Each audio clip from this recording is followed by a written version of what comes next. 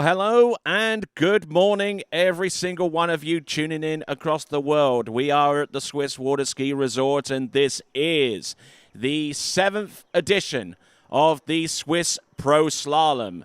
This is the new season opener with 38 participants in this, 15 women, 23 men. The action gets underway at 7:45 this morning. Weather is looking pretty darn good right now with 20 degrees C, 69 degrees Fahrenheit. It's only going to get warmer from there.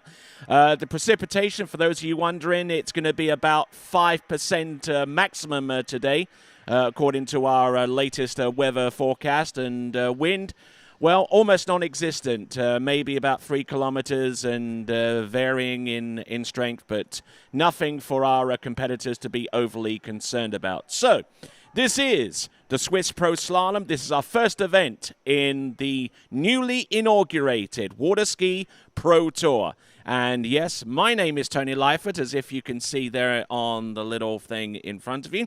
And to my left and to your right is Drew Ross. How are you doing this morning? Good morning, Tony. All right, you got a little button there, I believe. Oh, there we go. There we go. Good morning, Tony. How are you? We've got all the bells and whistles here. Yes, indeed, we got a lot more buttons to be dealing with. So, some great skiers. We got some of the best. We got some of the finest skiers in the world, both women's and men's, and it should be shaping up to be a great competition there, Drew. It's always an exciting event here at Swiss. One of the unique things about this pro event is the conditions are absolutely perfect, and so we see big scores round after round. The format's exciting. It's 2 rounds. All pros will ski 2 rounds, and then you're going to see the elite progress to an interesting final.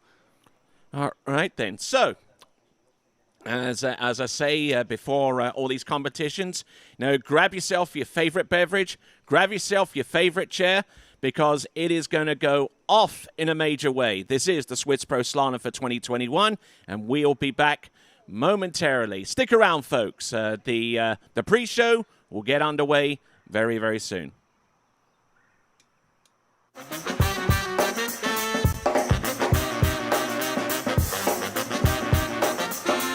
I'm on the move, I'm going up. I'm a man on a mission with no missions, and I'm looking for love. Oh, I'm just looking for love. Everybody watch out. Watch out now. Everybody watch out. Watch out now. Watch out.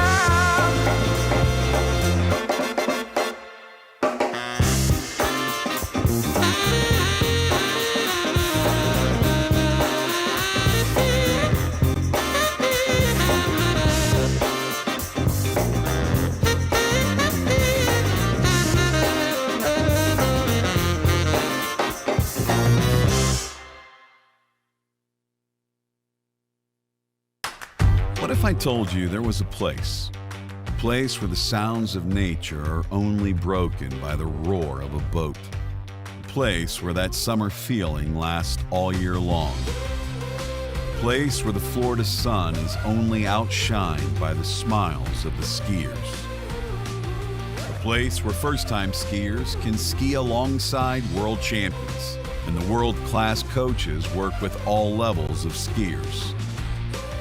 What if I told you there was a place where life slows down and your only job is to make lifelong memories? That place is Swiss Water Ski Resort. Book your trip at SwissWaterSkiResort.com.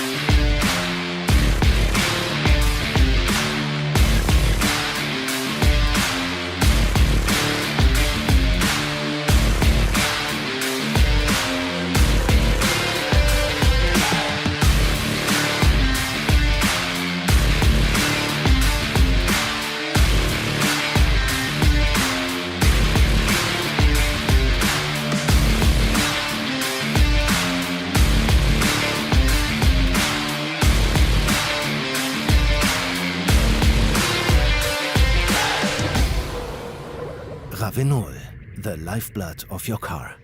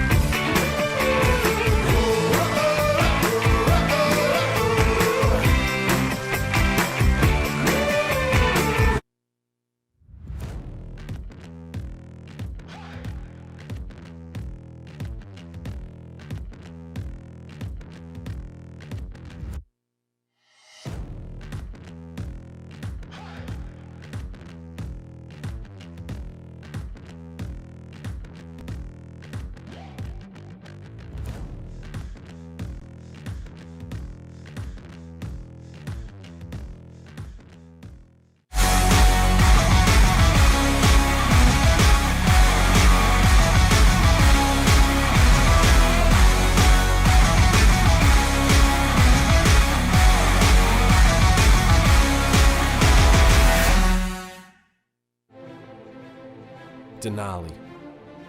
No hype, just science.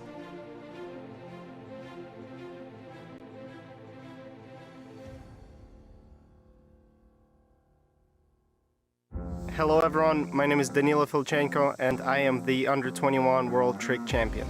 The edge trick binding brings me a lot of support and control over my ski due to the 3D printed plate. I'm very excited for upcoming 2021 season as Worlds are taking place, and I'm confident that with the right gear, it will help me achieve my goals.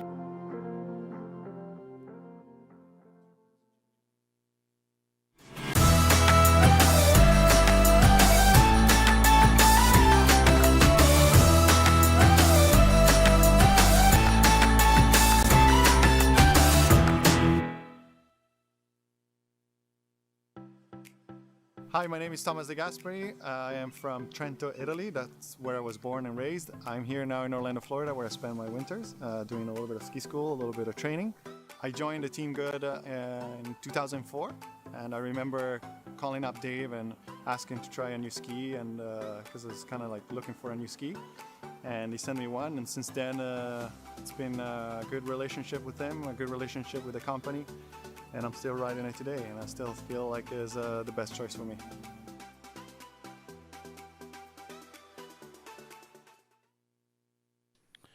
Well, hello and welcome back. Good morning. Greetings to every single one of you that is tuning in around the world. We've got a worldwide audience tuning in to this, the 7th edition of the Swiss Pro Slalom. And here's one of our new innovations, the cable cam, which we'll see quite a lot of during this competition. And here's our Open Women's starting list. We're going to start the game off with Natasha Rocha from Namibia, followed on by a newcomer, Sage Podbecker. Then Rhea Yoga from Switzerland, Jessie Dobberton from the United States, Alicia Bagnoli from Italy, Cassidy Hawkins from the United States, Neely Ross from Canada, Luisa Jaramillo from Colombia, Anna Gay from the United States, Vanessa Veek from Australia, and we've got Chelsea Mills and Ellie Nicholson, but we've got 3 more competitors to go after that list because we have Jamie Bull from Canada, Manon Costard from France, and the 7th time champion in this event. She is the only person who has ever won this event. It is Regina Jaquess, who's won it 6 times before. So we've got a pretty stacked field there, Drew. It is a great field, and one of the most exciting things, Tony, is we're going to see 5 women advancing to the final. So 3rd round today, we're going to see top 8 men, top 5 women in a straight slalom winner-take-all format. All right, and also as a reminder, this is the first stop of the newly inaugurated Water Ski Pro Tour. We'll give you a breakdown of the points in just a moment. But you can find out more information of the Water Ski Pro Tour, thanks a lot, Vince, by going to waterskiprotour.com. Waterskiprotour.com, where you'll get all the information about the pro points. The top 8 competitors in either men or women will come away with points. This is an Introduction 1 level competition where 16 points are awarded for the winner. Then it goes down to 12 for second, 9 for third, and so on and so forth from there. And as I said, more details can be found at waterskiprotour.com. You saw the latest forecast on the weather, the latest weather readings. We do actually have a meteor station here that will give us the precise wind strength and wind direction, and that information is also relayed to the dockside, where we will be listening to Wade Cox in just a few moments. And my name is Tony Lightfoot. He is Drew Ross, and this is a can of the famous Ravenol from Germany, marine oil, 10W40, absolutely perfect for doing great oil changes for your boat. You can find out more about Ravenol by going to ravenol.de. Ravenol.de is the place to go to find out more about that. So we're going to go into the pre-show momentarily, so sit back and watch, and we'll be back in a short while.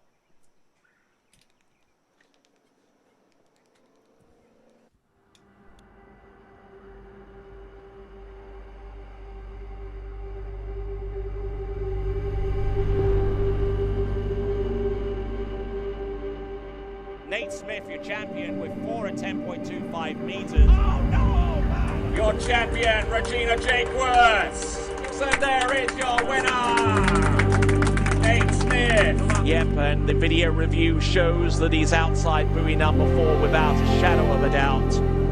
You've won. Congratulations, you've won. There's your winner. There's your winner, Regina Jaquess. And B, the important one, did he get back to the wakes? Let's see. No. 4.5. Ladies and gentlemen, taking the title back, Mr. Frederick Winter.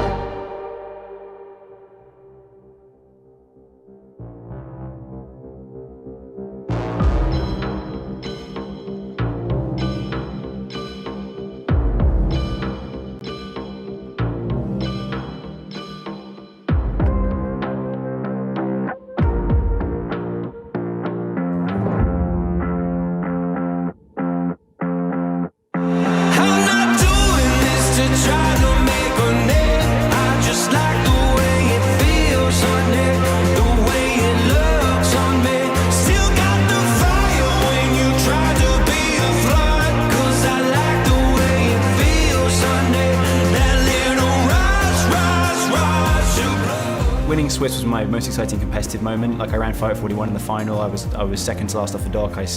Or third to last actually. Thomas went out after me, Nate after me. So that was cool to win that. And you know, when you win at a perfect lake with perfect conditions, when you win a tournament, you feel good about yourself because you're like, again, like, you won. You were the best water skier in the world that day. The idea of creating the Swiss Pro Slalom was obviously because we love slalom skiing and we love skiers. We wanted to showcase the best of our sport.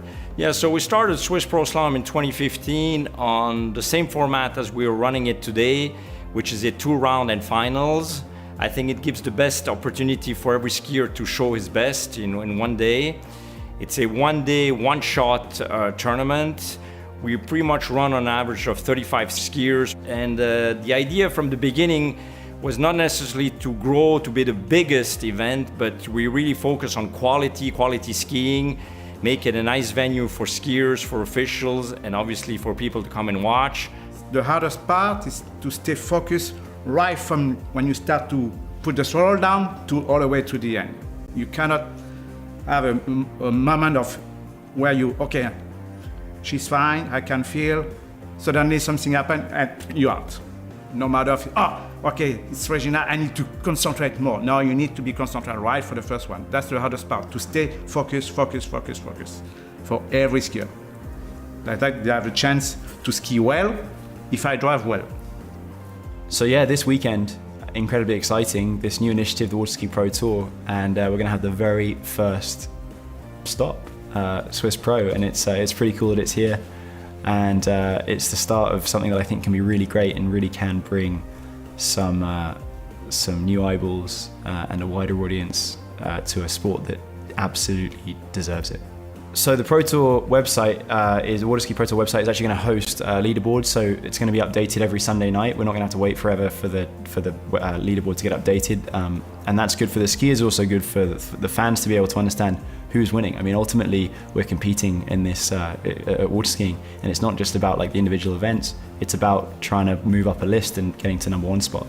So that's pretty exciting to have somewhere that's just it looks nice. It's going to be there. It's going to be immediate. And that's pretty cool. That's pretty exciting. Yes, we're going to be the first pro event under the Water Ski Pro Tour. We're very excited to kick off the season, especially after last year, which was a particular season, which ended up to be very nice on the pro level. But this year, hopefully things are more normal. There's scheduled to be a lot of pro events, and we're really, really happy to get it going. Swiss Pro Slalom as the first event of the newly created Water Ski Pro Tour. As a skier, I feel the Pro Tour is going to be a great thing. It's going to be very challenging, where every top athlete is going to want to compete on it and is going to want to do their best to win the final Pro Tour title. And I think it's a great deal because it's going to show how good is the sport and how good it can be in the future. It's going to be very exciting for spectator and pro skiers to have pro points, where each tournament will be connected, and in the final at the end of the season, there will be a winner. So also, since we started Swiss Pro Slalom, it has evolved constantly. It got just bigger and bigger. So every year we add new things. So it's always a bit of a pressure to organize it. We've been able to grow thanks to our official sponsors, thanks to all the people supporting us. And a big part of the evolution of that tournament is obviously TWBC, the webcasting, which is now becoming a major part of the event, enabling people from around the world to follow this event and to follow our beautiful sport.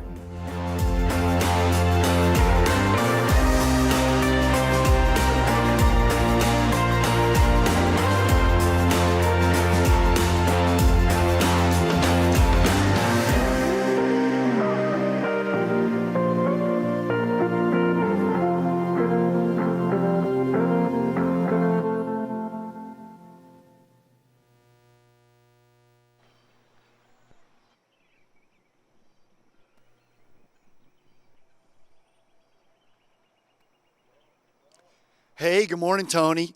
And I'm here with Clint Stadelbar, the owner. We just heard him, but it's a little different to be live here, getting ready to go down. First event of the 2021 season and first event of the Water Ski Pro Tour.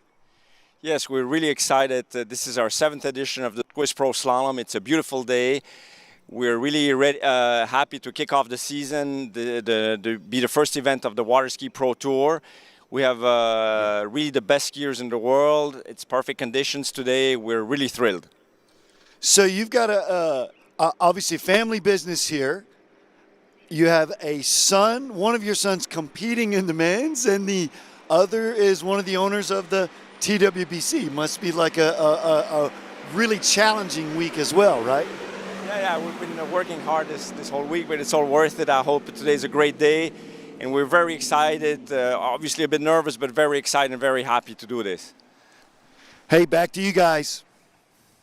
Why, thank you, Wade. And we've got Drew Ross right here. So got a lot of great skiers to come, 38 in total, 15 in the women, and the balance are going to be the men. So in about, what is it? We're at 20 past 7 right now. We're about 25 minutes away. So a lot of great skiing ahead of us. Conditions absolutely perfect. I mean, to any skier, whether they're pro or working their way up towards that level, this is just absolute paradise, isn't it?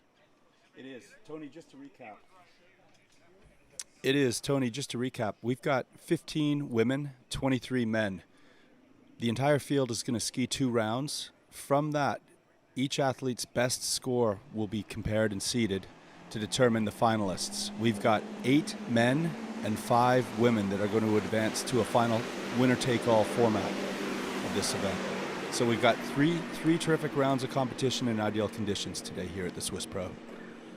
All right, and going through her motions around about the starting dock area, we've got Namibia's Natasha Rocha. She's going to be the first of our 15 skiers to hit the water this morning in round number 1. And then we'll progress on from there. We're looking at our various camera views all around the facility. A quick reminder to you folks that the shop is open from Water Ski Broadcasting. The Water Ski Broadcasting shop is open. Go to waterskibroadcasting.com/shop to check out all of our t-shirts and all of our merchandise there you see on the bottom right-hand corner. We've got hats, we've got t-shirts of various styles and colors, and you can check them out at waterskibroadcasting.com/shop. Also, let's not forget we've got the Skier Audience Prize that will also emanate from waterskibroadcasting.com. You can win a ski of your choice depending upon how accurate your entries are in both the women's and the men's competition. If you have the most accurate entry in the women's competition, you could be in with a chance of winning yourself a Conley ski of your choice. Could be a DV8, could be a GTR, any of those. And if you win out in the men's competition, you could pick out a D3 ski of your choice. Could be the Iron, could be the NRG, could be something else.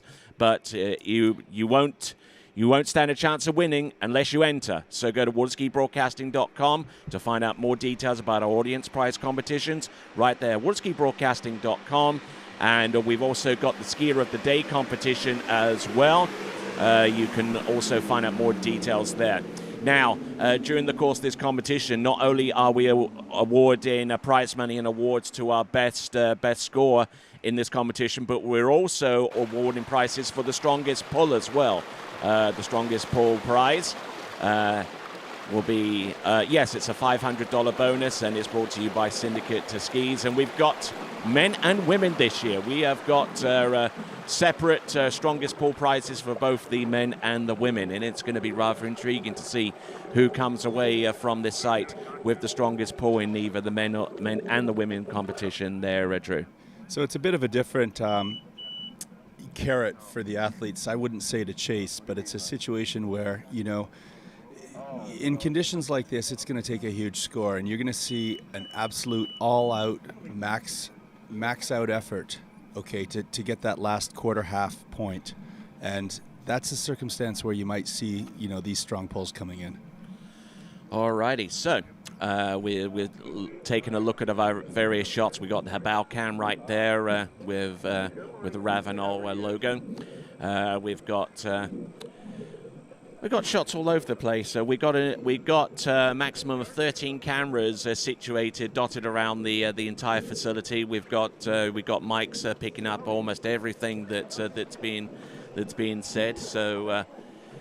So yeah, we've got it all here at the Swiss Pro Slalom, and just kind of waiting on things to transpire. We are about 22 minutes away from starting with our first competitor, and she's still warming up. You saw Natasha Rocha there, and there is our shot from high above the facility there. Air temperature 21 degrees Celsius, that is 70 degrees Fahrenheit, 2 kilometers of wind, 1 mile an hour.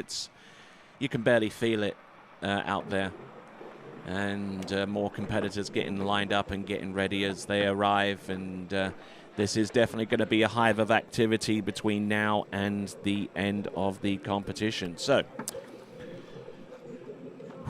I'll tell you what, I am just absolutely giddy with anticipation right now. The 15 women about to take to the water, and then the men to come afterwards. Oh my word, we've got some of the best skiers in the world present here. Out of the top 10 competitors in the world amongst the men's competitors, 9 are actually here. So yeah, a lot to look forward to, and obviously the worldwide pandemic has caused quite a bit of uncertainty, quite a bit of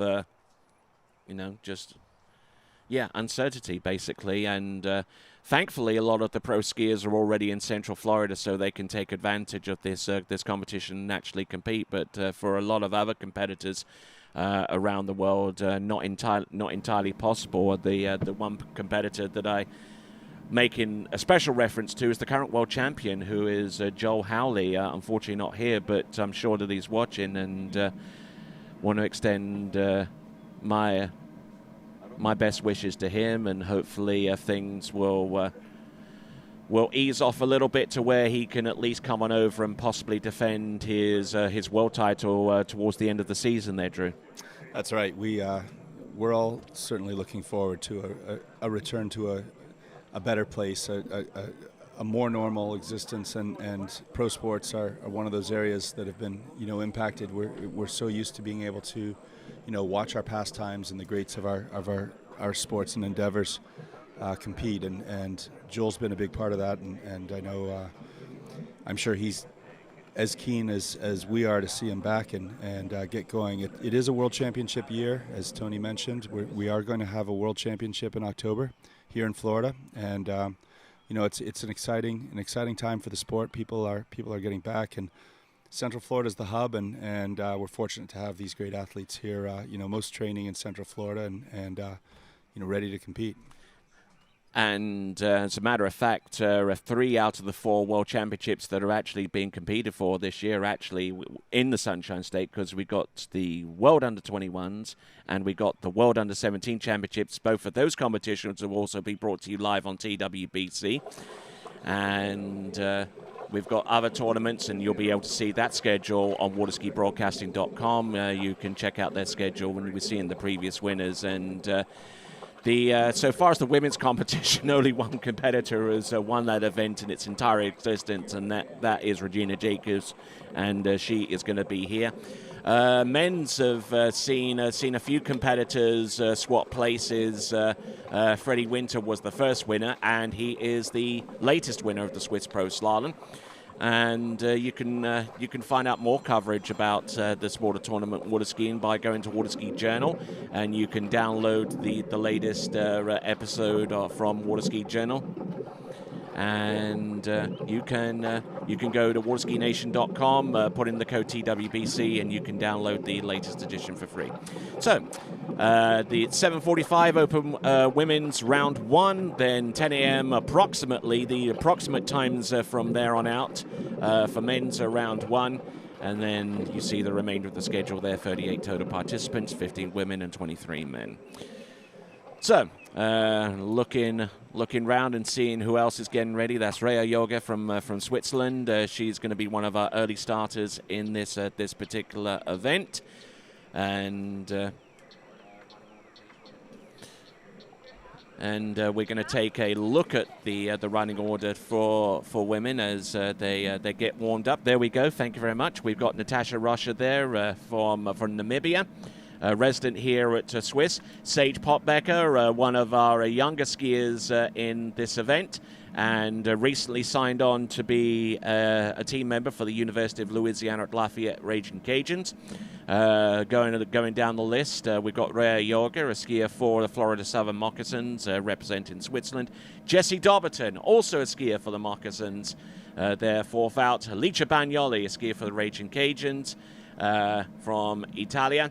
And then we've got Cassidy Hawkins and Neely Ross, and we got Luisa Jaramillo, then Anna Gay, Vanessa Vick. Rather surprised there, but she is a resident in South Florida, so able to compete in this event. Well, she's Australian, but thankfully, when all of the pandemic started, she was in the right location, the right place, the right time to be able to continue competing at this level.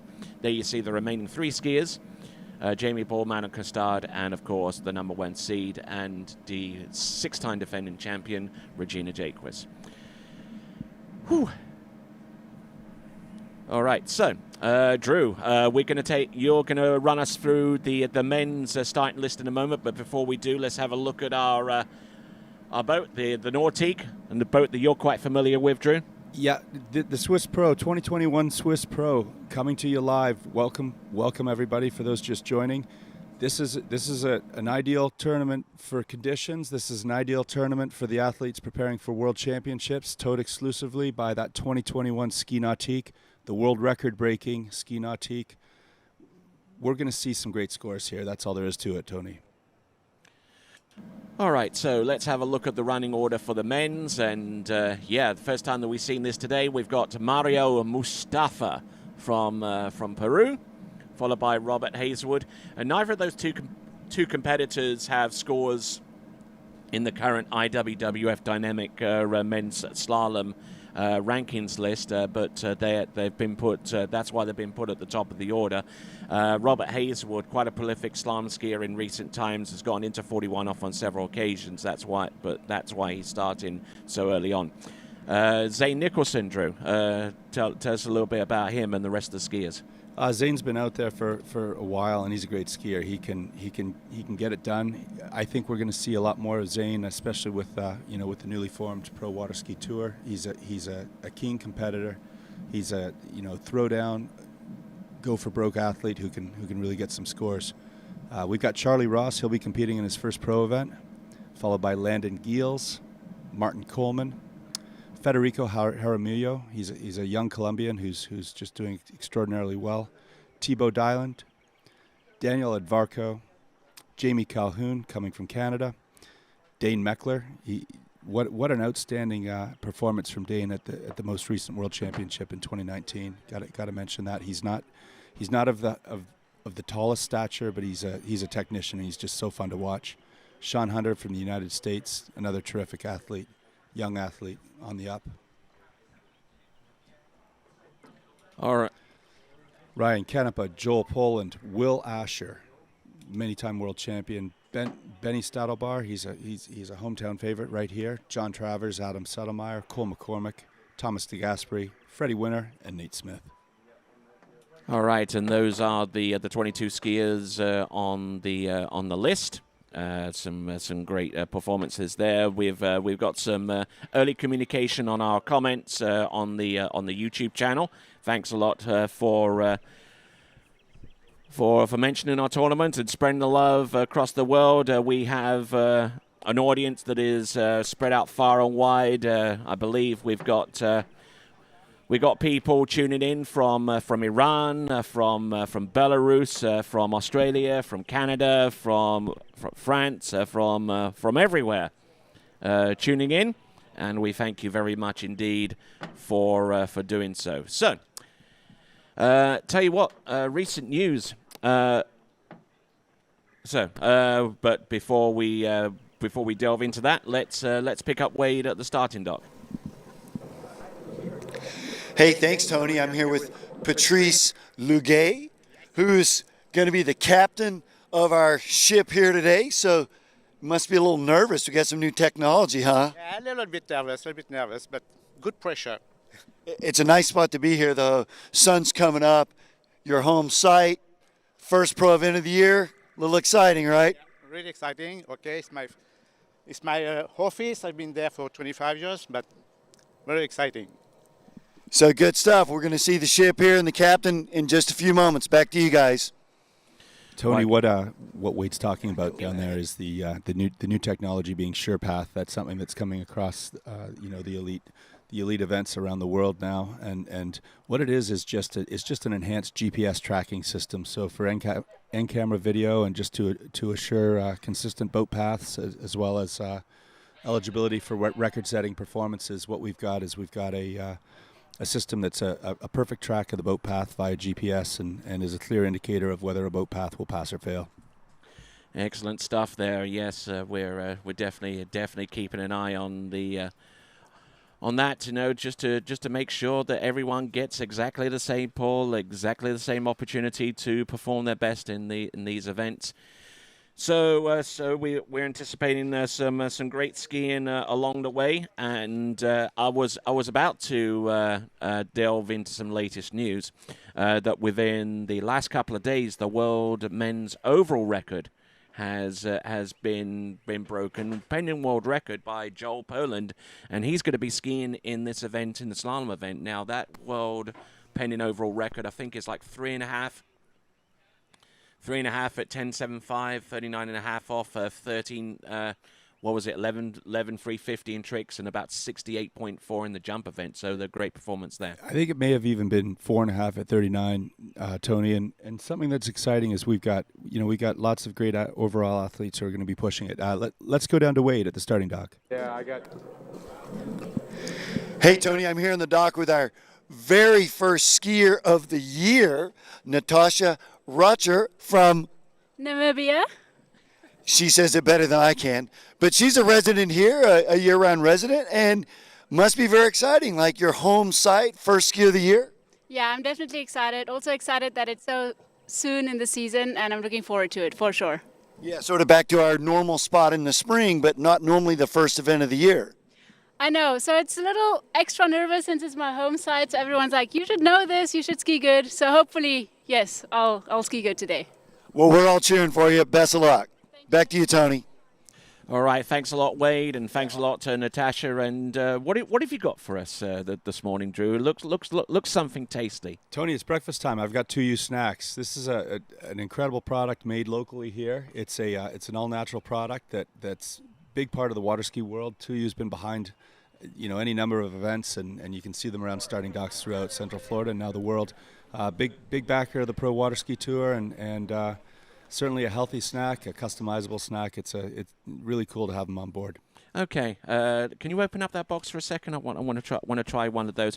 Also want to see what the nutritional information is on these, because obviously a lot of people are watching their weight, and I mean I've lost, what was it, like 30 pounds since Jan 1. Oh wow! So, good. yeah. Good. So I wouldn't say I'm totally svelte at this point, but yeah, it's certainly going that way. So nutritional facts, looking at there.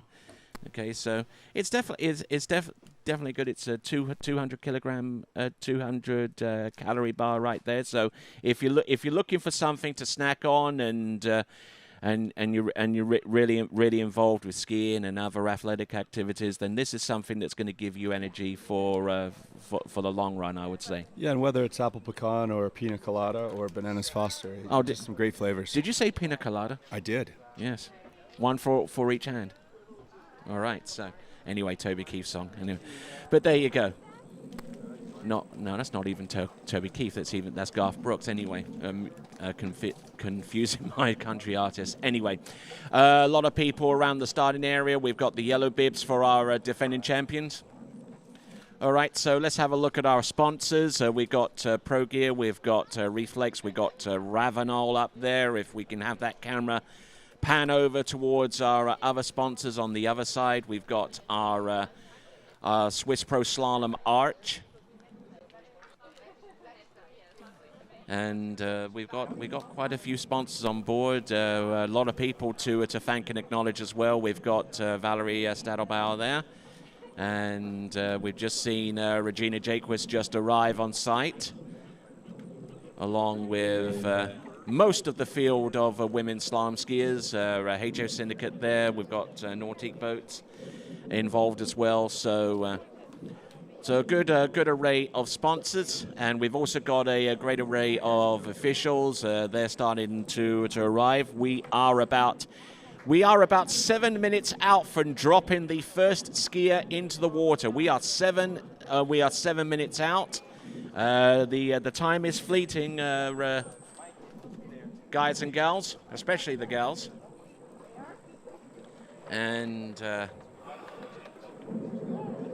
got our officials in place, at least most of them. We've got Natasha Rutcher, 7 minutes out from taking to the water. Very, very familiar with this particular site and these particular conditions, as she is a resident here.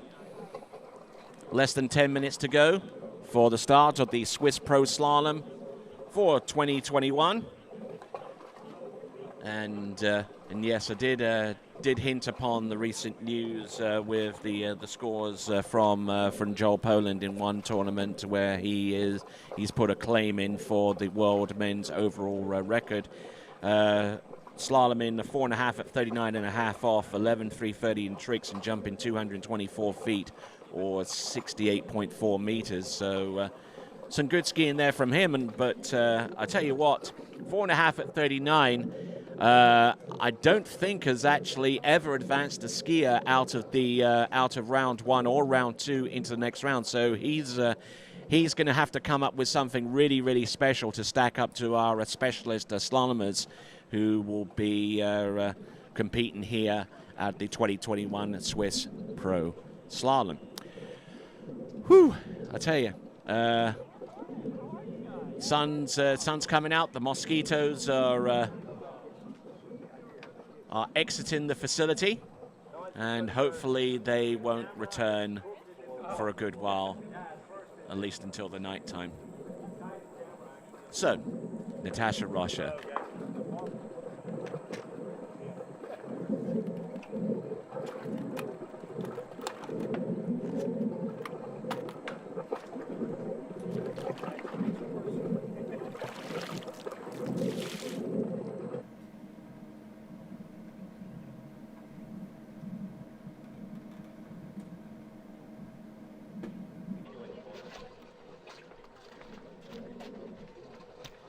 All right, then. We have got Natasha Rocha on the starting dock, and by the side of me here at the announcing point is the only person to have won the title that Natasha Rocha is trying to go for. It is none other than Regina Jaquess. How you doing this morning? Hi, really good. It's awesome to be back here at the Swiss Water Ski Resort. Yep, the mic is on. Just want to make sure of that. You're just going to have to talk a little bit louder. Okay, I'll yell. All right, there you go. Now we can hear you. All right then. So you've been training pretty well. Well, let me get that oil can out from underneath you. But yeah, you've been training pretty well. Not only in slalom but also in your overall events. How's that been coming along? Yeah, it's really good. It always feels early in the season when we're at May and. You're not sure quite how it is because we haven't had any tournaments, but I think it's going pretty good, so we'll see how it goes today. Okay, so you're close to running. What is it? Almost running 41 off now. I hope so. Yeah. You currently hold the world record in the past 10 times that the world record has been contested. Your name has been attached to nine of those. So pretty consistent level of slalom skiing, I would say, over the years. I like that. I like hearing that, Tony. That sounds good. And also the fact that you're the only winner in this event, you probably like that even more.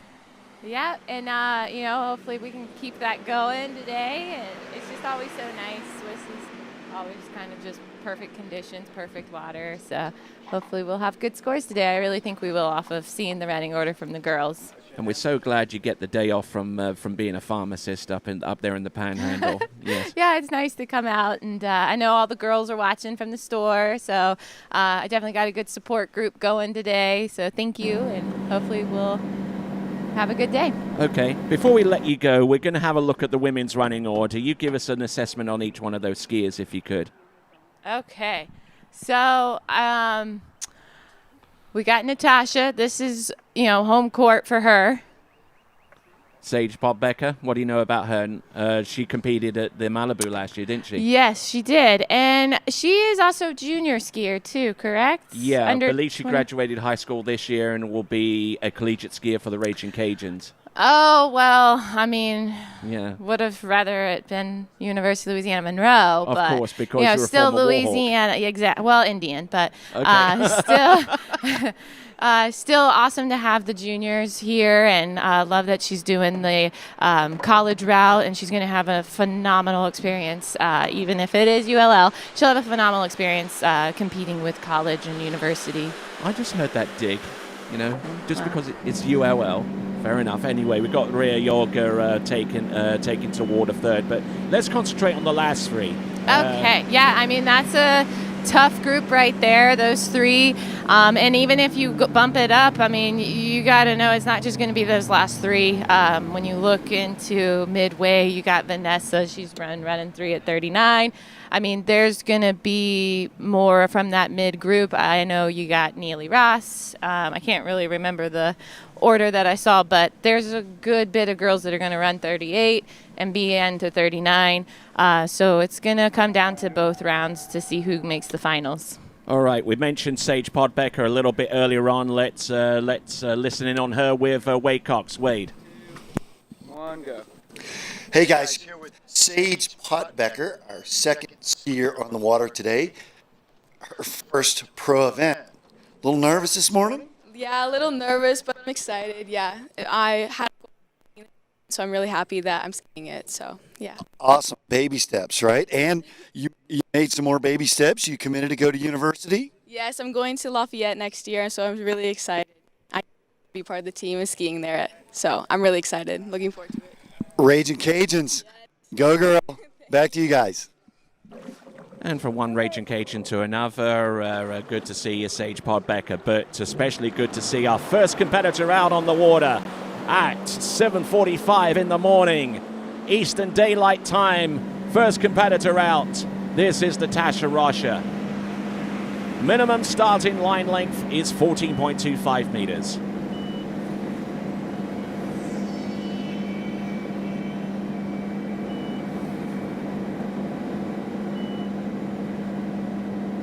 Not looking too bad for the most part, and 14.25 meters.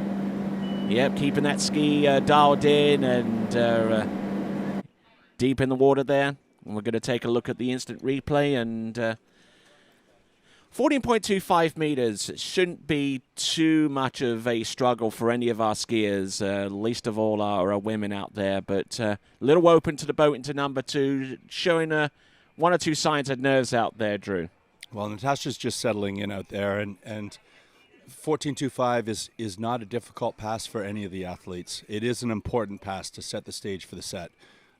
What you want to see is athletes going through timing, getting their alignment situated, getting their rhythm situated, and more or less feeling the conditions out there, and preparing to throw down a big score.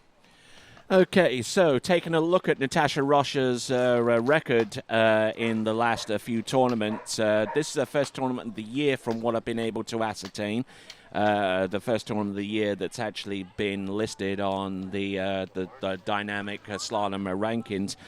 She's had scores of 3.5 on 12, 1 at 11.25 meters, and 4 on 12 meters among her last 3 scores. And we'll see. That's right, but by the same token, she's had the chance to train hard through the winter, and there hasn't been as much competition over the last 12 months, and I know Natasha's been one trying to up her game, take advantage of this opportunity to build. All right, nicely done, 13 meters. A little exposed to the boat, I feel, off a 1-3-5 side turn, but any kind of rhythm you can establish in the course is really started through the gate shot, as you see right here. But let's have a look at the number 1. But there you go, round number 1, and taking some pretty decent hits at 13 meters, but managing to keep moving, and that's one of the major things that has been that's been said from our top coaches around the world. You just got to keep that ski moving, just keep it moving underneath your feet, and as long as you do that, you're still in the ball game.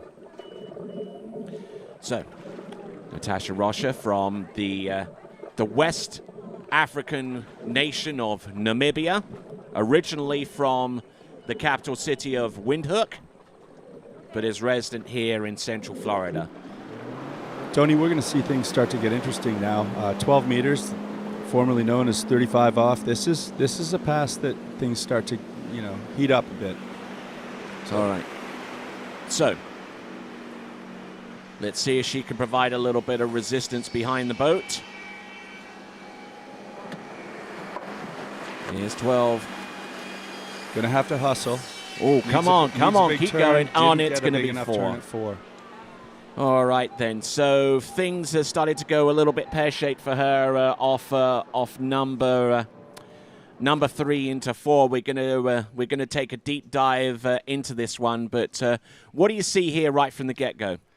Okay, so a decent gate, but a bit of a long edge into 1. Still a reasonable position there, but a shallow line out to 2, and then not a good turn. So now she's running late. Okay, look at that wheelie at 3. She's behind, and it's compounding quickly. So it's a do or die at 4. Needs a huge turn. Doesn't get it. Loses the rope a bit. That's all. Yeah, and things when things start going downhill, they start going downhill in a hurry with slalom, and unless you've got the muscle and the cat-like instincts to react to that, then things aren't going to work out particularly well for you. But Natasha Roscher, it's going to be 4 and 12 meters. It's a decent score, at least by what we've seen of her in the past, 4 and 12 meters. But she's really going to have to come up with something a lot bigger in the second round to impose her will upon the rest of the competition. Yeah, short line slalom skiing is it's so dog-eat-dog and it almost cruel, but it's a situation where there's a huge premium for, a slightly improved position. There's a huge premium for more power. It's the kind of thing where the details matter, and you really need to be greedy. You've got to do what you can to create space in that course and not become victim running down course. All right then. So next skier about to take to water. First time competitor here at the Swiss Pro is going to be Sage Pottbecker. Good morning. Can I please have 28, 34, 82? All right, and selecting.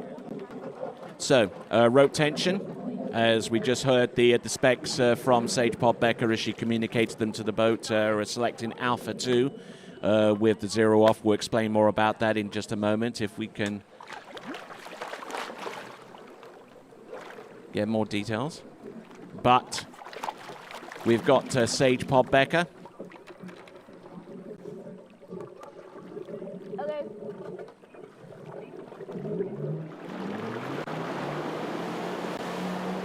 All right, so now Sage Pottbecker coming in 28 off, 14.25 meter start.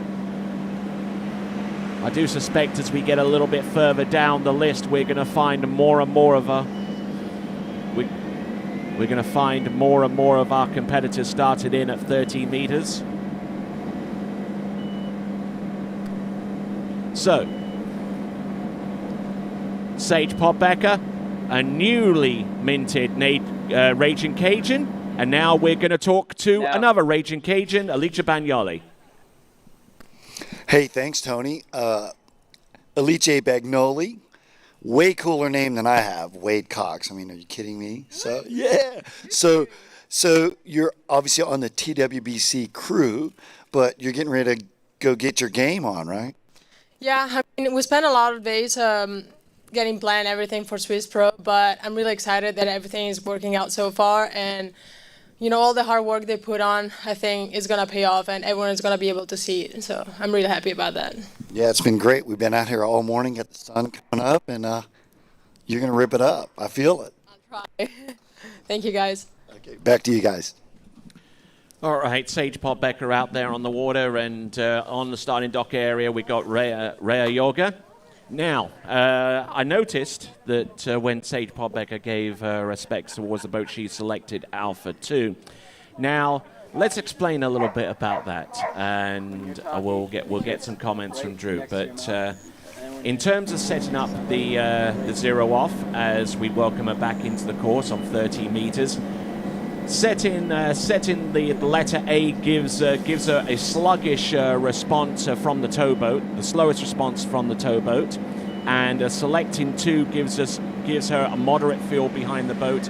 It basically allows the skier to customize the boat pull to whatever is most preferable for them, and to try and push them to greater performances. And Drew, you've experienced this quite a lot with a few of your students, and they've probably asked you what is the best setting for 0 off, and it's not cut and dry for everyone, is it? Well, no, it's not. But basically, one thing that's non-negotiable is the boat is going to go down the course and achieve the time. So, what's at play is how is the boat going to respond to the loads that are imposed by the skier, and what the settings that you refer to, Tony, the A, B, C, and 1, 2, 3 are. Where the location of that power is going to be applied. It's how early is it coming on, and for how long is it coming on, and adjusting those parameters can allow the skier to kind of fine tune the type of feel they want from the boat. Yes, indeed. She is asked for a moderate feel behind the boat, and the slowest response from the engine coming off each turn. And as you say, it's going to achieve the time no matter what. But here we go, Sage Podbecker. This is 12 meters.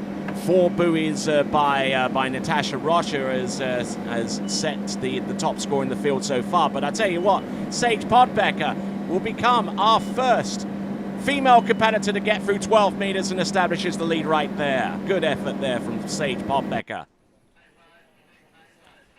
Yeah, that's some good gritty skiing. Sage wasn't quite as early as she would have liked to be, particularly toward the end of the pass, Tony. But, you know, she had a strong start, and, you know, she had a bit of a cushion, something, you know, she could depend on having a bit of space that she could spend as things became, you know, squirrely toward the end of the pass.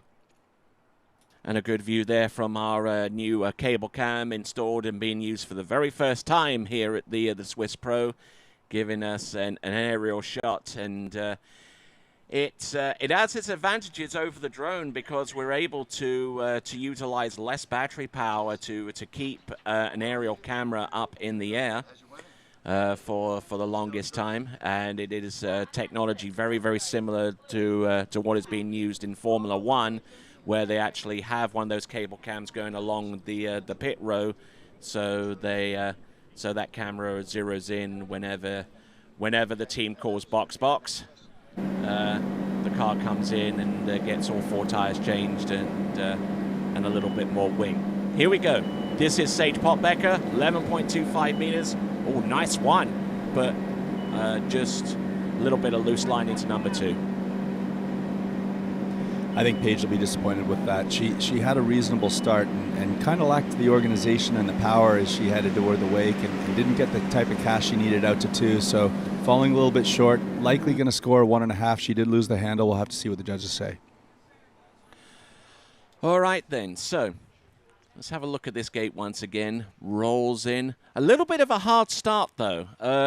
Normally wants to put in a little bit more pressure on the line a little bit later into that edge towards the gate shot, but I think she kind of got happy feet a little bit and got to number 1 early and just couldn't really control the line from that point. All right, so taking a look at the slalom ski of our next competitor, Rhea Jorge. Let's listen in. Okay, so we got B2. Bravo 2 for Rhea Jorge in the middle, so far as engine response, and also firmness behind the boat. And it's basically the default setting for zero off. Yeah, and the Nautique has a nice strong pull. You see a lot of athletes at that A2 level, a lot at the B2. It's a choice, and it's, again, we're talking about details. It's about where and when that pull is going to come on to respond to the skier's load, as well as how strong it is in terms of the width of the band versus a more a concentrated burst of power or a more spread out burst. All right, here we go. Rhea Jorge, coming to us originally from the German part of Switzerland.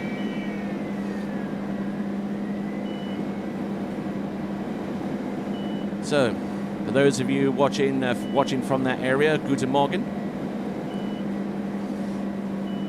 And a good effort there from Rhea Jorge. That is 14.25 meters, should be well within her grasp. So, anything you particularly see or watch out for at this stage of the proceedings there, Drew? Well, I think one of the most important things that we should pay attention to as the athletes are coming in at 14 this morning. Round 2 of the competition, the female athletes are going to have a minimum starting line length of 13 meters. So this is the one chance they have today to come out at a very easy pass. So as far as evaluating conditions, kind of setting the stage for how they feel and, getting rhythm, timing, and, comfy in the surroundings, this is the best chance for it. And of course, one of the weapons that the skier has in his or her arsenal is the opt-up. And now that typically comes into play whenever a skier goes in on a lighter pass, assesses the conditions and says, hey, listen, I would probably put myself in a better position if I go on the later pass to line up the critical pass into a particular wind. Now, there isn't any wind here. We just heard a gate review, Tony, so I know the judge is going to have a look and make sure that that Ray is in the middle of the gate. But, you know, back to the discussion of the opt-up, I don't think we're going to see a lot of opt-up opportunity today for, you know, we'll have to see if there's a shift in the wind direction. But basically we've got a very light crosswind, and you're going to see athletes, though there may be some minor preference in direction, you know, unless there's a clear threshold that needs to be, you know, met and achieved, we're going to see probably most athletes staying straight. And speaking of wind, we are feeling a little bit of it now, as a matter of fact. And let's take a look at if we could take a look at our.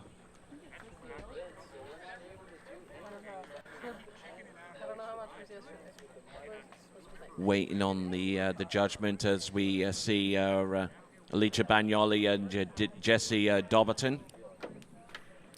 So if the skier does displace the entry gate sufficiently that it could be deemed that perhaps the ski path's outside the gate, then we're going to see a you know, the end of a set. It's a sad way to start, but right now we're under review.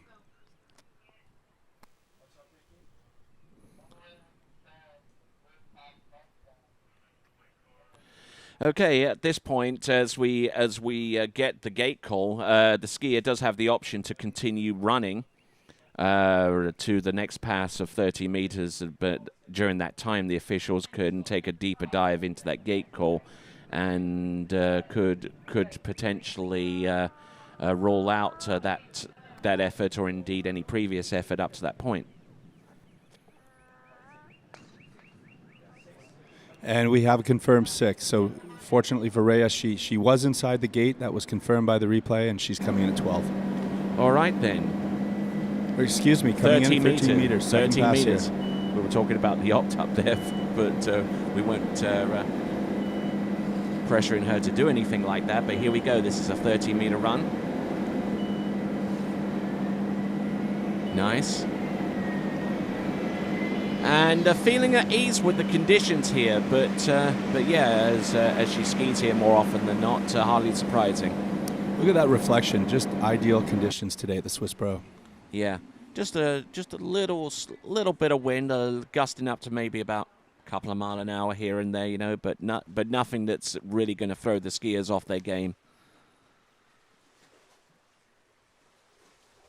Now, one thing I have noticed with Rea Jorge Slalom is she does tend to look out for the buoys a little bit towards the end of a turn. You know, as she comes off that turn and makes her way across the course, seems to be very, very, very conscious about where that next buoy is. Now, that could be a good thing, but in a lot of cases, it could be quite a bad thing.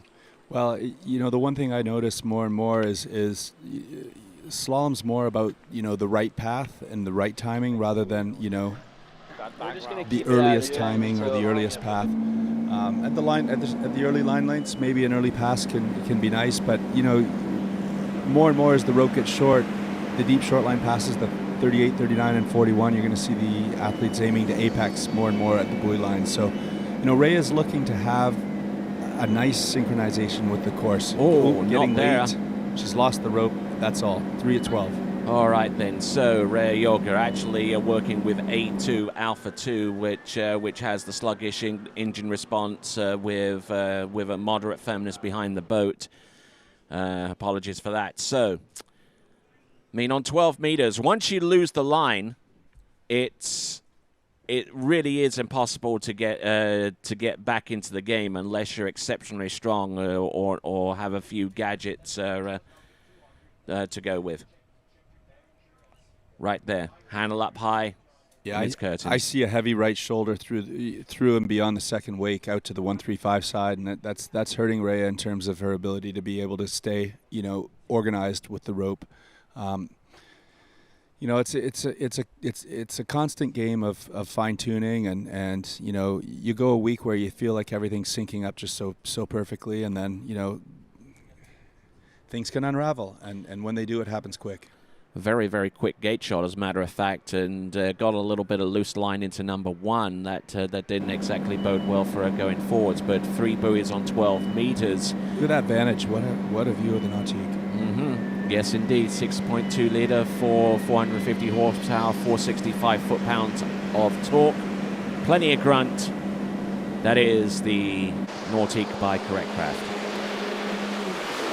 Okay, let's have a look at the telemetry results from Rhea Yoga. A maximum pull, 254 kilograms, ranked number 1, and we do actually have a maximum pull prize for the women this year. But she would rather have the prize as being one of the best women slalomers out there. So here's our remaining skiers on the list: Bagnoli, Hawkins, Ross, Jaramillo, and the rest. Next competitor in the water right now is Jessie Dobberton. Not too sure what her zero off settings are, but we'll get that information from the boat shortly.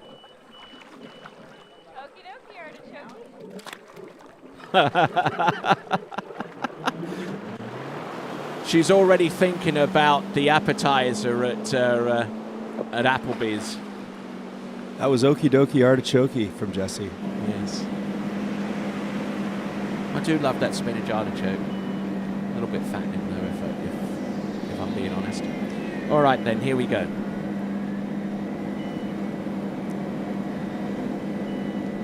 Very, very capable slalomer, Jessie Dobberton.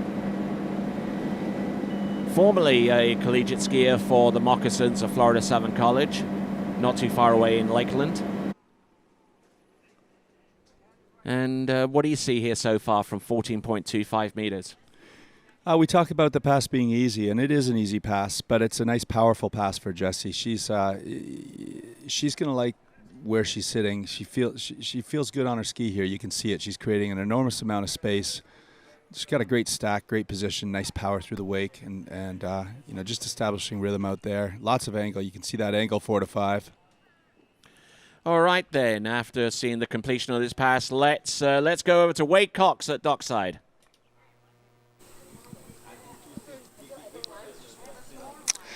Hey guys, I'm here with Rhea Jorger, and didn't go as well as we like this first round, but we have another round coming up, correct? Exactly, and it's all about having fun, and I had a lot of fun, so hopefully we'll go better the second round. So let's talk about some off the water. You're a junior at Florida Southern, right down the road, and you're quite the accomplished jump skier as well. I try to be, try to be a slalom fag and a jump fag at the same time, but it doesn't really work out all the time, but we'll see. So she's a bronze medalist under 21 in the jump event, and hopefully we're going to see her rip it up this second round. Best of luck. Thank you.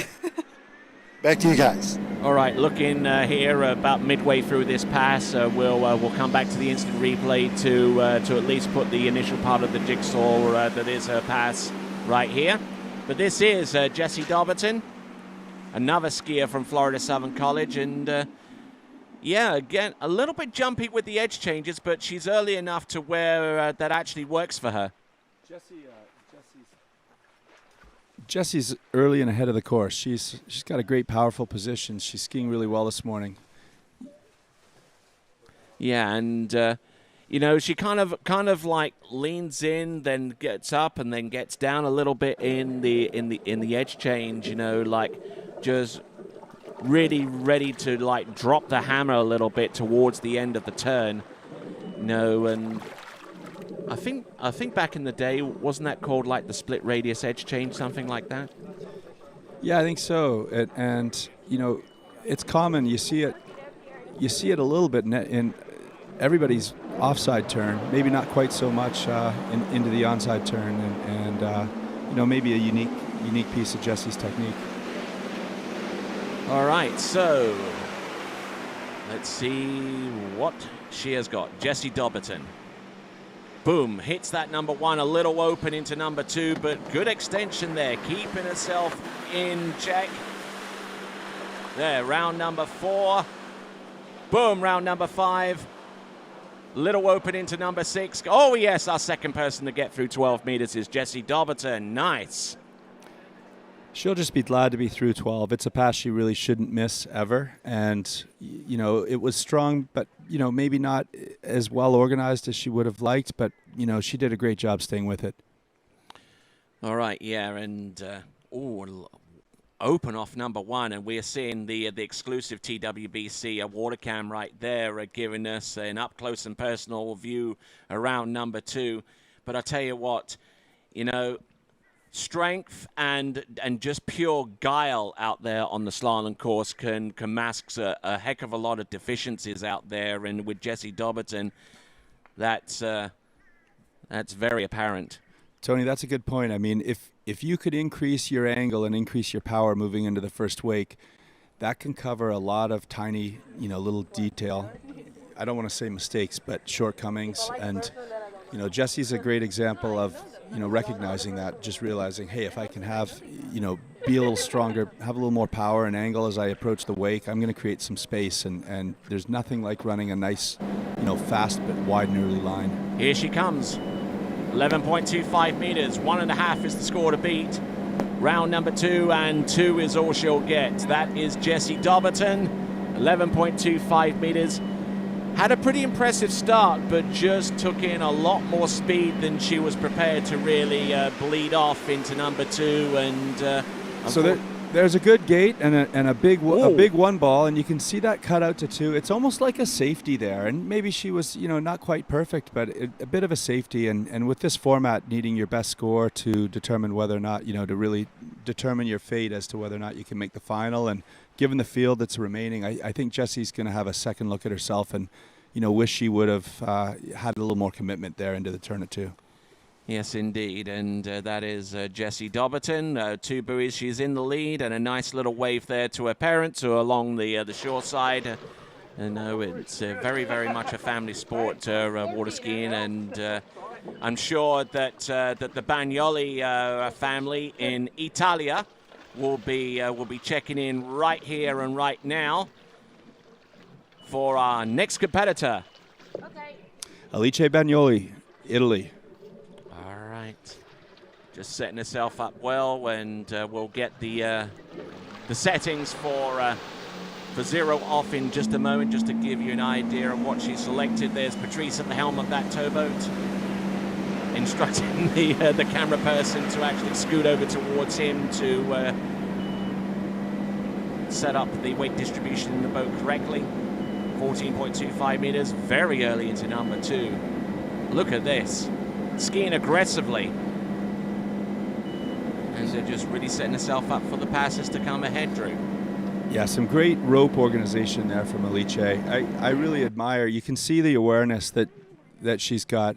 You know, not only being a part of the TWBC cast here. Alice is a 3-event skier, so she's got just a wealth of knowledge in terms of how the physics work out there, and that's evident. Look at the rope, guys. It's just so well put together.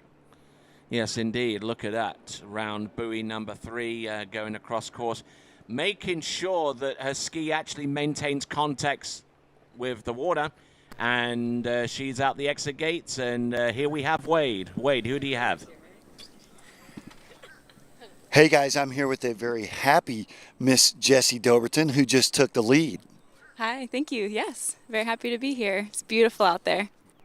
A little less nervous after the ride than before? Yeah, the first set usually just gets all the jitters out. It's like exciting. Everyone's here. We're all suited up. It's a good time to be here. So hopefully less jitters. So any changes for second round? I'm going to play the wind a little bit differently and see if that makes my score a little bigger. All right. Good luck. Back to you guys. All right, here we go. And right on time as well, we've got Alice Bagnoli on 13 meters. And this is where things start to get a little bit dicey, where you've got to be very precise with your edge changes and very, very strong with your pull behind the boat. And that is Alice Bagnoli.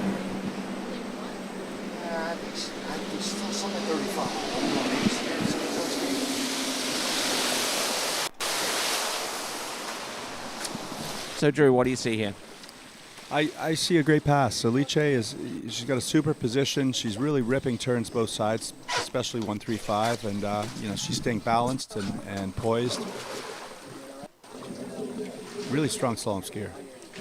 Yeah, and taking some pretty hard snaps right at the end of the turn, and it certainly helps to have a little bit of you know, upper body muscular strength as well to counteract some of those hits that invariably materialize at the end of the turn.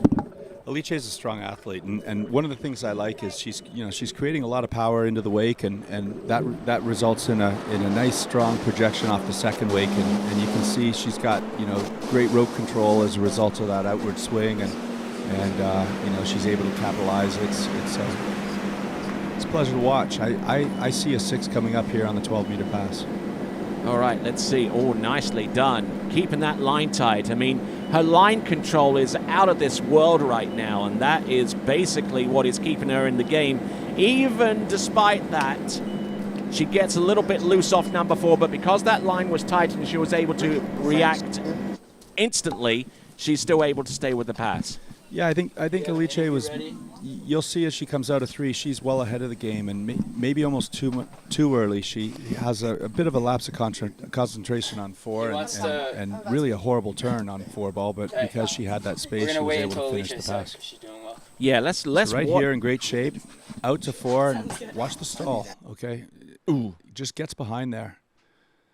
But nice big number 5, no problem to finish. But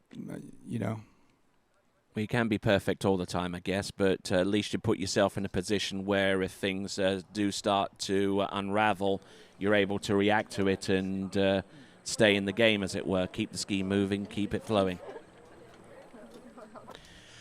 All right, we're looking at our various views across the facility. There we go, 22 degrees C, 72 degrees Fahrenheit. That weather is only going to get hotter between now and the end, and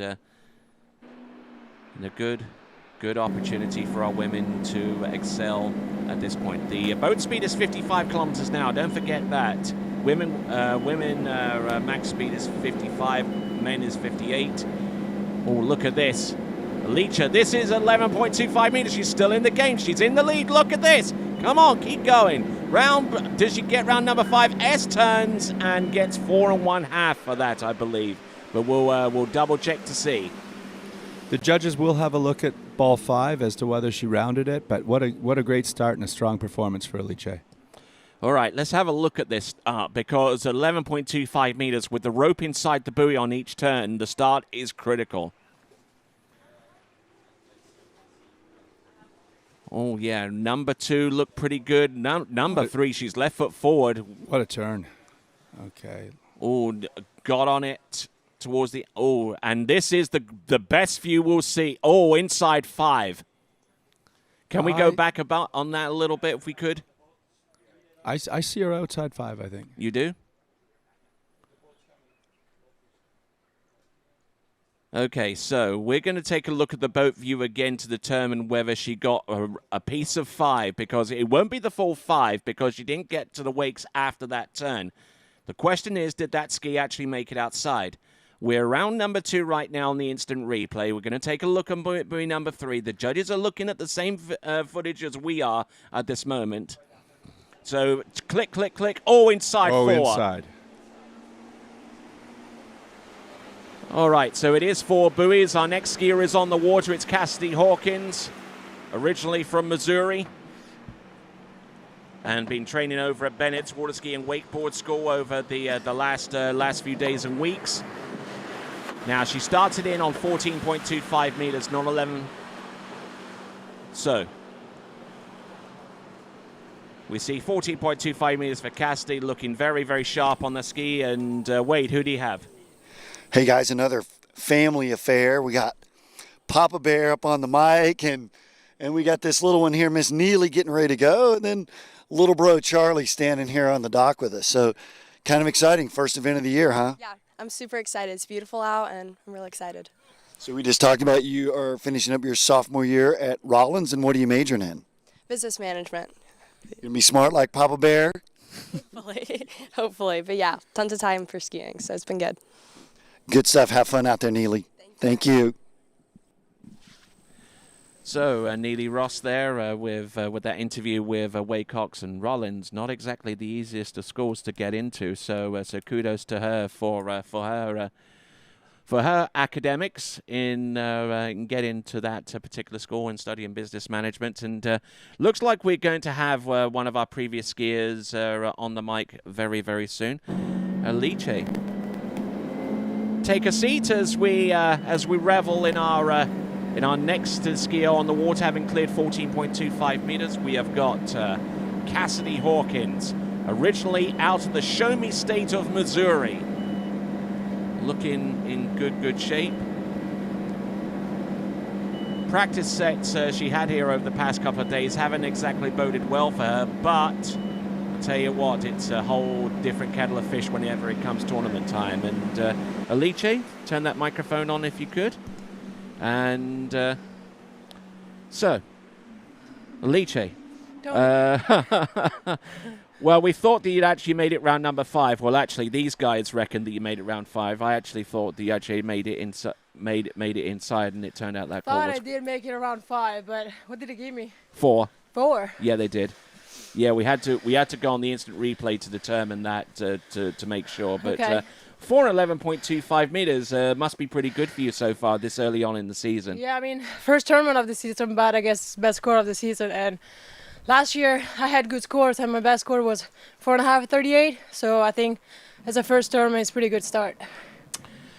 All right, so Alice, so next round, any change in tactics, any change in mindset now that you have a decent score of 411.25 meters? Not really, but the second round is going to make me start at 13, which is definitely going to change all my technique and perspective. So we'll see how that one is going to go. Well, it'll get the adrenaline going and get your heart pumping a little bit harder right off the get-go. But well done, Yeah. Alice Bagnoli. You're currently in the lead. And here is Cassidy Hawkins, a skier for the University of Alabama. And there you go, around all 6 buoys. And what do you see there, Drew? I see an almost effortless 12-meter pass. That's a great pass for Cassidy.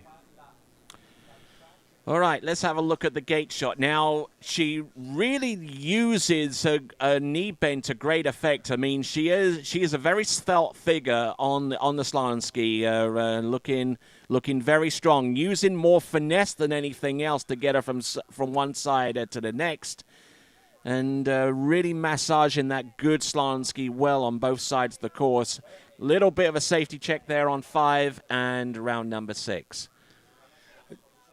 Great stance on the ski, though, without question, and it's boding well for her, Tony. That's an early 12-meter pass. Cassidy's in great shape.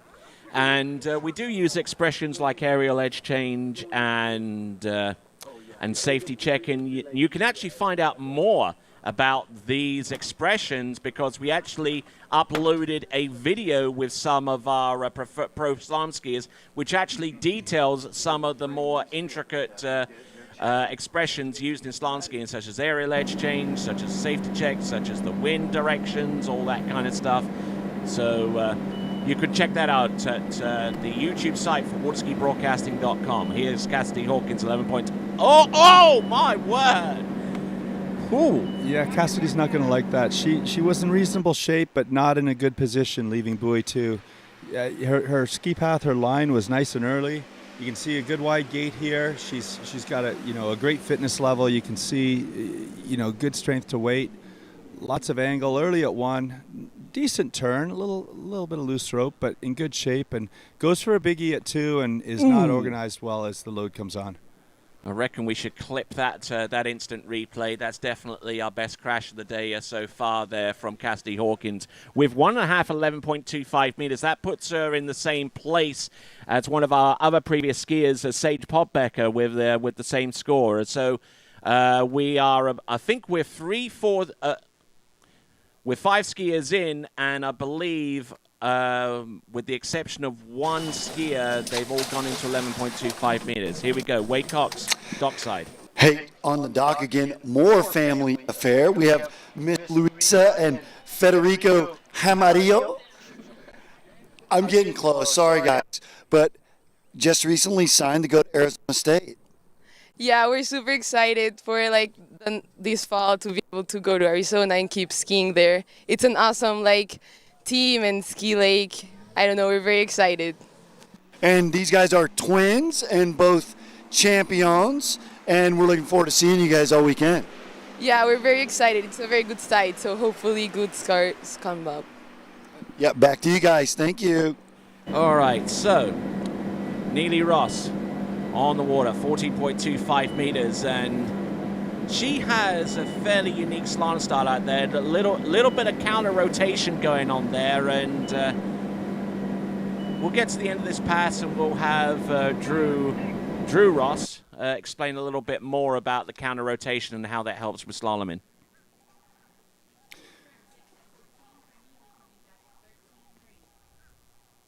All right, so Neely Ross.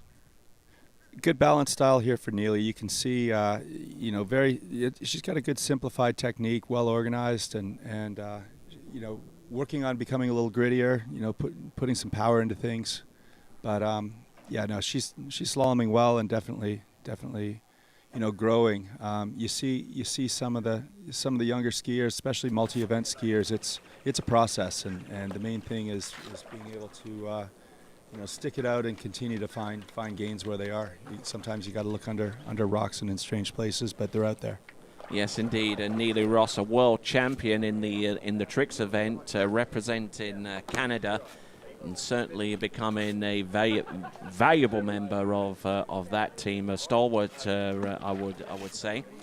The leaderboard as it stands right now: Bagnoli, Doverton, Podbecker, those are the top three.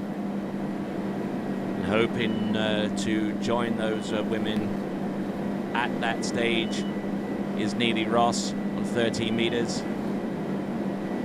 Nice line control, very, very deliberate with the handle placement going into a pre-turn on both sides of the course, and that is that really smooths out the pass in a lot of ways. Neely's a defending junior world champ too, so yeah, she's a trick skier, but she's a slalom skier in her own right, and you know, it's the kind of thing where, you know, the years and the experience helps a lot, and building on that is you know, is the key part.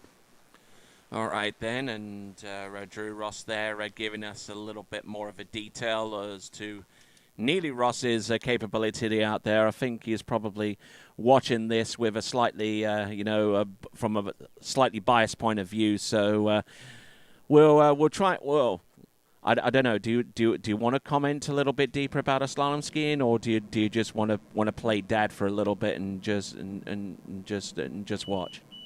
Oh, I'm good. I think Neely, you know, she's been working on slalom, and it's you know, like we said, it's a process, and sometimes it can be frustrating. Tricks comes easier, but you know, the slalom is it's the kind of thing where you just have to stay focused day in, day out, you know, on the details, and you know, it's something that occurs over time. All right, Neely Ross on 12 meters. Ooh, very early into that buoy number 2, waiting on that turn. She is a right foot forward slalomer, so she can just basically hammer down off 2, 4, and 6 and make that one look very, very easy. That's a good strong pass at 12 meters, 35 off. No, kind of like that image of a duck. You know, you got like the subtlety above the water. Doesn't look like anything's moving too much, but underneath the surface, there's a heck of a lot going on that goes into making these passes look relatively simplistic. And there you go. That is Neely Ross doing a fine job there with that run. As we looked around dockside, we see a few of our top male skiers around. We've got Freddie Winter, who's already commented so far on the YouTube channel, and we thank him for that. And I'm sure he's sending out the link to his good folks around the world. There's Manon Costard behind him. And Neely Ross getting ready to come back at 38 off. Now, top score we've seen is from Alicia Bagnoli with 4. That is the target. Let's see how close she can get to it, or maybe even exceed it. 11.25 round. Oh, horrid turn off buoy number 1. Round number 2, she's still there. Round number 3, she's hanging tough. She's round number 4 and gets the 4, which means we got a two-way tie for the lead between Neely Ross and Alicia Bagnoli. And, you know, I'm actually looking across the tent and seeing Alicia Bagnoli, and that raised an eyebrow or two from her in response. You know, so we got a two-way tie. A little out of position out of 1 for Neely. Tries to put a big 2, loses the rope a bit, digs deep with a strong cutout to 3. She's in trouble now, and she's just eking out ball 4 there. Yeah, big old slide off number 3. You could actually see the fin just trying to get a little bit of adherence at the end of the turn and trying to go cross course. But a lot of where she carried quite a bit of speed, but not as much angle as she would have liked. But we'll take a look at this, and we'll also take a look at our image from the water cam. Oh, how close was she to that? Wow. Okay. Skiers are alerted to the fact that there is a water cam around buoy number 2. Okay, Tony, we've got Luisa Jaramillo coming in on her opener. Gonna presume it's a 14-meter pass. A recent high school graduate and now an incoming freshman at Arizona State University in Tempe, Arizona. This is Luisa's your defending Jaramillo. junior masters champion. All right, Luisa at the end of that pass, and started our next interview with Wade. Wade, who do you have? Hey guys, I'm on the starting dock, and I actually just met this young lady, Vanessa Veek, from Australia, and you've migrated to West Palm. Yep, I'm an immigrant. Moved here about nearly 6 years ago, yeah. So I live down in West Palm Beach. And she's got 2 little kids. I do. Thankfully, they're being looked after today by our babysitter while my husband works. But yeah, one's 2 and one's 4, yeah. So she's got her own cheering section, and I've joined her fan club, so best of luck. All right, and Vanessa Veek we'll see towards the end of the running order. And Luisa Jaramillo getting ready for her next pass. We saw elements of the aerial edge change being employed there. Find out more about that by watching our Pro Skiers Explain Ski in Terms video on Waterski Broadcasting's YouTube site. Let's see if she can keep the ski in the water this time. Round number 1. Yeah, seems to have an easier time keeping that fin in the water coming off her odd-sided turns off 1, 3, and 5 than she does off 2, 4, and 6. And a great effort there for Luisa. That is 13 meters. Little shoulder heavy there with the gate pull out.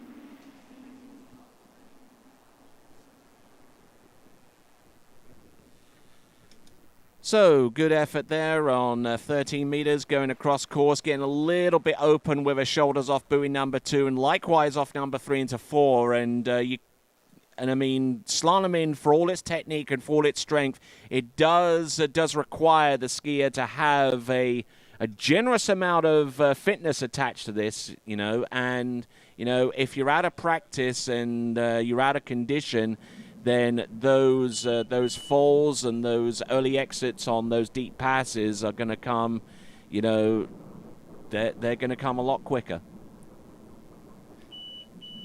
Luisa hails from Bogota, and believe it or not, grew up training at an unusually high altitude. So I think she's got a special oxygen capacity, Tony. Oh, yes, indeed. Yeah, the high elevations and there in Latin America. Bogota especially. Here we go. Luisa Jaramillo. Around buoy number 1. Barreling into buoy number 2. This is 12 meters. Getting a little bit off her track from 3 into 4. But managing to stay in rhythm. And rhythm is definitely an element to slalom skiing that's often overlooked. But for Luisa Jaramillo, she employs that, and she employs it well.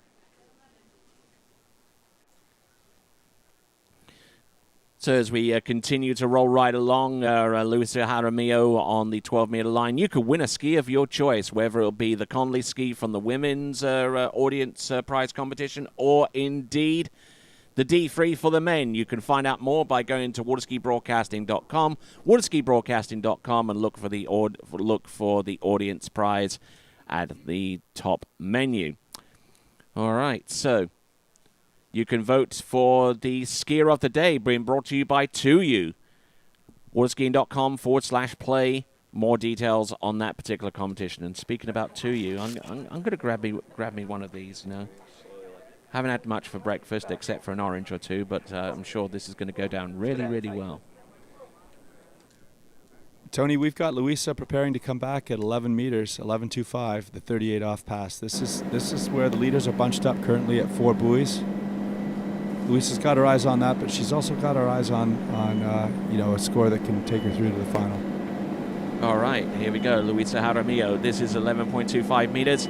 Now she can get outside 5, then she will take the lead. And whoa, safety check on 4, round 5, and this is our first skier through 11.25 meters. Ah, there you go. And she is all kinds of happy out there.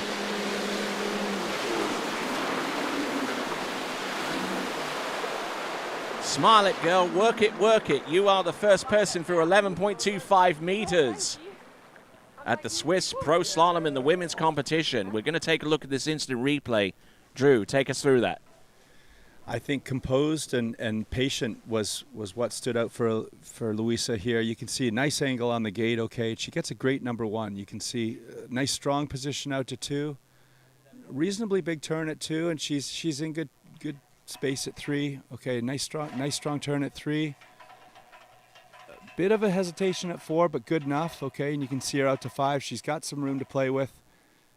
Great turn at 5, and nice strong, long but strong cut out to 6, out the exit. All right, great effort there for Luisa Jaramillo.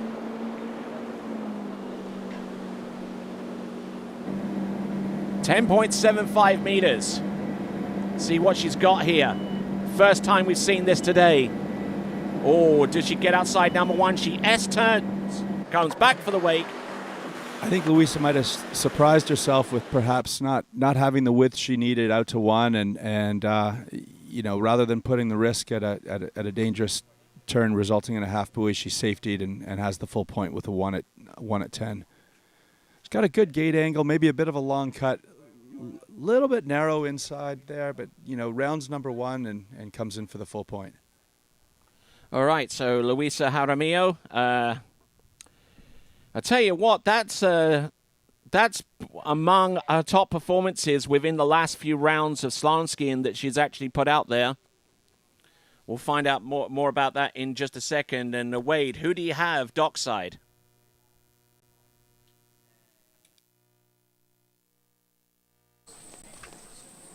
Hey guys, that was really exciting. Stirred things up a little bit down here on the dock. We've been waiting on that breakthrough run for one of the ladies to run the 11 meter, 38 off, and Luisa did it. So yeah, you can see the gloves wanting to tighten down here, and everyone going, wow, okay, it's game on. Back to you guys.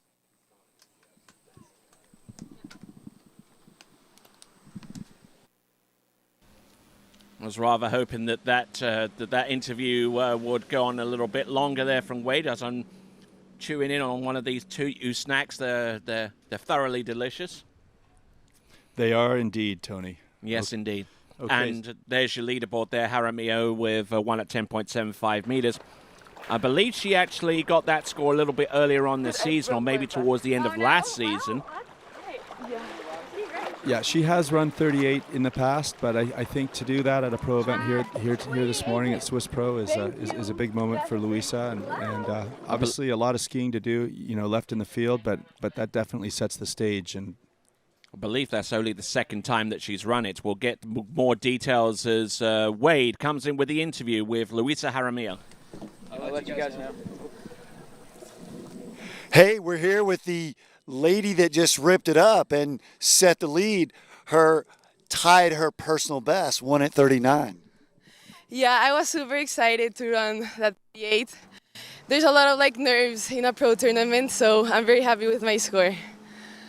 Big smiles. I love it. Back to you guys. All right, skier on the water from Central Florida. And this is Anna Gay on 14.25 meters.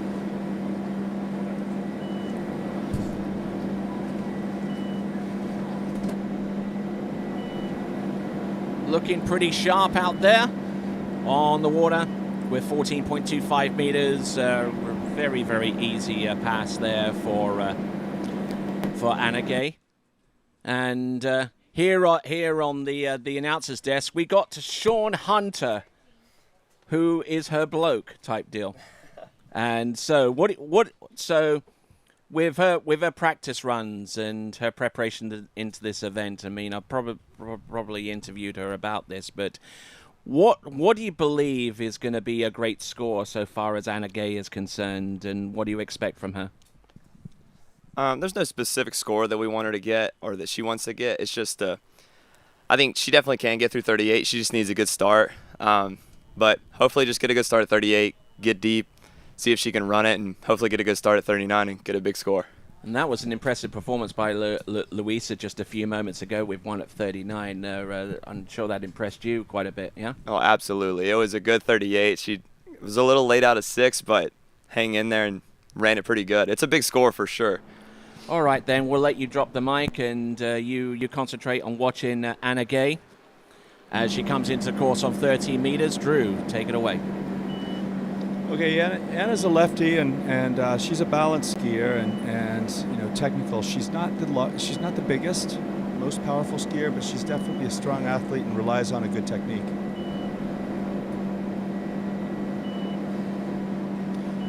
Very simple, very straightforward. Making it look easy. All right, so Anna Gay, we'll check in on her record in the world rankings list, the dynamic slalom ranking list, which we actually use to place our skiers in this competition. She's currently ranked 16th in the world, and looking on her deal here from the IWWF World Tournament Council. All right, so Anna Gay has been very, very consistent out there on the slalom course. Has actually gotten into 39.5 off on a few occasions. And this competition is the first ever tour stop of the Water Ski Pro Tour. You can find out more by going to waterskiprotour.com for more details on that. Pro points are being awarded from this tour stop, and I'll give you more details on that in a moment. But last few competitions for Anna Gay: one at 10.75, half at 10.75, 3.5 at 11.25 meters. So in amongst it so far as best scores go. Here comes 12 for Anna Gay. Looking strong off number 2, looking good round number 3, and just trying to settle in and not do too much in the turn itself to take her off her balance or off her rhythm, and 12 meters looks really, really smooth. So Drew, let's have a look at this again. Give us your take on this. Anna's a strong slalom skier, and you can see a nice wide gate there. Great angle into the entrance gates. Relying on that 1-3-5 turn as her strong side, but very poised and organized through 2 and 4. Anna's very well known as a trick skier, among the very best in the world. She's a multiple-time world champion as well as world record holder, but she holds her own and continues to develop as one of the world's top slalom skiers too.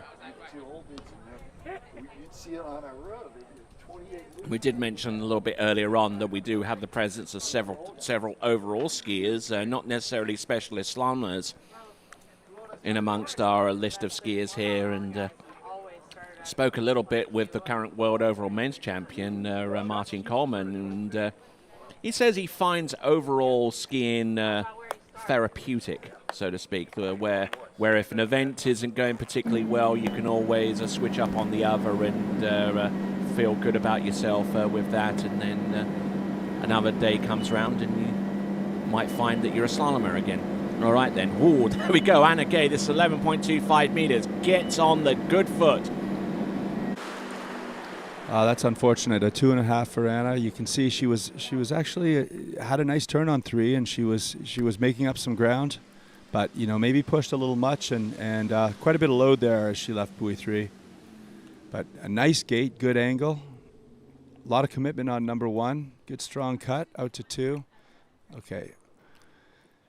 You can see maybe a little bit late, and a big turn at 3, and gets in deep. Can't quite hold that angle. And she lost her traction off the second weight coming off number 2 into number 3. That didn't bode well for her approaching that turn. So it's going to be a 2.5 buoy count at 11.25 meters for our nursing major from the University of Alabama. This is Anna Gay.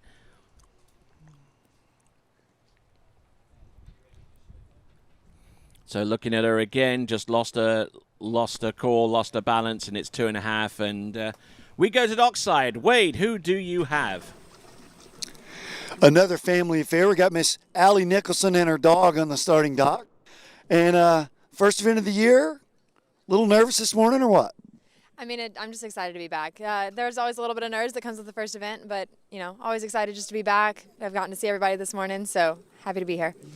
So you've sort of established yourself as one of the upperclassmen now of the ladies field, and a little different than when you're going out really early in the event, right? Yeah, I mean, it feels a little weird, but I like being here. So it's been fun to kind of climb the ranks a little bit over the past few years, so I'm happy where I'm at now. And she's making her way up the rankings. So collegiate champion and junior world champion, yeah. Soon to be big time world champion. Back to you guys. All right, back on the water. We've got our latest competitor. This is Vanessa Veek from Australia. Vanessa's coming on strong. She recently has a score of 3 at 10, 3 at 39 this season already, and you know, really, she's an all-in athlete who's been working hard and getting the results. Yes, and for those of you who are wondering about Vanessa Veek, formerly Vanessa Leopold, who has been living in South Florida now for the past 6 years, and looking very, very impressive there. Trains a lot with Chet Rayleigh and company down that area of the country, and has been posting some pretty impressive scores. We're jumping all the way into the top 10 of the rankings list, the dynamic slalom rankings from the IWWF. And I mean, her previous performances have been 4.5 at 11, 3 at 10.75 meters, and 4.5 at 11.25 meters. Yeah. So she does have form and the odd excursion or several into 10.75 meters. Let's see what she can do on 13.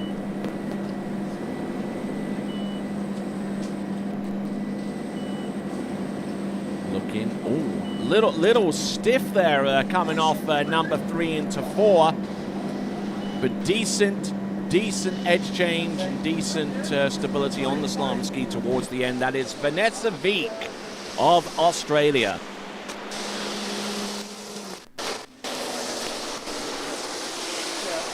So the 14 and 13 meter passes under a belt. We'll get confirmation on the line length, because I do kind of suspect that one might be a little bit shorter than that, but we'll get the official word on the line length. How are we doing? Vanessa Veek. Oh, look at this beautiful shot there! Great timing from our folks there, controlling the buoy cam inside number 2. A TWBC exclusive. Hey, you get to take a break, I get to take a break. We're good. Hey.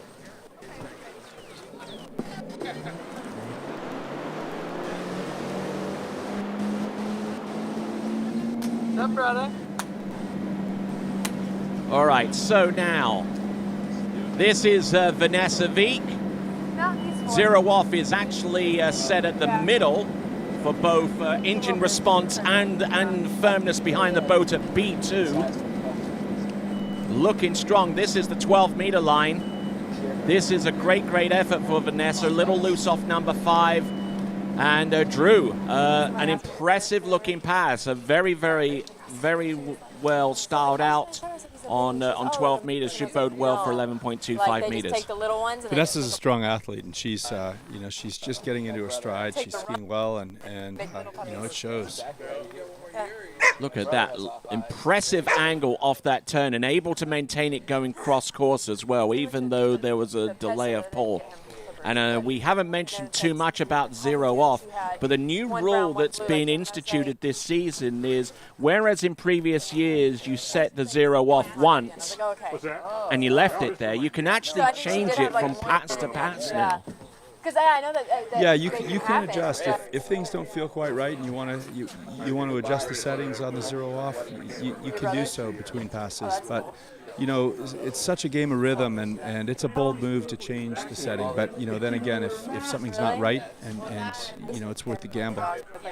So maybe if you feel that the wind is blowing a little bit, I wouldn't even go deep into it as far as from an assessment standpoint, Tony. I think it's more you're either feeling good or you're not, and if it's not feeling good, you might be tempted to make a change. And feeling good off the first couple of buoys is Vanessa Wieck. Oh my word. That's a 2.5. Not the start she needed. No, and 2 1/2 puts her into the tie with one of our previous skiers, actually the previous skier. Anna Gay, yes. So she's got a lot of work to do, and the first of our skiers ranked inside the top 10 in the world in women's slalom, Vanessa Wieck, is gonna have to play catch up a little bit here. So that's just tail riding at buoy 2, and she did have a good enough one and a nice cast out, but then got on the back of the ski and lost the rope. He's lost his manners. All right then, so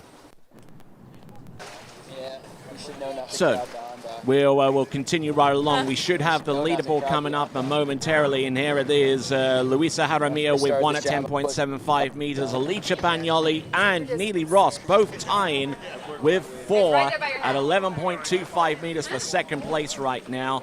And those are some great scores. We got Vanessa Wieck with 279 kilograms of pressure, currently ranked number 1 on our telemetry readings for the firmest pull.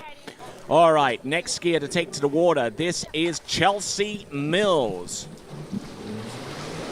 an athletic trainer, formerly worked with a Division I women's tennis program up there in North Carolina, and trains out of Trophy Lakes. This is Chelsea Mills.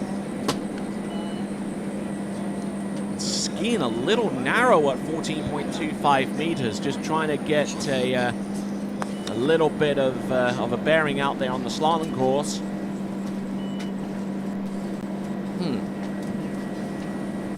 It's certainly a bit of an eye-opener, and you're going to see how dramatic her ski placement is in relation to number 2 with this brilliant view from the tower cam. Now, going into number 1, she's wide, she's early, but she lets the ski roll in on her inside edge, well inside the buoy line for buoy number 2, and she's consistent with that into number 4 as well. Skis are good. And I kind of feel that she's not taking 14.25 meters as seriously as some of her other competitors, even though she ran it.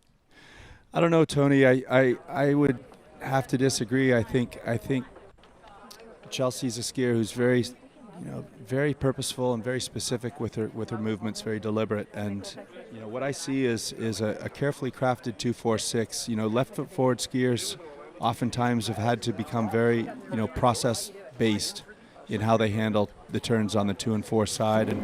And what I like about Chelsea is she gets really centered over the ski and is in a situation where it's hard for things to go too wrong over there for her because of the centeredness. Maybe she's trying to establish herself into like a neutral stance off 2, 4, and 6. I think that's probably more of what she was going for, and she's consistent with that right now on 13 meters.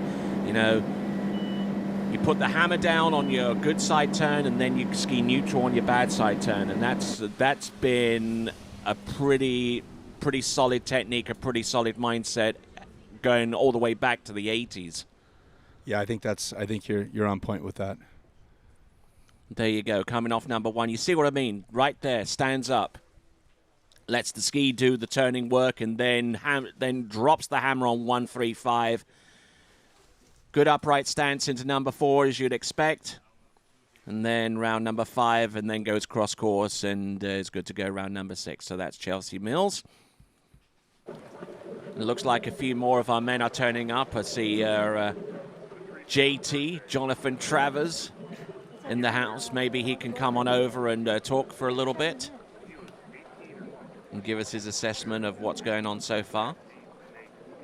But in the meantime, Chelsea Mills getting ready for now 12 meters.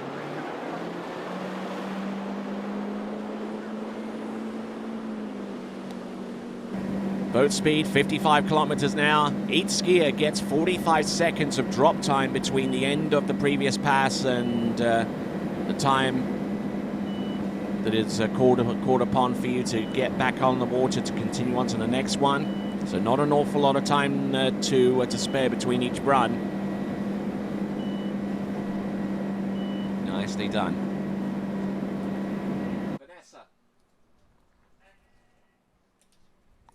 All right, so Drew, what do you see here?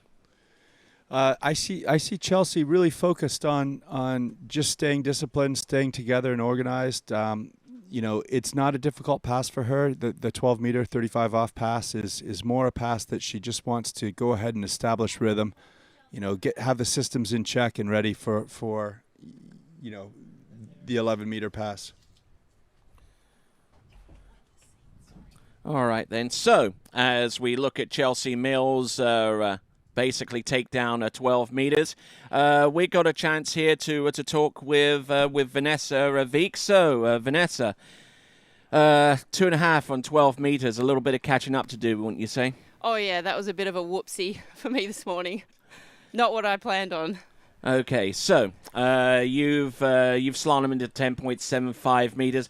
Do you reckon that the conditions would hold up for you to do the same come the next round? Oh, absolutely. I mean, the conditions are perfect out there. The boat's amazing. The driver felt really nice. Yeah, definitely going to see some big scores in the skiers to come, for sure. All right, hold off a second. We got Chelsea Mills. This is 11.25 meters. Good start off the first couple of buoys. Round number 2. Nicely done. Round number 4. So...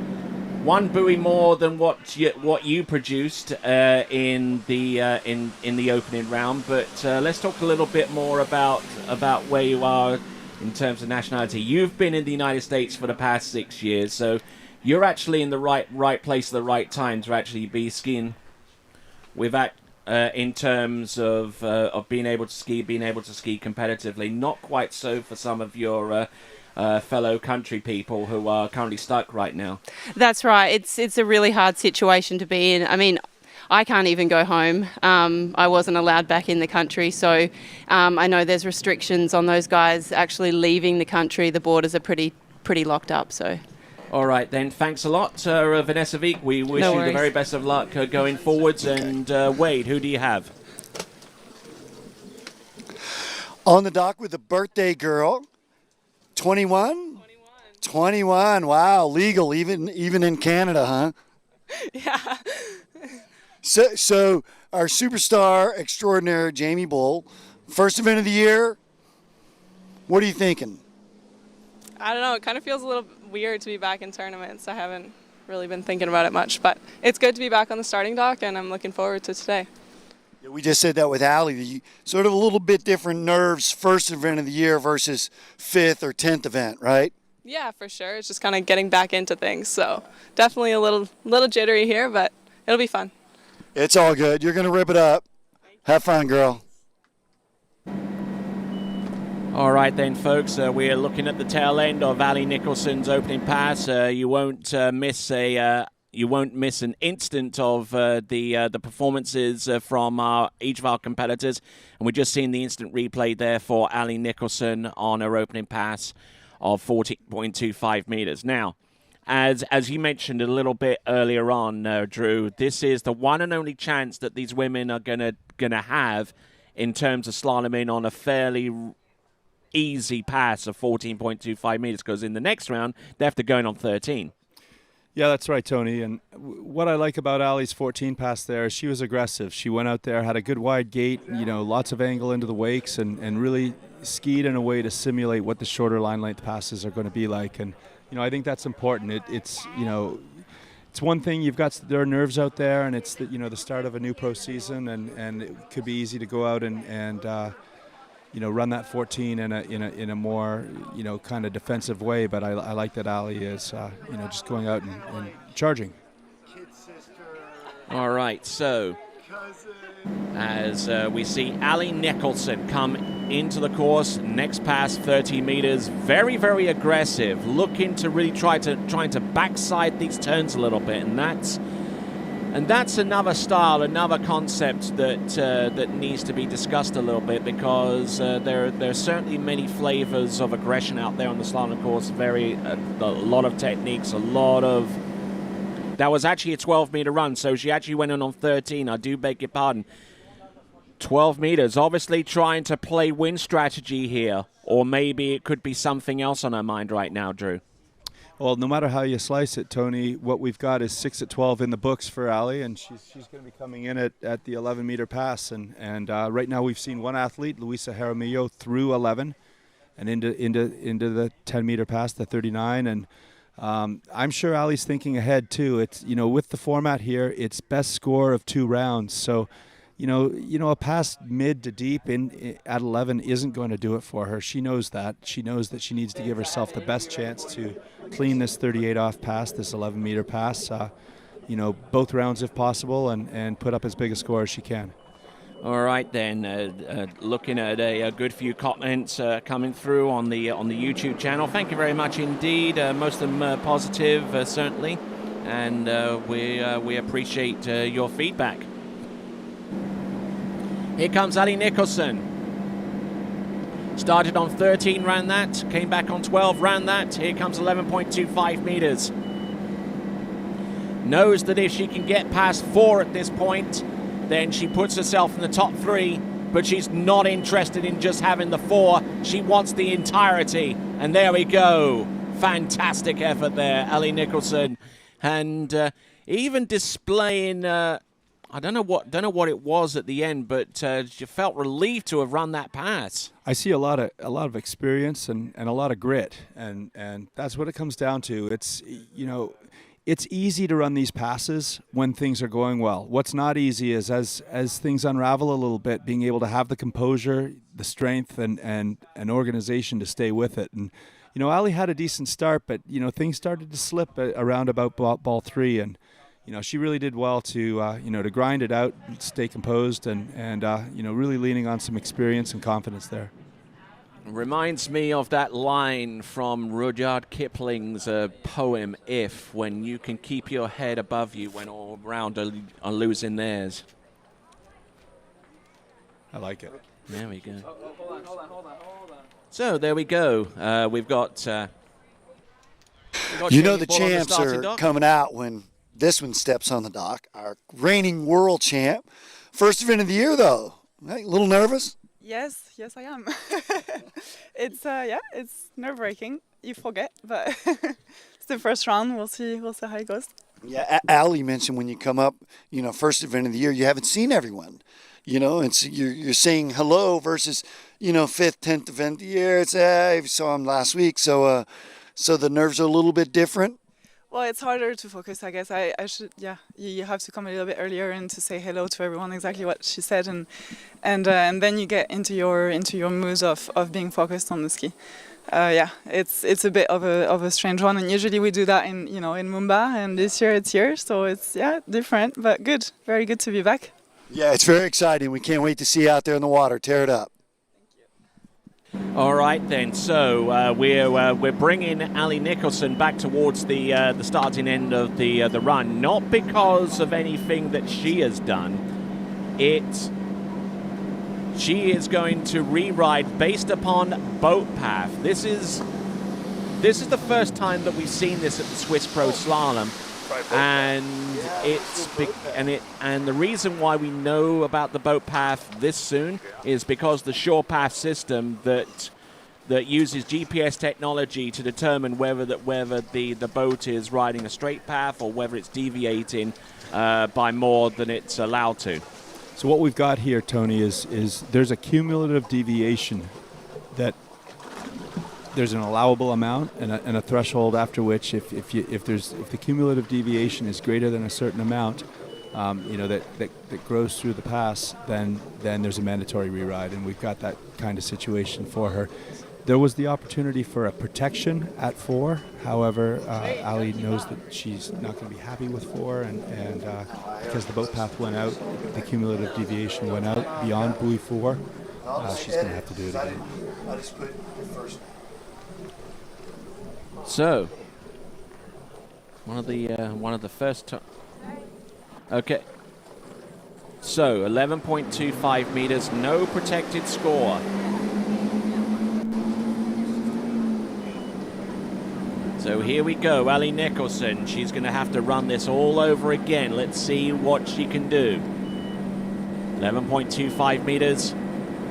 Round number 1 has to really drop the hammer down hard, and it's going to be 1 1/2, and she is quite visibly annoyed at that particular performance. Tony, I'm going to go on a limb and speak out right now. This is going to be something that we see, and a lot of learning to be done still with the technology, but I don't think this type of circumstance is going to bode well into the future. We recognize boat path as a critical element of performance and what's going on the water, and national records and world records are only going to be achievable and approved if the boat path is within tolerance. But you can see a situation where Ali did run 6 buoys. Did the boat path contribute to her being able to run? We don't know, but we know the driver's making a best human effort. And anyway, it's going to be an issue for debate, but unfortunately for Ali, she's sitting with 1.5 at 38. Okay, and we're talking centimeters here in terms of boat path deviation. We're talking like 20 centimeters. Yes, we are. The cumulative deviation threshold for the whole pass is 40, I believe 47 centimeters, and a maximum of 20 at any one buoy. And these are very tight parameters, and we got the best drivers in the world, and these are skilled officials who are aiming to do nothing better than A, have a playing level, a level playing field, and B, a tolerance, a performance of driving well within the tolerances and well within the rules. So, probably some bugs to weed out and get through the system. But the technology is great. There's no doubt about it, and can only help the sport. But I think we're going to have to see see things play out a bit in terms of how it affects competition. Yeah, it's certainly a brave new world so far as boat path deviation, but so far as slalom skiing is concerned, hopefully, if she feels up to it, we'll bring Ali Nicholson here and have a word or two with her. But I'm sure she's quite suitably annoyed at the situation that she's in right now, having scored 1 1/2 buoys, 11.25 meters, and really having to play catch up. Let's have a look and see our next competitor on the water, who is Jamie Bull, North Bay, Ontario.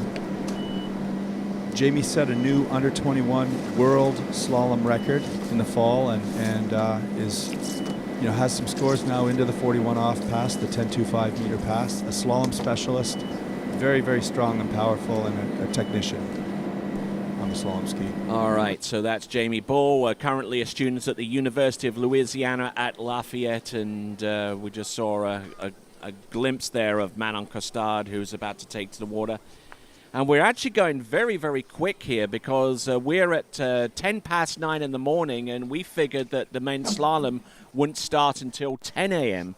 So, I mean, we are just pushing our way through these competitors right now, and Jamie Bull doing a fantastic job with the opening pass. Not too sure whether that's 14.25 off 13 meters. Wouldn't surprise me if it was the latter rather than the former.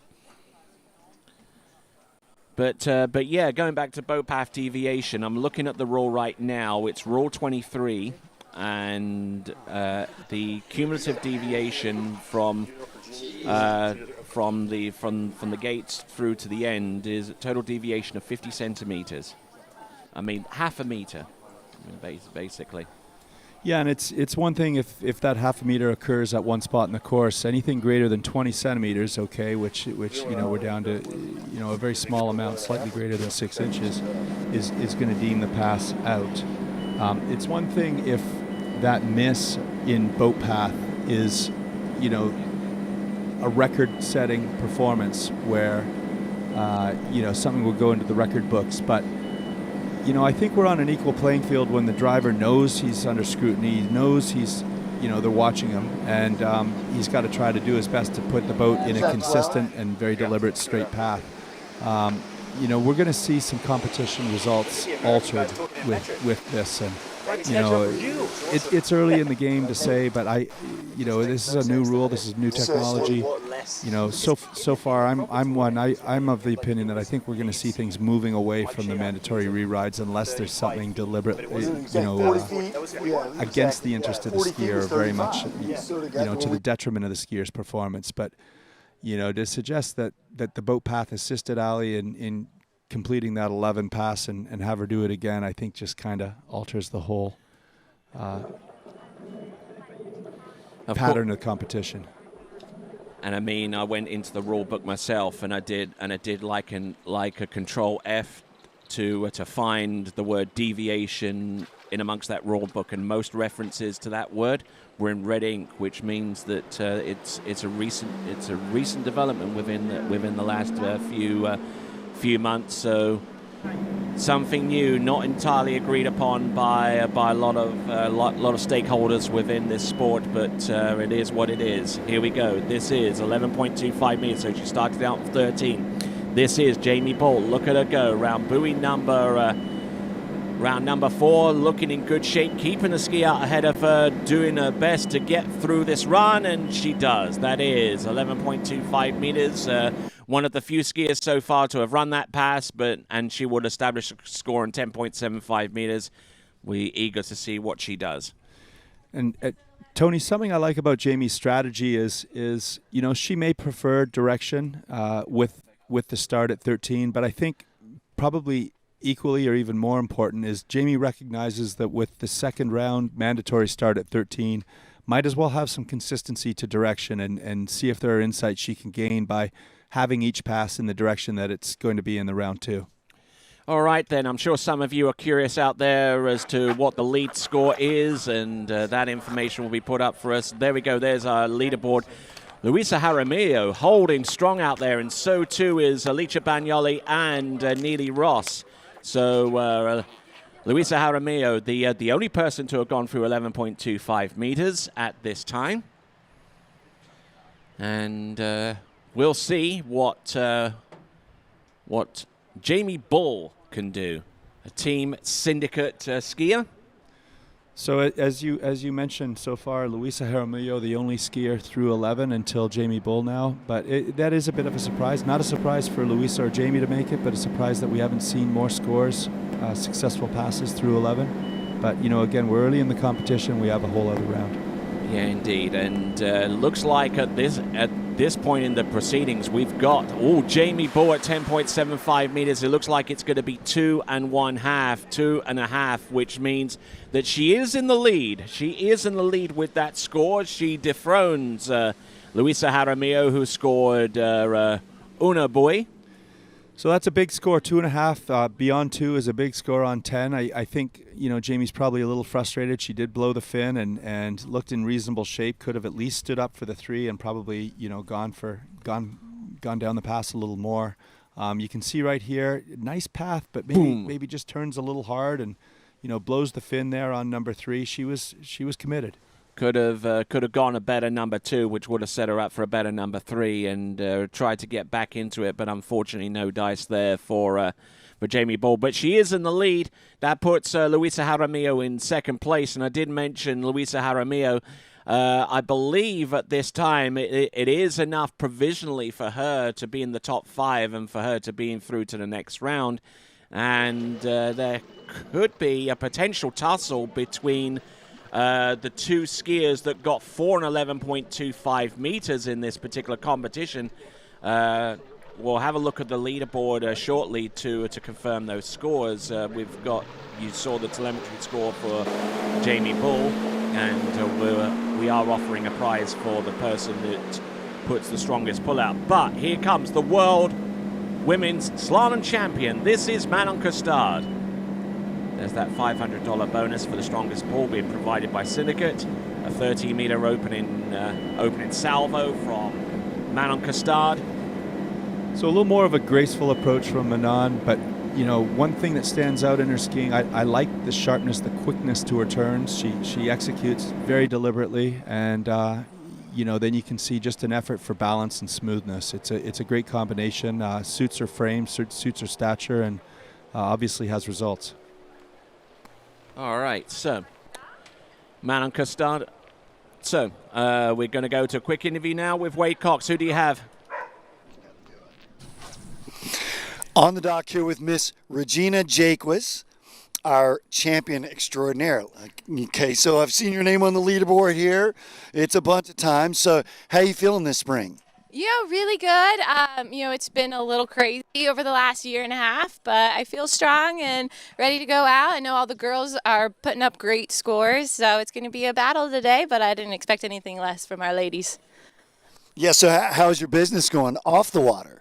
Yes, Emerald Coast Compounding Pharmacy is doing really good. We've had, it's been busy, and we're blessed with that, and have a great crew, and they're all up watching, so thank you, and keep the good thoughts coming.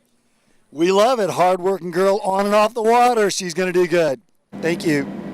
All right, here comes Manon Costard, and for those of you who want to find out a little bit more about Regina Jaquess, you can tune in to the two-part podcast on waterskibroadcasting.com. Go to the menu at the top under podcast, and you'll see the two-part interview with Regina Jaquess. All right, then, here we go.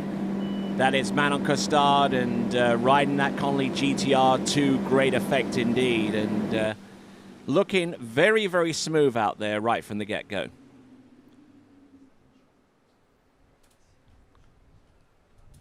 Good, keeping the line tight. Oh, nice aerial edge change there into buoy number 1.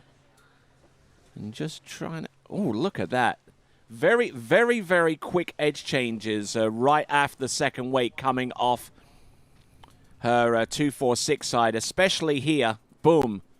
Gets onto her inside edge almost as soon as she gets past the froth of the second wake. That aerial just shows the difference in the line that Manon's running, and she's got a wide gate. She's taking a lot of angle into the wake, and she's running a faster line, and as a result can get on that, can afford to transition, cast to that turning edge earlier than most of her competitors, and reap the results, the benefits. Manon Costard has been at this level for several years. Won her first major title in 2011 at the European Championships in Skarnes in Norway, and has since been proving to everyone that she is on that higher level. She is the world champion. Oh, look at that! She wasn't particularly in her game coming into number 5, but I tell you what, she just pulled her knees up and just absolutely ripped it across course and got round buoy number 6. Manon had a good start, but then leans on some experience to finish the pass here. But, again, let's talk about the width. Let's talk about the angle into the gate. Just giving herself the speed and really the insurance to build on and have the consistency to run this 11, week in, week out. All right. Oh, look at that into buoy number 5. She looked like almost completely off balance there, but that's where experience comes into play there, Drew. Getting it done. Manon does have a super track record for consistency and really being able to, drive deep into the 10-meter pass. Event after event. We've got a leading score of 2.5 at 10 meters, 2.5 at the 39 pass for Jamie Bull. Manon's going to be pushing it. All right, so there we go. 2.5 at 10.75 meters, 39.5 off our lead score in the women's competition. This is our penultimate skier in the women's slalom competition in round 1. We've got 2 rounds of competition. Oh, look at that. Round buoy number 2. Round number 3, she's still on fire. She's on top of the water, and the S-turn for 4 buoys, and she holds the lead with 1 competitor to go in round 1. That is Manon Costard. What that is, Tony, is textbook competitive slalom skiing. Manon was able to regulate what she needed when she needed. Again, a nice wide gate, lots of angle into the entrance. A huge number 1. Okay, did well just to hang on to that. And then look how poised and organized she is for a turn at 2. Into 3, she knows she's got the lead if she can succeed in a turn and rips it. Takes things out to 4 for the S-turn and the lead. Back in just in time for the boat guides for the full point. And I'm sure that Manon Costard will probably need a little bit of a sports massage at the end of that pass because, I mean, did you see how far her neck snapped back there on buoy number 3? We're going to take a look at this again. 274 kilograms of force being put upon that tow line. But look at this. Ooh, there we go. Look at this. Taking big hit there off number 3. And just shuts everything down, and you rightly say regulating that pass. Nicely done. All right, our 6-time defending champion, our only champion in the women's competition here at the Swiss Pro Slalom, is on the water right now. Originally from Georgia, but now hailing out of Santa Rosa Beach, Florida. This is Regina Jaquess. 13 meters. Last 3 competitors, including Regina, have all started on this line length.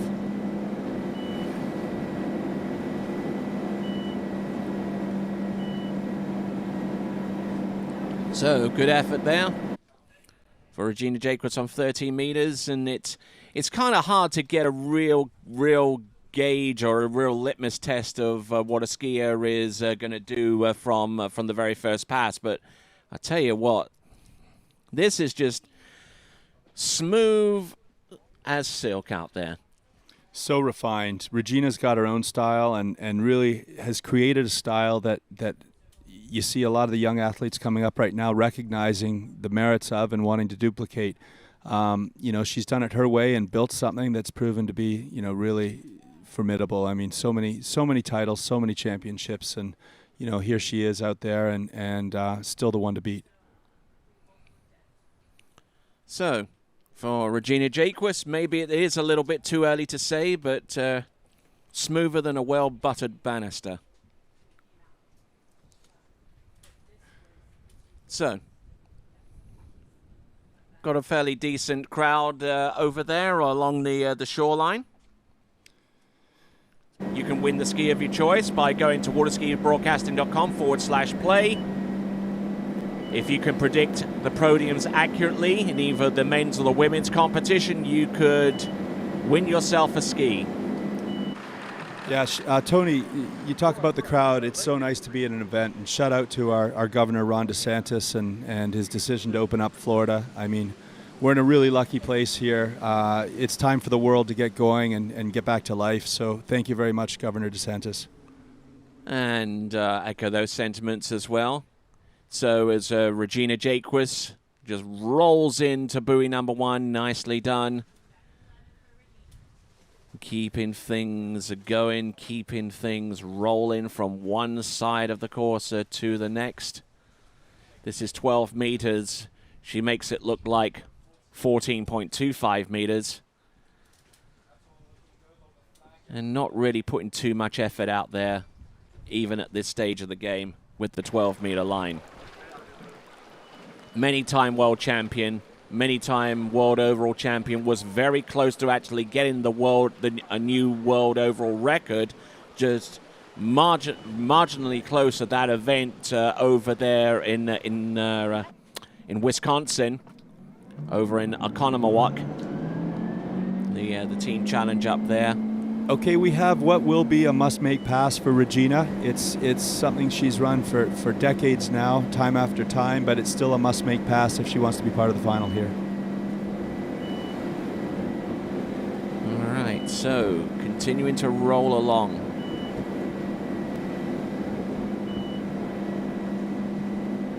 Nice, 11.25 meters. Look at her go.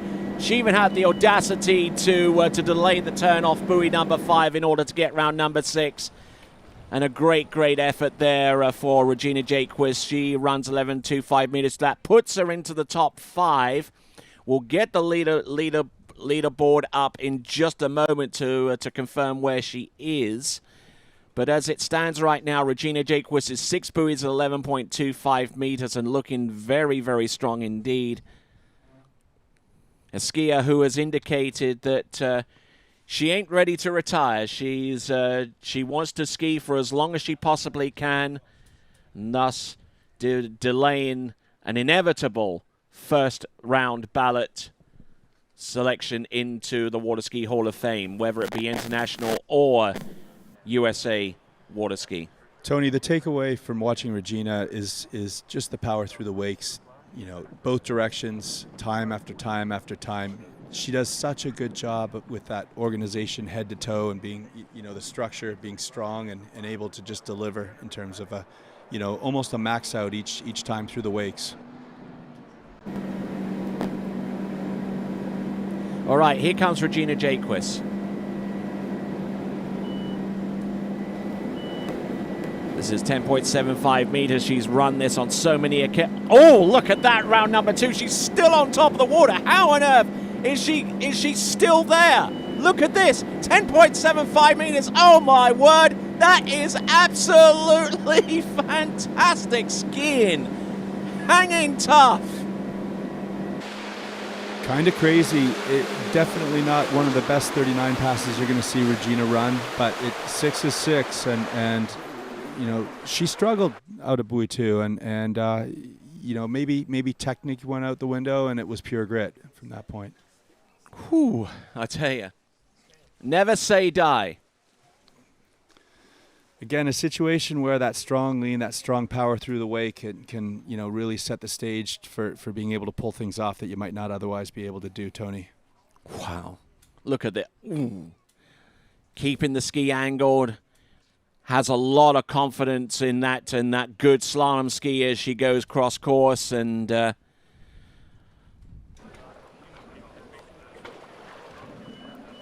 wow. Okay.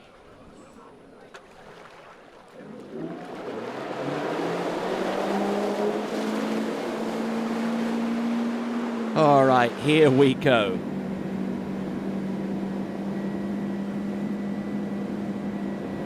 Regina Jaquess, first time we've seen this, but I guarantee it won't be the last. 10.25 meters, 1 buoy. She's in the lead, and I would say for all intents and purposes, she, prior to running the second round, she's probably booked herself a spot through to the final with that kind of performance.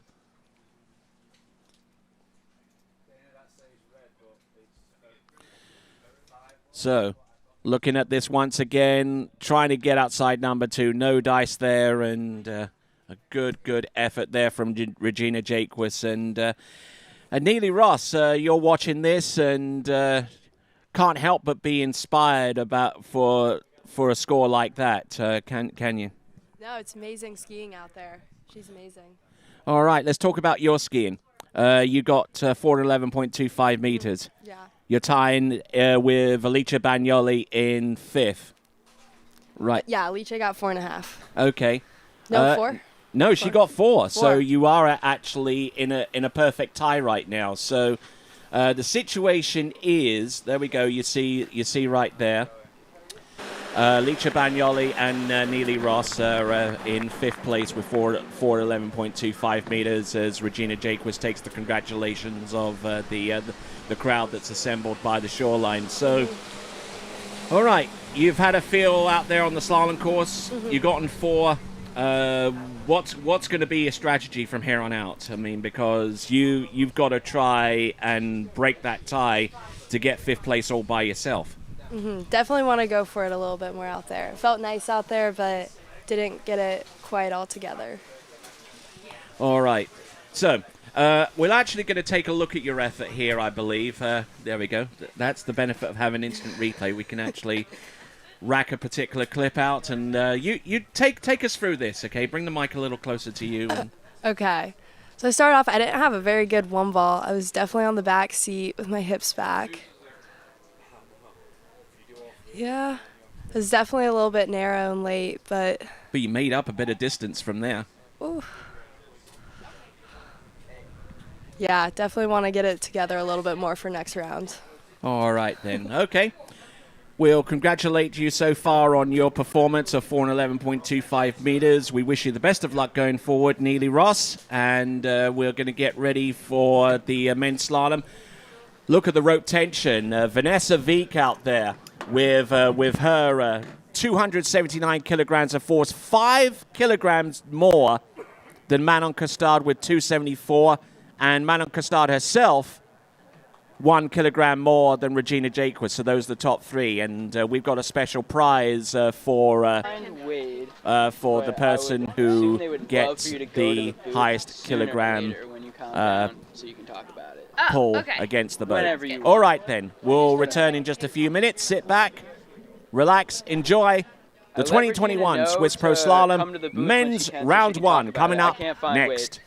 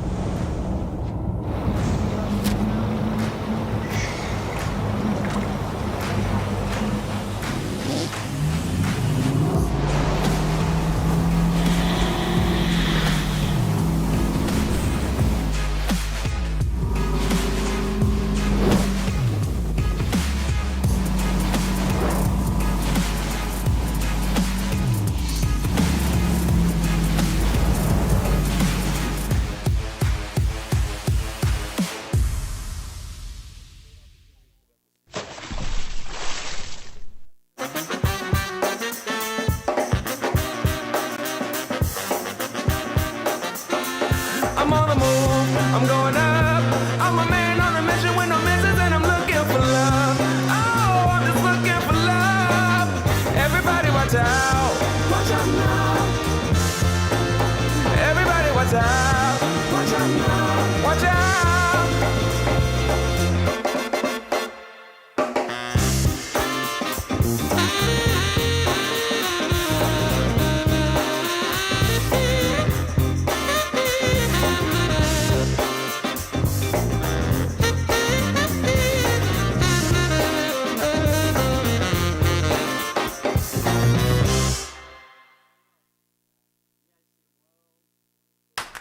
What if I told you there was a place where the sounds of nature are only broken by the roar of a boat, a place where that summer feeling lasts all year long, a place where the Florida sun is only outshined by the smiles of the skiers, a place where first-time skiers can ski alongside world champions and the world-class coaches work with all levels of skiers.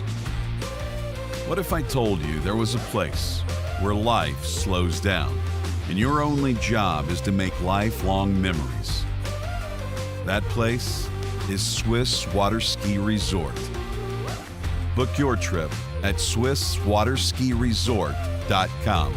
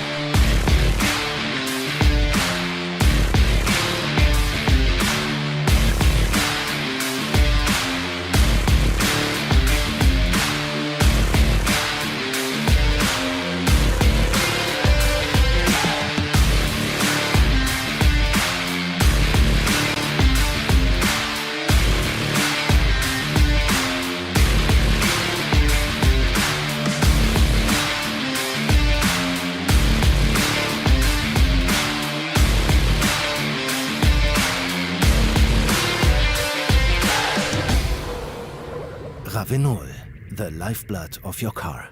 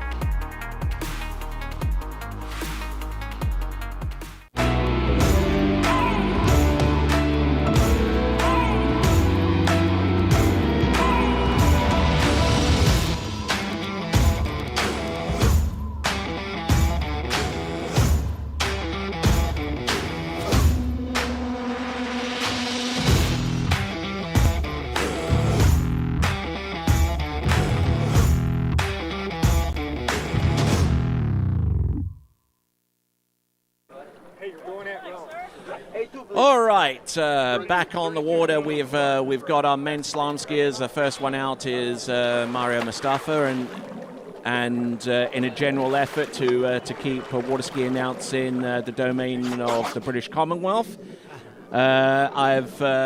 We had one Canadian in for the women's slalom. We've got another Canadian in for the men's slalom, and that other Canadian is none other than Matt Reaney. How you doing, sir? I'm great this morning, Tony. How are you? All right then, excellent stuff. And so Mario Mustafa, minimum starting line length is going to be 30 meters in this round for the men's competition. Keeping it going. A representative of Peru skis out at the Bayama Lacus facility that was the host facility for the Pan American Games not too long ago, last summer. Well, our last summer, their winter, I guess. And there we go with the opening pass, Mario Mustafa. What do you see here, Matt? I see Mario just, cruising this, getting a feel for the water and a little bit of the wind. The wind's coming off the side, so, it looks smooth but strong enough that he's starting to get the feels going for the day. Trained a little bit with Thibaut Dayon over in Peru, and obviously Thibaut is someone who we'll see ski a little bit later on. But whenever you get into a situation where you can pair up with a top elite slalom skier, it's definitely going to bode well. Here's Wade. Hey guys, I've got Rob Hazelwood here with me, and for those old water skiers, you'll know that Hazelwood named his uncle, right? And You guys are going to hear his name a lot. Junior world champ, and this is your first pro event in America. Is that correct? First kind of American pro event, so we'll see how she goes. Should be fun. And how was your winter? Cold, cold, long, lockdown, but glad to be here now and skiing and getting back out on the water. Yeah, it's fun. Working on your tan. My tan has improved. My tan's improved a lot, put it one way. All right, good stuff. Tear it up, Rob. Thank you. Okay, Rob Hazelwood, who we'll see in a moment. Mario Mustafa on 12 meters. Oh, look at this. Not looking too bad out there. Handle up a little high, but in a couple of instances. But we've seen the tail end of that pass. We're going to see the instant replay very, very soon. And decent gate shot to keep in a good tight line as he makes his turn, Matt. Yeah, he looks good here towards the end of the pass. I saw he got a little stood up and he got a little behind, so he's going to have to keep that hammer down through the end of the course if when the rope gets a little bit shorter, but he's looking smooth. All right, then. We've already had one message come through from the great Mike Hazelwood, who will be watching in on Robert Hazelwood in just a moment or so. Thanks a lot there, mate. And there's our running order. Mario Mustafa there from Peru, Rob Hazelwood from the United Kingdom, followed by Zane Nicholson, Charlie Ross, Landon Gills, Martin Coleman, Federico Jaramillo, Thibaut Dayon, Daniel Odvarco, Jamie Calhoun, Dane Meckler, Sean Hunter, and we've got another few skiers added to that list as well. Kanapa, Poland, Asher, Stadelbauer, Travers, Stadelmeyer, McCormick, De Gasperi, Smith, and Winter. All right, here we go. Hey, can you 11.25 meters. Oh, aerial edge change into buoy number 3. Loading up and releasing very, very quickly from one side to next. Oh, look at this. Wow, I'm not too sure what the Peruvian slalom record is, but we're getting closer and closer to it, courtesy of Mario Mustafa.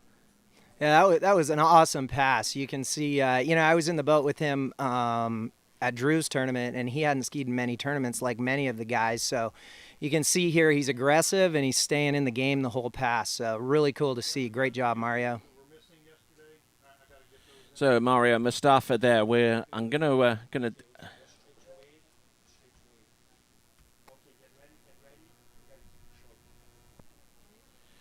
check his performances in recent tournaments. Our next competitor, Zane Nicholson, at the maybe advantage. Sisters are skied, and I'm feeling a little bit of wind. Is there maybe any strategy or maybe info you got from your sister? I'm going to go ski like every other ski ride. Start at 13, take it, and see where it takes us. Been skiing good this week, so hopefully we can roll that into the tournament and have some fun. So. No, I like to hear that. And you had a good spring down South Florida? Oh, yeah, I had a blast. Was coaching. Coached actually all winter, so I was in the boat. Had a great time at Eden Ski Lake. Shout out to a bunch of people who ski with me. I know John Gallinari and Stu are watching at home, so just shout out to them. Hey, Mom. Hey, Dad. So some fun. Back to you guys. Thank you. All right, back with Mario Mustafa. Doesn't have a score on the dynamic world rankings for men's slalom, which is why he's starting first off the dock. But I tell you what, no scrub out there at 39.5. Whoa, did he get outside number 3? Let's look back on that one if we could. I believe he got inside buoy number 3. Yeah, Tony, let's have a look at this gate. Looked like he had good speed, maybe a little fast, got a little pop right there, but came out of 1 pretty good. Okay, let's have a look at this number 2 and his approach into number 3. Let's go click, click, click. Oh, inside 3. I believe that was inside 3, so it's going to be a 2 buoy count. Our officials are conferring. I believe that they'll come to the same conclusion as we do. You're saying 2 on that one, I would say? Yeah, it looked like it to me. I mean, I didn't see it in slow motion, but, just the energy off the wake and the way he got popped in there, I don't think he got outside of it. He tried to sell it, though. They're all good at it. All right, here comes Rob Hazelwood. Rob Hazelwood coming in on his opening pass of 13 meters.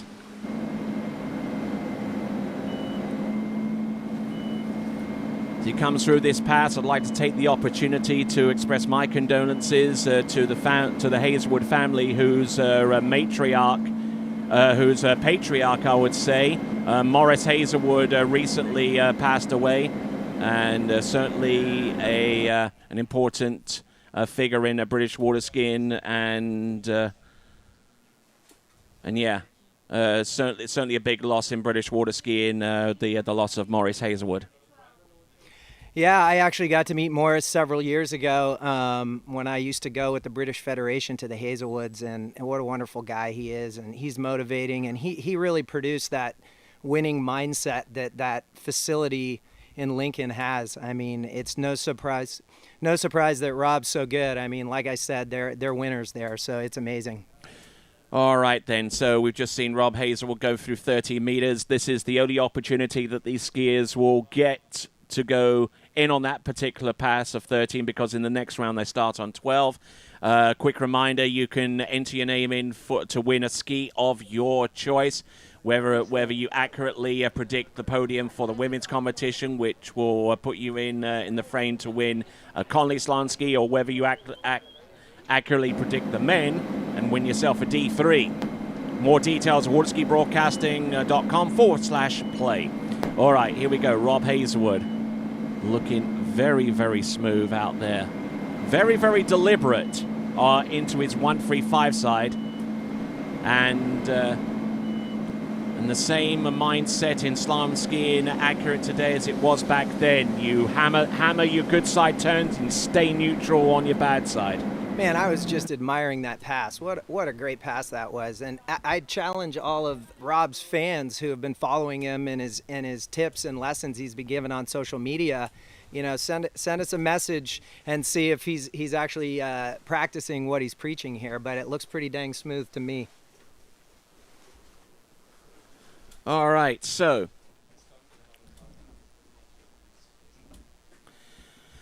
all right then, so we've got Rob Hazelwood going through. Pick up the microphone there. We've got our very special guest on the announcing point as we see Becky Lathrop get ready to bring Rob Hazelwood back into the course. Our women's driver, we've got Patrice Legay now. Obviously, there was a situation with the boat deviation with the shore path.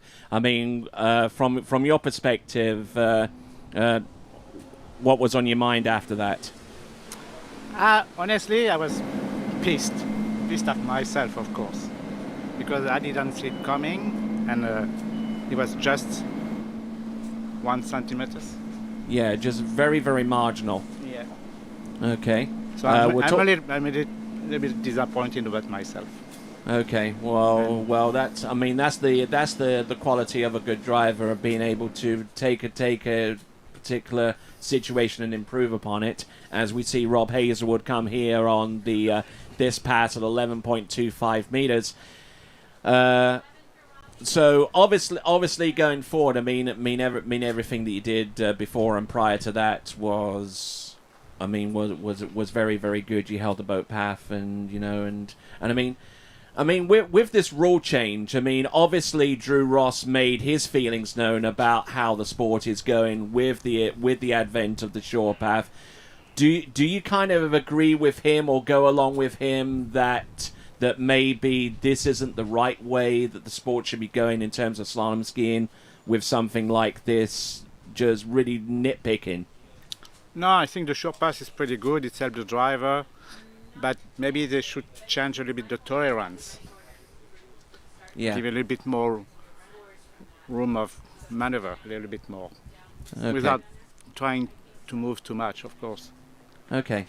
All right, then. I mean, Drew basically said that he didn't particularly agree with the rule or its implementation, but we'll continue on with this. Here's at 10.75 meters. This is Rob Hazelwood. Oh, look at this. Round buoy number 2. He's still on full attack mode. Round buoy number 4. Look at it go. Round number 5. And our second skier out is our first skier into 41 off on 10 into 10.25 meters. Robert Hazelwood. And boy, is he happy.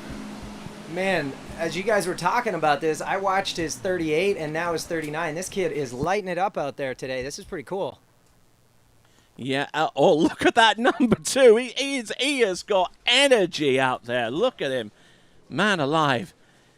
You don't put slalom videos out on YouTube without backing up your ability to speak plainly and accurately about slalom skiing, and there you go. Look at that. I mean, it's just wonderful stuff. Absolutely, Tony. That's awesome. And he got in super deep out of 2, but, you know, that just speaks to how much he obviously runs 39, because he just stayed calm and just ran 135, maybe a tiny little bit narrow, but stayed in it the whole way. So that was cool to watch.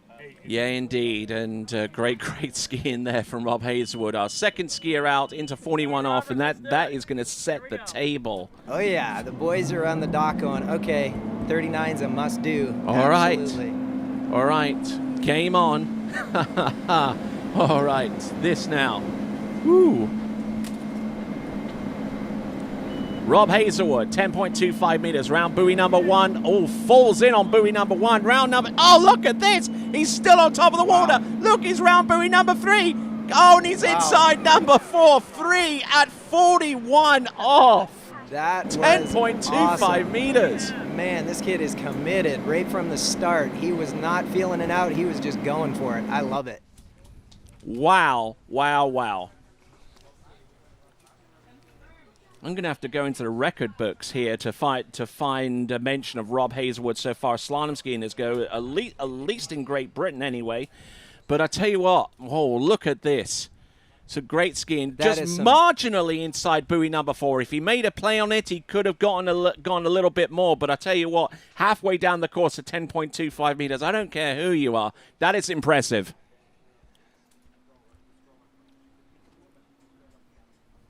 Yeah, wow. We talk at the ski school all the time about being committed, and this kid's been committed since his first pass this set. I love it.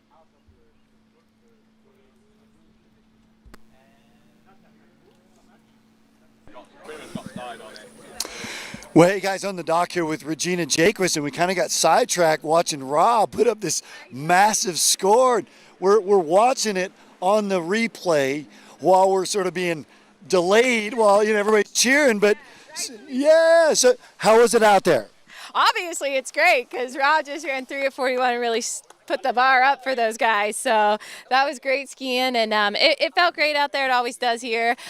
So great. I'm just still happy for Rob getting 3 at 41. But it feels great out there, and I know that the rest of the day we're just going to start seeing bigger scores keep coming. No, you can tell there's a lot of energy, good vibe down here at the start dock. Keep it up. Thank you.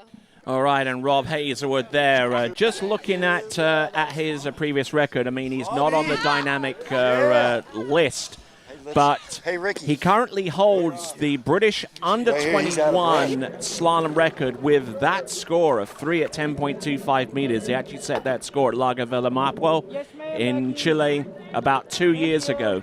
So, wow, good skiing. Okay. Zane Nicholson, a little bit of freestyle action coming into the slalom course.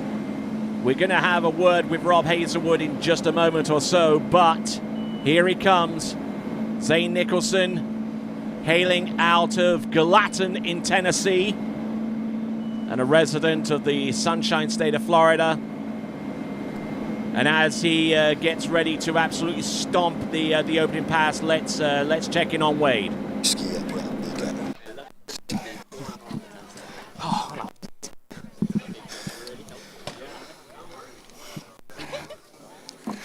We're here with the man of the moment, Mr. Rob Hazelwood. And hey, and if you sort of bench Regina Jaquess for a few moments, you've done something big, man. I think so. I think anyone can bench Regina, but working on it. Yeah, he's catching his breath. So was that your PB, or is that tied it?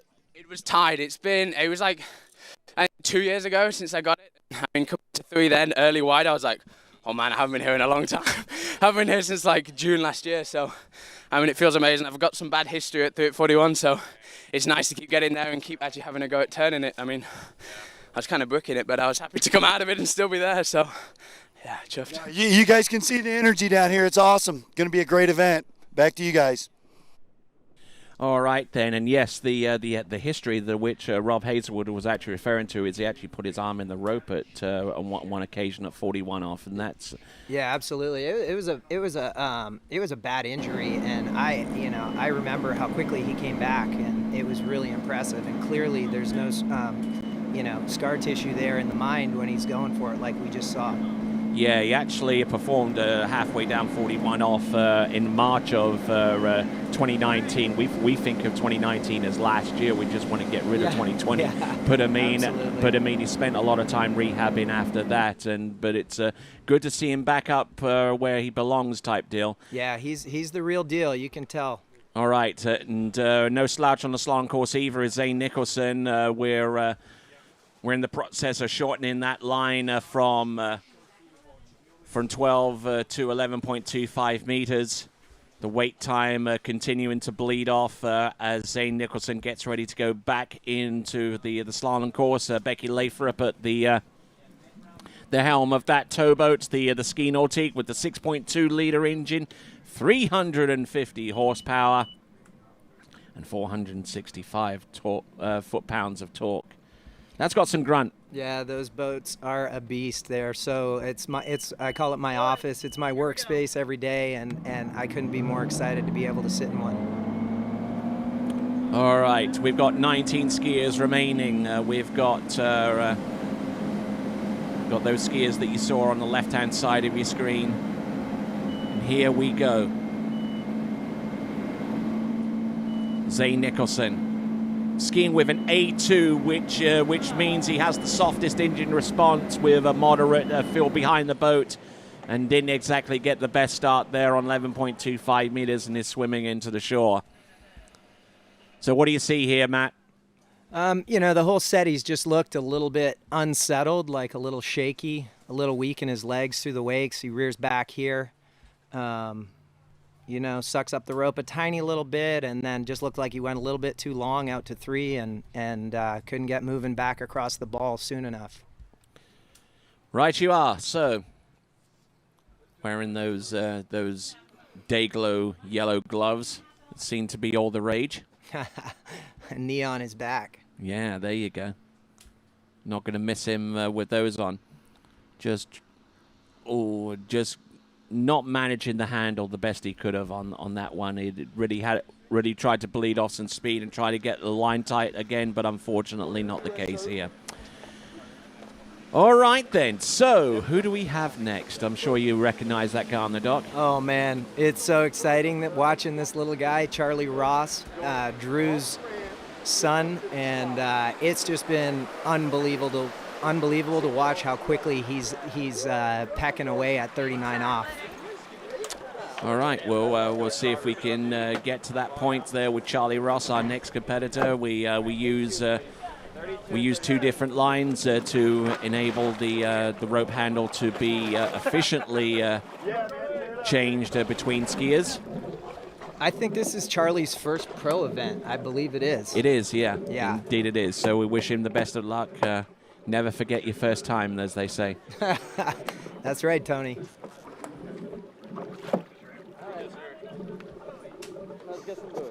Charlie's, a member of our junior Canadian water ski team, and he's going to be representing Canada at the under 17 and the under 21 world. So. And brought to you exclusively by TWBC. There you go. All right, here we go. This now, Charlie Ross. Look at that handle control. He really brings it down towards his waist and his knees a little bit here.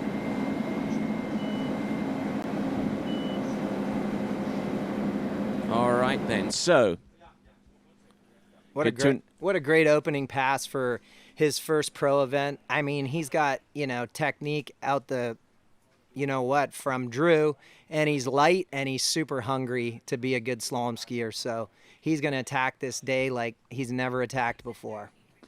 All right, and just a reminder, you guys and gals out there who want to be in the frame to win yourself a D3 or a Connolly slalom ski, you have until the end of this round to get your entries in. You have until the end of this round to get your entries in the audience prize competition. If you can accurately predict the podium for the women, you could be in the frame to win yourself a Connolly slalom ski. Any model. It could be the new DV8. It could be the GTR, could be anything. It could even be the Carbon V if you want, if you so choose. And if you can accurately predict the men's, you could have any D3 slalom ski that you want. It could be the Ion, it could be the NRG, it could be something completely different as long as it's in the D3 range. If you go to waterskibroadcasting.com/play, submit your entry. All right, here we go. Charlie Ross on that D3 Ion, looking strong, looking in good shape. Man, he looks good. I watched him at the last 3 or 4 record tournaments he skied in, and like gets in trouble at 38, and he can just make his way through it. So he's definitely got the head for this game. It certainly helps that you're light. That he is. He's very light. I mean, how light is he? I mean, we're talking like maybe about $120. No. He's got to be heavier than that. I You would sure? guess. Yeah, I guess he's probably 135 maybe.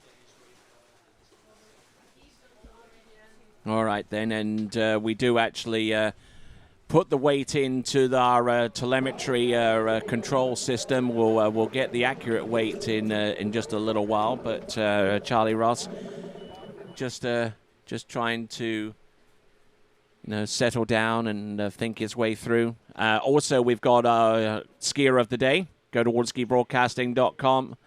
Being brought to you by 2U snacks that Matt Reaney is hoarding. Becky Lathrop, our driver, keeping everything in check as Charlie Ross comes into the course. This now is 11.25 meters. Gets into trouble right off the bat. Manages to get back into shape there as he gets around number 4. Looking in go, little exposed to the boat, but I tell you what, he's light and he's got fire. He is strong, man. That's what I was talking about. He got in a little trouble at the start here, and he just hangs in there and keeps turning and turning. And wow, pretty impressive for such a young lad in his first pro event. Certainly. Like a little exposed into number 2. I mean that handle kind of got away from him a little bit, but he's strong, he's athletic, and he doesn't let it phase him too much. Yeah, he's a little anxious, but he's not giving up an inch in the slalom course. He's making sure he's turning as close to those balls as he can, and that just gives him a head start to the other side. All right, then. Don't forget you can purchase TWBC branded apparel by going to waterskibroadcasting/shop, waterskibroadcasting/shop. And it is only open for 2 days. So if you want to get yourself some TWBC branded apparel today and only today, can you purchase it? All right, 18 skiers remaining. You see the list there on the left side of your screen. And here we go. Charlie Ross, 10.75 meters, a little bit on the back of the ski before he turns for his gates, but that's the way he likes it. He's round buoy number 2. Look at this. Good to go. Round number 3, keeping the fire going. Round buoy number 4, little jumpy. Oh, He's my round gosh. Oh, man. He that knows was it. Amazing. Oh, my gosh. I thought he was going to pull off his first 39 in a pro event. First time ever in a tournament in a pro event. He was so close. Oh, man alive. That close. That close. Unbelievable. Wow. He's got the Ross 2.4, that's for sure. Wow, he went full on aerial off number 2 into number 3 and still held it together. But then the 5-ball monster came in. Oh, that was so awesome. Good job, Charlie. Wow. Not too sure. Okay, looks like we got 4.5. Shedding a little speed at that gate, which is good. It makes sure he had enough speed. But look at this into number 3. Boom. Ball. Yep. Very impressive. But, I mean, he just gritted his teeth and just went full-on wrinkle in the forehead type deal. Nerves and calmness of a pro in a 14 or 15. Is he 14 or 15? I think he's 14. Well, whether it's one Amazing. or the other, he's going to come back to shore and get out onto the shoreline thinking that someone had just stolen his lunch money. All right, here we go. This is Landon Giles. Not looking too bad. Opening pass, 13 meters, not too bad. Maybe we can talk to Charlie if he's inclined. All right, Landon. What do you know of him? Landon goes to Florida Southern. I believe he's originally from Colorado. He's a big dude. I watched him ski. He is big. Yeah, especially after Charlie. He looks like a giant. Yeah. No, but I was in the boat for him at Drew's the other day, and he almost got through 39. So he was a little slow to warm up, so I think we're going to see him get more aggressive as that rope gets shorter. All right, excellent stuff. So we've got a little smattering of people there along our short side position, and we are expecting a healthy crowd of people here at the Swiss Pro Slalom. My name is Tony Lightfoot. He is the world famous Matt Rainey, and here is our format. And you like this format, don't you, Matt? Yeah, I mean it's great. Head-to-head's always awesome. It comes down to it, and it's not only like skill and ability, but it's endurance too, man. And that's why my wife's not here today. Whitney is not quite ready for as many sets a day as this tournament calls for, so she's gonna save it till next year. All right then. So it's not a head-to-head. It's just basically top 5 women, top 8 men in straight traditional format. And Becky Lathrop at the wheel there, and Landon Giles getting through the 12-meter line. So a little flat-footed into number 1, I would say. I think he's just feeling it out. This is, 35 off for these guys is a warm-up pass, so he's just trying to, get in sync with the boat, get in sync with the driver, and, feel what he needs to do on these next couple line lengths coming up. All right, doing a grand job around all 6 buoys, and just trying to hold his emotions in check and not trying to get to too much ahead of himself as he gets ready for 11.25 meters. You talk a lot about technique, you talk a lot about strength and that kind of stuff, but it's what's between your ears that's the most important and sometimes overlooked element of all. Yeah, absolutely. I mean, staying calm and sticking to your game plan is one of the the recipe to success for sure. All right, here we go. Ooh. Aye. Well, I tell you what, he ain't making this look easy. 11.2. Oh my word! And 4 1/2, 4.5. Yeah, that gate kind of caught up to him. He didn't have the best start here. He had kind of a weird angle into one, and sucked up the rope a little bit, got crushed. Thought he had it back after this big turn. But you can see he's separated into the ball. Yeah, exactly. And now he's just scrambling. All right, then. We're going to quickly cross over to Wade Cox for just a moment, and then we'll return to talk with Charlie Ross. Hey, guys, chilling here on the dock with big brother of the twins, Federico. That's so I don't mess it up. He was born 90 seconds before little sister, so little sister ripped it up, though. You going to do the same out there? Hey, I'm going to try. I'm gonna try. So did you get any input back from her about what it was like or anything like that? Not really. She just said it felt good. Good luck. No, that's always good when your sibling comes in and just gives you the thumbs up. Yeah, confidence builder. He's up next. We'll see him soon. Back to you guys. All right, then. So we've got telemetry readings for our previous skier, and we got Charlie Ross here. How you doing there, bud? Not too bad, but I kind of get the feeling that that after that performance, that someone came along and just took away your lunch money. Yeah, I mean, I felt really good through 4-ball, and then 5-ball went to the inside edge a little bit. But Okay. All right, we've re-racked. Okay, so bring the mic a little bit closer. You can look through this yourself. Give us your own assessment. I mean, there's That's an understatement. But I mean, you were just pounding your way through this pass and keep going. I mean, it feels good until Jeremy gets down. Oh, sorry. Oh, that's an irritating thing. I thought I had it, but oh well. Awesome skiing, Charlie. Wow, that's cool. I got a question for you, bud. How many push-ups can you do? Handful, probably. Yeah. And did we ever get his weight? How much does he weigh? I weigh 128. 128. I guess 130, 135. So, dude, I am so impressed. That was amazing to watch. All right, then. So, as we let Charlie Ross go and get himself towed off, we'll go on to our next skier on the water. Seeing the tail end of Charlie Ross's effort, and a skier on the water who is one after Landon Giles. Yeah, we've got Martin Coleman on the water, the current world overall champion, and there's the list of the skiers that have yet to ski. We've got 16 skiers remaining. Some of those among the finest slaloming talents you will see on this planet.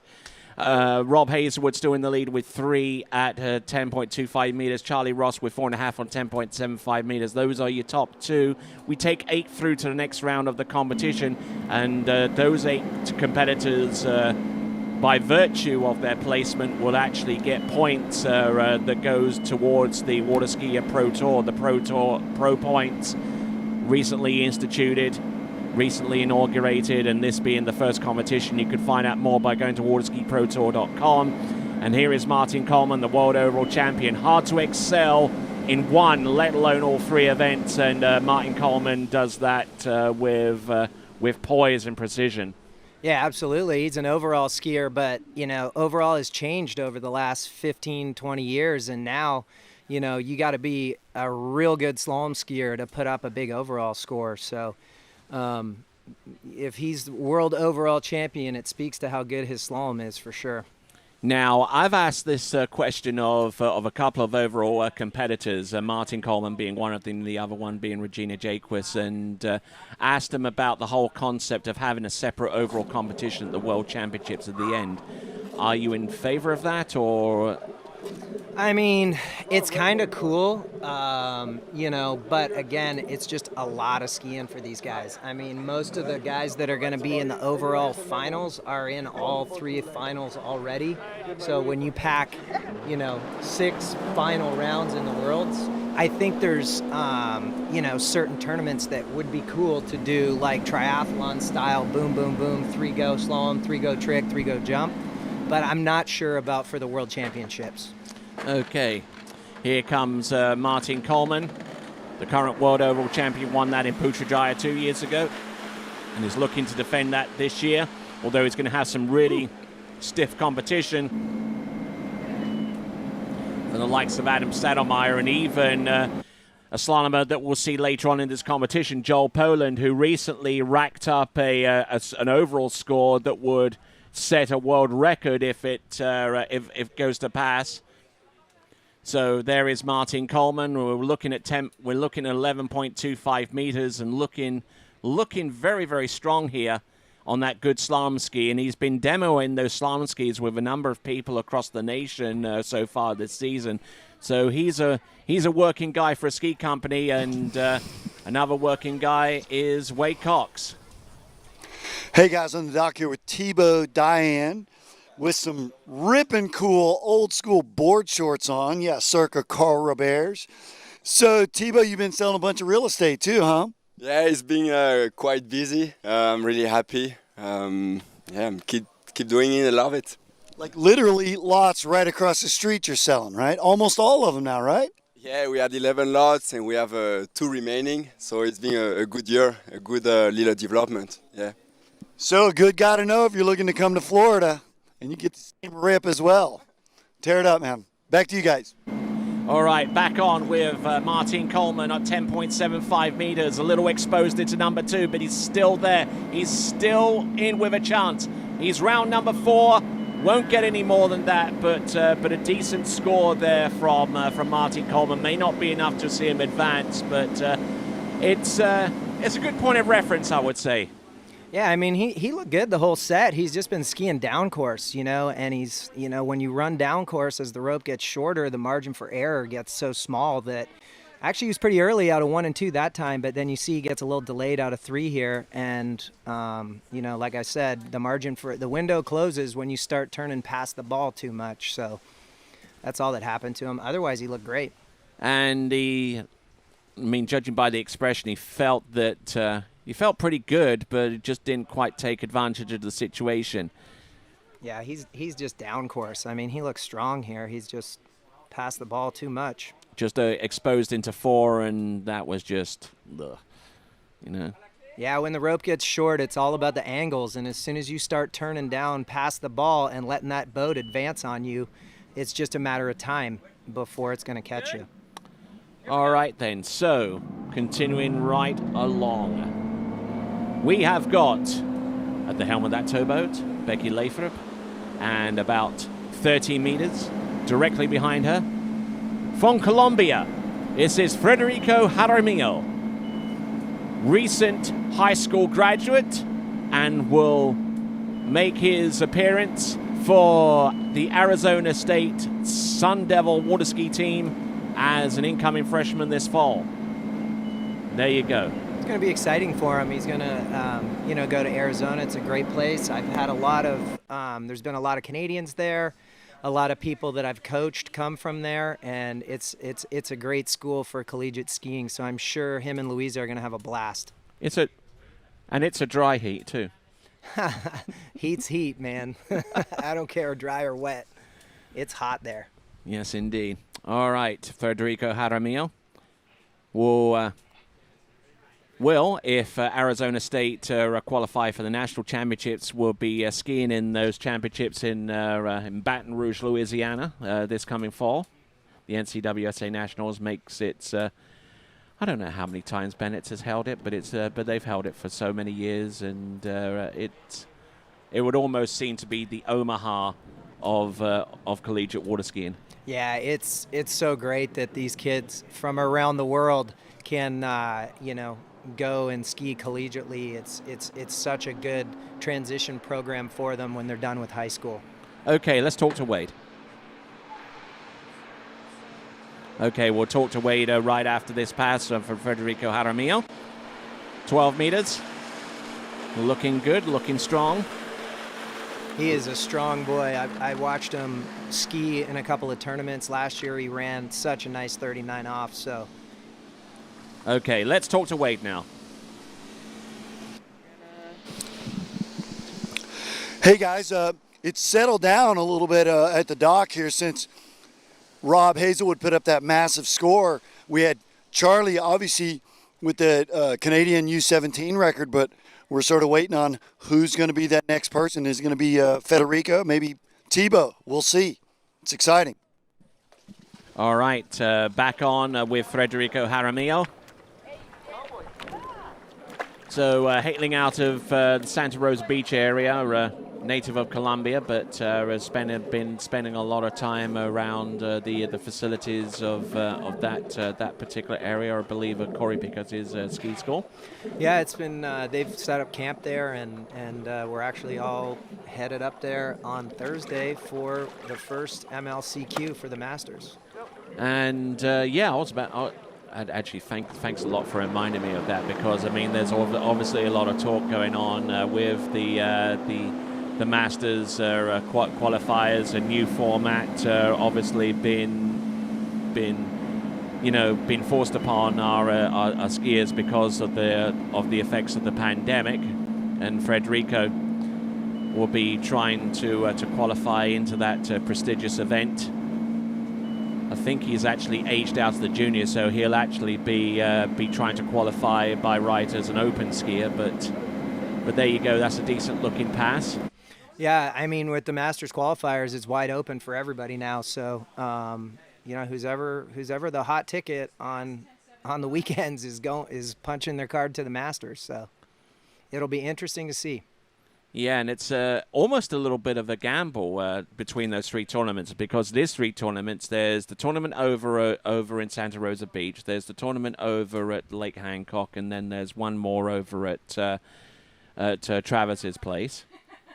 So you either elect to ski 1 or 2, all 3, or just the 1. You know, try and get it in the first one, and then.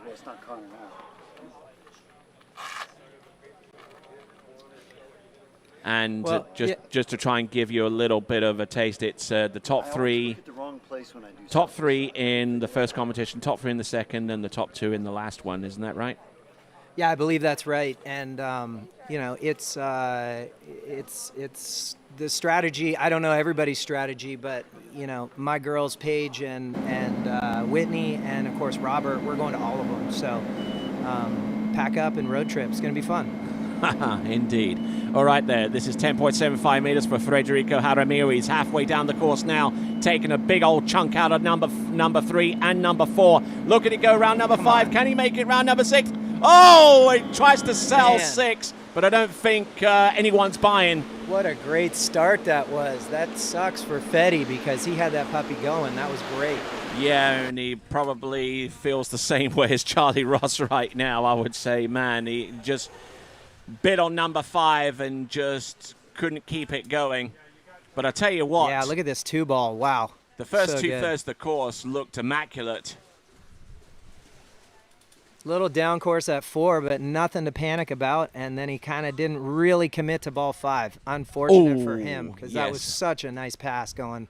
Yeah, that was definitely inside 6, so it is going to be a 5-buoy count. And that would put him, I believe, above Charlie Ross at this point. I think in outright second, because we still have that monster score from Robert Hazelwood of 3 at 41 off, 10.25 meters. And there it is. There's your leaderboard. Hazelwood, Jaramillo, Ross, Coleman, and Mustafa. Look at the young guns, huh? Oh, yeah. Ooh, that is how close he was to running that pass. All right, let's see what we've got. Who we've got. It's Thibaut. Thibaut, who is our sole athlete in the men's competition on the Conley slalom ski, is running with the DV8.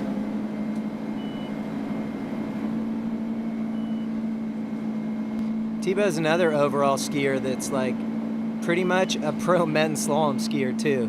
Him and Adam, you know, I mean, these guys are so good in slalom. And Thibaut certainly has essentially one strategy and one course of action, and that is basically run 39 no matter what. Yeah, I heard his interview with Matteo Lazzaro on the podcast he does. And he made it a priority several years ago to make sure no matter what, he runs 39. And that is a really good strategy. And for those of you wondering about the ski that he's riding, it's the Conley DV8 slalom ski. He's actually running with the rounded tail to make it run a little deeper in the water. Here's Wade. Hey guys, here with Federico, who just this close, right? Like that close to the promised land. Take us through what happened at that 39 pass. Just kind of got a little fast at my gate. Had to brake a little. Then just couldn't really finish through most of the buoys, but next one it'll come together. So your PB's, what, 1 or 2 on the next pass? 1.5. 1.5. So we're hoping he's going to get 2 and get a PB this afternoon. Back to you guys. Okay, picking up on Thibaut Dayan. As I mentioned previously, is on the DV8 slalom ski with the rounded tail, which will make the ski riding a little bit deeper in the water compared to the conventional or squared tail, as he reliably informed me. Thank you. Man, he looks smooth. That looks so good. Nicely done. I tease Thibaut all the time, you know, when his real estate sales are maybe a little slow or something's not moving, you'll notice on his Instagram he'll post a picture without a shirt on, you know, and I think it tends to motivate some of the female buyers that he represents to get purchasing some houses. So I always reach out to him and say, hey, bro, is everything okay? You a little slow? Because I'm noticing the post without the shirt on. So. He needs to just go for like one of those video posts where he just rips the suit off and just rips the shirt and the tie off. You know, I mean that would generate some movement in the real estate market. Yeah, and actually Mario and his brother Tangy really, I always pump them and get him to prod him when he posts that stuff. So. All right then. So audience prize. Be sure to put in your entry for that because the entries close at the end of this round. Winner ski of your choice, the D3 for accurately predicting the men's, the Conley for accurately predicting the women's. Waterskibroadcasting.com/play to submit your entry. Here we go, skiing with A2, sluggish response from the boat, moderate firmness behind the boat. Look at this, 11.25 meters. Spot. And rocking it. Nice. Yeah, he's got that ski working good too. You can see the tip stays down out of the ball really good. And I know also on Mateo's podcast, I heard him talking about playing around with ski setup and everything. So you can see here that he's got that ski dialed and he knows he can be super aggressive on it. Look at that one ball, just beautiful. I'll let you guys know. Okay, so what are your thoughts on having the canted back foot? Because he kind of has it off center a little bit towards his back foot. I mean, there's pluses and minuses. Everything you do, I mean, what you gain a little bit in your good side, you may feel it takes away a little in your off side. But most people are a little more comfortable having, if you're using a double boot, having that back foot open just a tiny little bit. And I think it naturally happens with people when they use a kicker or something smaller. 5 skiers the last couple years. Like, where are they? They're like, finals. Okay, promo code TWBC to download the new Waterski Journal from Waterski Nation, waterskинation.com. Use the promo code TWBC and download that edition for free. All right, so here we go. This is Thibaut Dayon. This is the pass that he aims to run every single time he hits the water. This is 10.75 meters, 39.5 off. Whoa, look at this. He is in deep. He is in deep, and he is going to get round number 5. Oh, 5. And that puts him at 4.5, puts him in a tie with Charlie Ross with 4.5 at 10.75 meters. And it is getting rather crowded up there around second, third, and fourth right now. Yeah, what an unfortunate deal there. He didn't get the best start, got a little tip rise out of 2, had to relieve it, but then 3, he was boom, right back in it. And then 4 was really good. I think he just got a little excited here and got happy feet. Just went a little harder than he needed to. 367 kilograms of pressure against that boat. Ranked second right now, 4.7 to 1 weight ratio. And skiing with an A2. So, and also Landon Giles, we know, is first on the rope tension. And what we also know is Wade has got an interview coming up right now. Wade, who do you have? Hey, so Tony, I literally just met this gentleman, Mr. Aaron Davies, and he's obviously quite the accomplished slalom skier, seeing where he's seated in the field. So welcome. Thank you, Wade. It's my first Swiss Pro, so I'm excited to be here. Just looking forward to getting out on the water. And from that accent, you are from? I'm from England, the north of England. I'm ashamed to say that, my accent's slightly disappeared in the past 3 years. I've been in school in Louisiana, but yeah, it's definitely still there. All right, he's going to rip it up, guys. You're going to be a fan too. All right, on the water right now, Daniel Odvarko riding the good slalom ski. A lot of changes in his life right now. Recently got married, had a kid, and has a kid on the way. As a matter of fact, he told me. That's cool to hear. I did not know that until now, so that's awesome. And congratulations to both Daniel and Tiare. Tiare is probably watching from. Absolutely. So, continuing right along, just to remind you once again, Waterski Nation with their magazine, Waterski Journal, TWBC product code. Download it from there. And this stop is the first Pro Tour stop of the newly instituted Waterski Pro Tour. You can find out more about that by going to waterskiprotour.com, waterskiprotour.com.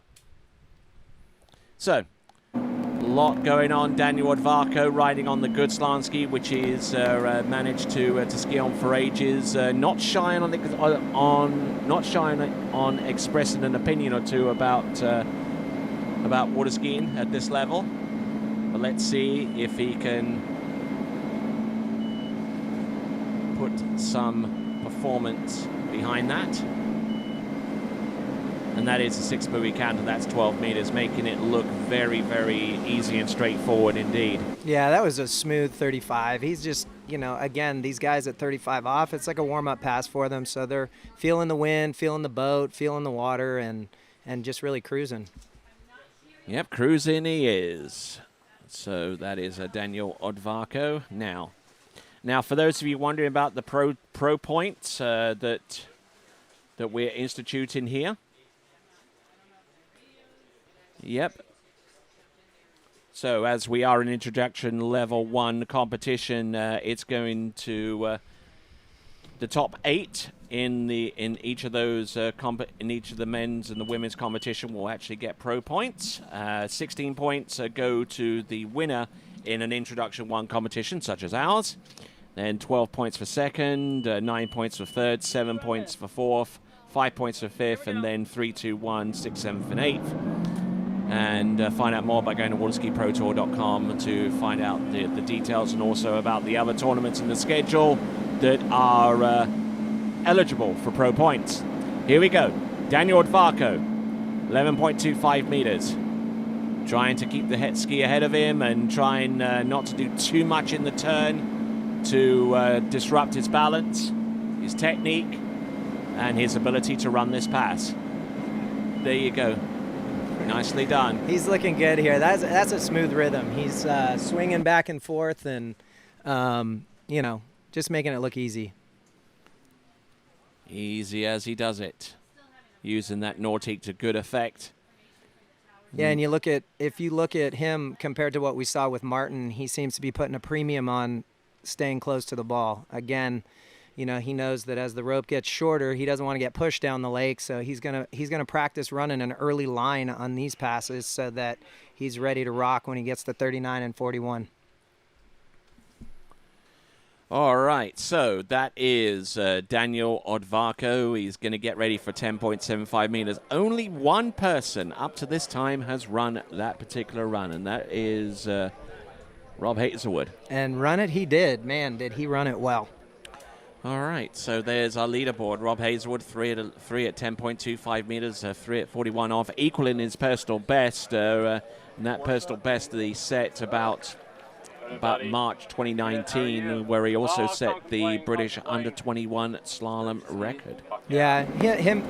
When you watch him, he's been skiing in that cold water in England all winter, so it probably feels pretty good here. Actually, been skiing a lot in Mexico prior to this. But anyway, this is Daniel Odvarko continuing to. Oh, look at this round buoy number 3. Good to go round number 4.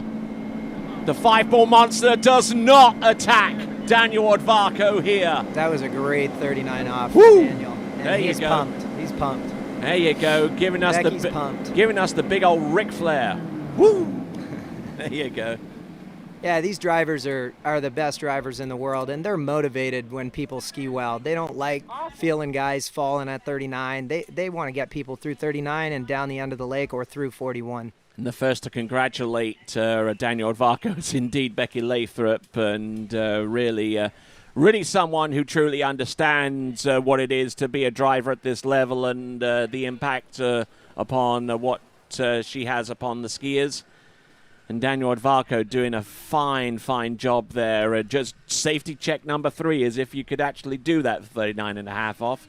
Yeah, you can see him. He's turning early, he's turning hard, and he's not killing too much speed out of the turn. So, he's doing things right out there today.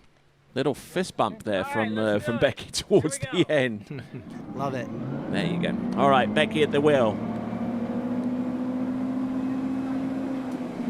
Now, 10.25 meters. Rob Hazelwood got halfway down this pass. What can Daniel do? Boom! Oh, Went on full Mike Shaylander on that one, but unfortunately doesn't come away. Yeah, the gate didn't look bad. It just looked like maybe he came up a little short there. Let's watch it in slow motion. All right.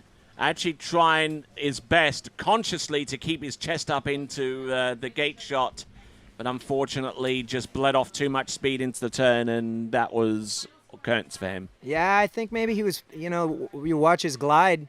I think maybe he was a tiny little bit early for the gate. Yeah, maybe didn't quite commit as hard as he needed to right off the right-hand gate pole.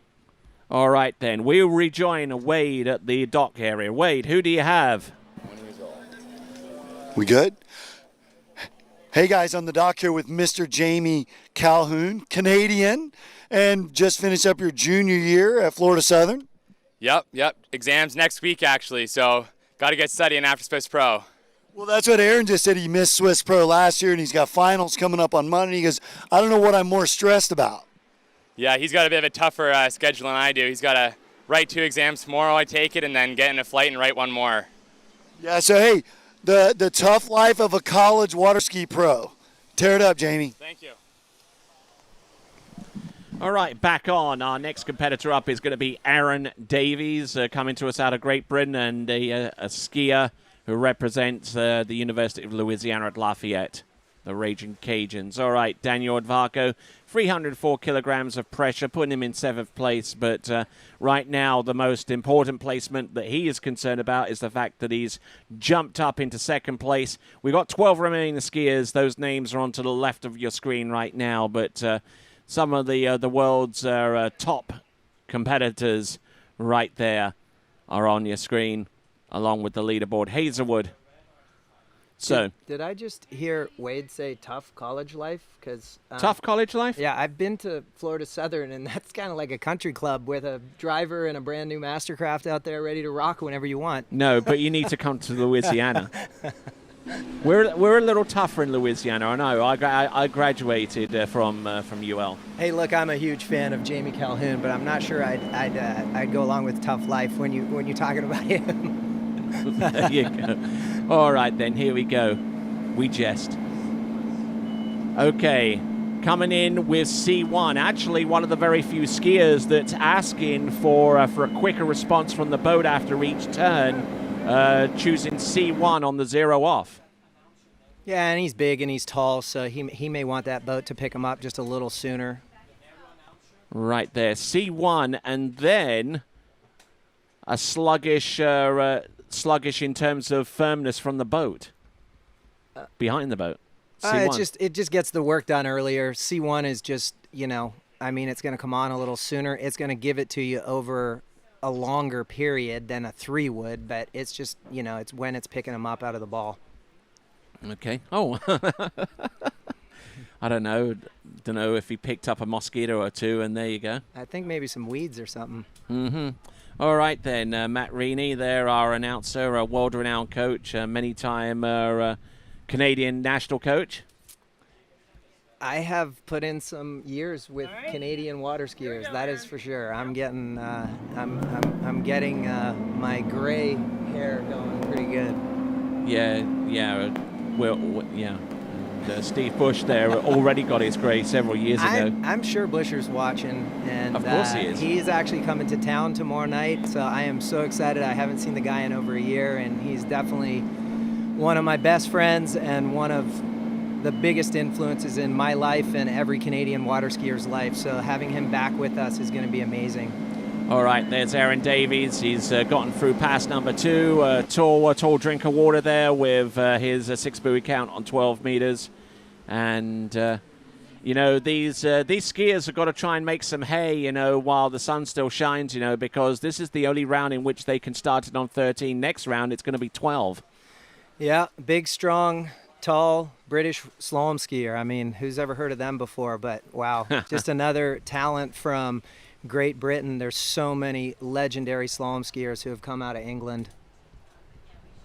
Certainly, you can go all the way back to the likes of John Battleday. He wasn't big and tall. But he's an amazing skier. He was a battler, wasn't he? Oh, yeah, great skier, and now such a huge influence in coaching over in England. I mean, I get kids who ski with him that come to the ski school, and their basics are just rock solid. So big shout out to John Battleday for sure. And of course, the likes of Mike Hazelwood and obviously the late great Andy Mantle. Absolutely.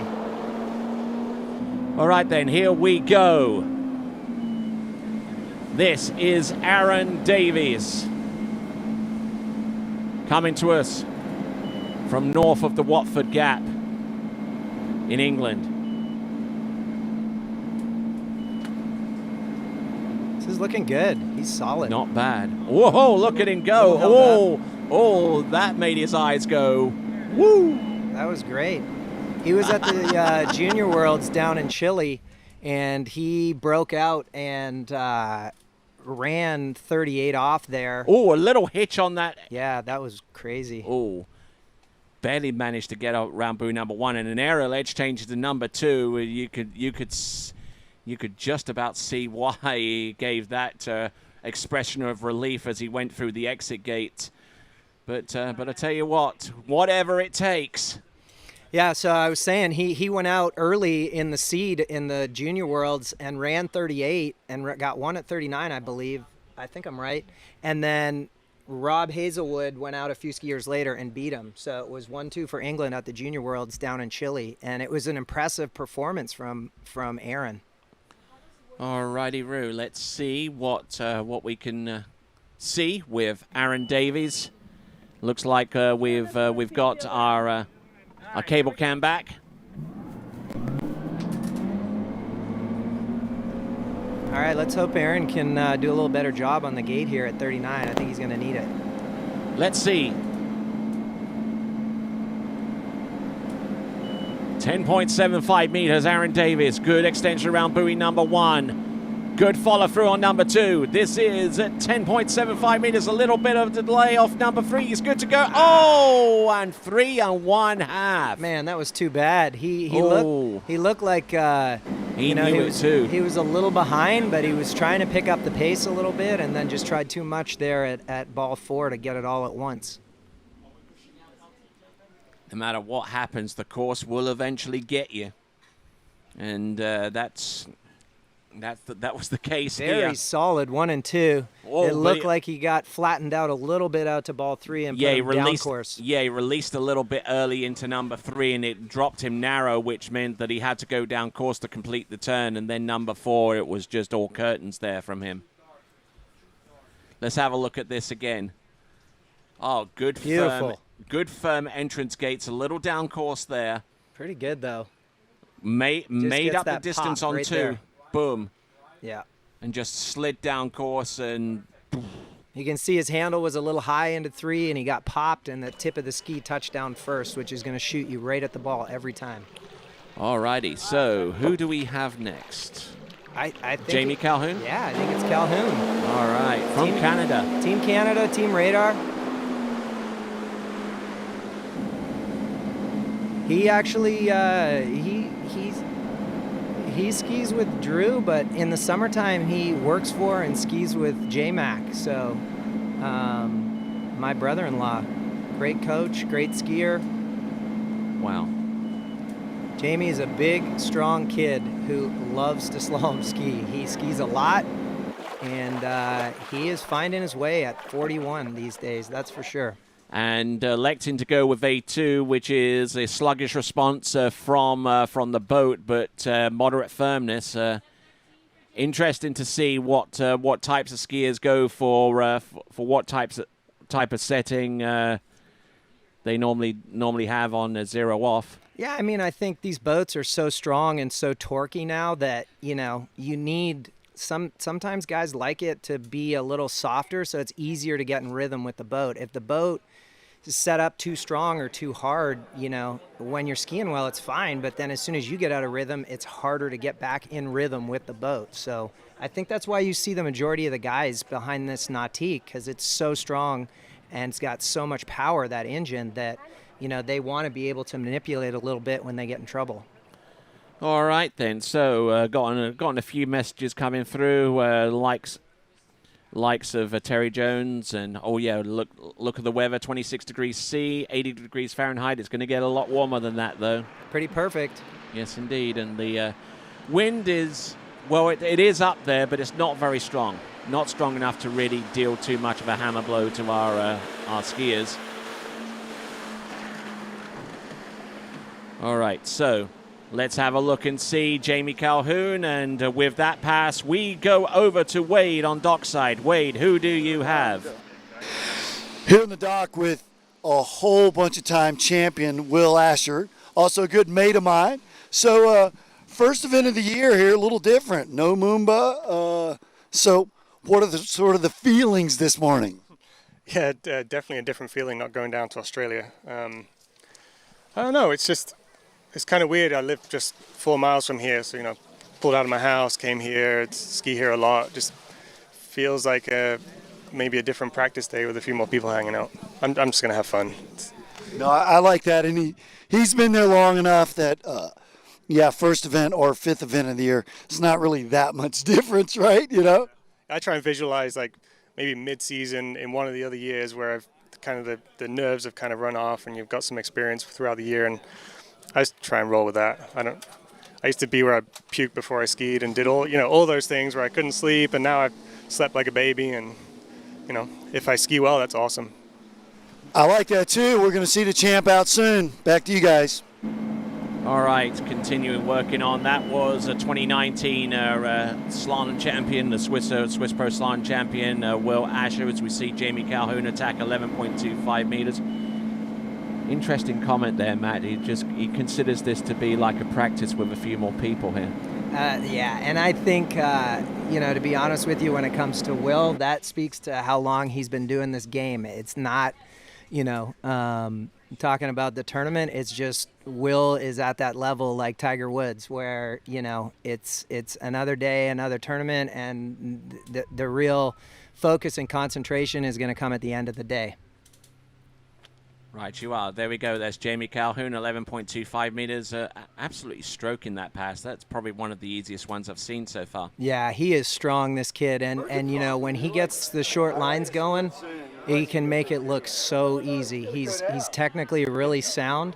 And, I've seen him get 41 going where you're like, man, how does this kid not run it all the time? But, again, you spoke to the mental game before, and as the rope gets shorter, it's as much about managing your emotions as it is about managing your technique. So, all right, and a very tidy looking slalom ski there from Dane Meckler, who will be skiing next. He's certainly a gentleman who knows how to present himself and be smart. Yeah, Dane's awesome. I mean, I've seen that guy get to 3 at 41 so many times, and you're just like, wow. All right, then. So there you go. This is 10.75 minutes. Oh, Jamie Calhoun, a little bit of a down course slide. He's good to go round number 3. He's excellent on buoy number 4 and round number 5. And can he get round number 6? No, he tries to sell it, but not quite. So it is a 5 buoy count. Man, that's a shame. He kind of took that gamble at 2-ball, and it worked out for him. He really pushed his ski. You'll see here at 2-ball, which shot him over, and then he just didn't slow the pace back down. The pace sped up, and he just kept going harder and faster and harder and faster. And this is very intriguing because his 5 buoy count puts him in a tie with Federico Jaramillo. Look at this. A little pushed, a little separated. Yeah, got broken over. Oh, in inside 6. I mean, he hates missing 39. I know that, but that was solid skiing for his first round here. Decent. Yeah. All right, we're going to Wade Cox now.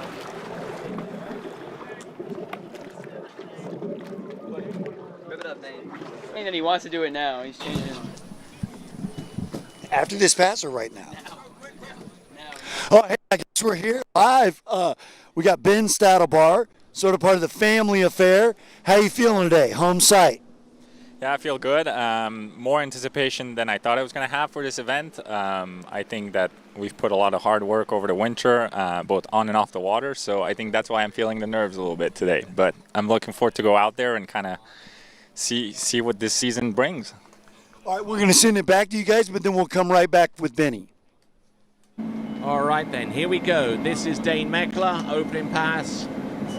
Yeah, 13 meters. Yeah, that's pretty simple. And he's not one of the tallest of slalom skiers, but what he lacks in height, he definitely has more of in control, because his center of mass is definitely closer to the ski. Yeah, absolutely. I mean, you know, it is obviously an advantage to be bigger, but the angles and the parameters are just a little different when you're small. I mean, you look at Regina. Regina's running, you know, short rope, and she's the shortest girl, so, or one of the shortest girls. So. And I love the way he feeds out the handle as well. Yeah, he does a great job with the line. All right, then, looking in on dockside and seeing a few more characters show up. We've got Sean Hunter there, and he's pensively pacing up and down. And we're back with Benny and Wade. Big event for you here last year. You came top 5, and home site. We already talked about your brother's doing this broadcast. Your father's running a tournament. Extra pressure? Yes and no. I mean, extra pressure, you could put it that way, but I just enjoy it. I ski here every day. I think, if anything, you know, to be skiing at home is always an advantage. And yeah, I skied really well last year. That was really, really fun. So maybe I can build on that performance. But this is a completely different event, and I'm just going to have to take it one set at a time, you know. We're going to see him out soon. Thanks, guys. All right, rock and roll. We've got the replay of Dane Meckler as he gets ready to shorten for the next pass, which is going to be 11.25 meters. Trust us when we say that he's run through 12 meters. A little spoiler alert there, I guess. But I tell you, a little bit on the back foot there around buoy number 2, but managing to stay on top of his ski and massage his way through that pass, Ramat. Yeah, it looks good. I mean, again, you know, these guys are just warming up. It's like he's feeling it out. Looked like he's using his arms probably a little more than he wants to, and ended up on the back of the ski out of 2, but it's not a big deal. He'll make the adjustment, and we'll see the next couple passes, I'm sure, get stronger. All right, so this is our the remaining order of skiers. Hunter, Canapa, Poland, Asher, and the rest of them that you saw momentarily on the left side of your screen. You can also keep an eye on the scores. We do have live scoring at the traditional spot. If you go to SwissProSlalom.com, you'll see a link to live scoring. Here we go. Now, this is Dane Meckler in the Open Men's Slalom competition. Not bad, not doing too badly at all. You can see he's made the adjustment. He's using the line, riding the rope better. Looks good. And just like that, nicely done. 11.25 meters and 10.75 meters. We don't anticipate too many problems from him going down that line. I know Dane spent some time down in Dominican Republic with Robert and Paige and Janina. Yeah. Because Janina was locked out of the country for a little while. So he got to flavor a little of the Latino skiing, and what a great facility they have down there in the Dominican Republic. A lot of ceviche there, I believe. Could be, yeah. And I think rum. Little rum. Yes, indeed. But not too much. All right, so there's our crew from TWBC. Yay. And as we continue to roll right along, there is Joel Poland just trying to relax out of the madding crowd. The current pending world men's overall record holder. Yeah, it was kind of cool. He put together some good skiing at Kiwi's tournament at Fluid. So 4.5 at 39, 11, 350, and a 224-foot jump. Yeah, super exciting for him. All right, we'll see him in a few minutes. Oh, look at this. This is Dane Meckler. This is at 10.75 meters. Pressing that ski into the water with all of his might. And there we go. He is our third skier into 41 off. What a pass. That was so good. Started out terrible and ended perfectly. Man, this guy kept it together and just kept getting better and better as he got more buoys to fix his mistakes at the start. Yeah, you want to take a look at buoy number 2. He is a left foot forward skier, which means he'll get a good turn off buoy number 1. Round number 2. Oh, look at that. How can you make a mistake like that and still run the pass? Almost completely stops at 2. gets outside 3, and by the time he's done 5 and 6, he's pretty early. Really impressive skiing. Nicely done indeed. And round buoy Cruising. number 6, and whew, there you go. Yeah.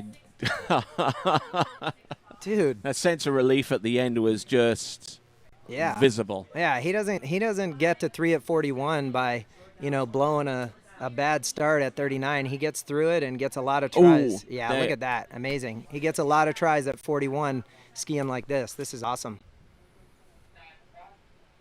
And just look at his knee bend. Look at that control over the ski, just willing that ski to direct itself going cross course. Look at that. Boom. Pressing that ski into its edge change. So good. Nicely done. A person who deals in mergers and acquisitions. Oh, okay. Well, here's another situation where we can talk about boat path deviation. Courtesy of, we found that out courtesy of our shore path system using the GPS to detect any wayward boat path deviation. Yeah. So, we're going to go to Wade, and we'll be back soon. Hey guys, here with Ryan Canepa, one of our rising stars, already a 2-time junior master slalom champion, and stepping it up in the pro ranks. Yeah, man, I'm super happy to be down here at Swiss. I absolutely love skiing here. I'm one of my favorite drivers ever behind the wheels, so really looking forward to it. Yeah, and it was cool. I actually got to visit Ryan at Valenson Ski Ranch in NoCal. It's just south of Sacramento, where he grew up, and I actually ski with your dad. Gosh, like in 1995. So, yeah, him and I've been at it for a long time. He still skis every day. He's cheering me on back from home, so can't wait. Well, that was it. I was going to say let's have a shout out to Mr. Canepa and all the fans out in Valenson Ski Ranch. Back to you guys. I don't know what to say. Seriously. Yeah. All right, yeah. I know the situation here with Dane Meckler because there is a boat path deviation. That's why he's having a rerun coming in on this particular pass. But the boat path deviated 21 centimeters towards number 6 on his previous pass, and you only allow 20. You know what Dane says? Dane says, I'll do it again, and I'll do it better this time. Boom. I mean, this is a great ending to a really unfortunate deal. The boat was 1 centimeter out of tolerance at ball 6. So, I love SurePath. I think it's amazing. I think it's going to make drivers better. But the reality of it is you've got a computer GPS measuring device, and you got a human being behind the steering wheel with crosswinds and reacting to whatever the skiers are throwing at them for the day. So, and did you see that? And did you see that visible expression of relief from Becky Lathrop afterwards? Absolutely. Like, no driver's out there trying to not do the best job they possibly can. And, she feels good because he ran it again, and not only ran it again, but ran it better. So, all smiles at this time.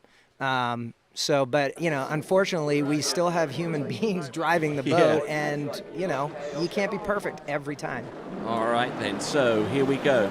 I mean, it used to be ages ago that rewrites were given basically for speed, and we fixed that. Right. Now this has come into play. Here we go, 10-2-5. Let's see if he can get out of 2-ball here. All right, struggling at 2-ball. Needs 3 for the outright lead. He gets around number 2. Come on. Round 3. Gets to the weights. There you go. There you go. That's the 3 that he needs to take the lead. He did great there. That was awesome, and even put in another 6 turns at 39 for everybody who's watching here. Wow. Much better gait and 2-ball. He's been struggling at 2-ball the whole set. That second 39 he ran was way better, so whatever he figured out between the first 39 and the second 39, he really applied here, and you can see a little bit of slack, but, man, he kept moving. That was awesome. Rocking and rolling. All right, then. So, we just seen a Dane Meckler there. We've got some activity by the starting dog. We've got Ryan Canepa. We've got Sean Hunter. Hey, if this is the leading score, we're in good shape. And Here we are at the announcing spot there. We've got Matt Reaney here. I'm Tony Lightfoot, and this is Alicia Bagnoli. How you doing? You might want to switch that microphone on. Hi, everyone. There we go. Awesome. First time announcer. All right, then. You're currently in a tie for 5th with Neely Ross. Yes, that's actually, I mean, it's pretty cool. I thought I went around 5, but I didn't, and it's actually a cool thing that I'm in a tie for 5th place, so it's going to be all on the second round to see who's going to make it into finals. And you got to start in on 30 meters. And I practiced on that one, so I practiced a few times to start on a 32 off, so my point of view is that, to be honest, I don't know how his next round is going to go, but starting at 32, it makes me less tired at 11, 38 off, so perhaps I'll have a better chance and shot to run it. Well, and plus you're going to get 38 into the wind, I think. Yeah. And an opportunity to see your previous performance again, which you see on the screen. Is that 38? Ooh, a little bit of a slide there on number 2. Which one wasn't bad, but I need to pull Wasn't stronger bad. from 2 to 3. But that's not 38. They're not doing too badly there with that particular effort. Pass looks good to me. Up to a certain point, gotten a little bit of a delay off number 4, and then from there you're having to play catch up. It's just last year something happened at 4:38 where I got hurt, and now it's kind of stuck in my mind. So I'm working on it to. I don't think think that's about the right pass. Yeah, that's not 38, She but definitely got around 5 ball. Yeah, I think that was probably 2 passes before. Okay, let's talk to Wade. Hey, so here with Dane Meckler, who obviously we got this new rule, and so tell us about what was going on and what happened for you out there. Yeah, so everything was feeling good. Becky's feeling great like always, and unfortunately she was just 1 centimeter out at 6 ball in the first 39, and we're all human. She's one of the best at what she does, and it is what it is. I had to put the head down and head back down there and run it again, and luckily was able to get through it and run 3:41. So he's a sharp guy. He already just proved us he could beat technology. And so junior world champion, university games champion. So we're going to see you on the top of the podium soon. After the worlds the last couple years? I hope so. Look, it's just so good to be back and see all my friends here and hang out, and it's just so good to have pro skiing back. So thanks for everybody for watching. Huge score for Dane, 3 at 41. We'll see what happens next. All right, back to us here in the announcing point, and we've got some trophies here. We've obviously got the trophy that's going to be given to the top men and women, and we've also got the pink Popeye, and we've got the slightly darkish color Popeye for the women's and the men's strongest pull. And also a reminder that you need to get your entries in for the competition, for the audience prize competition. Go to waterskibroadcasting.com/play to enter for the audience prize competition. Also vote for your skier of the day.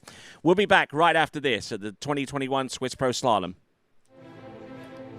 Denali. No hype, just science.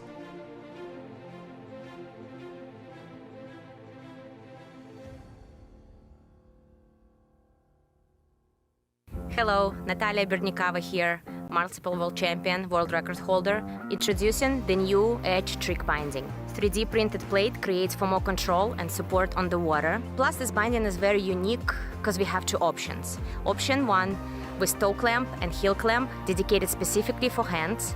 Option 2 with the releasable plate could be used for hands and toes, and the binding suits for all levels. For the upcoming season, it's time to get on edge.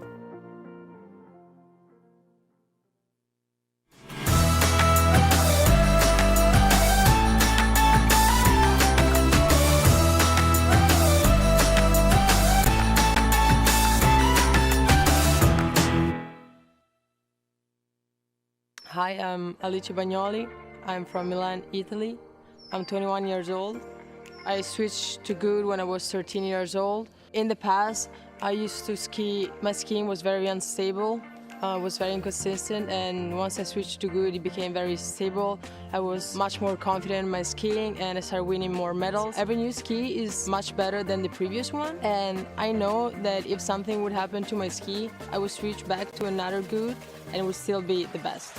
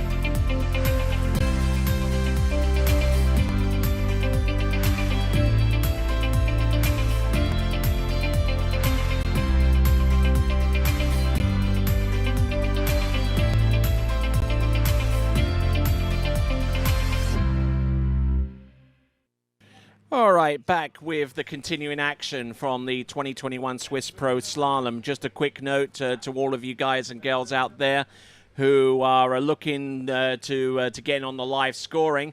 You could go to SwissProSlalom.com, SwissProSlalom.com, and there on the top menu you will see a direct link to the live scoring feed. Speaking of feed, can you toss me over one of those bars? Yeah, bud. There we go. Here you go. All right, there we go. I've gone for the chocolate, whatever it is, chocolate mango. All right, we've got Sean Hunter. Originally out of Dothan, Alabama, and now skis in Tuscaloosa, Alabama. Man, I've been watching this kid get better and better every year. He's certainly a player when it comes to the pro ranks. Master of limp-shouldered slalom skiing. And he doesn't mind it too. I actually spoke with him yesterday, and he doesn't mind that moniker. But yeah, I mean, he certainly has a technique all of his own.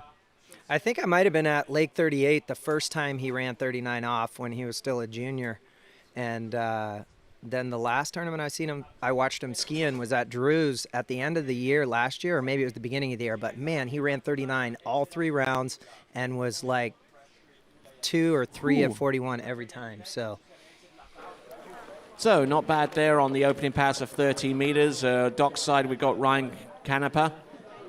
Actually looking like one of the very few skiers that's not riding with a hard shell. Yeah, he's got a rubber boot. And one's with laces, who knew? All right, we've got waterskibroadcasting.com/shop. You can purchase our apparel today and today only. waterskibroadcasting.com/shop for your official TWBC apparel. There you go, 12 meters, Sean Hunter. Ooh. And just a quick reminder that the audience prize will also be will be closing pretty soon at the end of this round. Get your entries in to win either a D3 or a Conley slalom ski. waterskibroadcasting.com/play. That was such a smooth and light, easy pass. That's what's so cool about watching Sean is, you know, he's like light on everything all the time. Turns strong. But man, does he manage his speed really well, which is, you know, why he looks so light out there. Light he is, very, very agile on that slalom ski. He's running with the NRG, which is the more aggressive D3 model out there. It works for skiers like Sean Hunter, like Freddie Winter, and it is one of the choice of skis that you have if you win the men's audience prize. Wow. And what do you have to do to win, Tony? You have to go to waterskibroadcasting.com/play. Cool. All right. Guess the right podium, and you could be a big old winner. Or a little old winner. There you go. All right, here we go.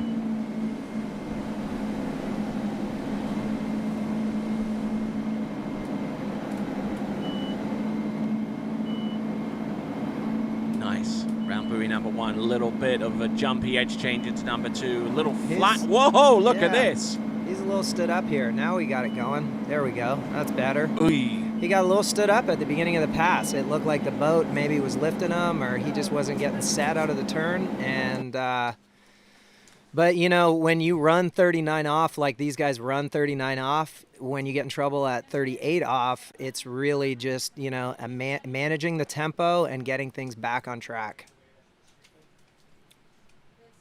But looking strong out there for the most part, able to use that strength to mask one or two deficiencies out there.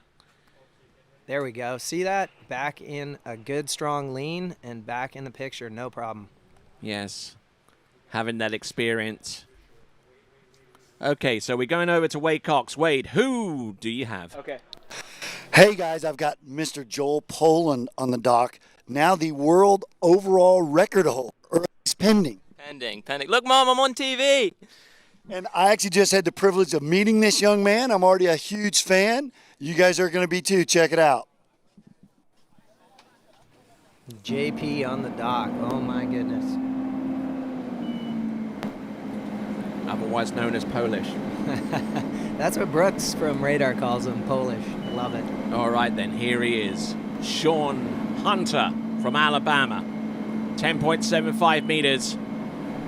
Oh, whoa, and he actually rode completely over the top of that line. Could have got himself caught on it. There'd been at least a couple of instances last season where that was close to happening, and we'll see with the instant replay, but I don't know what happened into buoy number 3. Just laid it out and just... He actually got a really good gate and one, and then looked like he just didn't commit to moving forward across the ball. Oh, look at this. Oh, it was lucky. Yeah, he just didn't commit to moving across 2, ended up on the back of the ski, and then had to pull all the way to number 3 just to get outside it. 1 was good, though. His gate and 1 looks solid. Yeah, nice. Good edge change. Yep. Not particularly heavy, though, on the ski. 301 kilograms, 4.3 to 1 weight ratio, and running with B2 on the 0 off. So straight down the middle so far as engine response and firmness. Yeah, and those guys are just getting ready for exams, or just finished their exams, I believe, at Alabama. So I think Sean's been spending a little more time, trying to get through that semester than I think he's ready to ski for the summer now. But you've always said that collegiate skiing was, wasn't hard work. No, I said the college life is not hard work. Okay. Especially at Florida Southern. It's like a country club there. It's a beautiful, beautiful campus. Yes, indeed. And so many campuses with their athletic programs are starting to look like country clubs in order to attract the finest. Absolutely. There is Ryan Canepa there. Ryan's another one of these young guys that's just attacking it, like they don't have the barriers in their mind about running short rope. They're just like, you know what, I'm going to run 39 and I'm going to have a poke at 41 every time I can. So it's cool to watch him improve. Looking smooth, though. Yeah, he's a great skier. And doesn't look at all perturbed out there, even though he might run down course on 1 or 2 occasions. He still has enough angle to run the pass, and he just runs through the exit gates and just, okay, next pass. Yeah, and he skis quite a bit with Nate, and you can see a little bit of like monkey see, monkey do with him, the way he manages the line. If you watch him and you watch Nate, you can tell he definitely sat in the boat and watched Nate a fair bit. Okay. So that's where he gets a lot of that technique from, which is a good point of reference, good starting point, I guess. Absolutely. Especially if you're tall and you're lanky. He's tall and he's less lanky than he's been, so he's putting on some size too. Okay, putting a little bit more beef in there. There we go. That's 12 meters coming in on this particular run. Just planting that ski into its edge change. Just smooth tempo. On rails. Yeah, really smooth tempo. Really uses the swing of the line good. He's in rhythm with the boat. Not a lot of hard work there for 35 off.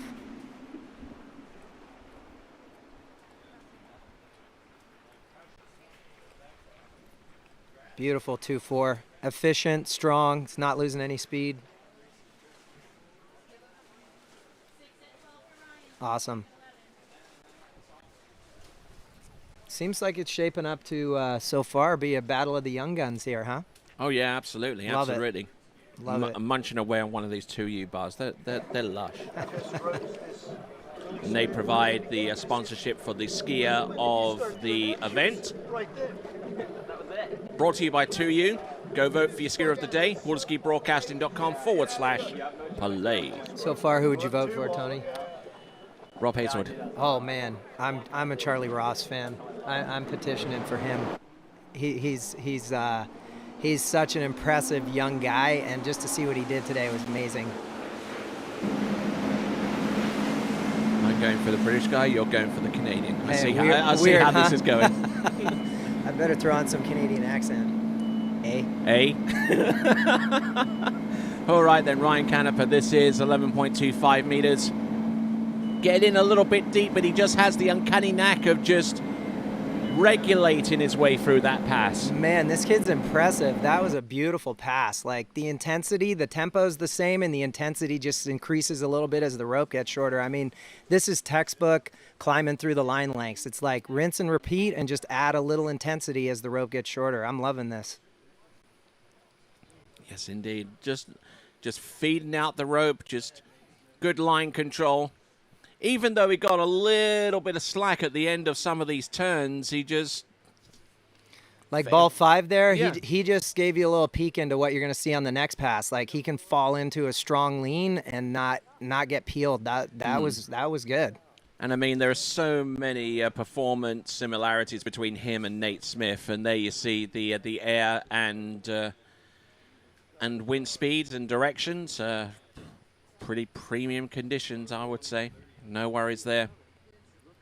Reminder to some of you folks that the strongest pull contest is on between...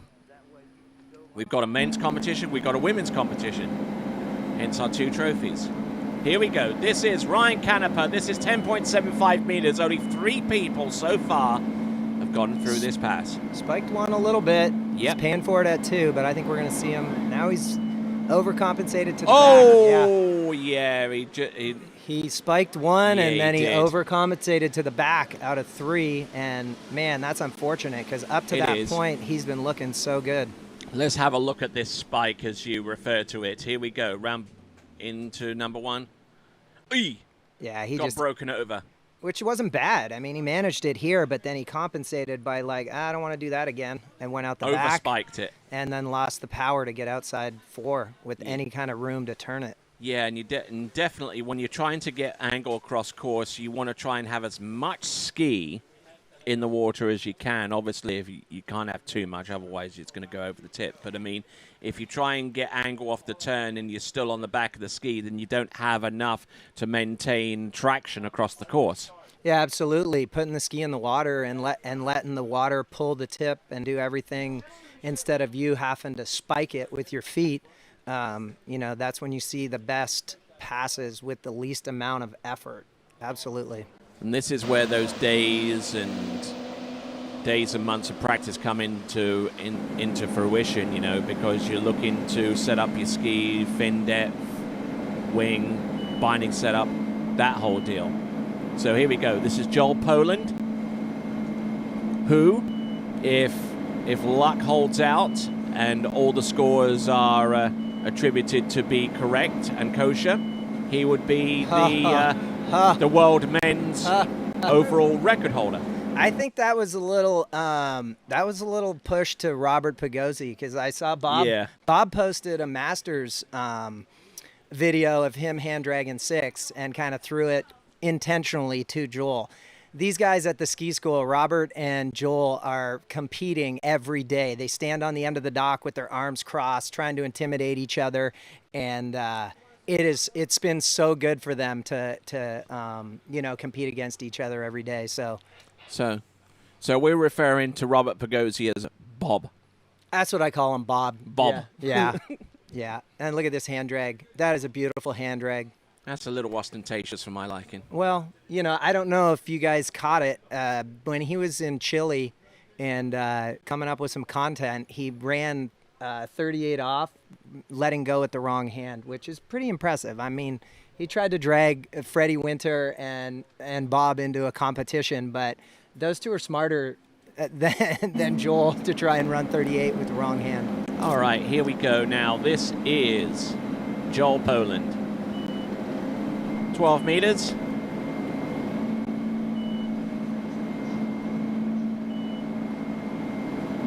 His pass looks good. Not looking bad. Again, base has come from John Battleday, and then again. He's been coming to ski with me since he was 10 years old. So I've and as much of a, Hey guys, sitting here with Daniel Edvarco, who's one of our 3 competitors at this point into the 10.25 or the 41 off. How'd it go out there for you? Yeah, it actually felt really good. This is one of my favorite lakes to ski on, and I was happy with the 39. Unfortunately, got up a little too early into that one ball at 41, and rushed it a bit and couldn't quite hang on to it. So I'm hoping the second round will go a little better. Well, no, but you did some good stuff as far as you at least gave yourself a look at it. And you made the 39, which is always like, yeah, man, that's confidence building for the next round. So will you make any changes to have anything planned? Actually my best gate I thought was the one at 41. I just kind of got to calm down and stick with it and hopefully get a little further down the lake. Well, guys, we're sort of getting right in there where the cut's going to be. I know the cut will be the second round, but we're sort of where maybe if you have a big score the first round, you might make it through. So we'll see how Daniel does the second round. Thanks, guys. All right, here we go. This is Joel Poland now, coming in on 11.25 meters, rolling in towards his gate shot there. This is 11.25 meters. Good effort, keeping the ski ahead. Joel's looking strong. That radar vapor. That was good. Nice. Yeah, and you know, with Joel, as much as he goofs around and on social media acts a clown, you'll be hard-pressed to find a kid that works as hard as he does. I mean, this kid really does put in the hours behind the boat, and it shows in his skiing, absolutely. And he's certainly raised the level of skiing and expectations of his performances in his native Great Britain, because in his recent performance that would be a pending world overall record, and it'll be the first time that anyone from Great Britain has gone into that realm. He slalomed 3.5 at 39.5 off, which is going to be 4.5. 4.5, yeah. Which is going to be the attempt on the next pass. 11,350, which on its own would be the new British men's trick record, and jumped 224 feet, which I believe is 68.4 meters. So quite a package. Yeah, it's pretty cool. I mean, I watch him every day, and you know, he definitely can ski, this kid. All right, then, let's see if he can ski through 39.5 off. He has actually had some performances into 41 off in recent times. Let's see what he's got. Joel Poland. Oh, look at that! Man snaps his neck back there off buoy number 3 into 4. Look at this. Our fourth competitor into 41 off. 10.25 meters. That's a nice 39 right there. And I know, you know, him and Robert Hazelwood have been competing since they were young. They're the same age. And I know that early 3 at 41 that Rob did has got Joel pumped up. And he's ready to chase right now. And you notice on the last 2 passes, he didn't do the inside reach on number 6. Yeah, weird, huh? I'll have to ask him about that. Yeah. Works well for the first couple of passes, not so much. He looks good here. He's trying to be, you know, aggressive and strong and be committed when he gets, you know, 10 feet before the ball. Gotcha. There you go. There we go. And he'll just brush that off and continue rolling. 41 off, 10.25 meters.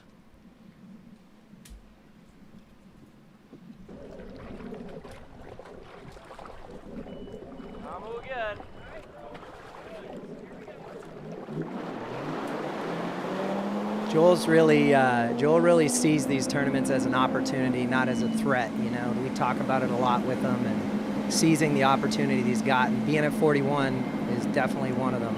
And his personal best is 4 on this pass. Getting around buoy number 1. Oi! Oh, big old crash there into number 2. Won't get anywhere close to 4. Yeah, he was just kind of stood up through the gates there and ended up real narrow at 1. Came out of a huge ball of spray and exploded at ball 2. All right, so it's all he's good though. All right, so he's had about a dozen performances into 10.25 meters or 41 off, but got really pitted out there. Didn't even get round number 2. Made contact with it. So yeah, what would you say? That would say 1. 1 ball. Yeah, absolutely. And that is always a pretty dicey situation whenever you make contact with the buoy, because anything could happen at that point. Yeah, for sure. But, you know, one of the staples of what I preach is being committed, and he's committed here. He's like, you know what? I might crash, but I also might get 1 1/4 or 1 1/2. So he's going for it. I love it. That's a good fall. And the tip of his ski missed something very important on his body there. Very important to Joel. Absolutely. All right then, so we are at one buoy at 10.25 meters. All right then, so we're going to take a quick look at the leaderboard. Hazelwood in the lead. Meckler in a tie with Hazelwood in the lead and Joel Poland in third. So out of the top three positions, two of them held by Britt. Yeah. All right then, and talking about Brits, we have another one about to take to the water, and certainly one of the greatest slalomers of all time. He absolutely is, and I remember the first time I saw him ski in Lincoln. I think he was about 17 years old, and you know the Asher name was Tom Asher. I mean, his brother Tom was an amazing skier, still is an amazing skier. But then I'm sitting in the boat, and this little blonde young kid comes down, and I watched him ski. And that night, I called Chris Sullivan. And I said, dude, I just saw this kid ski, and he doesn't ski like anybody else, but he runs a lot of buoys, and he makes it look really easy. And that was my first look at Will Asher, and I've been a huge fan of his ever since. All right, so in the past a season or so, at least within the past calendar year, Will Asher on the water, and with a style that has basically changed what slalom skiing should look like. Yeah, exactly. And to what I was saying, when I saw him and called Sully, I was like, dude, I've never seen anybody ski like this. And now we see lots of people ski like Will. Everybody wants to ski like Will. So, I mean, it's been pretty cool just to watch how by doing his own thing, he's really changed the sport of slalom skiing. And within the past calendar year, he's gotten into 9.75 meter 4 times. Here's Wade.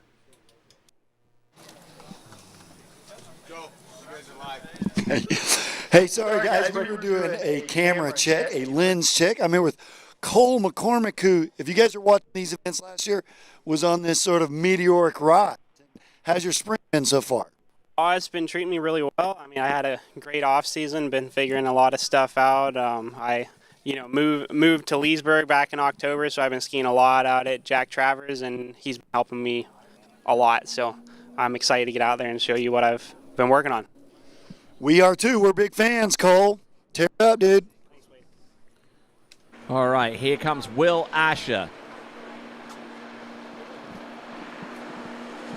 who scored. Wow. Dude, these warm-up passes for Will just look so easy and so smooth and so early. Look at that line. Perfect. Ready for you when you need it. Beautiful, beautiful skiing there from Will Asher. No two ways about it. So in the Water Ski Nation series we did, the Ultimate Skier, Will was featured as, the good side turn. I don't know if you guys have seen it, but look it up on Water Ski Nation, and you can watch Willie's 2-4. It is so legendary and so iconic and so perfect. And just look at this aerial shot courtesy of the TWBC cable cam. One of our newest innovations here for broadcasting tournament water skiing. So, Will Asher, he's won this competition a time or two. Yeah, he won in 2019, didn't he? 2019, yeah. Yep. All right, well, here we go. Yep, he was definitely a big old winner in 2019. Absolutely. Now, let's see what he has got. 2-time World Slalom champion. Won that title 2005, 2007. Will's definitely well known for his knowledge in ski setup, and you can watch his ski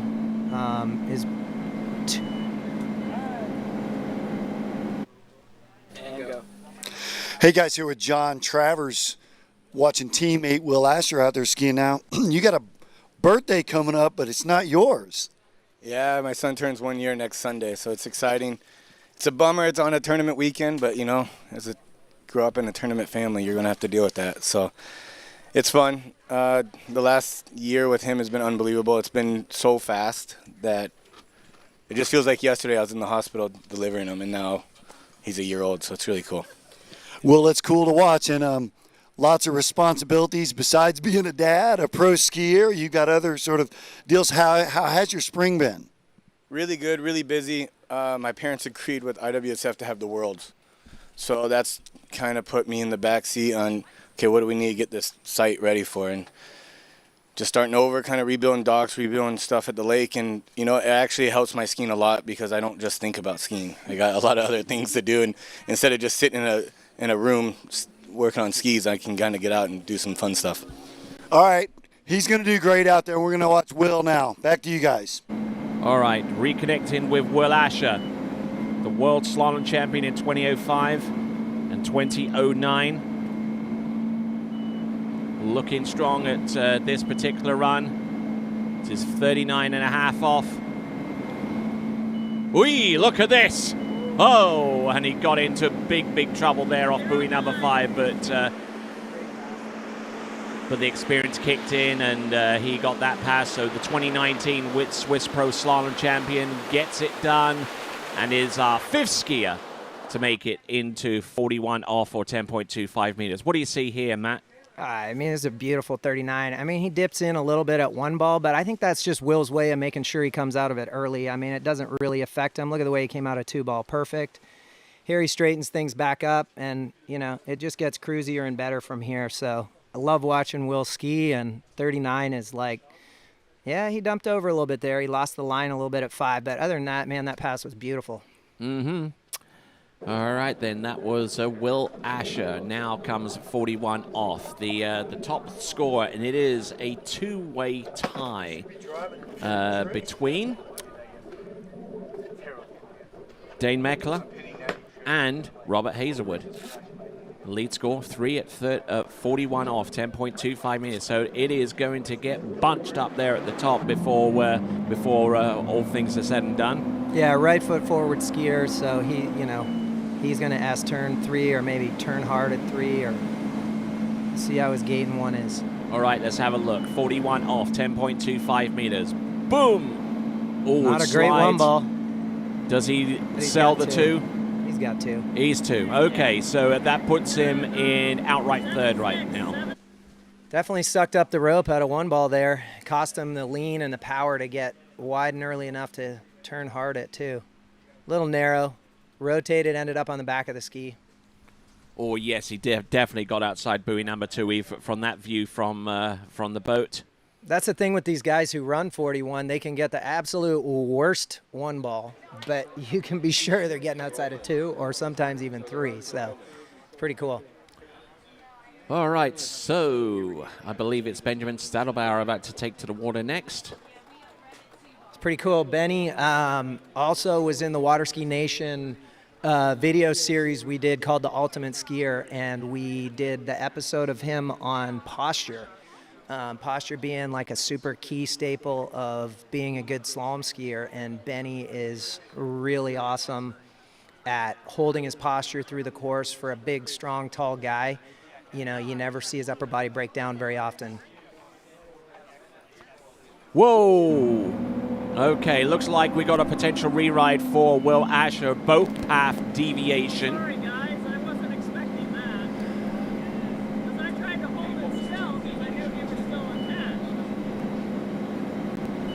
Easy or hard?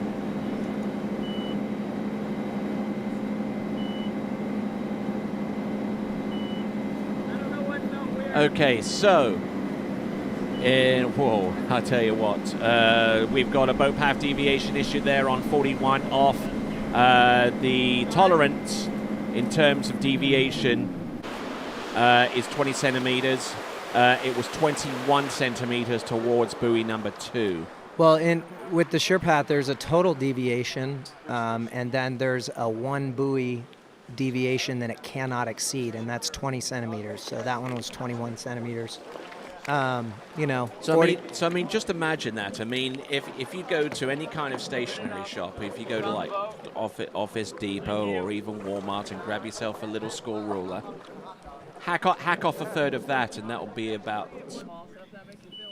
Yeah, the tolerances are real tight. Like, I mean, the SurePath definitely, you know, it measures it accurate and it makes sure that every pass is world record capability. But in this instance, he's getting a re-ride, and it's going to help. He can better his score, right? Yes. Yeah. To the best of my knowledge, when you do get a re-ride for boat path deviation, if you do exceed that original score, it counts. It counts. Okay, so. But no protected score though. I don't think Will's worried about a protected score. He's gonna. Whee! There we go. That's better. That's better. Here we go. And it is going to be 2 1/2. So that puts him still an outright third, mind you. But I tell you what, a little further up the pecking order, I would say. A lot better start, and you know that's the thing. You give him a second try at it, and for sure he's going to do better. So it was definitely not, even though the score wasn't protected, I don't think Will was afraid of getting less than 2. So, which obviously he skied this one a lot better. Maybe this was a practice set with a few more people. His words, not See mine. what happens here. Oy. Yeah. Yeah, you got round 3. Yeah. But would you say 3 1/4 or 3 1/2? Because it didn't look you achieved skiing position beyond the turn off 3 buoy. I mean that's 2 1/2.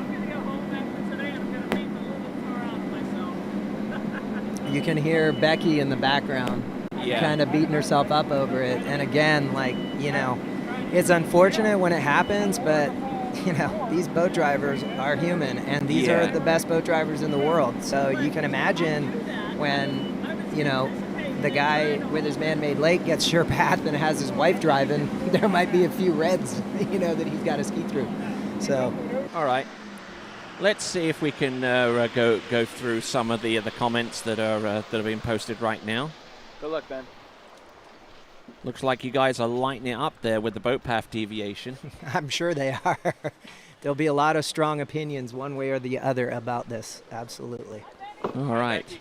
But it's good that people are talking about this, you know, because, well. Yeah, I mean, it's the reality, you know, and just to put it in perspective for everybody that's watching, you know, these passes that come out green are world record capable. I mean, it verifies for a world record. If you get a green with SurePath, it is the same tolerance that you need to drive to pull a world record. And there is not, you know, a lot of drivers who can drive perfect world records over an event of 25 skiers. I mean, with the world's best skiers going nuts at the end, you know. So it's not a negative thing to Becky or Patrice or anybody else. It's just the reality of it. All right, so obviously you can find out more by going to surepath.com. Surepath.com will give you all the information you need on their system. Here comes Benjamin Stadelbauer. What an amazing view. That's so cool. That chase camera. This is turning into the NFL here with the zip line. Never mind the NFL. What about Formula One? Yeah, that could be your realm, but my TV never really goes off the Golf Channel, so. It doesn't? Nah, not too often.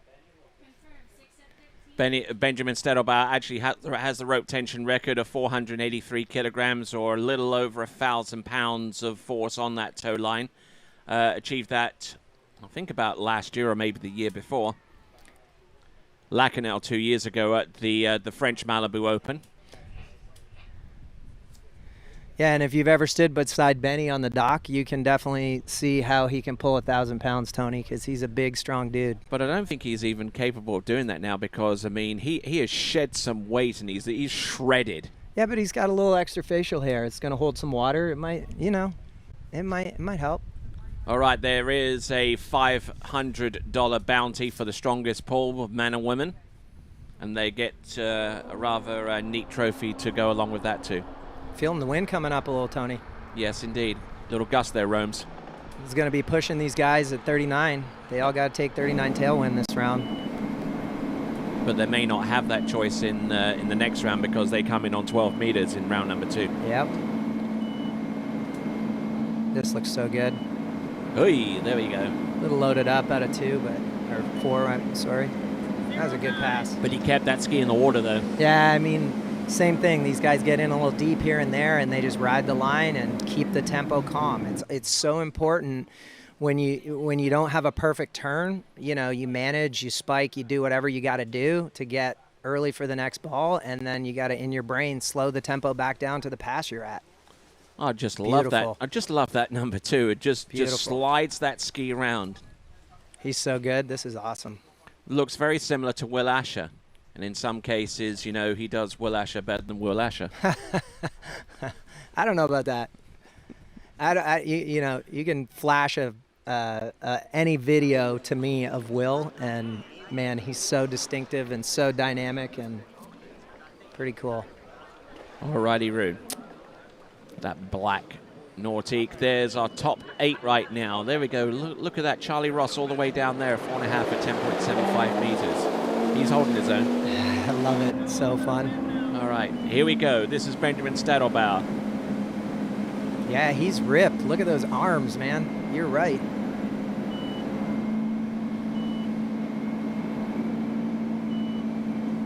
Cruzy. This is really good. Oh, look at oh, look at that. 11.25 meters. Just like that. Yeah, tempo, power, ease, everything, man. Just so good. This is a neat view. You can really see how he's taking his body diagonally across the lake. As he's coming into the ball, watch. Body goes diagonal. Oh, look at nice. Look at that. Boom. So hey. cool. Get it done. Shredding the course. Yeah, that was a beautiful 38 off. Kind of close to what? Well, 35 miles per hour? I said the same to Will. I said, what, really, like 36? All right, listening in on some of the conversations going along on dockside. JT is about to take to the water. He's got a lot on his plate these days. I think he's waving at, I see he's saying hi to Alexander, so Natty and Alex must be here cheering him on, so that's pretty cool. That's nice. You know, you hear it in pro athletes all the time, not just water skiers, golfers, everybody, when they have a baby, how it changes their perspective and what's important to them. And JT, as grumpy and as mean as he is, he's such a softie. So I know that little boy's just got him by the heart. All right, rock and roll.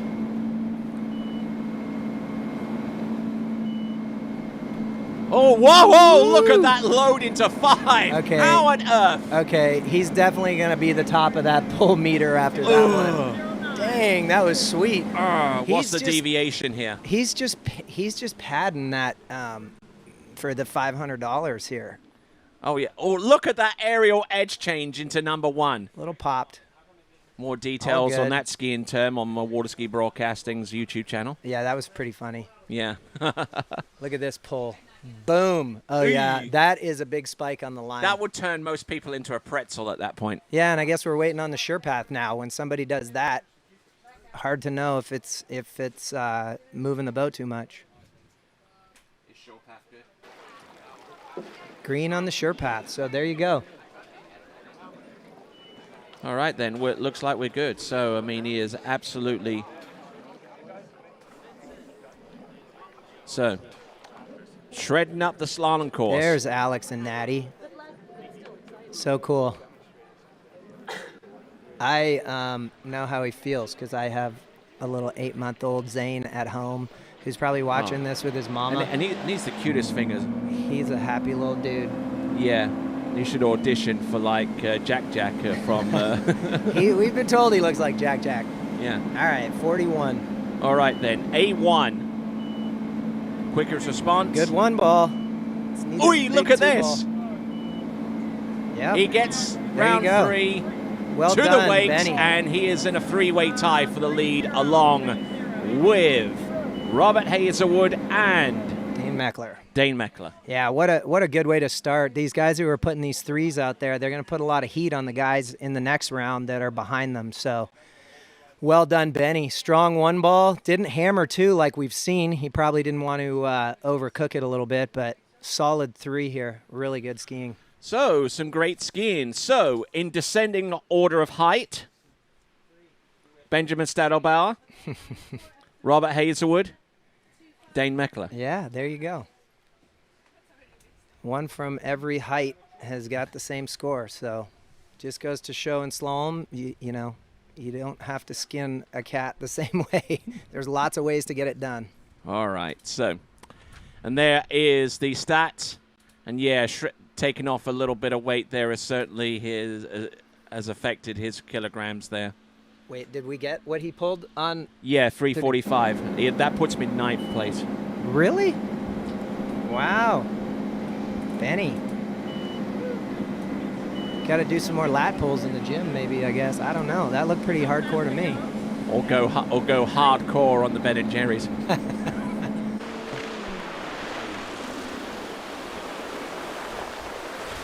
So, look at Robert Hazelwood at the top of the leaderboard after.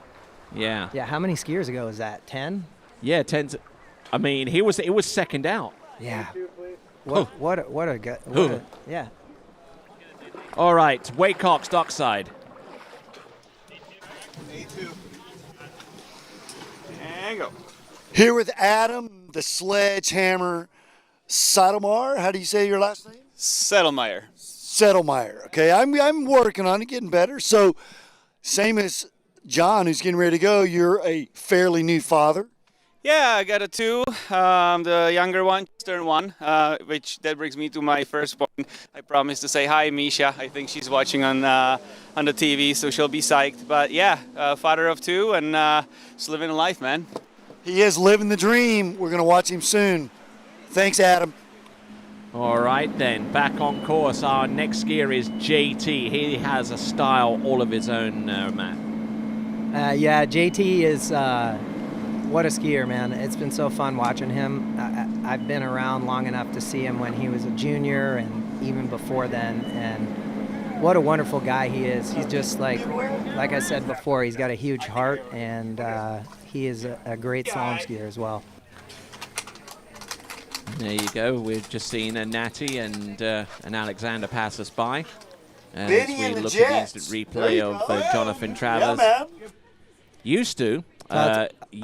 A few years ago, he actually had like a cow collar, but he shed that a few years ago. Yeah, I mean, I think he was finding his own as a junior and trying to be aggressive enough to run short rope, and you know, he had some neck issues, which I'm familiar with. Whitney's had neck issues, and you know, but obviously as he improved and as his consistency got better at 39 and getting deep into 41, your skiing's naturally you're gonna get more efficient, smoother at it, and that just equals easier on the body. So.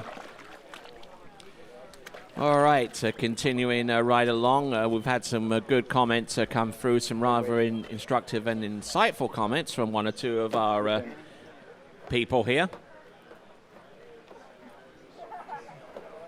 Okay, so looks like this brings us right forward to the thing I was about to discuss so far as deviation. So basically, here's the rule. If the deviation is more than 20 centimeters away from the buoy, then an optional re-ride will be awarded, the skier can improve, and the legal score is protected. If it goes towards the buoy, a re-ride is awarded, mandatory re-ride is awarded, can improve, non-protected.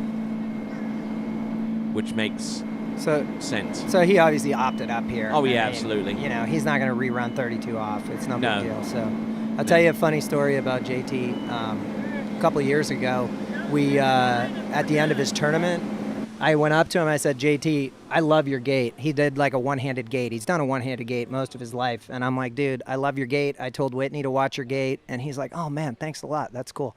So then the first tournament, the next season, he's doing a two-handed gait. I'm like, bro, what? And he goes, I knew you were going to say something to me, but here he's doing a two-handed gait. He switched recently, well, I guess 2 years ago now, to a two-handed gait and went to a kicker, and his skiing is just, you know, skyrocketed since then. Not only is he doing that, but he's also developing the edge binding as well, which is an upgrade to existing hard shell bindings, and it looks like he's doing pretty well with that. Yeah, absolutely. I mean, I think anytime in the industry that there's more than one product, it pushes everybody to get better. I mean, that's just the way it works. All right, Wade, what do you have?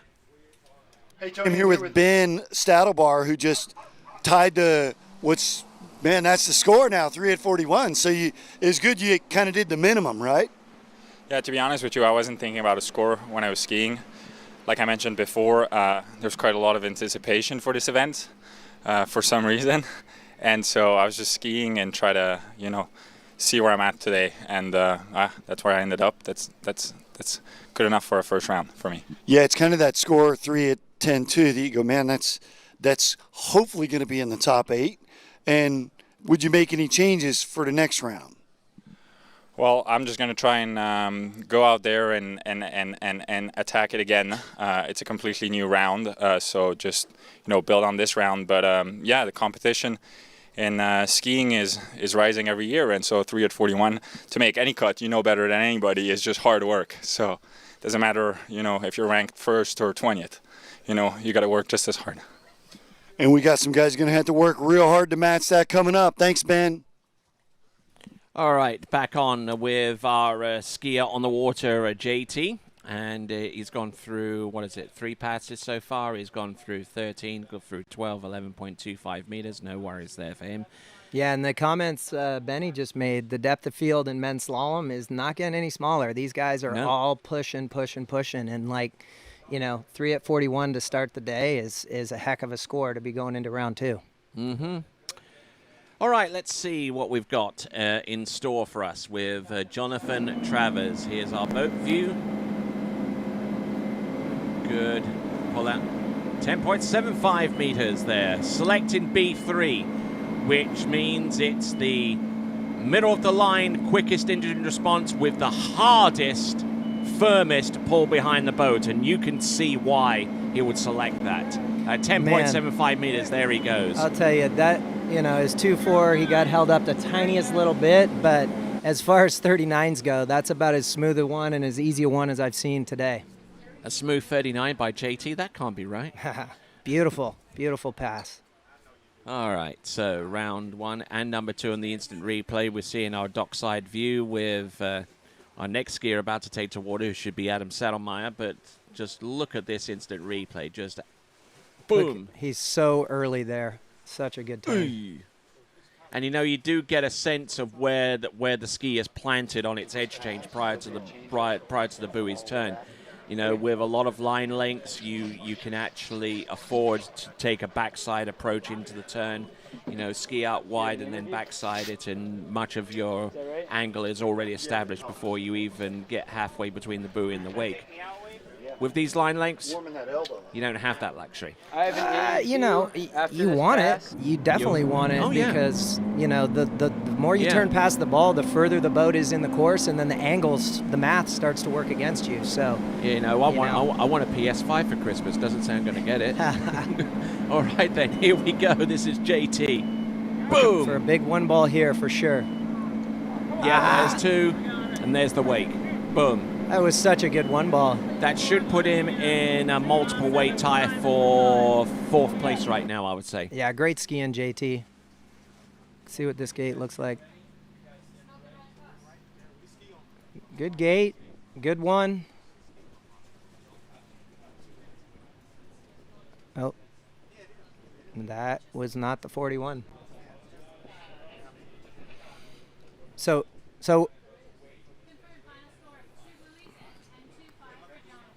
all right, then. So, okay, let's go to Wade Cox. Tony, I've got Thomas de Gasperi here with me, who, now you've won everything. You just won the Worlds, you won Moomba, won U.S. Masters and the Malibu, sort of our big slam events, if you will.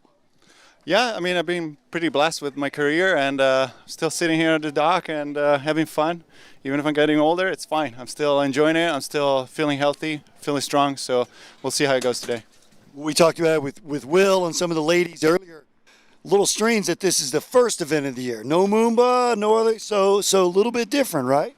Yeah, I think maybe it can play a little bit in your mind, but, we had a little more time to practice, to find our skis and equipment to get it right. So we're here. It's a beautiful day, and we'll go for it. And there's still just 6 buoys, right? That's what I tell the amateurs. I know you coach a lot. There's not 7 buoys at the tournament. So, no, we're going to see them rip it up soon. Back to you guys. All right, back on. We've got the instant replay here of Jonathan Travers, and this is at 41 off 10.25 meters. Round the first one. Pretty good one. Yeah, got a little bit behind there. I like it. And now getting into buoy number 2, fronting up on it. Knew that he couldn't make that much of a play on the turn, but he just skied up and realized that there are 8 skiers making it through to the next round. And with that particular score of 2 at 10.25 meters, it's good enough for 5th place right now, which will put him just a little bit shy of mid-order. Yeah, I mean, just if he didn't feel right to try to smash it and maybe blow out, didn't make any sense. So I think that was maybe the smart play for JT. And it's a good point of reference there going forward. Here we go. This is former world overall men's champion. This is Adam Saddlemeyer from the Czech Republic, coming in on 13 meters. He's another one of these overall guys that's like a legit pro men's slalom skier. Like he's not just hanging on and slaloming. Like this guy is always a threat every weekend to win. He is a great slalom skier. Yes, indeed. He placed 5th last season. I believe has actually made it into the slalom final in each attempt that he's had at the Swiss Pro Slalom. And yeah, I sat in the boat for him the other day at Drew's tournament, and, you know, the intensity and the calm that he brings, you know, it just speaks to how well and how often he runs 39 and down the lake at 41. So he's definitely due to run 41. I think we'll see him through 41 off before his career is over. I know it's a huge goal of his. I can tell by the intensity when he gets 3 in a record tournament, he's not happy, or 4, he's not happy. So, all right, coming to you live from the Swiss Water Ski Resort with TWBC and its fully vaccinated crew. This is the 2021 Swiss Pro Slalom. We are getting up towards the end of our running order. We've got Adam Saddlemeyer on the water right now, having gone through 13. This is his attack on 12. Got 5 more skiers to go after him, starting off with Cole McCormick. Man, this looks smooth. Adam is such a technician in slalom. He's not huge, but he's agile from all the years of trick skiing, and he's really locked into a strong position all the time. Yes, indeed, and a lot of competitors, and I know one in particular, Martin Coleman, view the overall event as being a therapeutic one. You know, because, I mean, if slalom doesn't go right for you, you can probably take it out on the tricks event, and if you can't do that, well, then you can just blast out a 230-foot jump. Yeah, it's therapeutic, but I also train a lot of high-level overall skiers, and it's kind of like juggling 3 chainsaws all the time too, man. You know, somebody's always angry. You know, are those chainsaws running at the time? Yeah, exactly. You know, it's like having 3 kids. One of them's always got a problem, so you got to deal with it. But no, you're right. I mean, these guys take, you know, when they go to a big event and they have all 3 events to do, it's definitely good to, you know, not hyper focus on one event. They're focusing generally and strategizing. Obviously, they have some events that are stronger than others, but they're strategizing to make sure that they make finals and put themselves in a position to win overall. Right you are. Here we go. Now, this is Adam Saddlemeyer. Look at him. Look at those arms. Boom. Off buoy number 1. Beautiful. Brings the handle down. Nice. Keeping that outside hand of pretty close to his body, being able to make contact and hook up with the other hand very, very smoothly indeed. Yeah, absolutely. As soon as that free hand gets a little wild, you know, you're more exposed. So he keeps his, you know, relatively close. I mean, this pass is pretty smooth and pretty easy, and obviously when you get narrow and a little pushed, your arms are going to flail a little bit more, but, you know, he's cruising this pass. All right, then. So to our good folks within earshot on site, we have a food truck. There's a food truck on site there, Matt. Wow. I will definitely hit it up as soon as I'm done here. All right.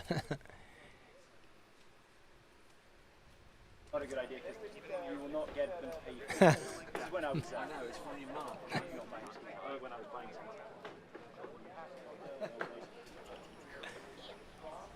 I came back from the Nationals out in California one time, and I got it back over my bag, and I don't know. All right then, folks. So as we continue to work away, just make sure you got that cup of your favorite beverage and that comfy seat, because we've got plenty of great slalom skiing on our way. And we've got Adam Saddlemeyer right here, right now, 11.25 meters. No, it's 10.75 meters. I beg your pardon. Yeah, this is really the money pass right now.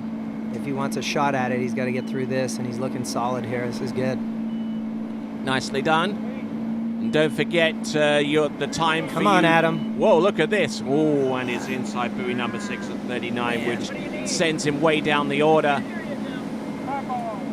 But now he's got to go all out in the second round. What was that thing you guys posted about safety check? Yeah, exactly.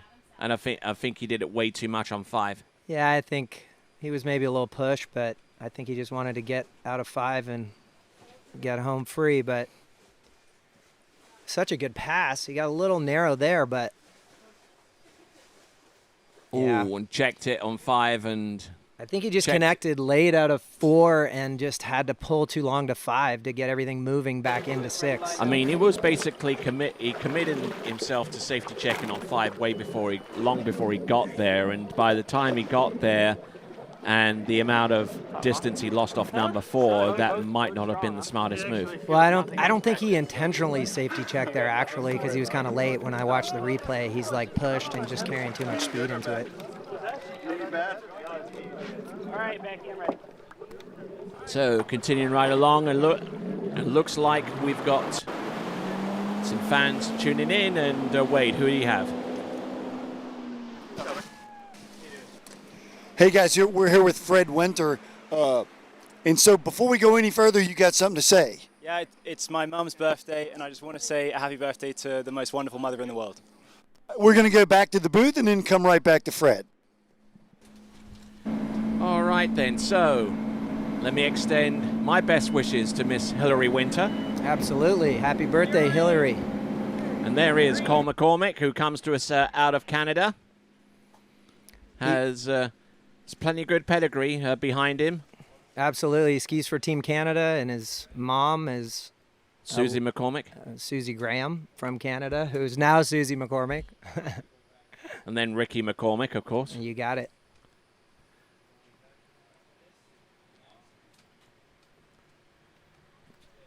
What am I announcing?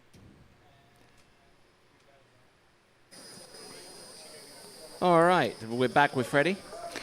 All right, we're back with Freddie now, former world champ, current Masters champion, and defending champion. Same with Regina, wearing the yellow jersey. So first event of the year, yellow jersey. Couldn't be any better, huh? Yeah, no pressure, right? Yeah, get out there, wear the weird coloured bib and make sure you ski good, I think. But excited to be skiing and real nice to be wearing the bib and hope to retain it for next year. No, I love it, and we've talked about it before. I love your emotion, whether you win or lose. And how are the sort of pre-emotions? I mean, I'll be honest with you, I'm stressed. I mean, what I'm going to say? Yeah, like as the tournament's been coming, I've been kind of going, oh, I'm skiing kind of good. It's been getting better, so trying to enjoy it and get into it for the year. Sorry, back to you guys. Thanks. Just love that scene on the dock there with Freddie Winter. We're going to see the instant replay of Cole McCormick. I just couldn't help but notice Manon Costard just holding back and to avoid busting out laughing. What a charge this kid's made in the last couple of years. I mean, he's really laying down some big scores, and he's performing well in in big tournaments. He went head to head with Nate at the Malibu Open, did he not? I believe he did at the last Malibu Open. So pretty impressive. Yeah, very impressive indeed, and had a bit of a scare here last year with that rope. Yeah, that's always sketchy when you do the Ninja Turtle. I call it the Ninja Turtle when you spin on your back like that. Oh, wow. And then, the rope slack and you're spinning. Brooke Baldwin's done it as well. Malibu Open, yeah. Which was real scary. Here we go. So, yeah, that's like everybody just holds their breath when they see that. Alrighty, Roo. Let's have a look and see what Cole McCormick can do. 11.25 meters, 4 skiers remaining after him. Let's see what he can do to exert his authority on the water. He looks so strong here. I know in our program with Canada, he has a personal trainer that he works with, and you can see he's so much lighter and stronger and more fit than he was last year. Yeah, he shed at least 15 pounds. I mean, he weighs 175 now. Last season he weighed 190. Yeah, and you can see it. And you know, it's not just like skinny useless. It's like skinny, like agile and strong. So a lot like what we saw from Benny, that improvement. So maybe we'll see the same improvement in his scores here. So there we go. And riding that La Pointe LP1 slalom ski. Certainly liking that, and getting some good direction across course with that particular ski. So that is Cole McCormick representing Canada. It'll be interesting to see how he performs in the World Championships coming up a little bit later on this year. And that World Championship will be broadcast exclusively live on TWBC alongside the Under-17 Worlds and the Under-21 Worlds, along with the United States Nationals, the San Gervasio Pro-Am, King of Darkness, Hilltop Pro-Am, and also the Miami Pro Slalom, among many on the schedule. Sounds like a pretty good season. Oh, yes, indeed. Here we go. Now, this is Cole McCormick. Dropping in hard on buoy number 1. Look at that. Look at the knee compression. That really helps that ski just achieve good traction across the back of the boat. Oh, look at that. That's about the easiest 39 we've seen. Wow, I was going to say, did they shorten the rope? Because that looked pretty solid. Wow, that was a nice pass. Solid is the word. Yeah. Look at the instant replay as we use our tracking shot, our overhead shot. Yeah, it makes sense. I mean, he posted a video on his Instagram account the other day of him running 41, I think, or almost running 41 or something. And man, when you're getting down the lake at 41, the 39s look like this. So it's pretty impressive. All right, nicely done.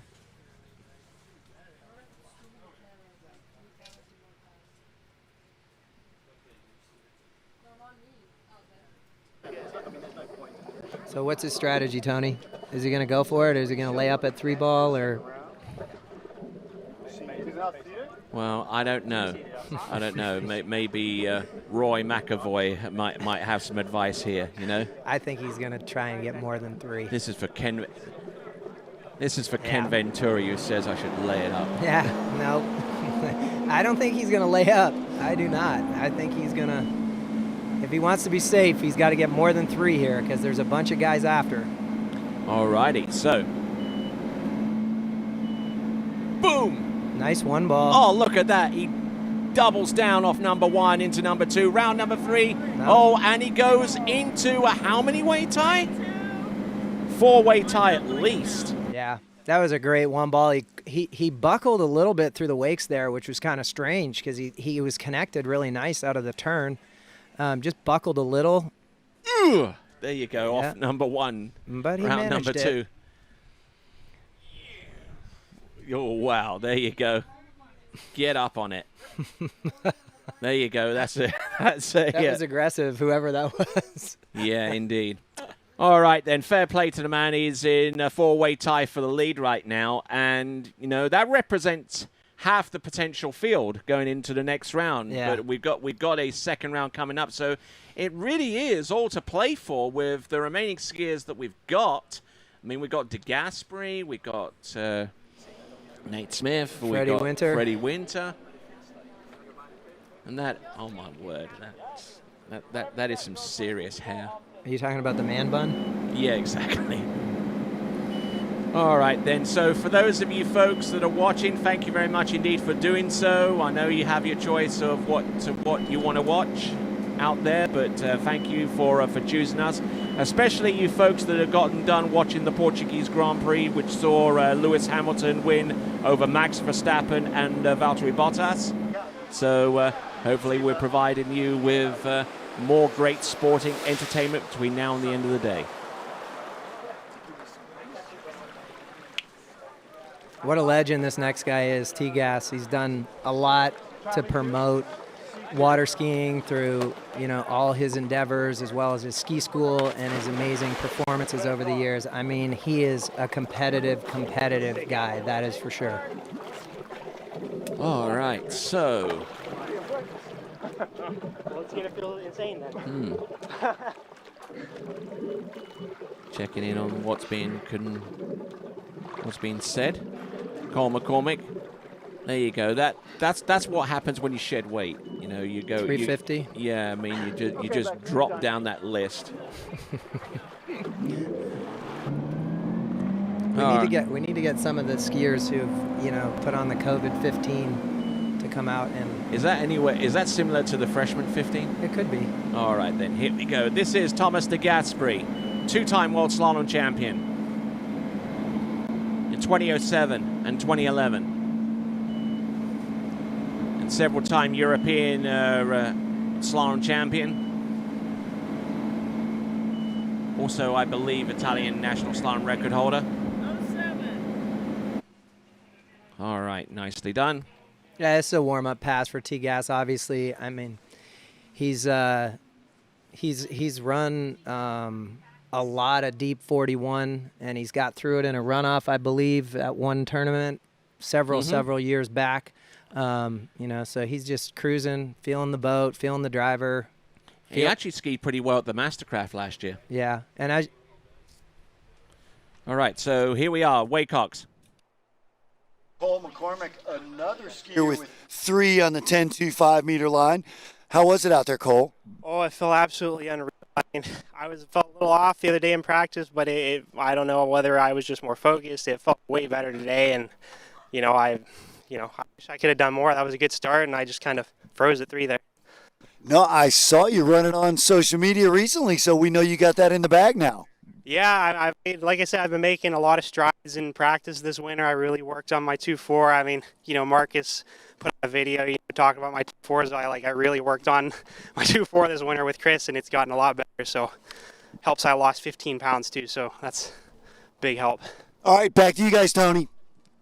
All right, then wind picking up a little bit here, but it's not affecting the ability of Thomas de Gasperi to get from one side of the course to the next, using that good wide ride slalom ski and using it to great effect. Well, I think that's Jaquess's signature ski. That's like half a wide ride on one side and half a regular size ski on the other side. So it's an asymmetrical ski. Correct. Yeah, and he's had it for years. He, it's got his little Italian flag on the back of it, and it works for him. It absolutely works for him. 5 mile an hour of wind coming out from the southwest. For those of you that are wondering, a little bit of texture rise in the water, not really generating too much in the way of waves. Absolutely not, but it's more push at 39 for these guys. All right, so that's something that they need to keep an eye on as we get towards the end of the list, and we see a good healthy crowd down by the judges' point. And then for a few years, I went up to like 188, 190 because I like pick up what's going on dockside. I think Wade's talking about his weight down there. I think so. He looks good now, though. I've seen in the last year or so, Wade's lost a little bit of weight. I keep waiting for his comeback. I know he's got a bad back and blah, blah, blah, but what a skier Wade was. Yeah. 2012 Hall of Fame inductee. He's amazing. I mean, I've been around him my whole skiing life, and he's just a wonderful guy and a great friend. All right, here comes Thomas de Gasperi, 11.25 meters, a little on the back of the ski off number 2. Now he's really going to have to hustle. He looks good. He's fine. He never panics. Jaquess has been there so many times. He gets a little late, a little wally at the ball or something, and he just hangs on and keeps going. Yes, and looking a little closer at that ski, it looks like the ski is actually shaved off a little bit on the left-hand side, and the wider part is actually on the right-hand side. If you're looking at it from the skier's point of view, you would think that, but I believe the narrow half of the ski is on his 246, and the wider side is on 135. I think. I'm not sure though. It's hard to see. Yeah, I'm looking at it right now. Interesting.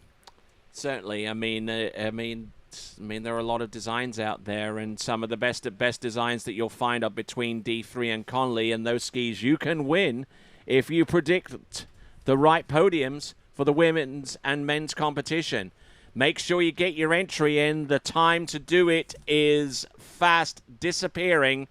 You need to get your entry in for the skier audience prize competition. If you get the correct prediction, you could win either a Connolly from the women's competition or a D3 from the men's. Here comes 10.75 meters for Thomas de Gasperi. A little slow out of one ball, but yeah, he his is. 2.4 is strong. There you go. Trying to keep the ski in the water primarily, because as long as the ski's in the water, he's got a chance. And look at this. Yeah. That is about as easy a 39.5 off as we've seen. That's saying something. Yeah, absolutely. That just goes to show you Gas kind of reared up a little bit at one ball, but you know what? The tempo, he got back on track and he kept his 39 tempo, which is not, a 41 tempo or something, because he gets a little panic. So the years of experience are showing here with Gas. Vince, ask Alice what the Italian national men's slalom record is.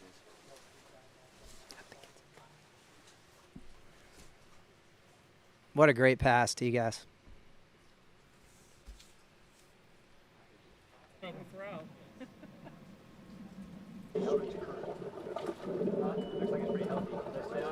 There's no grease on the side of the back of the had one bite. All right, so getting prepared for.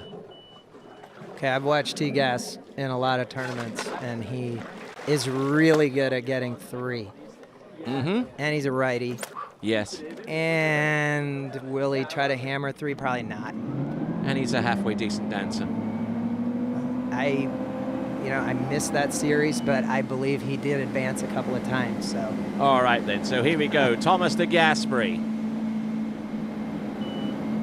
Entrance, buoy number 1 at 41 off. Oh, no. Back up on the ski, and he will not advance beyond 1 on that particular run. But he puts himself in contention. If he can use that as a point of reference for the next round, he could be going places. We're gonna see him there. He got unloaded a little bit with his legs, and then it threw him inside, and he had to hold out and then rotate at the end. So puts him on the back of the ski and nowhere to go out of 1.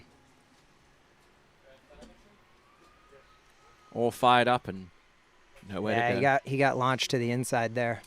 All right, so Thomas de Gasperi, his maximum pull 340 kilograms. His zero off setting was C2.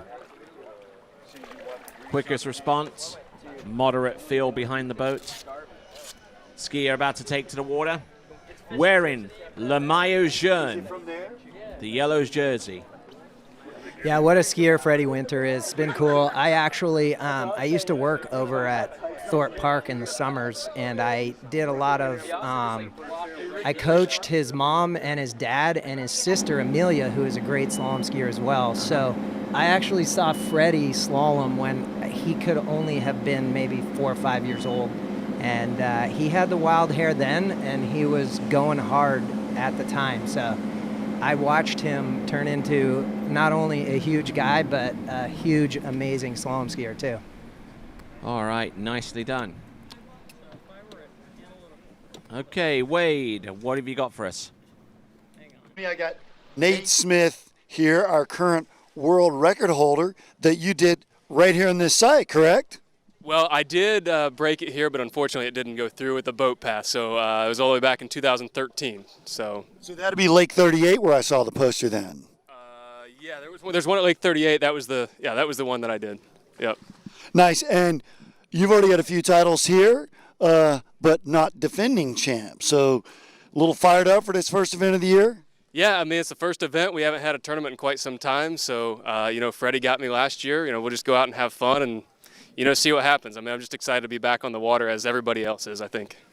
Good stuff. We're going to see Nate real soon. Back to you guys.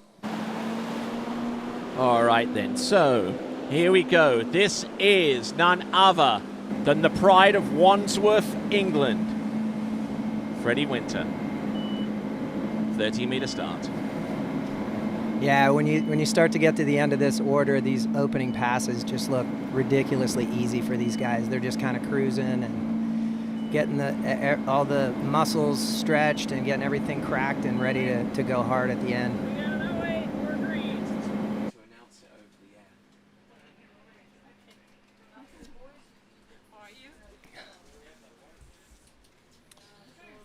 All right, so turning and burning.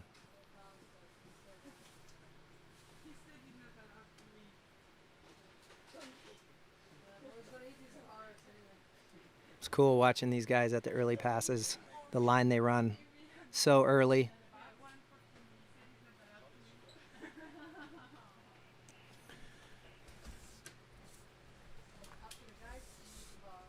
Nicely done.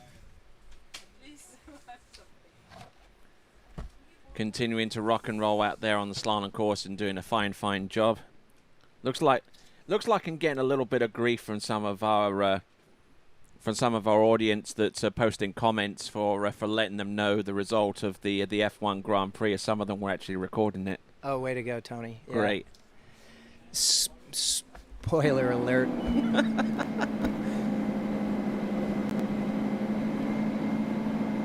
All right, here we go. This is Freddie Winter. First in last year's competition.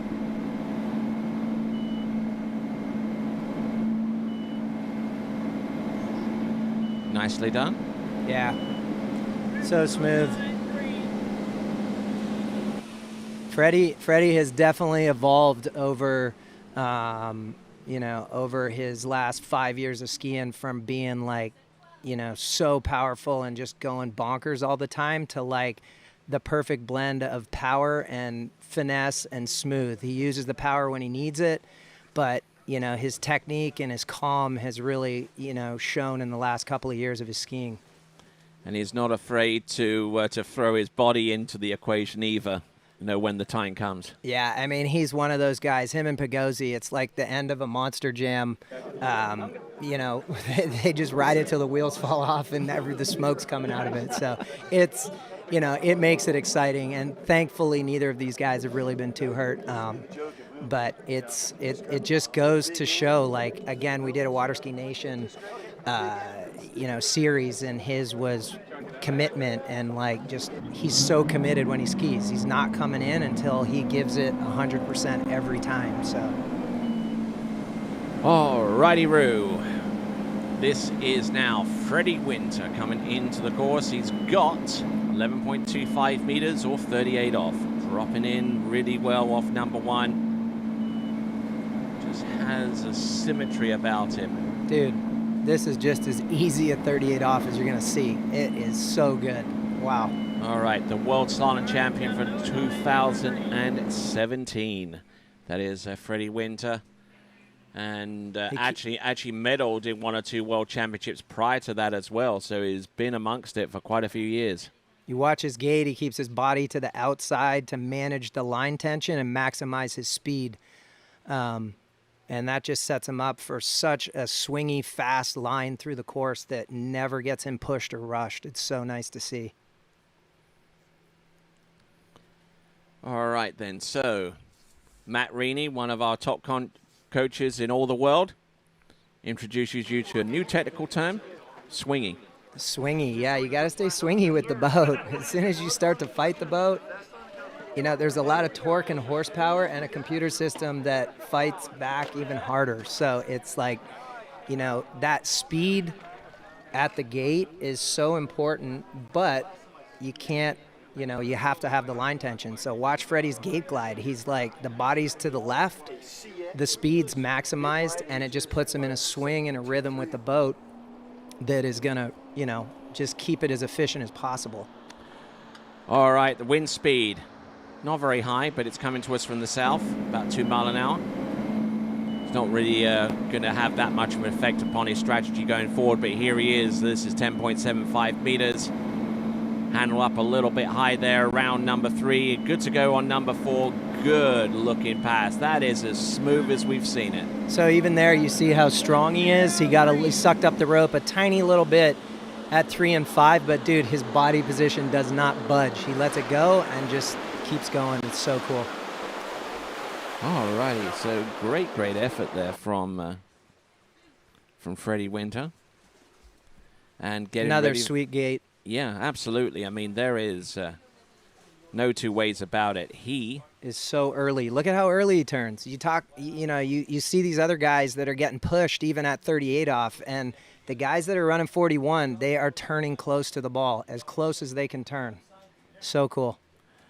All right, then. Looks like we've got an audience from across the world, all over the world. We've got people tuning in from Australia. Good day to you, folks.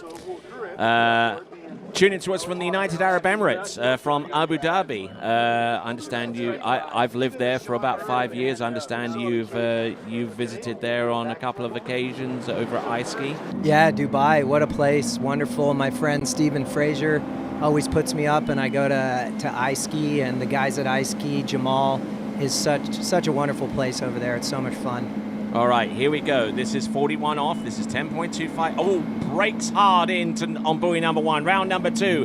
Do you think he's going to get a piece of number 3? Not with that. I was going to say a piece of number 4, but he gets 3. So how many do we have in the lead right now? I think that's 5 now. That's 5. Yeah. So more than half the Still a great start here. I mean, he buckled a little bit, but look at how strong he is right off the second wake. You know, I think he was probably thinking a little bit too much about 3, or should I go for it or not go for it. I think under normal circumstances, you would have seen Freddie just attack ball 3, but it looked like just a tiniest little bit of hesitation in his mind off the wake, because to me, it didn't look like he was late, but of course, everything's happened at 75 miles an hour. Yeah, a little loaded, but look at it. Very, very good. So as a result of that, third in time in terms of Paul with our ski tension rankings. He's in third place right now. Who's our leader? Not too sure who our leader is in the rope tension. We'll probably get that up in a few seconds, but Landon Gills. Oh. Yeah, big heavy dude. Yeah, he's big. So Freddie making his way back to the dock, and we'll see if we can get that and possibly the leaderboard going forwards.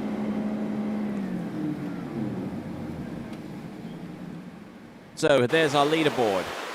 Rob Hazelwood, our second skier out. He's hanging in there. Yes, indeed. So very good. He's still there, and about 4 other people with the same score.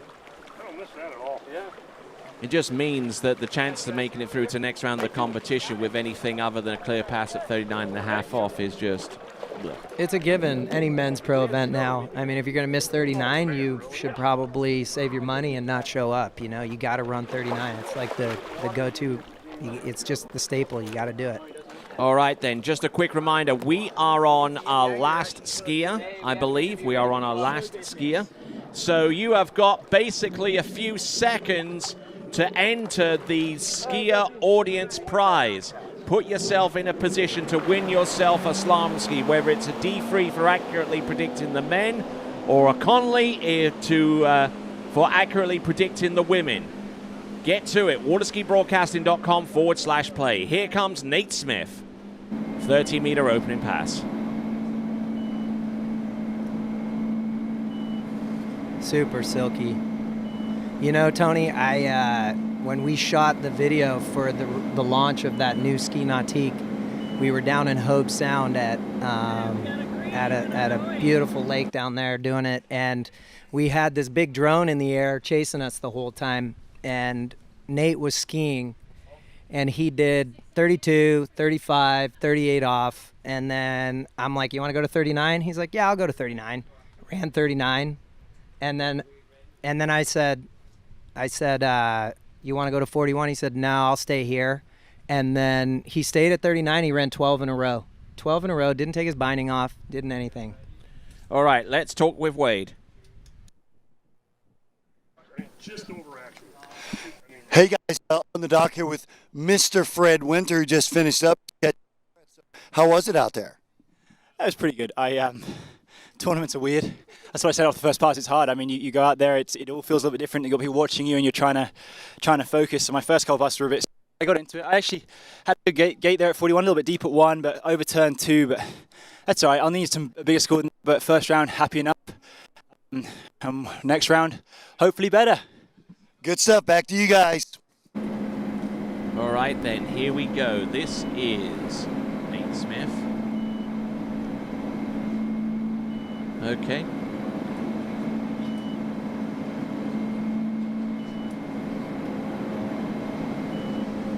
So the first few passes that Nate runs, they all kind of look the same, man. Oh, yeah, absolutely, absolutely. I mean, it is just, you can basically set your watch to it.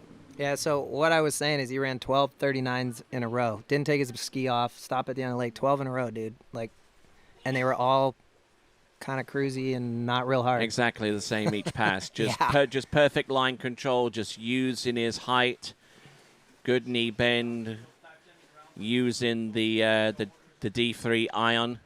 Actually, I believe it's the NRG. It's the red one's the NRG. And doing a grand job riding the same ski as Freddie Winter. Certainly a more aggressive design.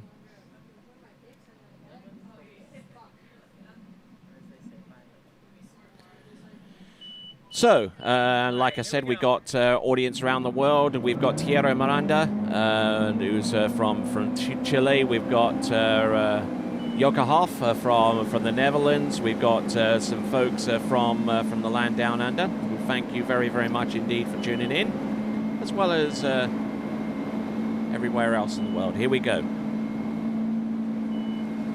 Nice. So smooth. Nate runs a fast early line, and he just never really slows down at the ball. Just makes it look effortless. Fantastic. Looking very, very smooth. Looking dialed in. Can't really say too much beyond that because it's just like rope in the pass. So good. So good.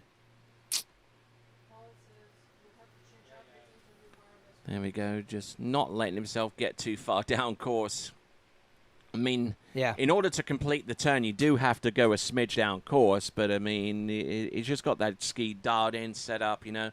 Yeah, I mean, the skis have to have a certain amount of slide in them to get, you know, to break free and turn. So, you know, you're drifting a little bit down course, but you watch, his line will stay early the whole time, much like you saw Freddie.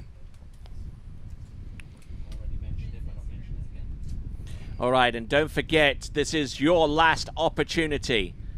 You snooze, you lose. The question is, why wouldn't you just do it? Yeah, absolutely. It's a free entry. ski. Yeah, to win a ski, whether it's a D3 or a Conley, you go to waterskibroadcasting.com/play, you submit your entry, and that's it. All right, let's watch this 39. Is it going to look any harder? No. A little later, but now he's early. Nah. His 2.4 is holding him up a little bit, but Maybe. no panic, nothing. Just super smooth.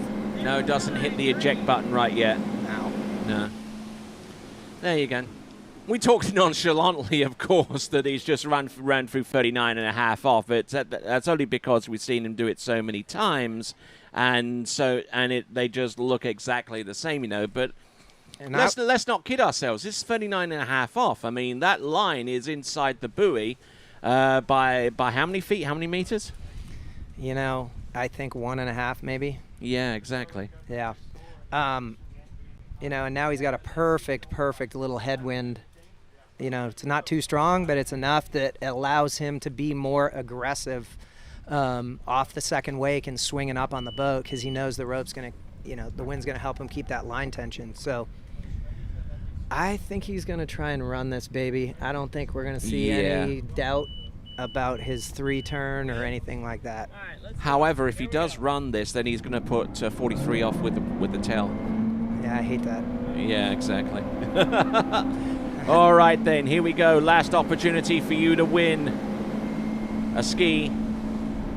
And here comes our last opportunity to see Nate Smith in round 1. Round. Slow out of one ball. He's slow, but he's still on top. Look at this.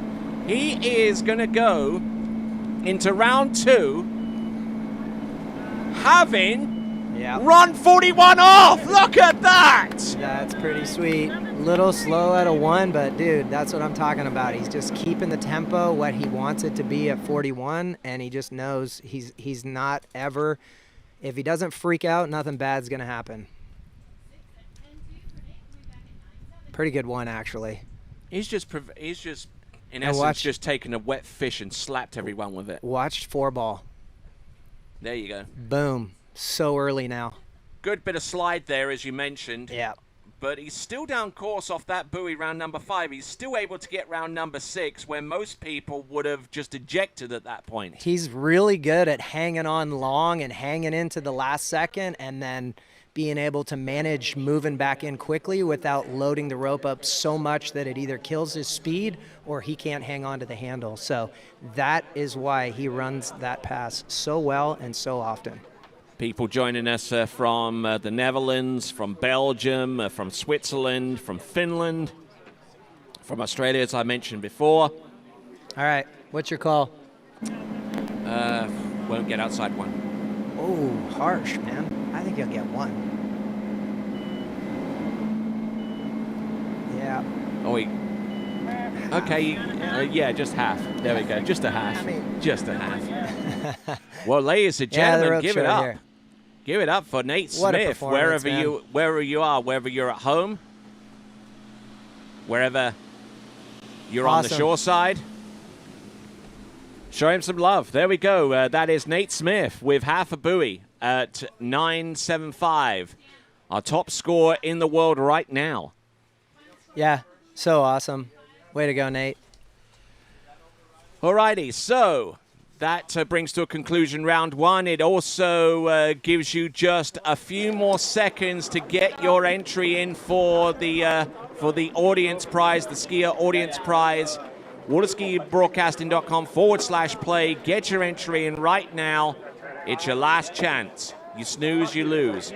Look at the results in the slalom. We've got Nate Smith in the lead. We've got Robert Hazel, Dane Meckler, Benjamin Stadelbauer, Cole McCormick, and Freddie Winter, all in a tie for second place, a 5-way tie for second place right now. Then we've got Will Asher with 2.5 at 10.25, and we've got Jonathan Travers holding it down at in 8th spot with 2 at 10.25 meters. So all to play for in the next round, and we'll be back with the continuation of the 2021 Swiss Pro Slalom after these messages.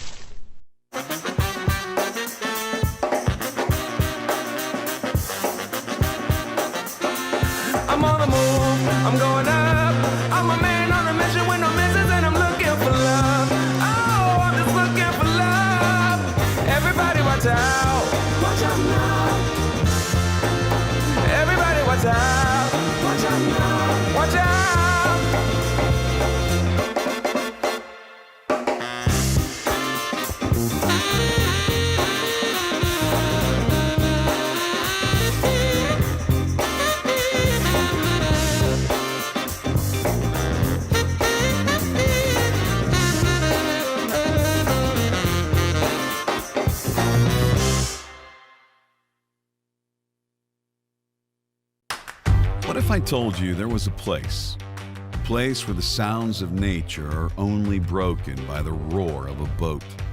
A place where that summer feeling lasts all year long. A place where the Florida sun is only outshined by the smiles of the skiers. A place where first-time skiers can ski alongside world champions and the world-class coaches work with all levels of skiers. What if I told you there was a place where life slows down and your only job is to make lifelong memories? That place is Swiss Water Ski Resort. Book your trip at SwissWaterSkiResort.com.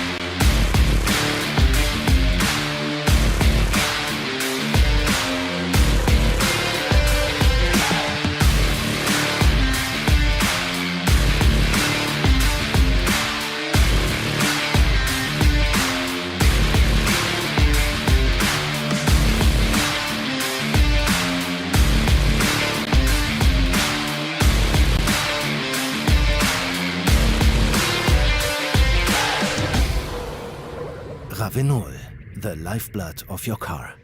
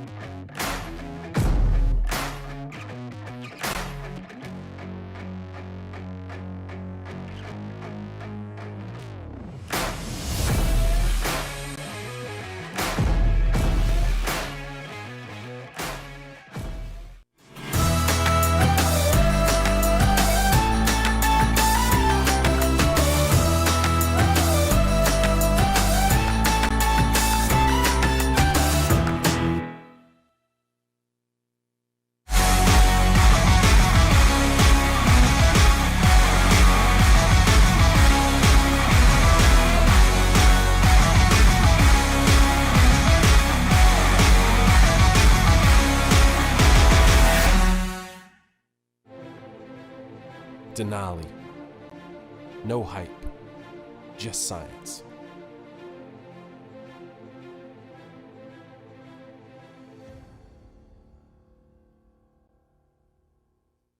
Hello everyone, my name is Danilo Filchenko and I am the Under-21 World Trick Champion.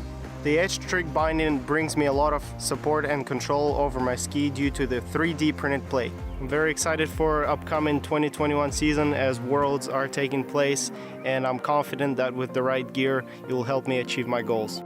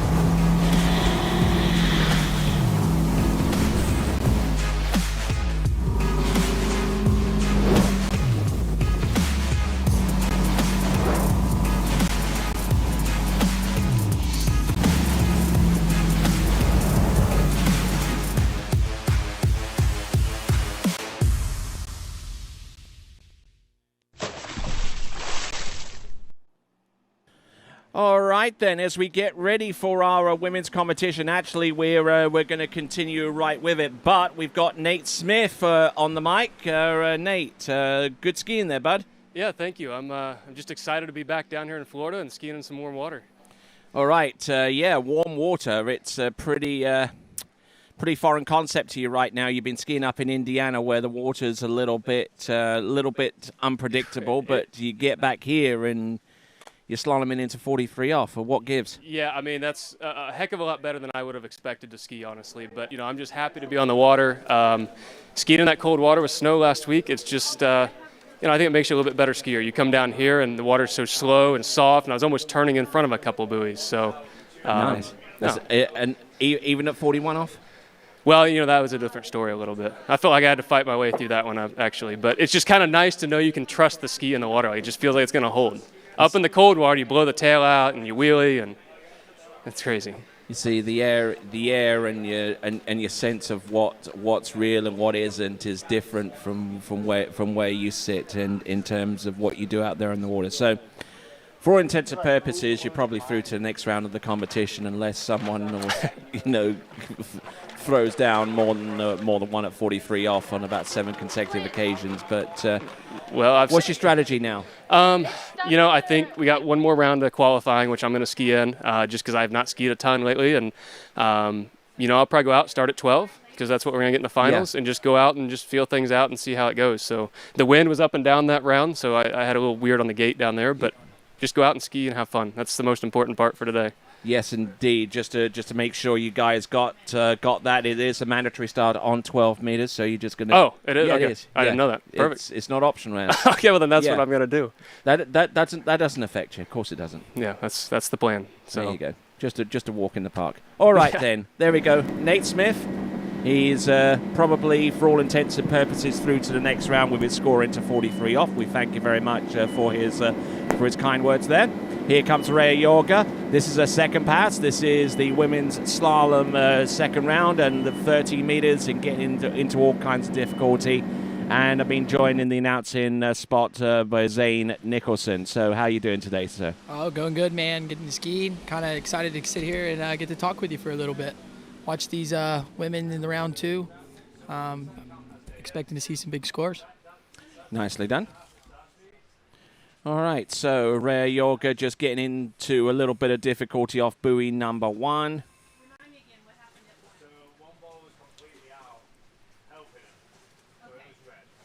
Getting down course off number 3, just tried to get back on it, but unfortunately unable to. So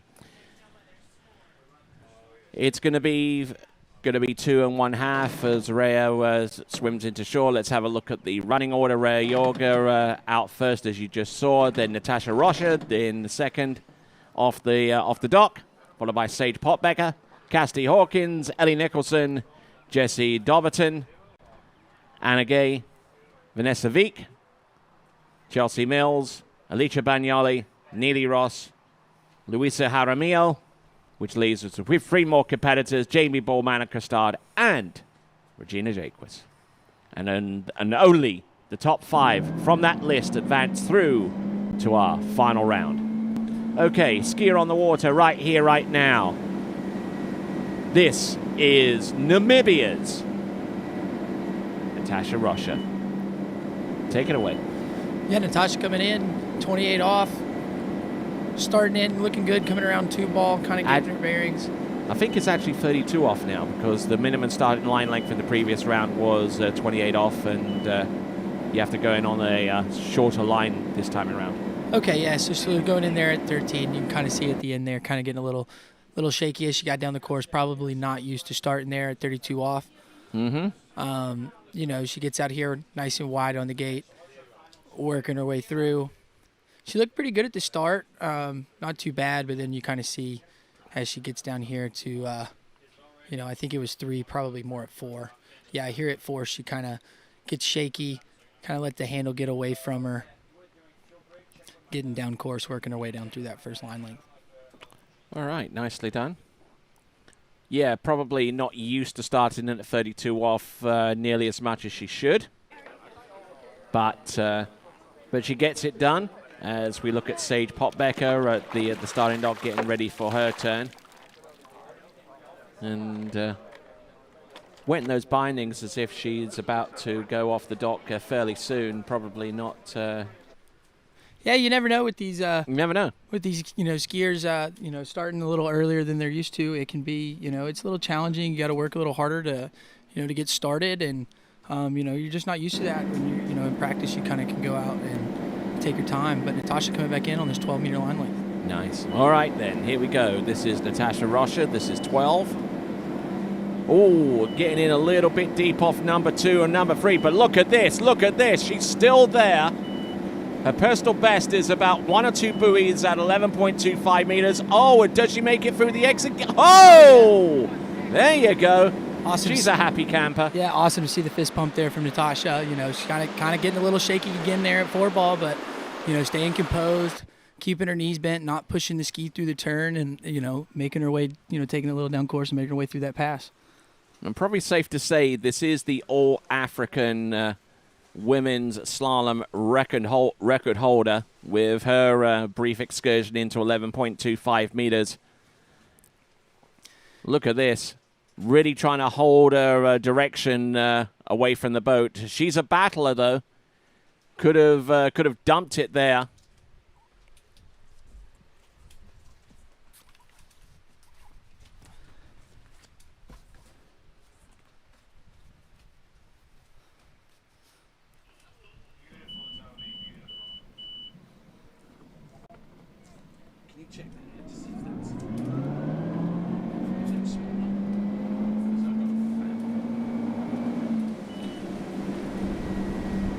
All right, then. So we have got on the water, and at 11.25 meters, the wind's kind of catching up a little bit, but Natasha Rocha gets a decent start off buoy number 1, and unfortunately inside buoy number 2. So 1 buoy.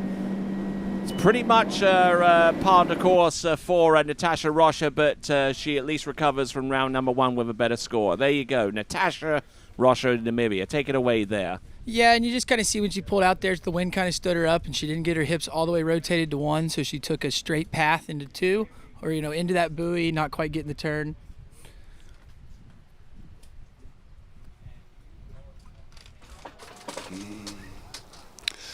Hey, Tony, I'm here with Miss Cassidy Hawkins, who's from the state of Missouri and going to Bama, Roll Tide. So, how was your first round? We missed you this morning, our chat. And then what are you planning for the second round? So my first round didn't go as well as I was hoping, but I'm excited for going out there and hopefully getting 6 buoys this time instead of just 1.5. So it looks amazing out there. I think it'll be really exciting. Yeah, nice little headwind picking up on their first pass. Tony, back to you. All right, so Sage Potbecker getting ready to slalom, and Natasha Rocha making her way back towards the dock. So great skiing, good effort all the way round. Yeah, Natasha waving to the people on the bank, excited with the way she skied, but she's happy to make it through that 12-meter line length. Yes, and she is a resident here at Swiss Resort. So let's see who is next. A recent addition to the Raging Cajun water ski team. This is going to be Sage Potbecker, who competed pretty well over at the Malibu Open last year, as far as I recall. I think actually winning the slalom event in the under 21s. Yeah, I believe that's right. I know she skis out at Jaquess. She's young skier coming up, looking good. I've kind of had the opportunity to ride in the boat with her earlier this week. She's looking strong.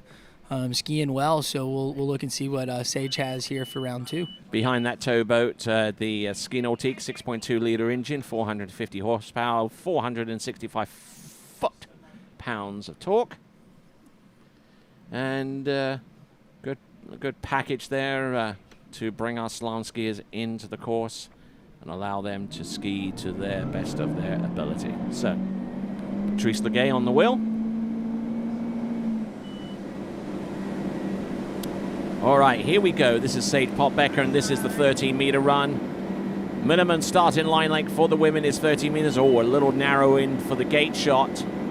Now, some of our women at this early part of the second round are not used to starting in on 13 meters, so it comes as a little bit of a shock to them, but gets around all 6. And let's check in with Wade at the dock. Hey guys, I'm here with Miss Natasha Rutcher, who just came off the water. Better than the first round for sure, right? Yeah, so much better. I'm always happy if I get through 35 and get to practice my 38s a little bit in tournament. So this morning we talked about it with Aaron Davies. He said already the middle of this week he was already worried about the second round because they're making the men start at 12 meters. So you guys were starting at 13. Was that sort of tickle the feathers a little bit? Yeah, that was definitely something new to me. I only heard about it a week before the Swiss Pro, so I was like, oh man, I got to go practice this like once or twice so that it's not something totally new, but it seems to be working. So. No, I did, and you ran the 35 or the 12 meters downwind, you know, so nice. Great skiing, great weekend. Thank you. Back to you, Tony.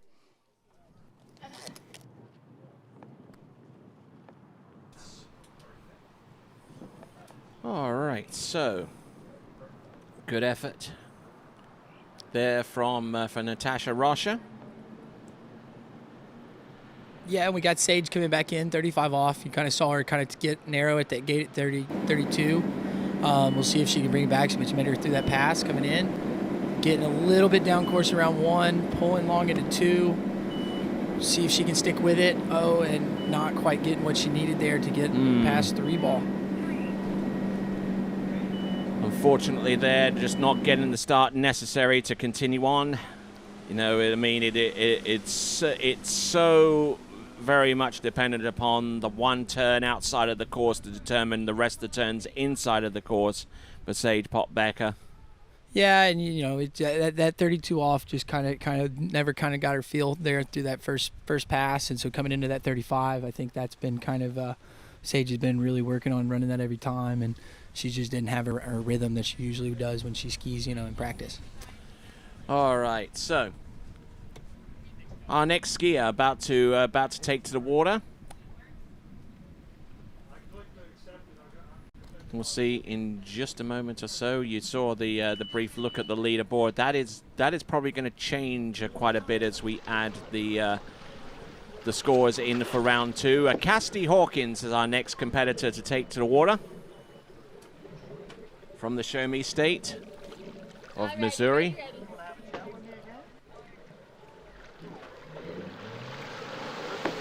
The state that produced Harry S. Truman.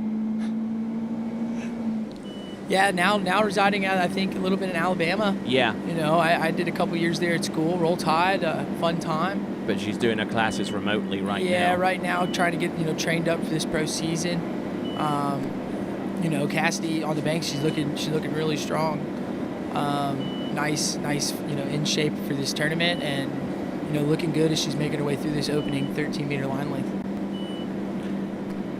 I like where her head is at right now, and here's Wade. Potbecker, who just finished her first weekend of skiing against the pros. How was it? My first round was definitely better than the second. I was expecting a little bit more, hoping for more in the second round, but it's okay. I'm glad I did this tournament. I was really excited and kind of nervous, but I'm happy with how it came out. Yeah. Well, the biggest experience is moving from the junior level. Well, you've been the best, and now you come in and you're like, wow, I'm back. I'm the small guy on the block, right? Yeah, for sure. It's definitely very different, very intimidating, but I'm glad to be out here and be able to ski with these guys. It's very empowering and like wanting to get better and stuff. So yeah, exciting. I love it. You guys are fans now, just like me. Back to you, Tony.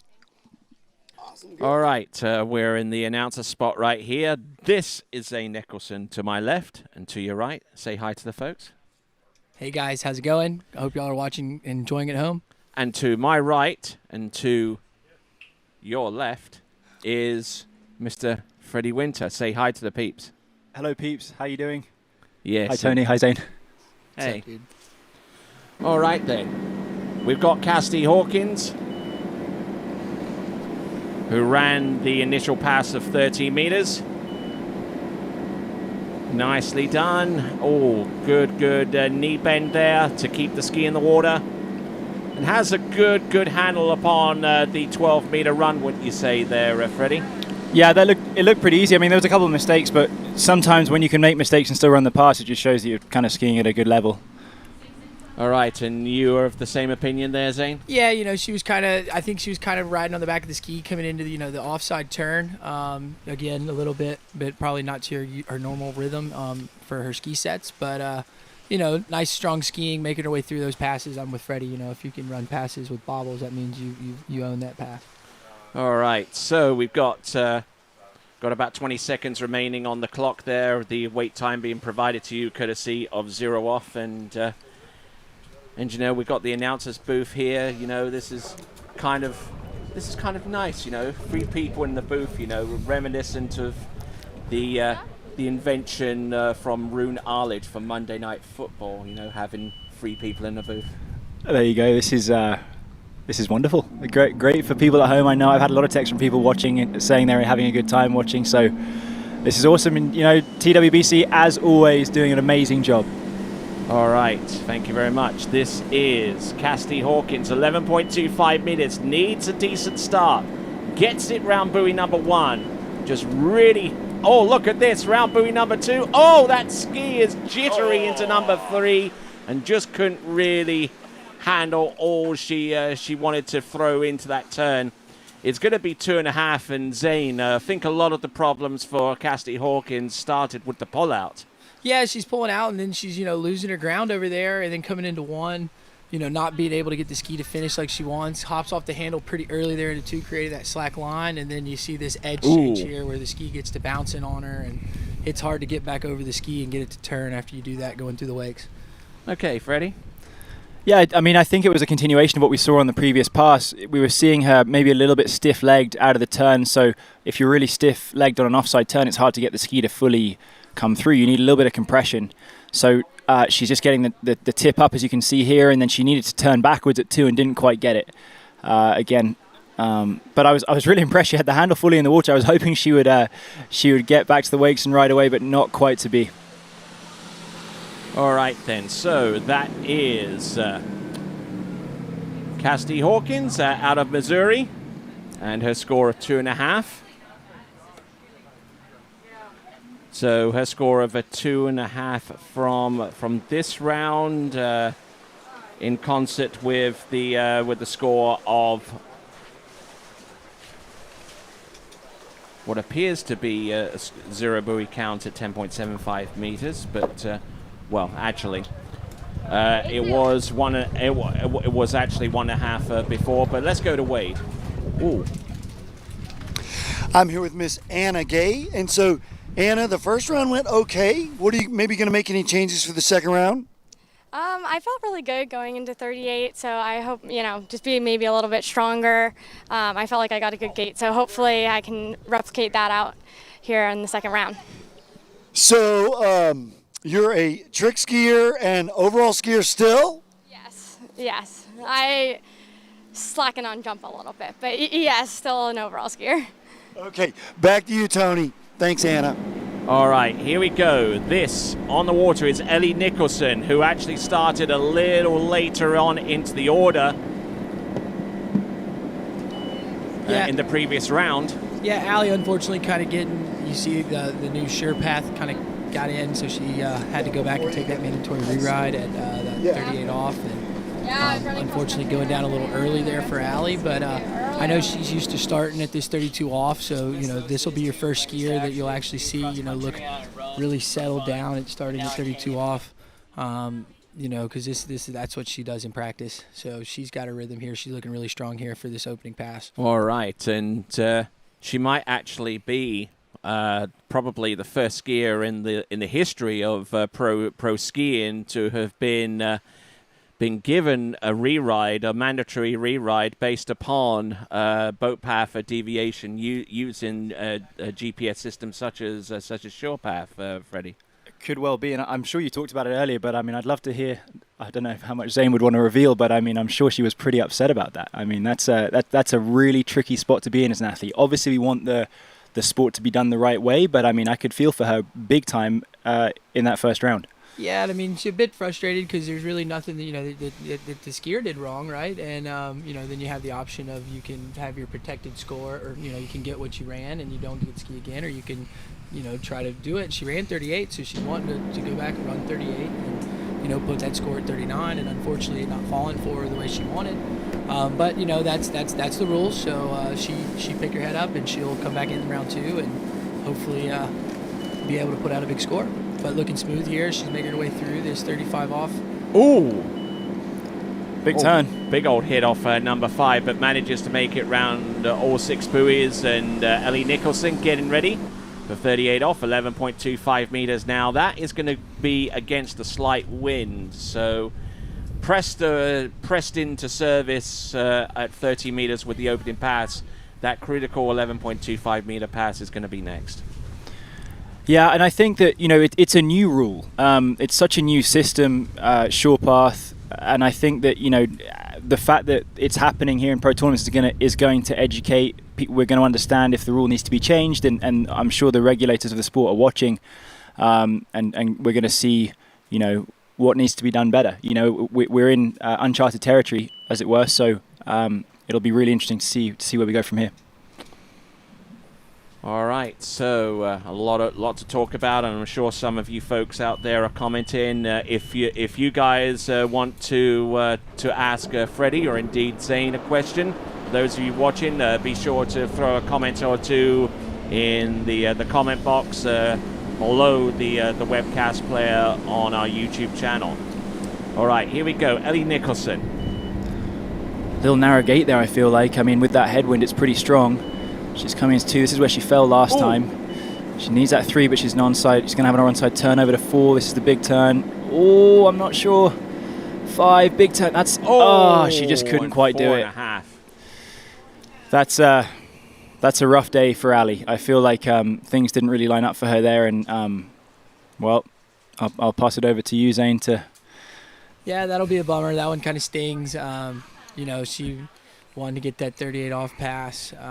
So, I know she's been working, so not making excuses there, but it is hard for her, coming in, kind of learning how to ski and have that work schedule. She's starting to find a good grasp of it, but, unfortunately they're not getting quite the score she wanted and not quite having the weekend she wanted, but there's next weekend. We'll get going. Well, hang on a second, because she's gotten 4.5 right on 11.25 meters. You're all in agreement with that. Well, that puts her above Alicia Bagnoli and Neely Ross for 5th place right now. So she's still right there in it with more or less the whole field to go again. But she's got a chance. She's got a chance. Yeah, it's still there. She definitely would rather be sitting on the dock, kind of knowing she's getting to ski instead of watching. But, there's still a chance anything can happen. It's pro slalom skiing. Well, now she's got to sit on the shoreline and hope that the next 6 skiers don't beat her. Yeah, that's where she's at. We've got a pretty strong headwind. It'll be kind of tough for these skiers. We'll see what it has in store.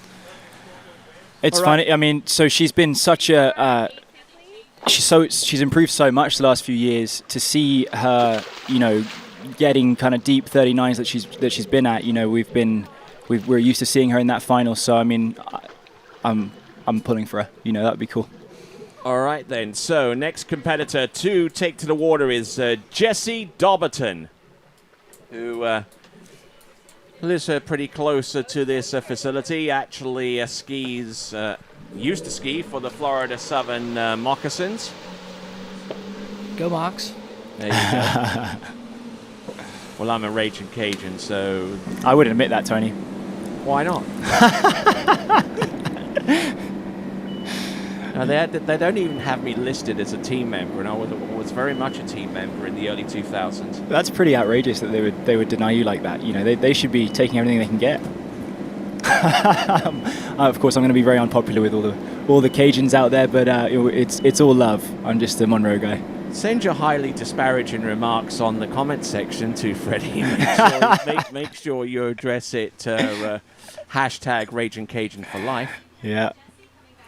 All right, then, but let's, all joking aside, let's have a look at Jessie Dobberton on the instant replay. Nicely done. And a good extension around buoy number 2. go vote for the skier of the day. That's the last of our audience interaction contests. The audience prize is now closed, but you can still vote for skier of the day. Could it be someone like Robert Hazelwood? Could it be someone like Charlie Ross, maybe? I didn't actually see Charlie ski, but I watched Rob, and wow, impressive work from that chap. He looked great, and I had a chat with him afterwards, and he seemed pretty excited. So good for him. Look, it's great to see. I mean, honestly, if you look at, with the exception of Nate, being up at the top, like there was a lot of the young guys right there, equal second spot, doing a good job, and that's great for the future of water skiing. All right, so we're going to have Freddie talk about the Water Ski Pro Tour in just a few moments after we've seen Jessie Dobberton run through on 12 meters. Each of our female competitors has to go in on 13 meters. It's the minimum line length, and Jessie Dobberton getting into all kinds of trouble here, but managing to get round number 6. Oh, my word. Holy smoke. She was like getting 10 feet, 20 feet later on every single buoy. I could not believe she was getting around him, and she just squeaked past 6. It's incredible. Yeah, and the driver knows it too, but as we look through the instant replay and see her effort here, let's talk a little bit about the Water Ski Pro Tour. What's that all about, Freddie? Essentially a way to link up all the events we have, on a non-COVID year, and hopefully this year, 2020 was weird, but there's 10, 12, 13, 14 events that happen, and the thing that's a shame with all these incredible events is that there's nothing to really link them. There's elite points, but they were very much, no one really understood what they were, and I mean, it was really a core group of skiers and organisers that understood it. So the idea is basically just to market everything together, to push it out there, and to try and bring more eyeballs to the sport as a result of a season-long narrative versus just hey, there's 12 one-off events. All right then, and just to tell you that the Swiss Pro Slalom is an intro event 1. 16 points would go to the winner, 12 to the second, third place 9th. 4th place 7th, 5th place 5th, and 3, 2, 1 for 6th, 7th, or 5th, 6th, 7th. Or actually 6th, 7th, and 8th. Oh, and Jessie Dobbert, getting into a little bit of tricky situation there at 38 off, 11.25 meters. And Zane, what do you see there with Jessie? Kind of the same thing we've seen with all of our skiers coming down here. They're kind of letting that wind slow them down, and they're getting narrow at that gate and not getting their feet all the way rotated up under the line, and being able to get that good tight line at one ball that they're needing, to run that 38 off pass. All right, so I think she tried to sell number 3. I don't think too many people were buying. So, but even if it was 2 or 3, it won't put her into the frame so far as the final round is concerned. So she's gonna have to bid us farewell. Regardless, pretty good effort taking all that slack. Oh, yeah, absolutely. Oh, my word, a neck snapped back so hard there on 1 or 2 of those turns at 12 meters, so fair play to her, and this was her previous attempt at 11.25 meters. So, for Ellie Nicholson, 1 down, 5 to go. Yeah, that's she's sitting there taking them off. I haven't seen her walk back by, so I bet she's kind of down there on the bank thinking to herself, watching seeing what these other girls have. Zane's being really diplomatic over here. I know that he'll be pulling real hard for Ali instead of... I mean, you never want to see people go down, but you definitely, when you've got a sister in the ranks there, you're pushing. All right, the starting dock, we see Vanessa Wieck taking a few simulator practice pulls there to get herself ready. There is our leaderboard. Regina Jaquess in the lead. Way out in the lead, probably nigh on impossible to overtake her, much like Nate Smith in the men's slalom competition at this moment in time. I feel like that's some fighting talk there, Tony. I mean, I feel like those are scores people have done in the field, but I mean, and... But we're talking about the here and now. Yeah, here and now. I think that no one wants to go out there and run their best score in the first round. It's really nice to go and run a huge score in the first round. You definitely get some confidence by that, but it's definitely not the place to do it if you had to choose between all the rounds. So So you're confident that a lot of these competitors haven't shot their best bolt yet? I'm not saying that necessarily. I mean, I would have liked to have gone further, and I definitely didn't stand up. But I mean, last year at this tournament, I got my best score in the final round, and I think that's whereas previously I've got my best score in the first round. I've been really upset. So, it's better to do it that way than the other. All right, some good attacking slalom skiing from our skier on the water. This is Anna Gay, not looking too bad. And we're going to take a look at this again, and we're gonna talk to Ellie Nicholson a little bit as she's made her way over towards the announcing point. Burning my feet. So, she's found herself some shade, and we're looking at Anna Gay. Zane, anything you want to comment on here? That was a smooth-looking 32 off pass. You kind of see her kind of lose the line a little bit. Going into that 5 ball, but she looked like she'd been practicing there, and looking very strong there. Opening pass for Anna Gay. All right then, here we go. We've got Ellie Nicholson. So 4.5, currently putting you in outright 5th right now. That could potentially put you through to the next round, but are you just secretly in the back of your mind hoping that the next 5 skiers, including Anna Gay, don't come anywhere close to your score? Oh man, no. I mean, I obviously want to ski in the finals, but when it comes down to the end of the day, I want everybody to ski their best. I don't really think I skied my best today, but never rooting against anybody. So that's a yes then. No. Just kicking myself a little bit there. Zane and I have been working on it all week, waiting on the ski to finish before we try to grab it, and I just rushed it there, and it bit me. So kicking myself a little bit, but now we wait, I guess. All right, it's the waiting game. Thanks a lot to Miss Ellie Nicholson for taking the time to be interviewed, or rather interrogated. So, Zane, Anna Gay, you're watching on this particular run. Came in, if I'm not mistaken, I kind of looked over my shoulder, had a really big 2-ball. We'll see here. Yeah, getting the ski to slide there, kind of making the turn she wanted, getting nice and early into 3. We kind of like last pass, she's creating a little bit of slack as she's getting over there to that 1-3-5 turn. Kind of getting off the handle just a little bit early, and stopping that swing out and keeping the line tight, but making her way through that 35 off pass, looking nice and smooth. And and showing the agility that has made her one of the finest women's trickers ever to take to that stage, and certainly, I mean, there is a case to be had for being a specialist slalom skier, but when it comes down to it, you're if you're an overall skier and you got the goods, then get on out there.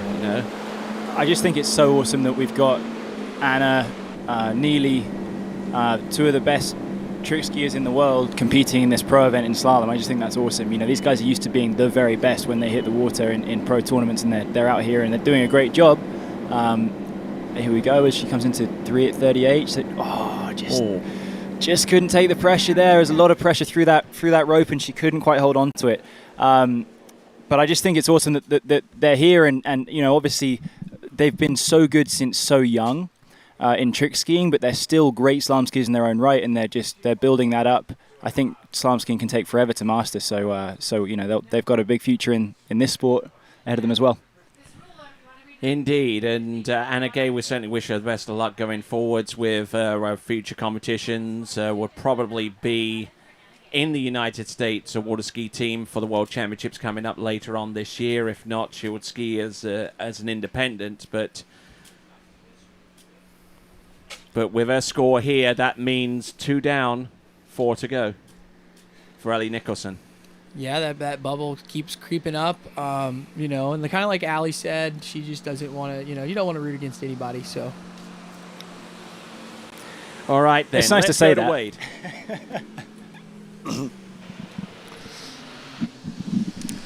Well, hey, Tony, you guys are getting my view now, and we're feeling the wind lie down almost completely, like it was for Miss Anna's 12-meter pass. But then by the time she went back in at 11, that wind had kicked back up again. So what we may be dealing with out there is some wind gust. We'll see how it plays out. Back to you guys.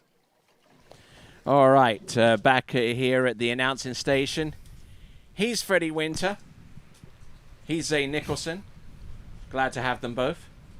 And I tell you what, I'm absolutely giddy at the prospect of a whole new series of events around the world with the Water Ski Pro Tour. This is the very first one, so working forwards, we got the next Pro Tour event is actually not going to be a slalom event. It's actually going to be the King of Darkness in a few weeks. Or actually Lake 38 prior to that. Lake 38, yeah. Yep. So another Intro 1 event. That'll be just right at the start of June there, and maybe hopefully some news prior to that, but we'll see. All right, here we go. Vanessa Veek coming to us out of Australia, although she's a resident in South Florida these days. It's got the husband, has got the kids, and it's got a pretty darn good slalom ability to boot. Yeah, and Vanessa looking really good there on her 32 off, nice and strong. She's been looking good. I just got the opportunity to meet her today, but yeah, she's a strong, good-looking skier. We'll see, what she's got when she comes back in here at this downwind 35 off. Oh, that's nice. I just got a message from Ryan Gonzalez. It says, "I'll always be a raging Cajun." Me and Ryan are good mates. We had a beer together after a collegiate nationals one time. It was a good time. Just one? Just one. Yeah. Now he's just got to go to the website and just put my name in there somewhere. Yeah. We need to have you. I mean, the world famous Tony Lightfoot. I mean, come on. Well, I don't know. Yeah, you're making me blush. All right, then. So we got people from all over the world. We've got Nathan McGarry is actually tuning in. You know him, don't you? Good friend of mine. His little daughter's watching too. She's actually my goddaughter, Freya. So hi, Freya. I hope you're doing good. Standing guard over the territory north of the Watford Gap. There you go. All right, then. Here we go. Right here, right now. This is Vanessa Veek, formerly Vanessa Leopold. Yeah, nice, strong 35 off start. Staying wide on the boat at the gate. Making her way through over here to 4. Getting a little bit down course, but, looking nice and easy as she gets around 6. Nice. Looking opening pass there for Vanessa, her second pass. All right, good stuff there for Vanessa Veek. She's just losing a little bit of time out of her 2.4. I mean, she's an on-sided righty, but just a little on the tail. So I'm interested to see how this goes next pass. And certainly when I invited her to be interviewed a little bit earlier on, she definitely had a lot of thoughts of those competitors from Australia who weren't able to be a part of this event, most notably the current world champion, Joel Howley, who I'm sure is probably watching this event, and I'm sure there are plenty of other Australian competitors or enthusiasts, including Heather Bonney, who is tuning in. I'm interested. I mean, Joel, of course, he's a big part of the slalom field, but when you talk about women's jump, looking at Masters coming up. Yeah, Jacinta Carroll. I mean, she has in some ways been the definitive jump skier on the women's side for the last 10 years. I think she's one athlete of this decade or something. So I'm interested to see if she's going to turn up. All right, let's see. I think she could turn up, but she can't come back. Yeah, it's so tricky. I mean, hard to be an athlete these days. All right, Vanessa Veek at 11.25 meters. She needs more than 4.5 to eliminate Ellie Nicholson. And with that, she does just that. And there you go. That's a 6 buoy count at 11.25 meters, and the sense of relief is palpable there, courtesy of Vanessa Veek. I feel sorry for Zane on the other side of the desk from me. I mean, that obviously means that Ali's been eliminated. But I have to say, this is a pretty easy pass. I mean, I was watching her buoy 2 here and seeing what would happen, but she just kept turning, and there was no dramas really. Yeah, no, she's looking good there at the 38. Making her way through it, getting a little bit on the tail, but staying composed, and you can tell she's been running that pass quite a lot, this spring. So congratulations to her making it through, knocking Allie off. Unfortunate there for Allie Nicholson, but, there's other ski tournaments. All right, and continuing right along, we have a strong audience right now. We're close to 1,200 of you watching enthusiastically around the world. 1,200 devices. Of course, there's 10 people watching each device, so I mean... Yeah, You know, it's like, but there's yeah, I mean, probably millions of people watching We Tony. could tag some more people. I'm sure there are ski clubs that are 20 deep that are watching it There you on their go. big screen. Yeah. All right, then, here we go. Vanessa Wieck has put herself in a strong position to advance through to the next round of the competition as part of the top 5 women. She gets 2. It's 2 at 10.75 meters. And with that score of 2 at 10.75 meters, if that was to hold, that would put her in outright 4th place at this time. She has a really, really easy and confident offside, which I think I kind of saw coming into this. I'm like, well, she's probably going to get 2. I wasn't sure with that that she would be turning 2 necessarily, but it's a really strong score.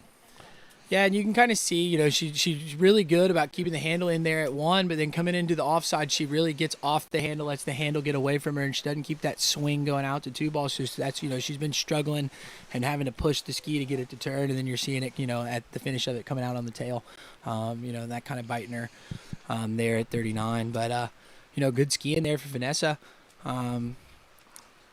We'll have to see if that'll be enough to get her into the, you know, into the second round. All right, then. Now we're down to the 2 competitors that tied each other with 4 at 11.25 meters in the round previous to this.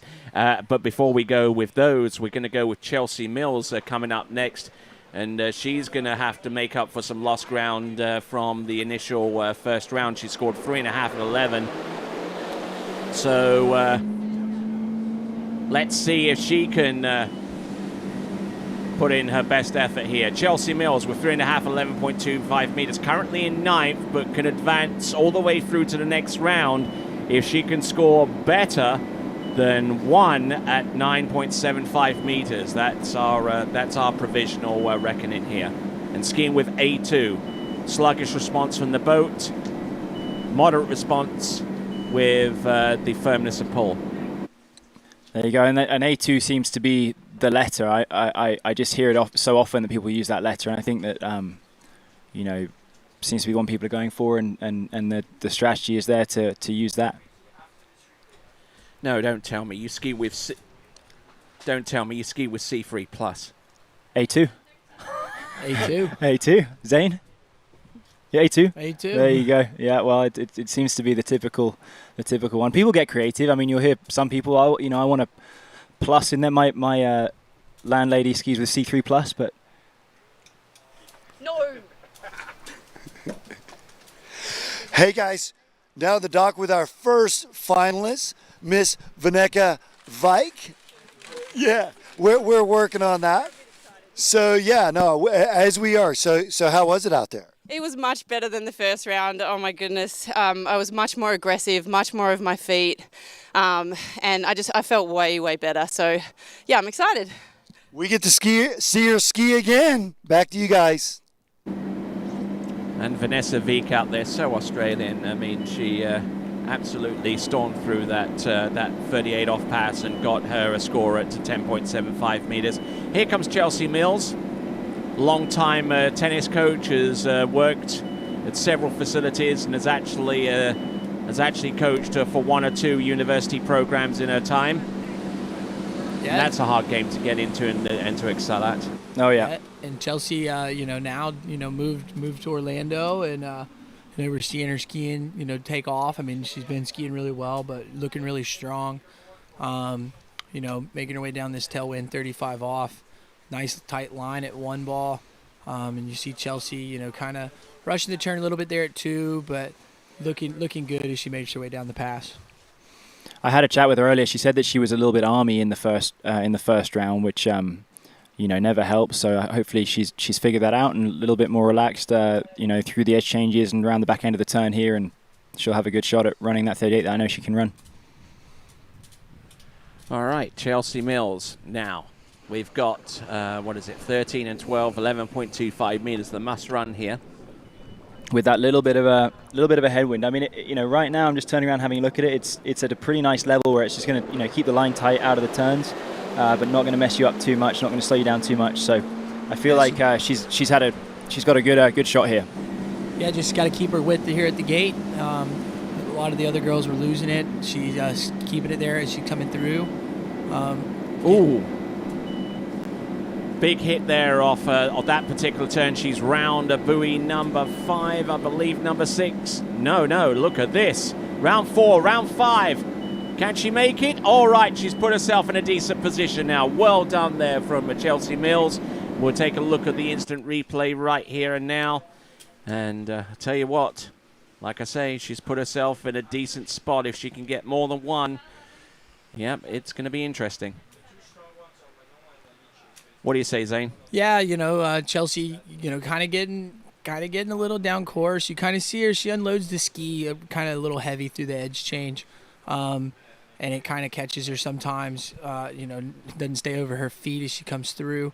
But, nice, strong. Chelsea's a big, strong girl, got her way through that pass and, now setting herself up for a good look at this 39.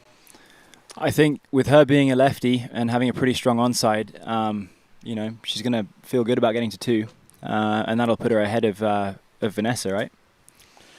Best of my knowledge, yes. On Vanessa has 2, but even if they tie, I believe it would advance both of them. But then again, we've yet to see Neely Ross, Alicia Bagnoli, and indeed Luisa Jaramillo. So a lot can change between now and then. Let's see what Chelsea can do by herself. Round buoy number 1. Round number 2. A little bit back onto 2. Does she get a piece of 3? I don't think so. I mean, it was close. I mean, I couldn't call it from here, but I'm amazed that she managed to come out of 2 and still get even that close to 3, even if she went inside of it. Be interesting to see here. Okay, I'll call 2. What do you say, Freddie? I'll go for the 2.5. Why not? I'll go the other end. What do you say, Zane? Yeah, I'll give it. She's got the big, long legs, so we'll give her that piece of 3 ball. What do you mean we? Well, me and Freddie. Yeah, you're being ganged up on, Tony. Oh, how did she even get over there? Let's have a look. Oh! I'd say she's around it. I mean, there was that call with Cole McCormick last year where he went right over the top, and that was all very controversial. I'd say that to me, she got around it, but I'm not a judge. Feeling great, guys. Thank you. All right, so 2.5 there, I believe, is going to be called by the officials. So once we look at the final instant replay there for Chelsea Mills, I believe that could well be enough to see her advance, but a lot can change between now and then. Here is Wade Cox dockside. Hey, on the dock with Papa Bear, Mr. Drew Ross, who was on the mic earlier. So we're going to be quick so we can get back to Alice, but good stuff watching your daughter, huh? Oh yeah, it's great. It's a super event, and she's skiing nice and strong, and it's a lot of fun. She's been really helpful for her little brother Charlie. He's 15. It's his first pro event, so there's a big deal for us. Back to you, Tony. Wind is picking up slightly. 13 meters. Coming out from the southwest, 16 kilometers an hour, 10 mile an hour. Yeah, and Alice looking good there, opening pass, nice and strong. Looking good on that good water ski. Keeping her with here at the gate, which we've, skiers before that, we've kind of seen them, especially with the wind picking up, they kind of lose their angle, but you kept it there, and you can see that helping her out there on that 2-ball turn. Especially as a lefty, if we can keep our width and we get swung in, we get a better swing into 2, and it helps us make that turn. Freddie. I think that we can't underplay the starting at the shorter line length here. I mean, like starting at 13 versus what she would normally do at 14. People that start at 13 really, it's only usually Jamie Bull, Regina Jaquess, and Whitney McClintock that I've really seen do that in pro tournaments. Been on once in a while. So I'm impressed with the level actually kind of still increasing while the skiers are starting at a harder line length.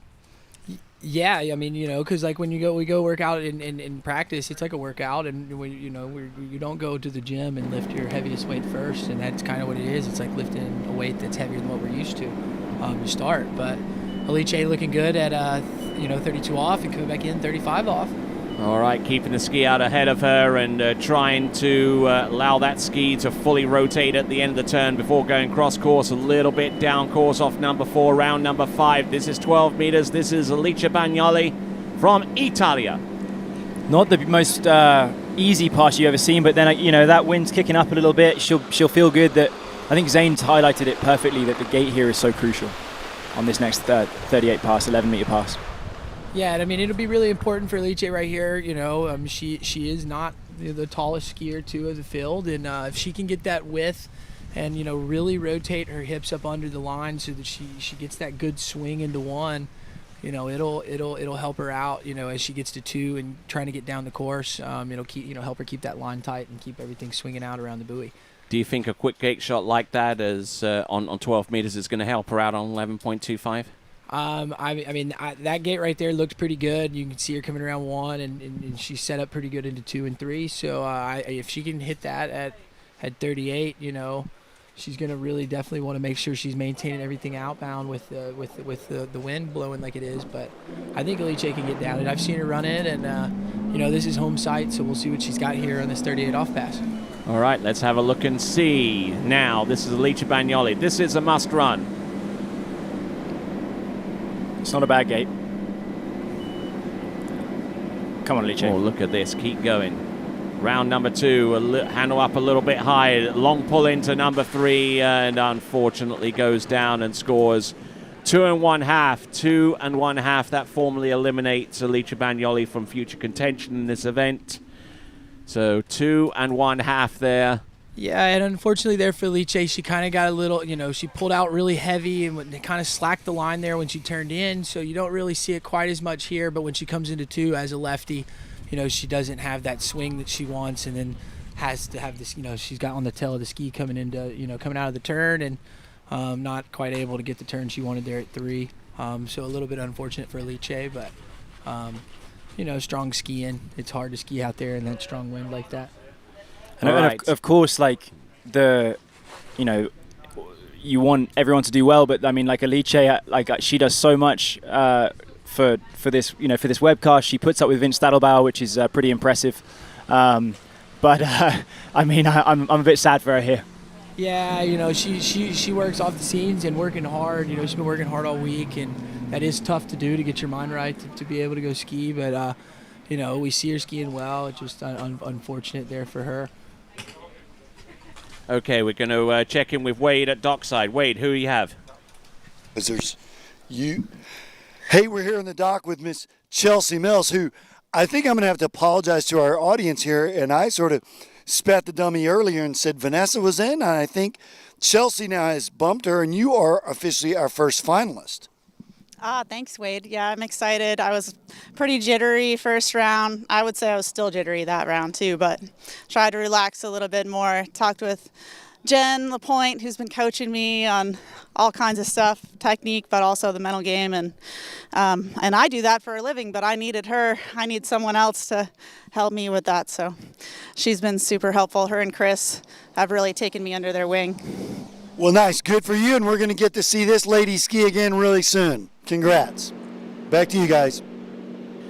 All right, then, continuing right along. Hard to ascertain who has actually made it through to the next round of the competition, or who is going to be on the outside looking in, but none of that's important right now as we focus in on Neely Ross, 30 meters, and a rather different style out there, Zane. Yeah, you know, she really pushes that handle in front of her and rotates, you know, moves her hips through the turn. You see her kind of sliding the hips a little bit more, but, you know, skiing with Dad. Dad's got her looking good.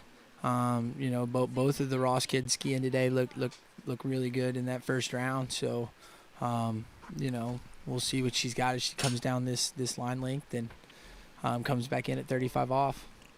So with 4 competitors remaining, it just seems to me technically that she tries to position herself going into a 2-4-6 turn to actually put that buoy directly under a body mass and then allow the ski to whip round. Wouldn't you say there, Freddie? Yeah, it's really interesting. It's slightly reminiscent of Robert Pagozzi on his onside, like kind of, you know, super open to the bank, like hips fully swung that way. The thing that I see the most is like when she comes back around her 2-4, her hips are literally facing like almost still to the bank. I mean, it's definitely a unique style. It obviously works. She skis really good. I'm excited to see how it goes from here. All right, so continuing right along, we got Neely Ross, who skis for Canada. despite her tender young years, is very much a stalwart on that team these days. World tricking champion. Yeah, and she's looking good. I like that 1-3-5 side turn too on the offside. Gets the handle right back to her body and exits the turn really good. And Neely making that 35 off look pretty easy there. She makes her way through it and gonna get a crack at this 38 off headwind. Full on attack mode right now. I mean, this is coming up on 11.25 meters, but the 12-meter run looked exquisite out there, just allowing that ski to come round. Good backside rotation, boom, straight in there, Freddie. Yeah, that offside, Zane said, it's fantastic. The tip stays low, she ends up nice and lined up. She's got that great alignment towards the wakes where she can really get some speed. She does a really great job there. That's kind of the thing I'm looking at going, wow, I'm kind of jealous. Yeah, I wish I could turn my offside like that. That would be really nice. Pretty sweet, right? Yeah, right. But she gets that handle right in, and you see her. She exits the turn in a nice, good, standing over the ski, stacked position, and gets her over there for that onside turn. All right, then we continue on, but make sure you purchase your official TWBC merchandise. The store is open for today and today only. Go to go to waterskibroadcasting.com/shop, waterskibroadcasting.com/shop. Selecting A2, this is Neely Ross. This is 11.25 meters. If she can get round all 6 buoys, it'll put her in a very good stead for making it through to the next round of the competition. And I tell you what, there's the aggression. Hey, there you go. Pure agility. And, what a surprise, given that she's, arguably the best trick skier in the world. Again, I love that offside. I thought 3 was not that good, and I'm kind of thinking, wow, she's going to be disconnected into buoy 4 here, but it worked out, and she, at the end of the pass, she kind of just made it without too much stress.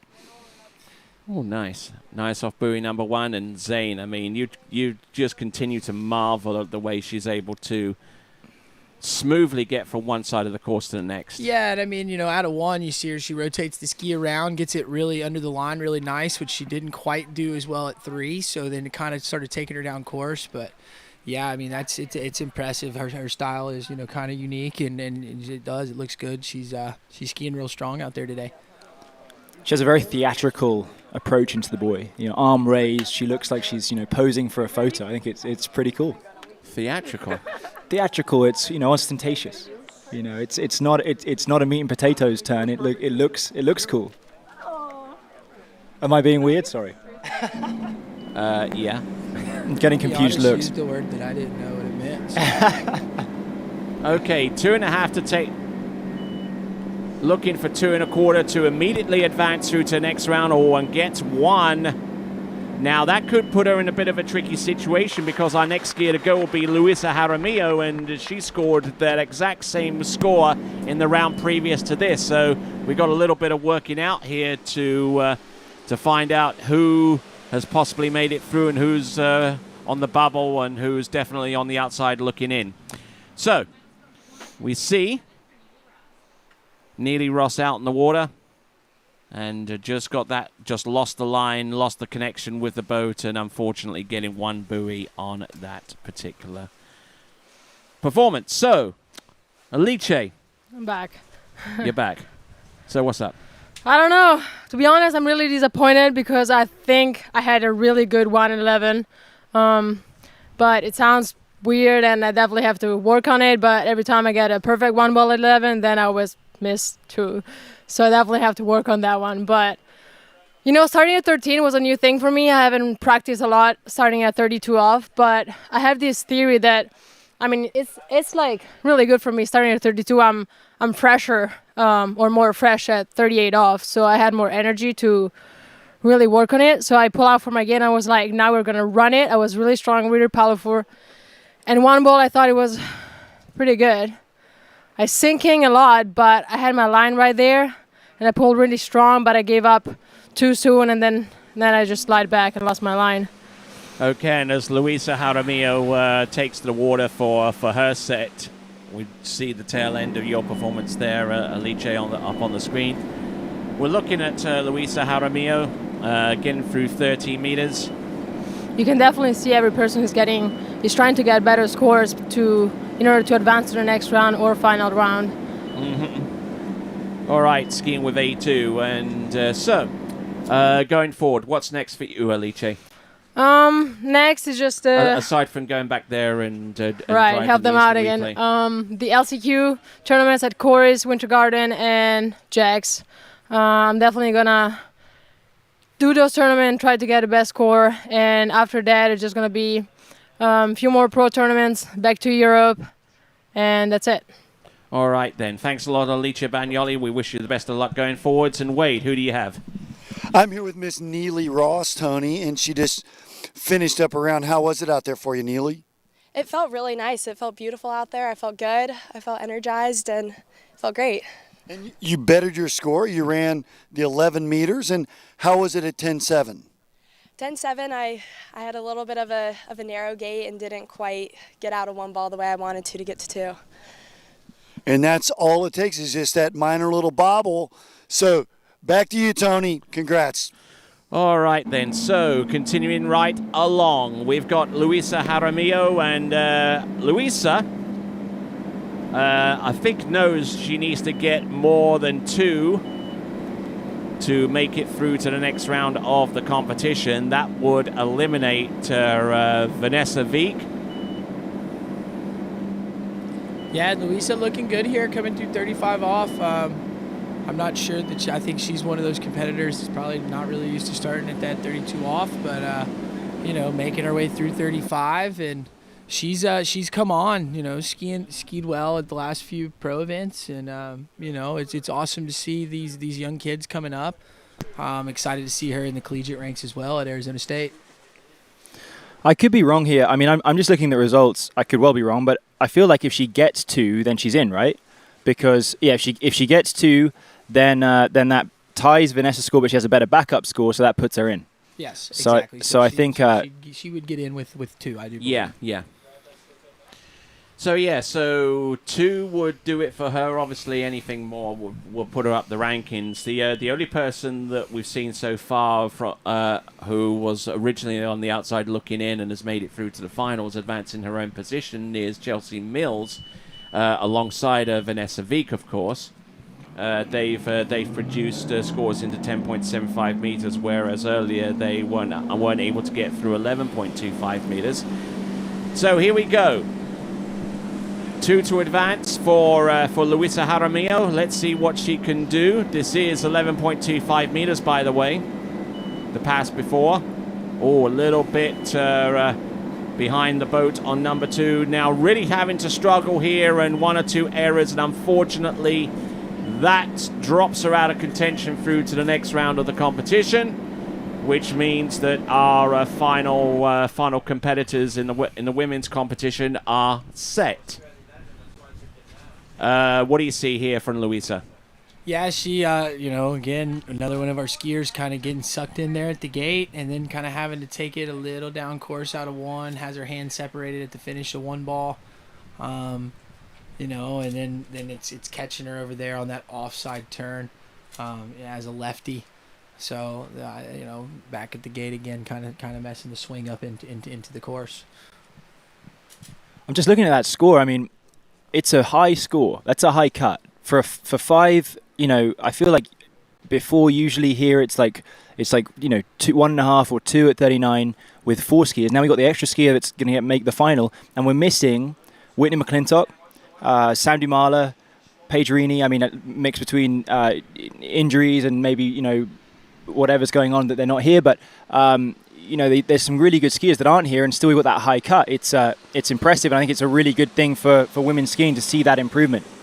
And what this does mean is that we are awarding the first points for Water Ski Pro Tour for 6th, 7th, and 8th, because the top 5 have already made it through. Obviously, their positions could change between now and the end. So in terms of that, Neely Ross gets 3 pro points. Luisa Jaramillo gets 2, and Ellie Nicholson gets 1. So Ali won't be disappointed. She's let's say she's worth more than what she did today. We know she's a better skier than what she showed today. So, but at least she goes away with a point, and she's on the board. And who knows, that could mean the difference between, any number of places on the leaderboard at the end of the season. And therefore means that Vanessa Wieck, Jamie Ball, Chelsea Mills, Manon Costard, and Regina Jaquess are all on the board as well so far as pro points. We just don't know how many points are allocated to each one. Wade, what do you have?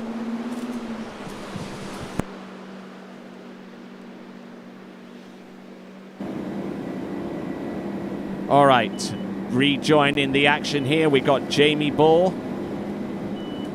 Yeah, and Jamie's turned it on. Jamie looks really good, riding that HO ski. I know she's one of those competitors that is used to starting at 32 off. So you can see it there for her opening pass. All right, let's rejoin Wade. Hi, Tony. We're here with Miss Louisa, and didn't go as good as it did the first round this morning. What happened out there? No, it didn't go as good, but I don't know. I kind of got narrow at my gate, so I knew that, I had to make it up, and unfortunately, it caught up to me later in the pass. But it was still very fun to go out and ski. Did the wind have any effect, or was it just when you made your pull out, you knew it wasn't wide enough? Well, there was a little bit of a headwind, so that normally closes you off a little bit, and I didn't go as hard as I should, to be able to keep my speed. So I think that's what happened, but it was still fun. She had a good weekend, and we had a good time watching her. Best of luck. All right, then. So looking down the list in terms of allocating pro points, it seems that Luisa Jaramillo and Neely Ross both tie for 6th place. So they split the pro points between them, which means that each will get 2.5 for their effort. 6th place would ordinarily be 3 outright points, but because there's a split between the two, then it's 2.5 each. So, with, of course, Ali Nicholson getting 1 point. Here we go. This is Jamie Ball, looking very, very smooth indeed. And Freddie, what do you see from her? I think the main thing to say about Jamie's skiing is just how unbelievably balanced, confident into her offside that she is. I mean, it's unbelievable how well she comes into that offside. Her onside, can be a little funny sometimes, but the offside's incredible. And we saw that that one at 39 she had earlier was the best one at 39 that anyone had today. And she'll be really excited about being able to get that really good start. All right, so that is Jamie Ball. And so anything to add there, Zane? Yeah, kind of like Freddie said, she stays completely balanced over that ski. She's in control of it. When she starts, and you're seeing it. Jamie's just looking strong. Looking good out there, and it's 38. I expect to see the exact same thing. You should look like another walk in the park for Jamie. All right, as Jamie Ball comes out onto the water. Let's see what she's got. Our previous winners, well, actually only one person has actually won the previous running of the women's slalom event. That's Regina Jaquess, 6-time slalom champion at the Swiss Pro. Nicely done, Jamie Ball, keeping the flow going. Good cross-course traction. Nice to see from her. There we go. That is Jamie Ball. Yeah. And Zane, what you got? Well, you can't really tell a difference much for Jamie's 32 off all the way to her 38. They all three look like solid passes, and still look like she's warming up here. You see her exiting out of one right there, getting the handle nice and connected off the finish of the turn, and getting that good, strong acceleration across course. Like Freddie said, Jamie just staying over the ski, letting it finish before she's hitting the load, and making it look easy out there. Freddie. She did the famous safety check at 5. Easy turn for her, but she was like, I don't need to turn backwards here. I'm going to go easy. We've been learning about safety checks this week, haven't we, Tony?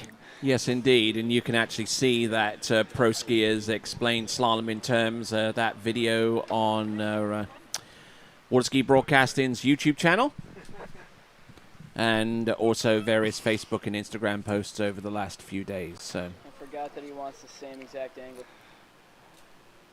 The camera's on me, I guess. Okay, so Manon's going to ski, and I don't know if anyone knows that, but she and I, we are together, and pretty excited to see how she skis. She skied well today, and well, let's watch Jamie first.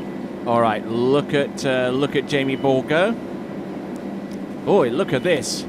Oi, getting into all kinds of shape except the right one, and unfortunately there for Jamie, unable to get all the way down that particular run. Just look at this boy one, though. I mean, she is dialed on that offside. It looks incredible. It's really exciting to see. She comes through here so balanced, so ready to go, and then it looks strange onside. She just struggles to kind of finish with her weight over her feet. It's sort of more, towards the tail of the ski, and that's where that all kind of went wrong. I mean, around 3, but with that start, she's when she gets the onside a little bit better, she's going to be flying. Yeah, and you can kind of see there in the onside, she just, coming in, kind of leaving the hips behind her and not trying to rotate that ski and getting it under the line before she hit the pole. And then, the ski kind of outruns on her and, causing her to kind of blow that awesome one ball she had there at 39. I mean, that was an awesome start. And that puts her half a buoy ahead of Chelsea Mills. That drops Chelsea Mills down to fourth place. Chelsea actually held third place for a little while after she skied. But now Jamie Ball has advanced up and make sure that she starts at least third off the dock.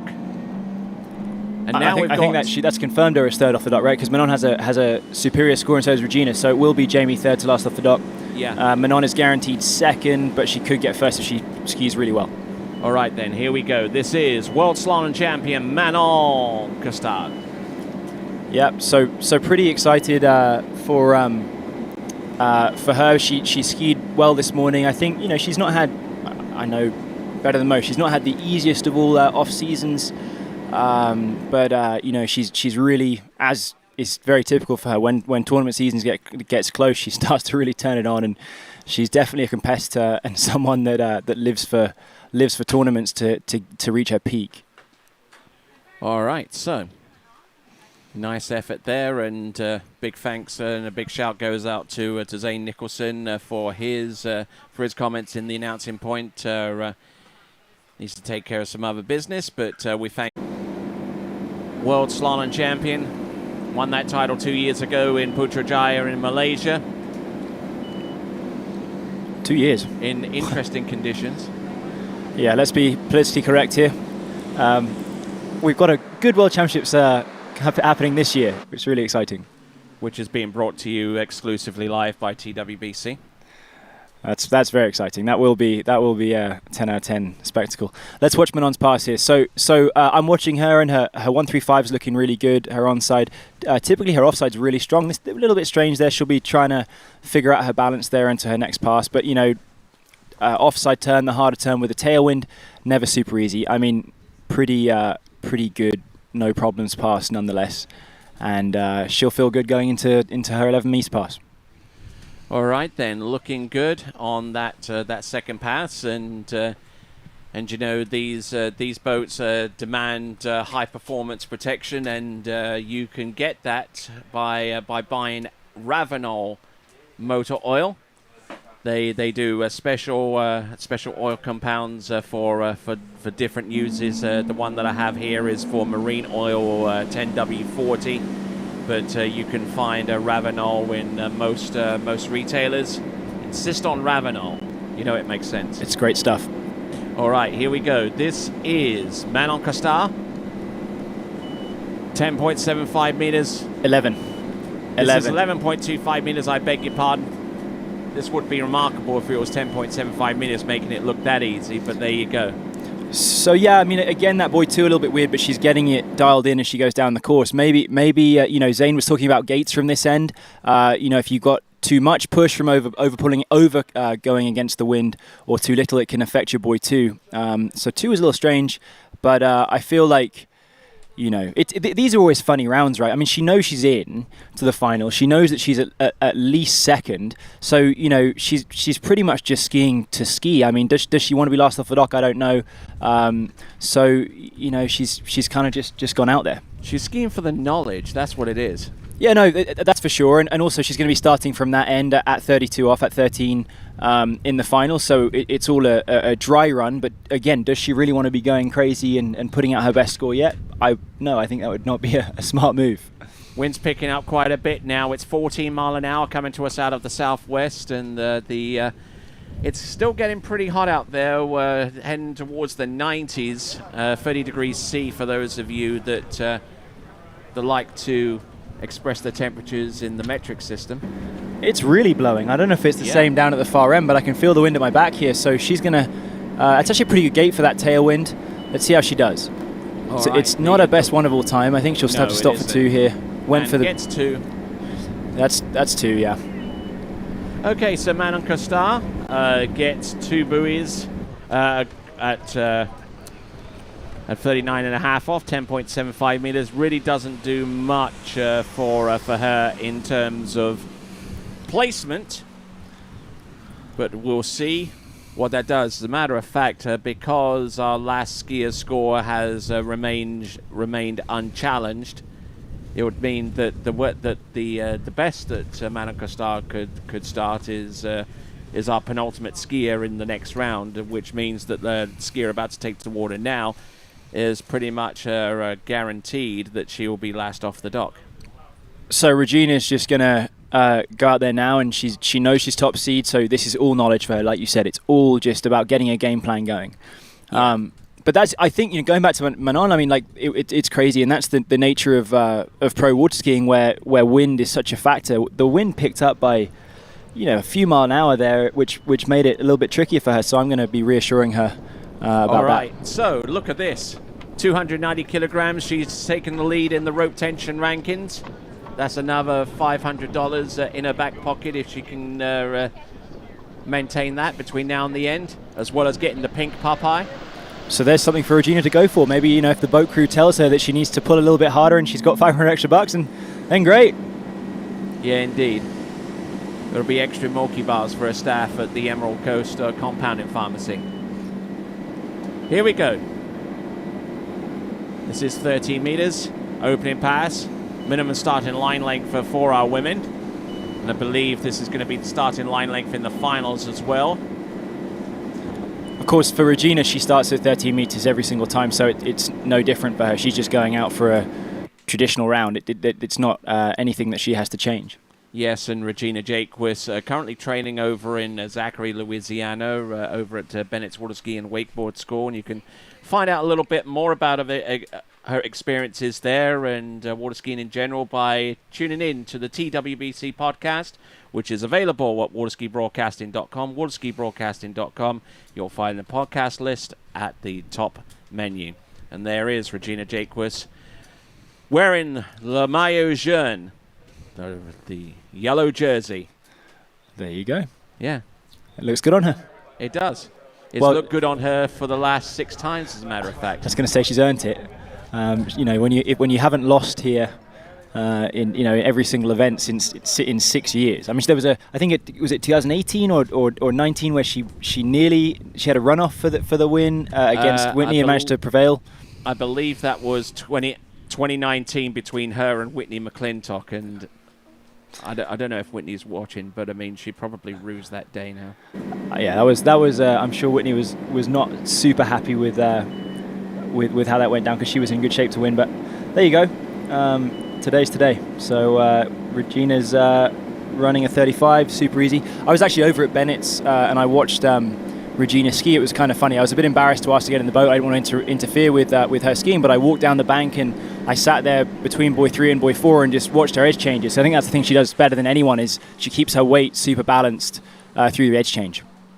But she is about 6 inches shorter than you. Agreed, and I mean, and that's definitely there's a big argument there that being tall, although it, 9 times out of 10 it makes it easier. There is that leverage thing which makes it a little bit harder. And she the thing with Regina is she does such a great job of she's not the tallest person, but she uses that to her advantage. She's got a low center of gravity and she rotates that around the ski incredibly well. But she stays over the middle of the ski, which I think is why she runs the scores that she does so consistently. Nice. All right, so taking a look around the starting dock area, we've got the Spray It Forward booth along with wrap skis there up on the screen. Thank Jody Fisher for coming on out with that stand as we get ready for Regina Jaquess to take back to the water. Yes, 11.25 meters. This should be fairly light work for her. You see Regina with a headwind at 38 and you don't really, you don't get too stressed for her. I mean, she's probably going to run it. She's probably going to run it really, really easy. I'm actually rather surprised that she hasn't fancied her chances taking an opt-up at this point. Well, she's looking at the final, but I mean, I'd agree with you. I mean, the thing with her is that she's run so many 39s in her time that she knows 39 in the final if she goes the traditional route. Straight down the line will be with the wind at her back, assuming the wind stays. It has now dropped, but she'd back herself to run it in a tailwind. So I'm not sure it's going to make a big difference to her. Right down the line, huh? Right down the line. Yeah, one of my favorite Jerry Rafferty songs. There you go. Do you want to sing it? No. Okay. Can we get the license to play it or something? Is that something we can do? Alrighty, Regina Jaquess, all joking aside, she's run through 11.25 meters. A little bit of wind on top of the water, texturizing it a little bit. There's our crew from TWBC. They're super hardworking guys. Yes, indeed. So, all right, Freddie Winter. We've got 10.75 meters for Regina Jaquess. If you want to find out more about Waterski Broadcasting on Instagram, you can type in that handle, Waterski Broadcasting. You can also find them on Facebook and Twitter. A whole bunch of other places too.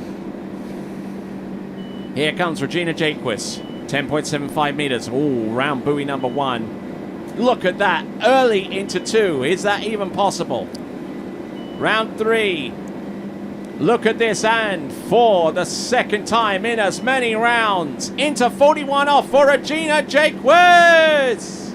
And that was clean. I mean, little tip rise out of 1, 3, and 5, but I mean, totally manageable, and 2 and 4 were obscenely good. Incredible to see that. Sometimes you'll see a little bobble on 2 and 4 with it. We saw it in the first round, but she just got that ski through so clean to where she could just generate speed immediately, and she's impressive. I mean, it's impressive to see that. It's like I say, the wind's not as strong as it was a second ago, but it's still there. It's still a tailwind 39, and impressive, super impressive. Fantastic effort there from Regina Jaquess, and but hang on a second, Freddie. There's no change in the rope tension results. How can that be? The taller you are, the more leverage you have, right? So her handle is being pulled from a lower point, compared to Manon, compared to a lot of the other girls. So as much as even if she's pulling harder, it's relative to her weight. It's the leverage. And the 2 beeps you heard isn't to say that your popcorn is ready. It's because the boat needs to be making its way back towards the course with you on the other end. This is Regina Jaquess. This is 10.25 meters, getting round buoy number 1. Round number 2, look at this. Round buoy number... not outside number 3, but I tell you what, a decent effort there. Fantastic effort to get round number 2. And proudly wearing the maillot jaune and getting 2 buoys for her effort from this round. Scored 1 at 10.25 meters in round 1, 2 in this round, and the only female skier to get onto this line length. Yeah, that's good skiing. I mean, not her best one of all time. I remember in the final here last year, after she already won, she took the 41 away from the dock, and she was just cruising 1, 2, and 3, but. Here, she wasn't really I didn't think she was going to cut to 3. She did, and that just shows how good she is at turning that onside. All right, taking a look one more time from the boat. Maybe a little tight line on that gate. Maybe she didn't pull out quite far enough that the wind kind of got her, kind of exactly what Zane was saying, a little bit ago. But, I mean, still, it's pretty much, she sprayed 3 at 41, that's pretty good skiing. There's not many people who can do that.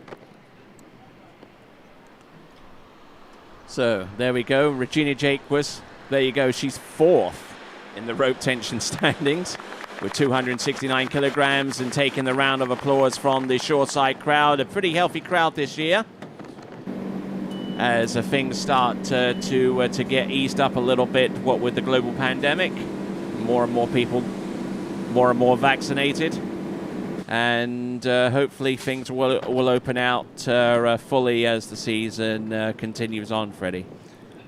Of course, that people having to stay indoors a lot did a lot for the webcast numbers last year. People were watching more and more. So I think, I'm glad that we've got more fans and building that through into this year, hopefully. But don't forget, I mean, if you want to show this to friends later on, by all means do, because our webcasts are immediately archived onto YouTube. So, I mean, it's not like the webcast is going to play out live and then you're never going to see it again. It's stored, it's archived, it's immediately accessible to anyone who wants to view it later on. And I think that's a huge deal for the Europeans. When we're going to be doing the final later on, it's for the Australians especially. There you go. But I mean, Europe as well. Like you've got, it'll be 2 a.m. by the time it all finishes. So. All right then. So. With the continuation of the 2021 Swiss Pro Slalom, we're going to take a little bit of a break here. We'll be back right after these.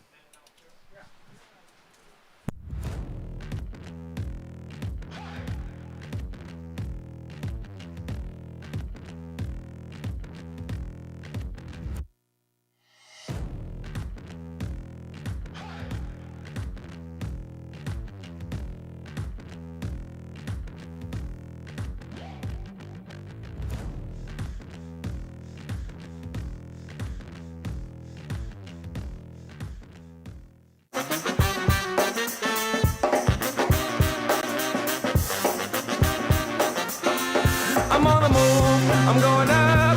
I'm a man on a mission with no missions, and I'm looking for love. Oh, I'm just looking for love.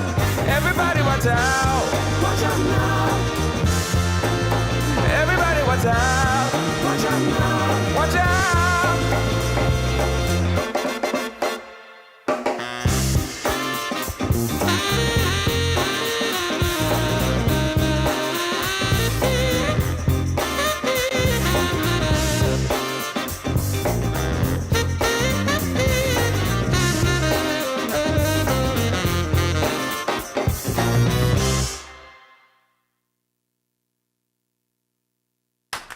What if I told you there was a place where the sounds of nature are only broken by the roar of a boat, a place where that summer feeling lasts all year long, a place where the Florida sun is only outshined by the smiles of the skiers, a place where first-time skiers can ski alongside world champions and the world-class coaches work with all levels of skiers. What if I told you there was a place where life slows down and your only job is to make lifelong memories? That place is Swiss Water Ski Resort. Book your trip at SwissWaterSkiResort.com.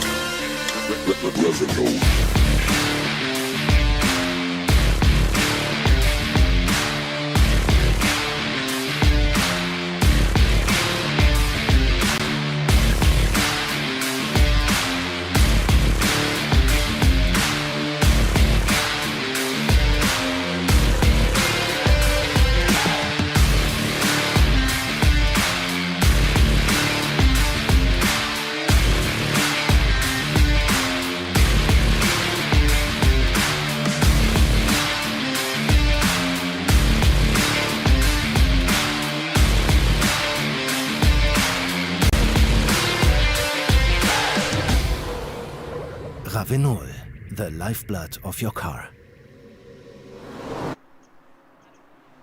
All right, straight into our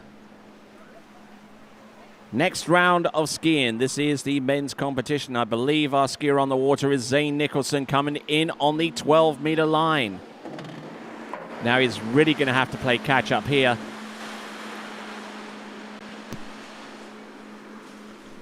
That's impressive. He was just here. Yeah. He was here about 3.5 minutes ago. Must have run he down gets ready there. quickly. Yeah, good for him. All right, so there's our open men's starting list. We've got Zane Nicholson, then Landon Gills, then Mario Mustafa, then Sean Hunter, Aaron Davies, Ryan Canepa, Martin Coleman, Charlie Ross, Thibaut Dayon, Federico Jaramillo, Jamie Calhoun, Adam Saddlemeyer. And then we have the remainder of the running order: Daniel Odvarko, Joel Poland, Thomas de Gasperi, Jonathan Travers, Will Asher, Robert Hazelwood, Dane Meckler, Benjamin Stadelbauer, Cole McCormick, Freddie Winter. Who's he? And Nate Smith. Quite the field. Yeah, quite the field, yeah. A lot of young guys. Yeah. And there's our There's our leaderboard out of the initial round. And there we've got a multiple way tie for second place. We take 8 through to the next round, which means we have those ties plus Will Asher and Jonathan Travers. This is 11.25 meters. Minimum starting line length is 12. Look at that. Oh, 11.25 meters. Come on, Zane. Come on, keep it going. Oh, and just stalling around number 6. And suitably annoyed of himself. Yeah, I thought he had a fine start. He just got really compressed through that back leg right here. Right there into buoy 2, and I think that kind of just stopped him having any speed. He was a little bit back-footed, and it just looked a bit disjointed. It didn't look like it was flowing, and as we all know, to get high-level water skiing is really about flow and using the boat's connection to swing you across instead of pulling against it. And he was doing half turns and big pulls, which it's not really what you want to be doing in order to get to the really short rope. Okay, looks like we've got a message here from Loose Jack, who's saying, why is Freddie skiing the Ion and not the NRG R2? That's a good question. Put me on the spot. That's good. So the reason is, I've been riding the NRG.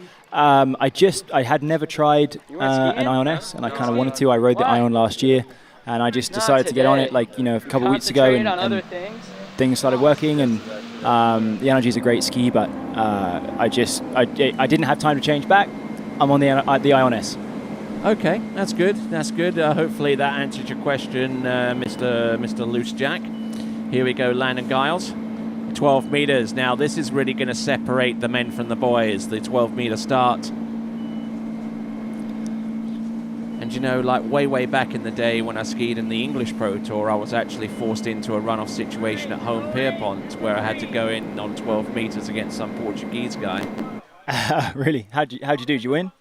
Yeah, I won that runoff. Yeah, I ran 12 meters right off the dock, and there were the people looking around thinking, did they ever shorten the rope at this point? Good job. Yeah. Here's the thing with going out at 12. It's going to be really interesting. Whereas before in the women's you would see some skiers from off the top of my head, Regina, Whitney, Sandy Marta, Jamie, they'll all go out on 13. There's no one that goes out on 12 by choice in the men's field. So it is just that little step up. The 13-meter start is a really nice place to kind of to get a feel for things. But I think we're going to still see some really good scores. But yeah, these early skiers maybe not used to going out at 12. It's gonna make it tricky. And of course, it's not just the first pass where it makes a difference. It is, if everything feels fast from your first cut, the pull's coming onto you a little bit early out of the turns, you're going to sort of feel a little bit fried and a little bit sort of stressed for your next pass, and you never have that time to settle in. All right, here comes Landon Giles coming into the course. This is 11.25 meters right off the bat, right into his second pass. Oh, handle coming down really, really low. not in a good way. Look at this. Look at him go. And that ski is chattering all over the place. He's still there up until a point, and it looks like it is going to be a 3.5 buoy count from this perspective. I agree with you there, Tony. Like, we'll see here coming to buoy 1, his handle's super low. That seems to be a characteristic on his offside, that the handle comes in low, and it means that your weight ends up a bit too far forward, so he can't kind of get the ski through out the back at 2, and not the easiest, like I say, to get 38 on your second pass, and it didn't really work out for him here.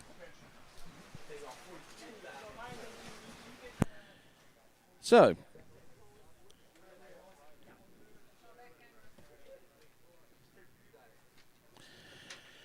we got plenty of skiers to come. We've just seen Landon Giles out there on the water. I think Mario Mustafas are going to go next.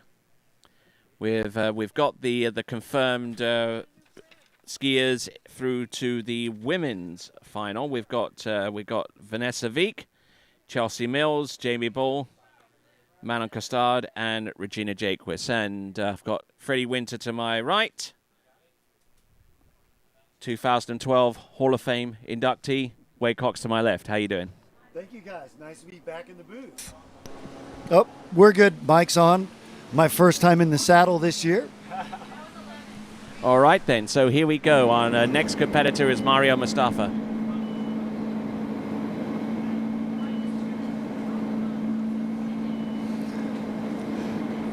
Well, Freddie, it was great when I was finishing up the doc interviews, hearing you doing the analysis. It was nice. Yeah, I like your British accent. We got the pair in the booth here. We don't have an accent, actually, because it's a language that we invented, Wade. So it's that's what I always tell people.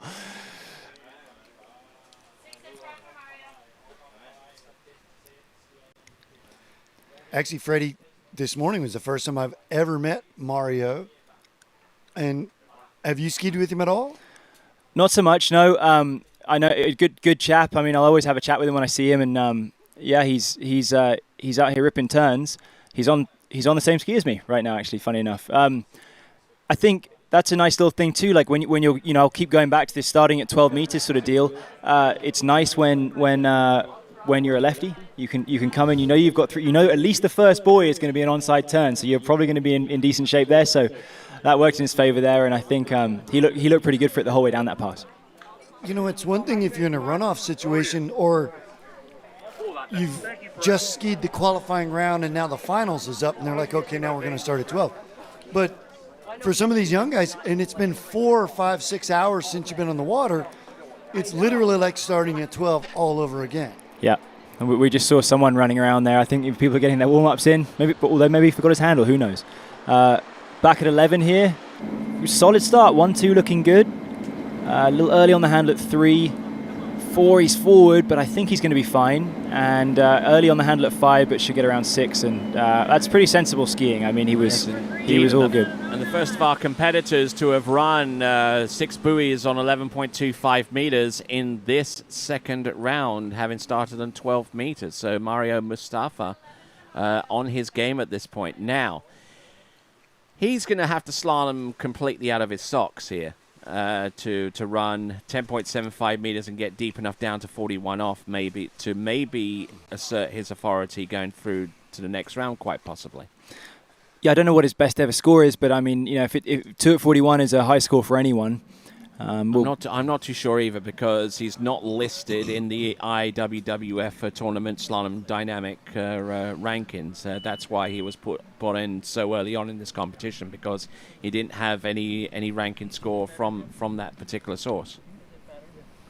So there's Becky Lathrop, who by trade is an insurance consultant who regularly speaks to halls of over 300 people about the virtues of insurance. Impressive. All right, so Mario Mustafa, 10.75 meters. Got a fairly good start in the previous round. Going round. Oh, look at this. Got his balance back.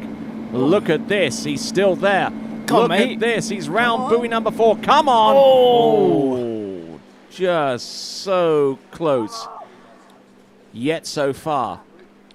He's we can hear him screaming upset behind us. He's not super happy. I didn't love the gate. I thought he didn't commit on the gate enough going towards the wake. It seemed like he was slow and a bit disconnected. So I was surprised to see him get out of 1 so good. A little bit deep. You can see very disconnected there. But look at this turn. He made to make it to 5 after that boy 1 so deep, so disconnected. I think. Yeah, no, Freddie, I saw exactly the same thing. I saw him stumble a little bit through the gates, which normally means we're off balance, right? And you saw it big time. He wasn't connected out of 1, and so yeah, well done to get that far. I'm just interested to see the boy 3 here. I mean, I don't know. I don't know if I saw something, but I mean, he looks super narrow on boy 3. So, no, that's all right. Well, it's well done anyway, because we already talked about the challenge of starting at the 12-meter line and then the second pass from that tight end on the 11 meters, and you're already in your second pass. So, for those of you guys at home, if you haven't tried that, it's an interesting challenge. All right, so continuing right along, our who is going to be next on that list? I wonder. We've seen Zane, we've seen Landon, we've seen Mario Mustafa, and now we're about to see Sean Hunter. Oh, Charlie. A little bit of a surprise to see him this early out in this stage of the game. Let's see what he can do. Mr. Pop-Tart loves a Pop-Tart. I used to hear that he would write to Pop-Tarts all the time trying to get a sponsorship. I think unsuccessfully. I don't know. Maybe not. He's the master of the limp shoulder technique. Yeah, he always talks about it. He's like, Tony really doesn't like my shoulders. He's like, every time I watch stuff back, Tony's always like, wow, look at his terrible shoulders. He gets kind of upset about it. But he's a great skier, and someone that towards the end of last season, he ran, I was talking to him earlier, he ran nearly 20 39s in a row. And for someone for his age to do that, incredible. Probably a little frustrated with how he skied so far today, but at the same time, he's only just finished university for the year, so he's going to be, that's tricky. That's tricky. Okay, looks like we got a score correction for Mario Mustafa. Instead of getting that score at 39.5 off of 4 and a piece, it's actually going to be 2 because he actually ran over number 3.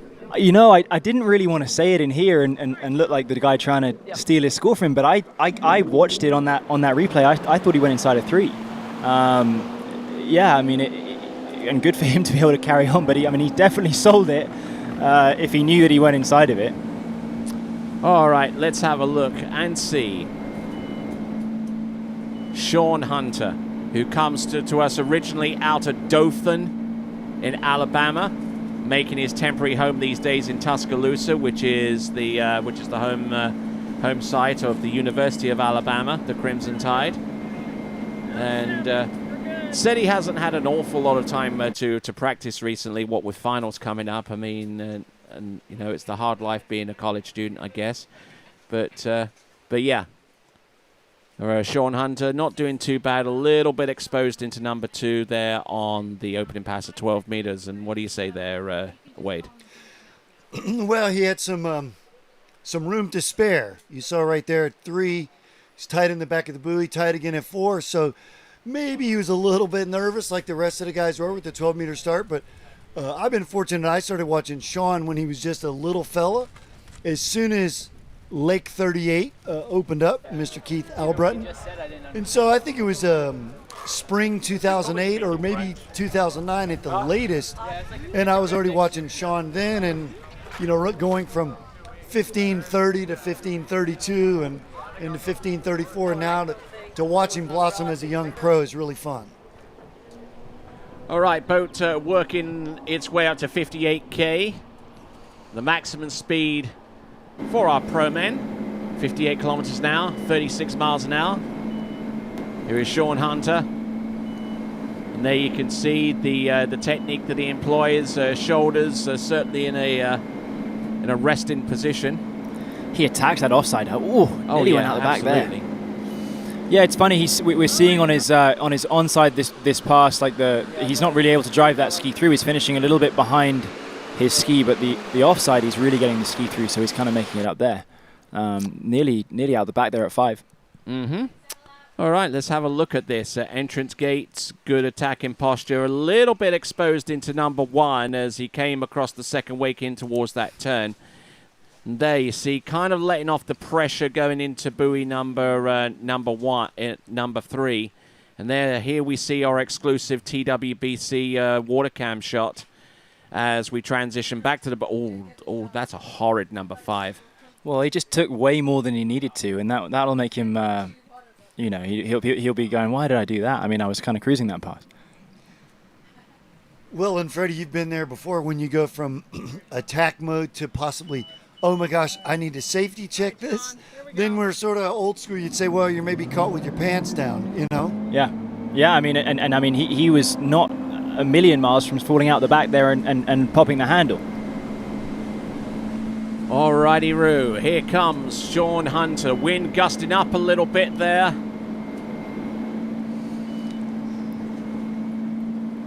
Look at him rock. Oh my word, and he goes down early. Yeah. 10.75. I saw him after his first round, and he looked pretty disappointed, especially with how well he skied last year. But as I said to him, when you start, you know, when you get through the end of a really good season, you start expecting that level to come at the start of the next season. That's always really hard. Wade, I'm sure you'll agree that, you know, that the self pressure is harder than anything else, and you know he'll be bummed, but at the same time we know he has the level, and he's not had his best day of all time, but he'll be set. No, that's a great point, Freddie, because it's the first tournament of the year right now, and all of a sudden maybe 4, 5, 6 weeks out before, and there's a sort of a ding in your confidence, and then the next day there's another ding in the confidence, and now a week later, it's almost like you can get completely away from your baseline, correct?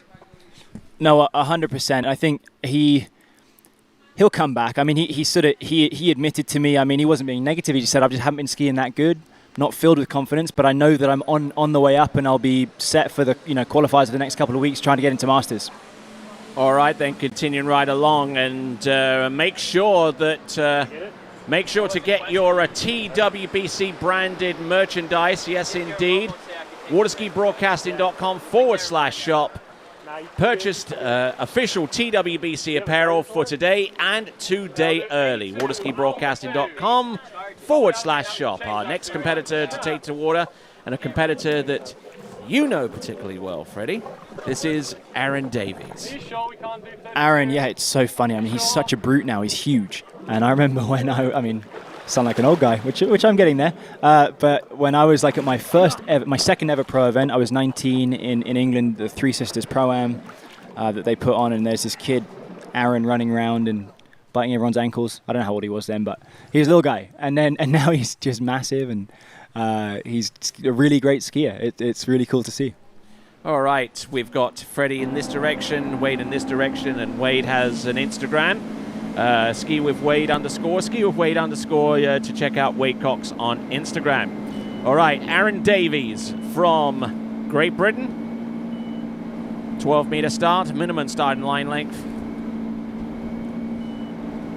Getting it good to go. Like what he's doing out there, and you particularly like his style and his flow out there, Wade. Well, Tony, same as a couple of the others, same as Mario, I had actually never seen Aaron in person.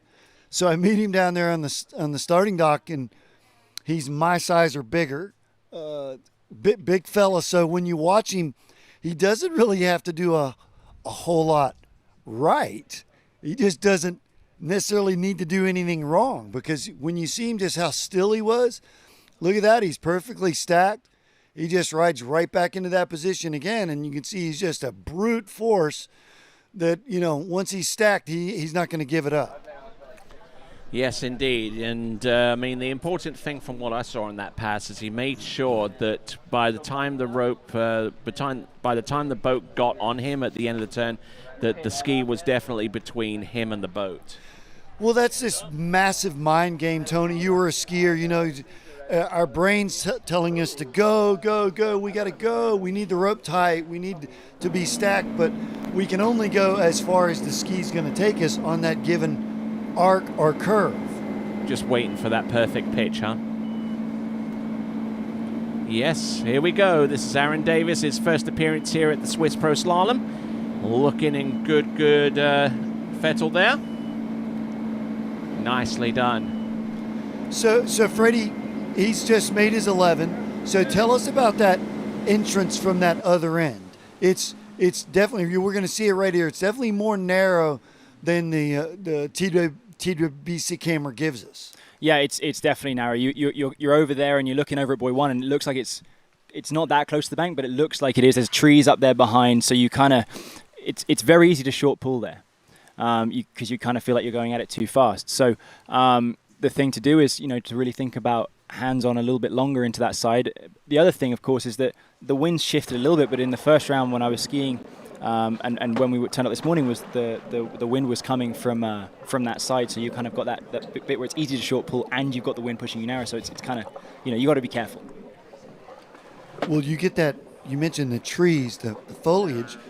You feel the speed because it's this massive wall of pine trees right behind ball 1, right out of our big visual. 100%, and we use our vision so much in water skiing, in any sport. But I mean, it's all about perception of where you are relative to other things. You're trying to understand your speed. So if you get that wrong just because of a sort of random tree over there, then that's not going to be helpful. And all right, here is Aaron Davis, originally from Great Britain, but also skiing for the Raging Cajuns of Louisiana Lafayette. Come on, Aaron. Big part of that team. Oh, no. Oh, and broke forward at the waist, and oh, my word, and he rues that mistake. He'll be upset. I skied with him, I don't know, maybe a month or 2 months ago. He came down for spring break, and he came out and skied with me at the boarding school, and he's got a lot going for him. I love his approach into 135. I think he turns a little bit too much with his shoulders out of that turn, but he was kind of going good here. The other thing with him is he overworks a little bit. He's a big, strong guy, and with zero off, you can't be pulling too hard because it'll pull you back, especially with how powerful the boats are these days. I don't know if he hit buoy 5 here, and that's where the ski did that weird stuff.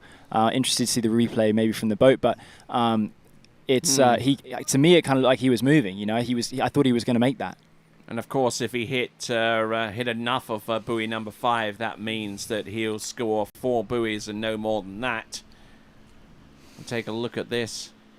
That's his approach into number 3. You see that head turn? He over-rotates his head a little bit, very quickly, and that puts him off balance a little bit, I think. But there's a lot of good stuff in his skiing. Let's see here. I'm not sure if he hit it or not, just from the way his ski reacted.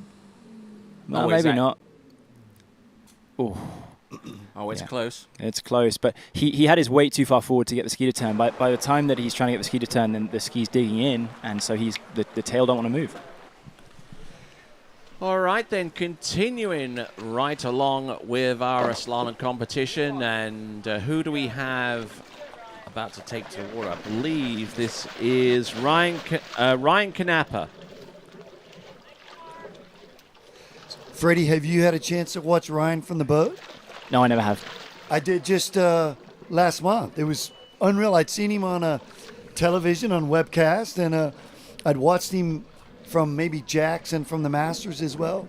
But yeah, it was a real treat to get to watch him from the boat. Pretty cool. I watched him at this tournament last October, and I remember saying to him after he came in, I'm like, wow, your offside is pretty amazing, dude. Like that's something. And I think also really interestingly, he's riding, I think, a Wiley binding. It's definitely a rubber binding of some description, so he'll be one of the only guys that are in the field that's doing that. A lot of people on the hard shells. Right you are. Actually, I'm not even too sure it's a Wiley binding because he actually has laces on that thing. Okay, well, I'm wrong then. Maybe I was looking at an old picture the other day. Binding. There you go. Double D3s. Yeah. What I noticed, Freddie, and I want your comments on this, is when he swings into his toe side, into his 135 side, you'll see how far forward he reaches. Yeah, he puts it forward. It allows him to really control the handle on the way back through. He kind of, he gets it forward, keeps the line tight, and then slightly moves it away from himself, but keeping the line tight so he can bring, his hip through and underneath the handle. What he also does, you can see it great from the 5-ball trail shot there, is not only does he move it forward slightly, but up.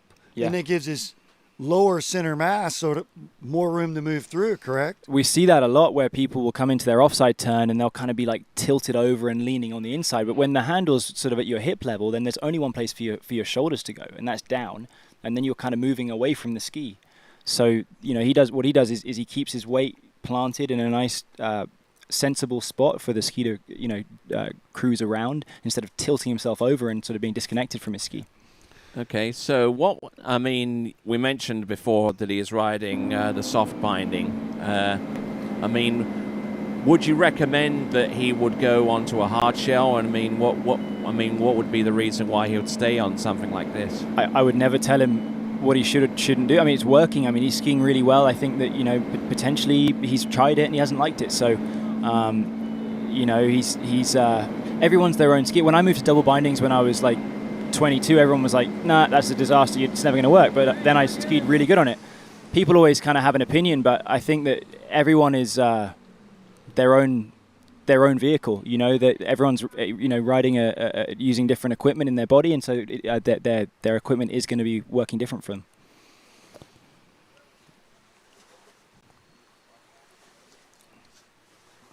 Archive negative. We're doing it on the single stream and separating it out into chapters.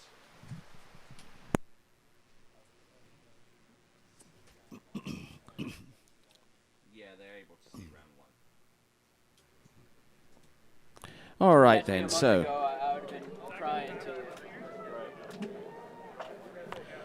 So, about to take to the water. He's on the starting dock. He is Martin Coleman, the current world overall champion. And he's a pretty decent slalomer. He's had excursions into 41 off for 10.25 meters and representing the good brand. This is a skier representing the D3 brand. This is Ryan Knapper. Take it away, Wade. Wow, he was quick again at the backside of one, a little slower at two. He's committed. Oh, no. Oh, and again. So what he's just done there, I think, is he just moved his weight too far up the ski as he's making the transition back on the way in, and I think that's just unweighted the tail, so it's overslid. Yeah. We'll be able to see better from this angle, but that's what it looked like to me on the first time. I mean, that's a good turn. I mean, like, okay, he's a little bit loaded and maybe pulled him a little bit narrow at two, but I mean, he's got angle. He doesn't struggle for angle on his offside, sorry. Let's see here. Yeah, I think just... Yeah, he definitely lost some space either into two or into three because, yeah, we both saw that out of one. It's like, well, yeah, you'd like that same shot again. Yeah. Yeah, maybe a little loaded, but I mean, let's just see how separated he gets here. No, he's still pretty good. I think... I'm sort of surprised. I mean, he didn't get the best two-ball time, but he was still kind of in it. But yeah, I mean, here, watch his weight move forward and inside. Watch the rear of the ski just keep moving. You can't hold on to that. Yeah, and I think there, Tony, that's and Freddie, that's where his vision, he knew how late he was going out the four, and it's sort of hard to stop the body from going, we got to go, man, we got to go. You know, and you're trying to tell yourself, be patient, just chill, whatever your sort of code language may be to yourself. But sometimes we've already got a visual, and it's like the body's got to go. It's very easy when you're at Boy 4 and you got a right forward skier. They want to go. They want to go. Sometimes too much. And I remember Ryan last year. He ran like 3 at 41 in the first round and looked great for it. And he would have made the final, and he did I think 1.5 in the final, something like that. And you know, he'll be disappointed he didn't put it out there today, but he's definitely one for the future. I mean, we're going to see a lot of him. All right then, folks, returning to competitive action on the water, we have got Martin Coleman from the Czech Republic, the current world overall champion, won that title 2 years ago in Putrajaya in Malaysia. Will try to defend that title in the fall of this year over at Jack Travis's place, not too far away from here. The coverage of that exclusively live on TWBC. Here is Martin Coleman on 12 meters and making light work of it. Good effort there, Freddie. Yeah, I mean, we've talked about it before with Anna, Gay, Neely Ross. You know, this guy's an unbelievable tricker. Joel Poland, Adam Saddlemeyer, all really good trickers, very agile. So you can just see that in the slalom skiing. I mean, he's an old teammate of mine at Monroe, and I've always admired how balanced he stays over his ski going both ways. I think he does a really good job there. That's my favorite part of his skiing.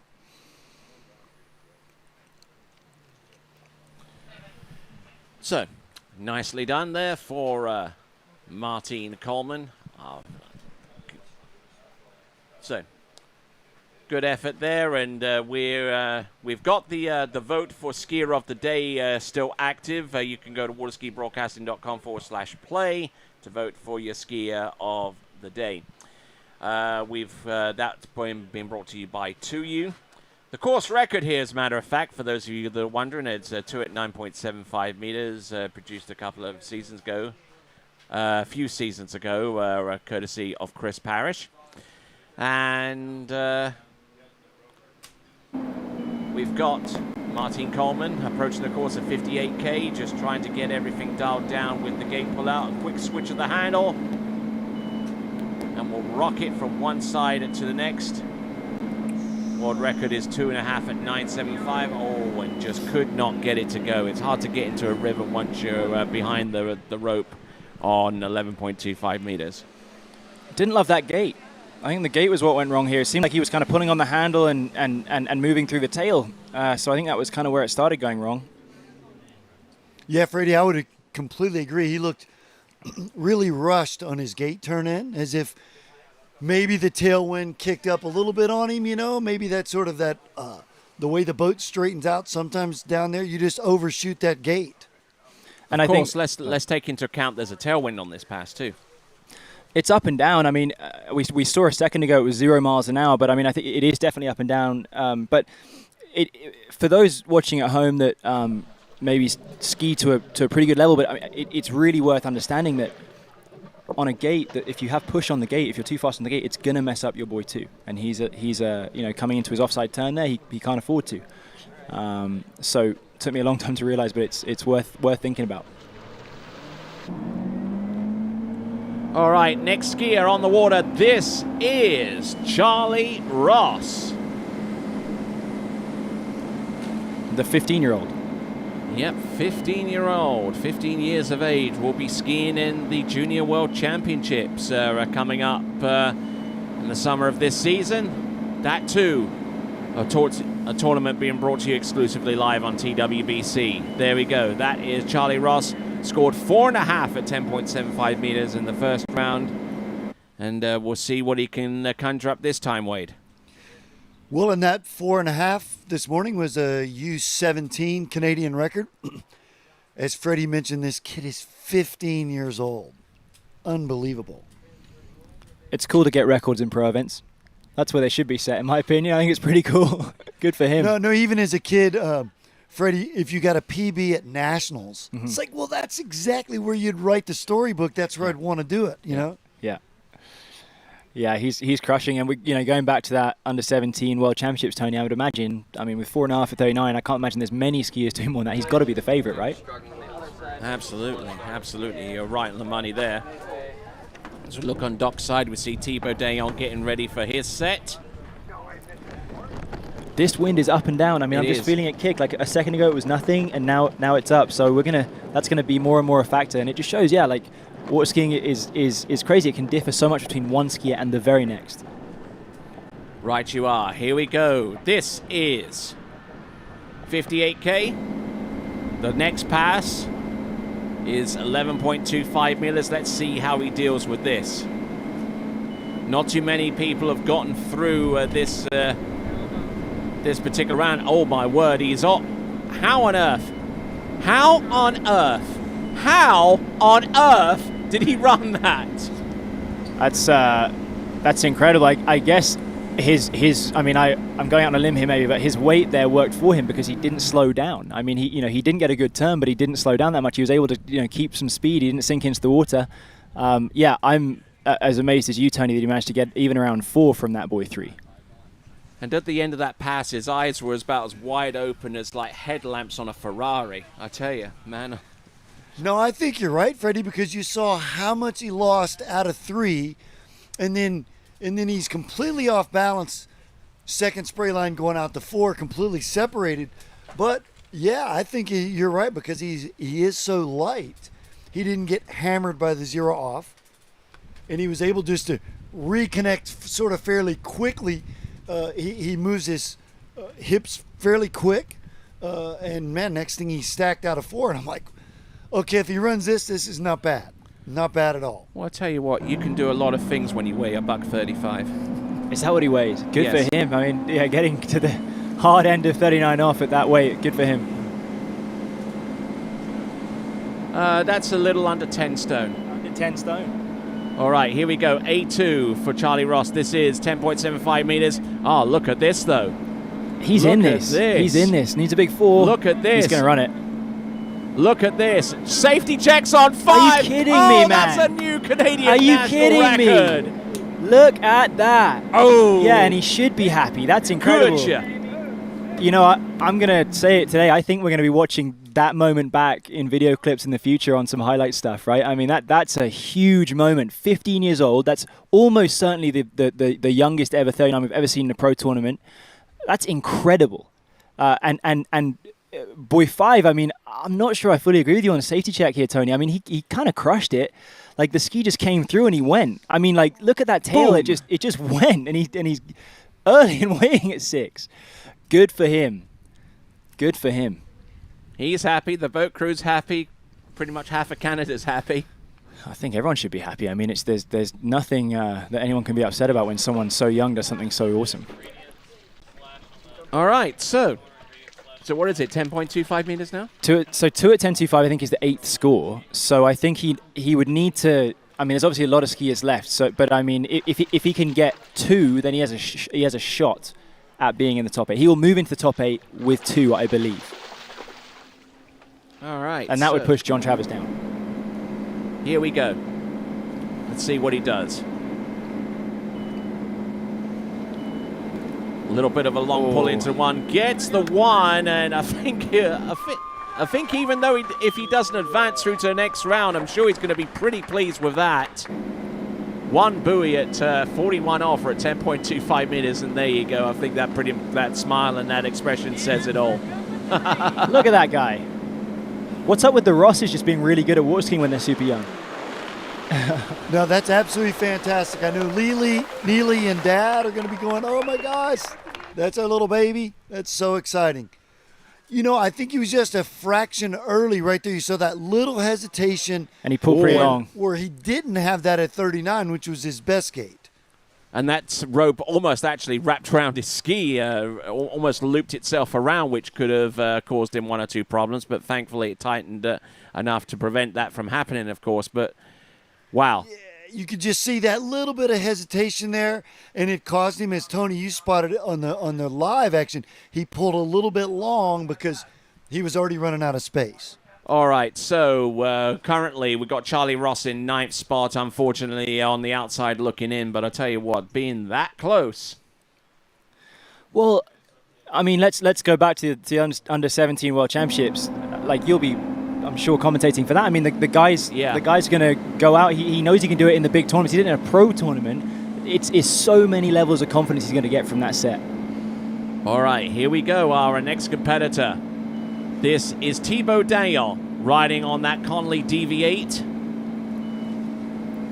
And not looking too bad for the most part on the opening pass of 12 meters. Very, very smooth and very, very precise. He's one of my favorite lefties to watch. And what I really like is that little move that he does right there before he turns in, just a little rhythm move out. If you're a jumper, that you'd relate that as an S turn. And then it just puts him on a nice soft rope through the gates, and he uses his space well. He's a name I forgot earlier. Another very, very good trick, a very, very good overall skier who's just, got the balance. And he actually looks like he's got those sort of cat-like reflexes, right? No, it's almost like you can see it. You see it, well, with Manon, who used to be a great trick skier, I learned. But the trick skiers, what you will see is sort of the speed in their hips and feet. They can just all of a sudden move through, at sort of cat-like reflexes when they need to. Yeah. Man, it's funny. I was thinking of jumping out and going to get ready for skiing a couple of people ago, but I'm glad I watched Charlie. That was incredible skiing. So we've got Federico about to take to the water in just a few minutes, but we've got Thibaut on the water coming back in on his second pass. It is 11.25 meters right off the gut. member of the French water ski team. Makes his residence here in Central Florida, where he is a realtor. And not doing a bad job out there with that particular run at 11.25 meters. So the critical pass of 10.75 meters is imminent. And certainly has a technique that is all his own there, Freddie. Yeah, he gets that spare arm up in the water a little bit. It's funny that the ski dug there. I was surprised about that, but yeah, that spare arm on his offside, like he puts it right up in the air and has a move through from that point. Odd little moves on 3 and 5 here, but he'll be good. I mean, he's a very confident skier. He ran 39 in the first round at the World Championships in Putrajaya a couple of years ago, and I can tell you that's not easy. All right, so.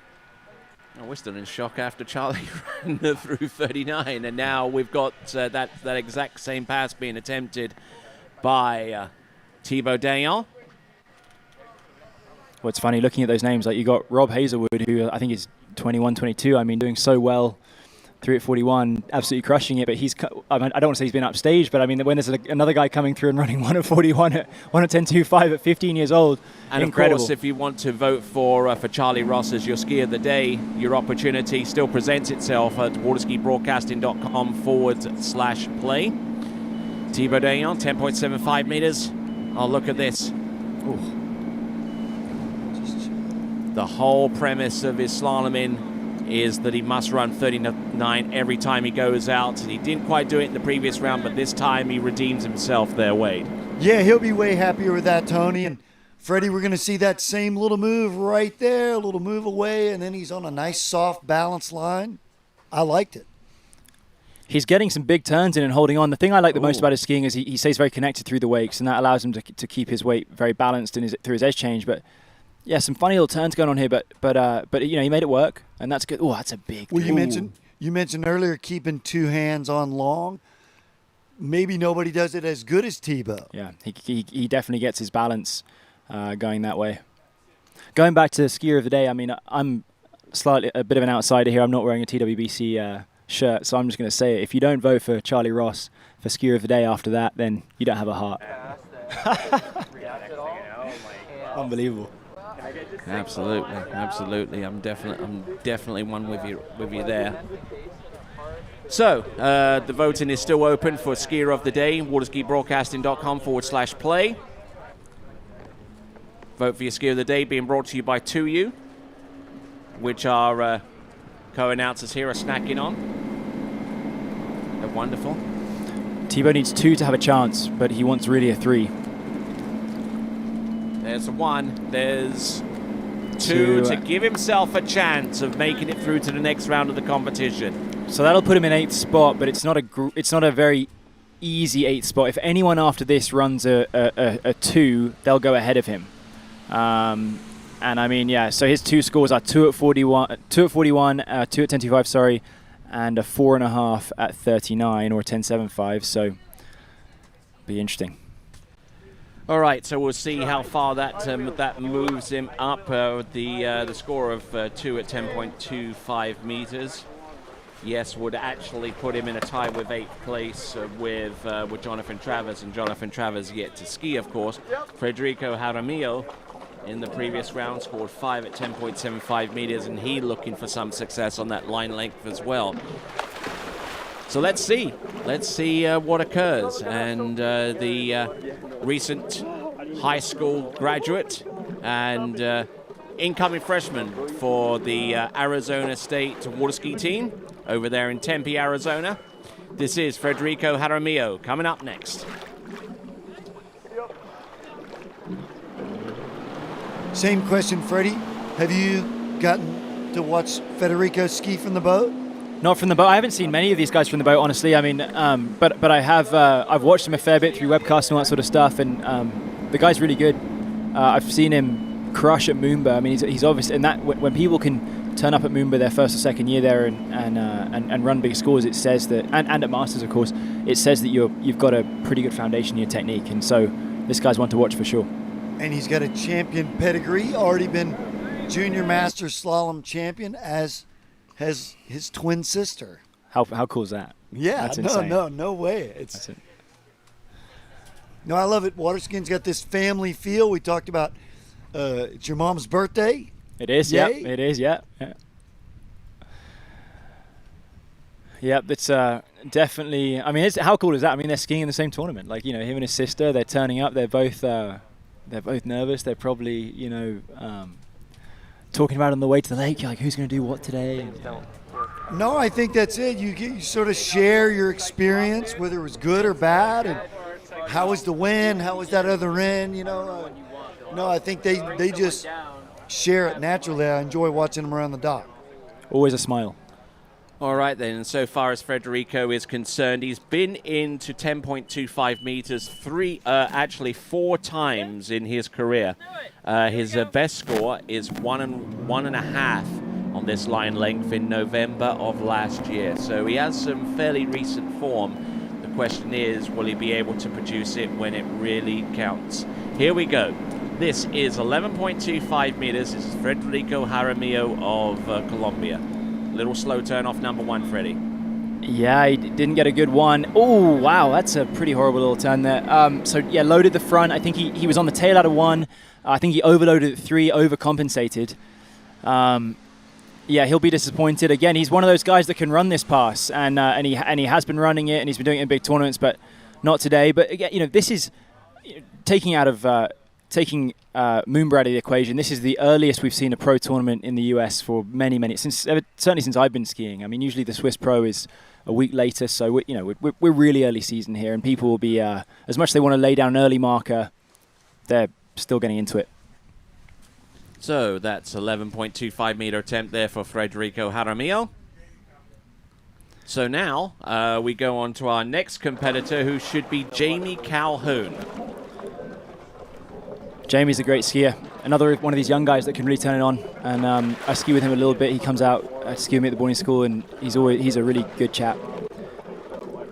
I'm positive I was at the lake the first day he made his 10.7 pass. I think it was at La Pointe, if I'm not mistaken. Yeah. And that was a very, very exciting deal because he was quite young when he did that as well. He was 17, but it was also like when he was 15, he was running like 2 at 32 or 2 at 35 or something, and he just he grew a foot and then just got really, really, really good. Wait, I just got a text from John Battleday. He sent me a text saying that he was watching, so that's a name from the past, the 3-time World Championship medalist. How you doing, John Battleday? You got that medal in the '89 World Championships that I was after. Actually, John Battleday was a 2-time World Championship medalist. He got bronze medal. Was it 3? I know of 2. The second in 1981, he beat Bob LaPointe and was just behind Andy Mapple. Yep. And then he got the bronze medal behind the aforementioned Andy Mapple and Bob LaPointe in 1983 in Gothenburg. I would never want to argue with you, Tony, on your ski knowledge, but I've always heard 3. I could be wrong. I thought he was 3rd in '89, but Andy was 1st and Carl was 2nd. And I swore that Battleday was 3rd. Yeah. But anyway, he was a fantastic skier back in the day. Shout out to John. All right, so John Battleday, great to have your presence here among our audience, and joining audiences from all over the world: Canada, the United States, Austria, the United Kingdom, United Arab Emirates. Man, we're going worldwide. All over the show. All over the show, as they say.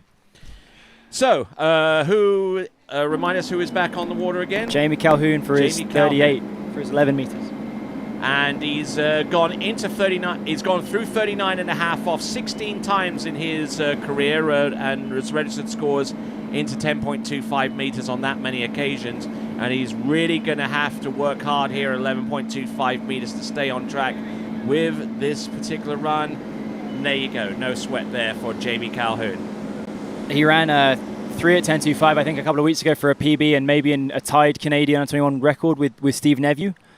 The guy's on form. He's building it up. And again, I mean, still really young. Well, let's talk about this, Freddie. For these guys, these are still really young guys. And having to go out at 12 meters, their second pass with that little tailwind is 11 meters. And he sort of managed that well, didn't he? He knew he didn't get a great start, but he got right in the middle, and he's like, well, let's just not blow this. Yeah. No, he's kind of crushing. And like you say, there's this little pack. There's the 20, 21, 22-year-old, 23 maybe. Joel Poland, Ryan Canepa, Rob Hazelwood, Jamie Calhoun, Sean Hunter, Federico, maybe a little bit younger, but I mean they're all there, and of course Charlie Roche skied amazingly, but yeah, there's a really good pack, and they're all pushing each other on, which can only be positive for water skiing's future. I think on that note, actually, guys, I'm gonna leave. Thank you so much for having me. I'm gonna go and get ready for my ski set. Take your leave. Just leave the microphone. All right, then, here we go. This is Jamie Calhoun. This now is 10.75 meters. He's cleared this pass 16 times before in the past season.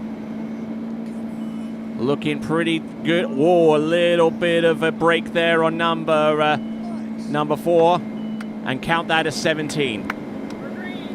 Yeah, that was nice, Tony. He got a nice, tidy one ball. And he had sort of decent amount of space in the middle of the course. You see, almost too much. But once he had the space here at 2, he's like, okay, let's just keep moving. Let's keep our forward progression. Yeah, nice again there. You see the handle didn't come in just the way he wanted, but he's able to be patient. Yeah, look at that overturn. Yeah, big 4 like the match's big ball 1. Wow.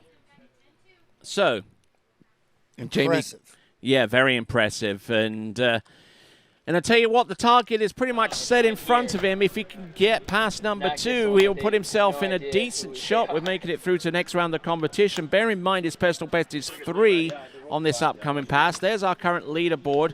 Nate Smith way out in front there with his solitary score into 43 off 9.75 meters. We see Adam Saddlemeyer ready and raring to go, but he has to wait and see what Jamie Calhoun can do on 10.25 meters. Let's see what he's got. Round buoy number 1. There's number 1 broken over and gets 1 and only 1 buoy as a result of that effort there, Wade. Yeah, Tony, he's going to be really disappointed. I thought he had a really nice gate glide into his angle through the gate, but you could tell by his reaction out of the backside of 1 that it wasn't very good. Decent extension into buoy number 1, mind you, but just couldn't really get the connection. And I mean, the difference between something like that and doing it perfectly is very, very, very minimal. We're talking like inches or even less than between getting it wrong and getting it right. Well, we talked about Charlie Ross, and Charlie's sort of on the opposite end of Jamie. Jamie's a big guy, and he's tall. He's got more body to move, and you could see as he needed the lower body to move faster out of his 1. He had lost some space. We talked about his gait wasn't perfect, but we could see that where the really big guy, even though he has got this big size advantage, he made that big reach at 1. He had so much body to get back underneath the rope that he couldn't do it fast enough. Certainly, you're absolutely right there, Wade. Wade Cox, a 2012 Hall of Fame inductee. And look at our next skier go. This is Adam Saddlemeyer. Looking strong, looking good. Just trying to stay focused on 12 meters, a pass that he's run several times before at this stage. And doing a grand job. No two ways about it. That is Adam Saddlemeyer. So, Wade, what do you see? Well, similar to we've already had Tebow, another 3-eventer, same as Joel Poland from this morning. Talk about these guys, how quickly they can move their lower body, and they're typically not as big. I don't know, what is Sledge? 5'10", 5'11"? He's nowhere close to 6 foot. Yeah, no. And so where we just had Jamie, who's more like my size, 6'3". There's Joel waving to his mom. But what we see with Adam, he's so good. He's world overall champion, former world overall record holder. So he's a very cagey water skier. He handles himself on the water really, really good. He doesn't panic, treats it like his trick run. Maybe we're all right. Made a mistake, no big deal. Just finished the trick with a handle in your hand. And Adam's just been a steady pro for years now. All right, let's have a look and see. Keeping the ski out ahead of him. It's Adam Saddlemeyer. This is 11.25 meters. Oh, beautifully executed run. No worries there at all. That is Adam Saddlemeyer just absolutely crushing that pass of 11.25 meters. So we're going to see 10.75 meters momentarily, but Wade, what are the highlights of this one? Really nice gate in ball one there. You see the tip didn't even budge, right down next to the water. Pretty dang good too. And then here, there's the safety check. He'd created so much space at 1 and 2. He had a little extra speed at 3. So he's talking about him being a cagey veteran. He knew he had plenty of space. So he didn't fall at 3, and then he gets over to 4 and hooks up really nice at 4. And yeah, we're going to get to see another 10.7. All right, so 10.75 meters, critical pass now. Every single competitor from here on out has got to run it to put themselves in with a shot of making it through to the next round. Of course, running 10.75 meters by itself wouldn't be enough to do it, but it's ABCs. If you don't run this pass, you don't get to 10.25 meters, and then you don't give yourself the best possible shot of making it through. Here we go, Adam Saddlemeyer, 10.75, little slide down course off buoy number 1, round number 2. Trying to keep everything level. Oh, and just couldn't get the connection that he needed and wanted to get from number 4 to 5. And that, I believe, eliminates Adam Saddlemeyer from future contention in this event. Yeah, it's kind of a bummer, Tony. I know he certainly wished he would have had a score into 10-2 from the first round, but he didn't. And I think almost that, I don't know. I do know. It puts more pressure on you. Because now you don't have a backup score in the bag, and maybe you're doubting yourself that you didn't do it the first time. So you heard Freddie say we'll tend to put more pressure on ourselves than anyone else will. And yeah, that's not the best I've seen Adam look, but it's first term of the year. We're going to see him a whole bunch this year, as we've seen for years. He's a great skier and a lot of fun to watch. All right, as the boat makes its way, we welcome audiences from Germany, from Norway, and indeed Peru. Thank you very much indeed for watching. You guys know who you are. You've been commenting on the YouTube comment section, so thank you very much indeed for your continued support of this event. So, Becky Lathrop temporarily parks up the boat. Okay, so quick fuel break, and we'll return right after this. This is the continuation of the 2021 Swiss Pro Slalom. We'll be back in just a little bit.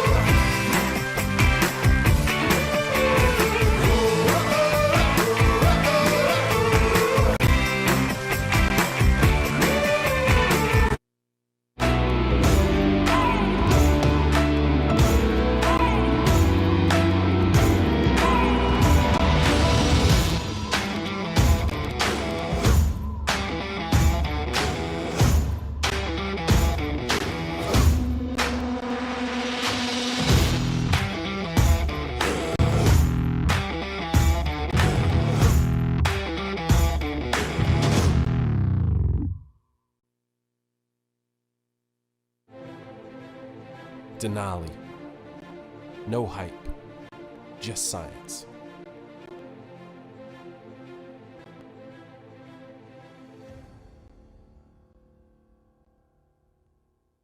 Hello, Natalia Bernikava here, multiple world champion, world record holder, introducing the new Edge trick binding. 3D printed plate creates for more control and support on the water. Plus, this binding is very unique because we have two options. Option 1 with toe clamp and heel clamp dedicated specifically for hands. Option 2 with the releasable plate could be used for hands and toes, and the binding suits for all levels.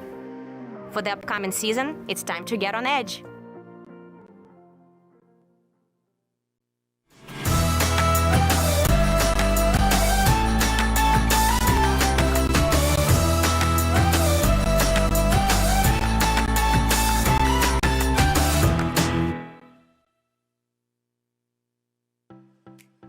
Hi, my name is Thomas De Gasperi. I am from Trento, Italy. That's where I was born and raised. I'm here now in Orlando, Florida, where I spend my winters, doing a little bit of ski school, a little bit of training.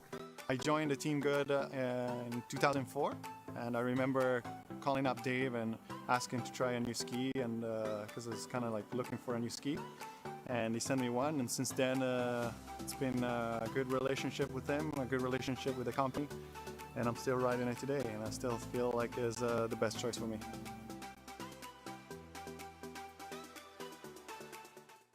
Okay, so we're turning to the Swiss Pro Slalom, and we've got Daniel Odvarko, and he'll be approaching the course at 58k on the 12-meter line for his opening run.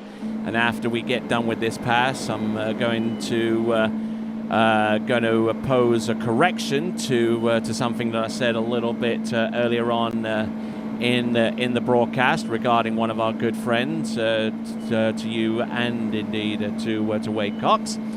We've got Daniel Odvark on the water. He gets around all 6 buoys on the 12-meter line, and that correction that I made was in regards to John Battleday, because I'd actually forgotten that he got 3rd place in the 89 World Championships. That was in West Palm Beach, behind Cole Roberge and behind Andy Mappel.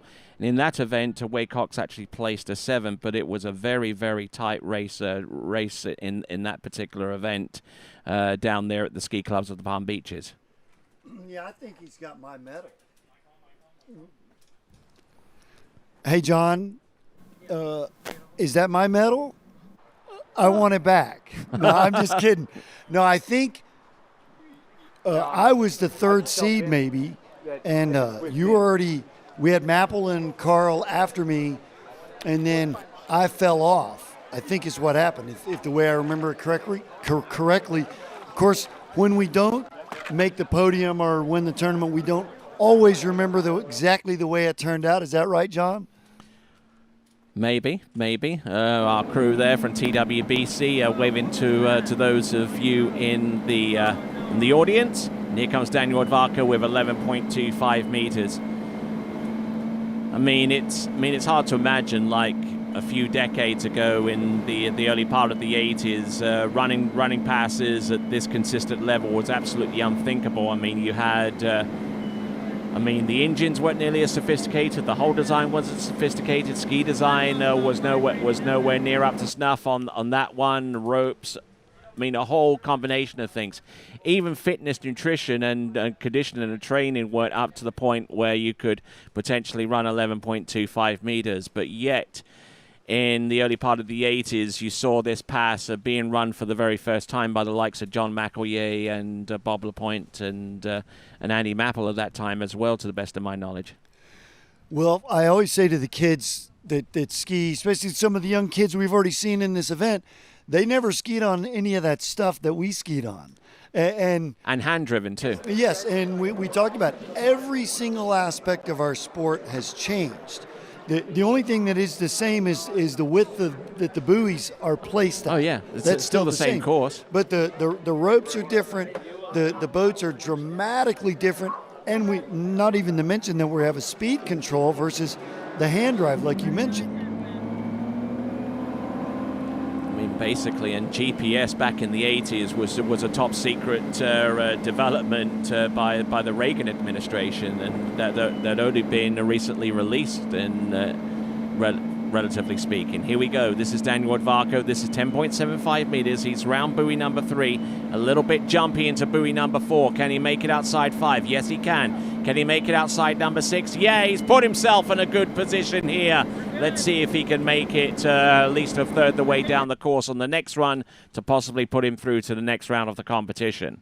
If you saw at home there, that little bit of water breaking off the inside of his ski before he did his gate turn in, that was his little rhythm move out. And Daniel had already run 39 this morning. And as I mentioned a few skiers ago, once we do make it, there's that sort of added step in our confidence. He's already had a look at this next pass 41, and he knows he needs more than 2 now. Yeah, definitely. He needs more than 2. 2 buoys at 41 is currently put in Thibaut Dayon in 8th spot right now. So anything that he can do 2 buoys or above is definitely going to help his cause. Each pass, each little bit, even half a buoy more than 2 would put him in a spot where he would be equal with Will Asher at that point. If he can get into 3, it'll put him in that mix with a whole bunch of other skiers that had already skied 3 in the round previous to this one. Obviously, if he can get more than 3, game on. Here we go, Daniel Odvarko from the Czech Republic. Buoy 1, oh, nicely done off buoy number 1. Round number 2, S-turns, gets... No, he gets 1.5. He took way too long to S-turn. And just that momentary lapse is enough to eliminate him. Oh my word. It's that close, folks. Round 1. Yeah, he really got on the back of the ski as if he was engaging his feet too quickly, wanting to get over to 2 before he finished and gotten stacked out of 1. Because it looked like his path out to 1, he had enough space. All right then. Looking at this instant replay one more time. Took the hit and got the ski moving again, but then he exposed himself a little bit too high into 2. And let's join the dock. And Zane, who do you have? Yeah, guys, I'm here with Thomas DeGasperi. Getting ready to go ski. Not quite the round you wanted, round 1, but conditions are looking good out there. Doing anything different this round? Yeah, rewatch a little bit my approach to the course in the first round, and I think I got to tweak a little bit my gait and see what happens. Cool, man. Well, good luck. Best of luck to you in the second round. Back to you guys. All right, then, continuing right along, our next competitor on the water is Joel Poland. Now, he's an exciting young talent from Great Britain, who's already put out a great overall performance in recent times. 4.5 at 39.5 off, 11,350 in tricks and jumping over 224 feet to set a pending world men's overall record. And he's no slouch on the slalom course there, Wade. No, I was just thinking as you were rattling off those massive numbers, if he had upped his slalom to what he ran this morning, the record would have even been higher. Yeah, definitely. And I mean his world overall total with that 11,350, well, that 11,350 is a pending British national men's trick record. But aside from that, that would be the highest trick point put into an overall record point total. I don't think there may have been 1 or 2 other skiers that have actually gone over 11,000, and that have been enough to actually push them to the point where they would hold the world men's overall record. And I think that Joel Poland is one of those 2 competitors. And you kind of get the sense that, combined with his slalom and his jump and everything else and his tricks, I don't think we've seen the best of Joel Poland yet, not by a long stretch. Well, and he jumped 224 feet, 68.4 meters. And if that doesn't give you swagger, nothing will. All right, indeed. And this is Joel Poland. Nicely done, 11.25 meters. Just trying to keep the flow going. If he can get through this pass of more than 2, he puts himself in a good position, and he gets through the gates. And let's check in with Zane. Yeah, guys, I'm here on the dock with Charlie Ross. Big smile, good skiing earlier. Tell us a little bit about it. Thank you. I think it puts me near. I don't know if I'm first or second to run it ever, but yeah, it felt good. 38 was a little scary, but I was really pumped to just run it. Dude, making it through it and tying that under 17 world record, dude. Congratulations. Thank you very much. Back to you guys. All right, and congratulations from us as well, both myself and I'm sure I'm speaking for Wade as well, in congratulating Charlie Ross there with that effort, going into 41 off at age 15. Yeah, it's just hard to fathom. When I was a young pro, no one had run 38 off yet, 11 meters. Today, that's their second pass now. I think at age 15 you were still in Arkansas, weren't you? Well, that was my first summer in Florida, 1984. Okay. And I ran 3 at 11 at the end of the summer. And I mean, okay. it was sort of unheard of for me to do that then. And now for what he's doing is just, we can't even fathom. Mind-blowing, as a matter of fact. Here we go. This is 10.75 meters. This is Joel Poland. As part of his record package, he got 4.5 on this particular run not a few days ago. But I tell you what, in a specialist slalom event, he is all over that pass. Look at him go. That is a 6-buoy count at 39 or 10.75 meters. Go, Joel. Well, I mentioned the swagger, and I just met this young man this morning, same as a few of these. But I've been watching his name come up the leaderboard, and you just see him ski with so much confidence. He's got patience like he had there at 2, but his confidence, he's able to attack. I heard Matt Reaney say this morning, but that these young guys, they're thinking differently than we did back in the day. They're not treating these 11 meters and 10.7 meters like we did. Like there's these impossible sort of terms at hand. They just go out and attack it. They're riding good equipment, like we talked about, new, super light equipment compared to really heavy old fiberglass equipment like we used. All right. Just to give you an indication as to what Joel Poland is capable of, his personal best is 4 on this next pass. So, 4 buoys at 10.25 meters is his personal best. He's run 10.75 meters about a dozen times, so he's definitely experienced at this line length. There's 1. Here's number 2 at 10.25 meters. Number 2, whoa! And is that enough to maybe make it through? Well, only time will tell. But I tell you what, great effort there from Joel Poland, if nothing else. And 2 performances into 10.25 meters. Certainly not to be sniffed at. So, Wade, what do you see here? Yeah, he might just been fractionally hot on that gate turn in, meaning he's moving too fast. And it might have hindered him on getting enough space, meaning getting enough angle through the gate to create enough space out to 1. It'll be curious. Maybe Zane can catch him after. But super big scores both rounds into 41.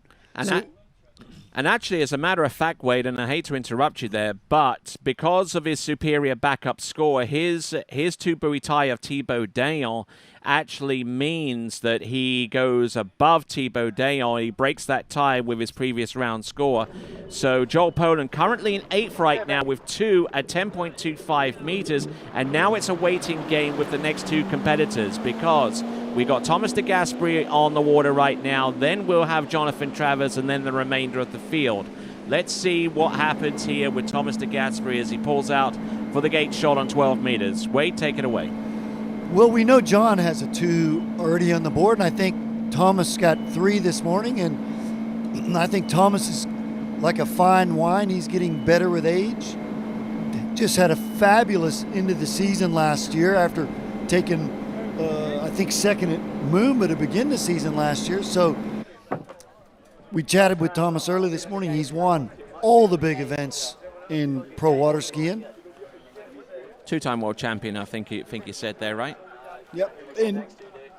And he's won the Moomba. Whoa, he's hang won on a second. The U.S. Masters. Whoa, we got a score under review. It's not quite over for Joel Poland yet. We just saw the graphic there, a score under review at 10.25 meters.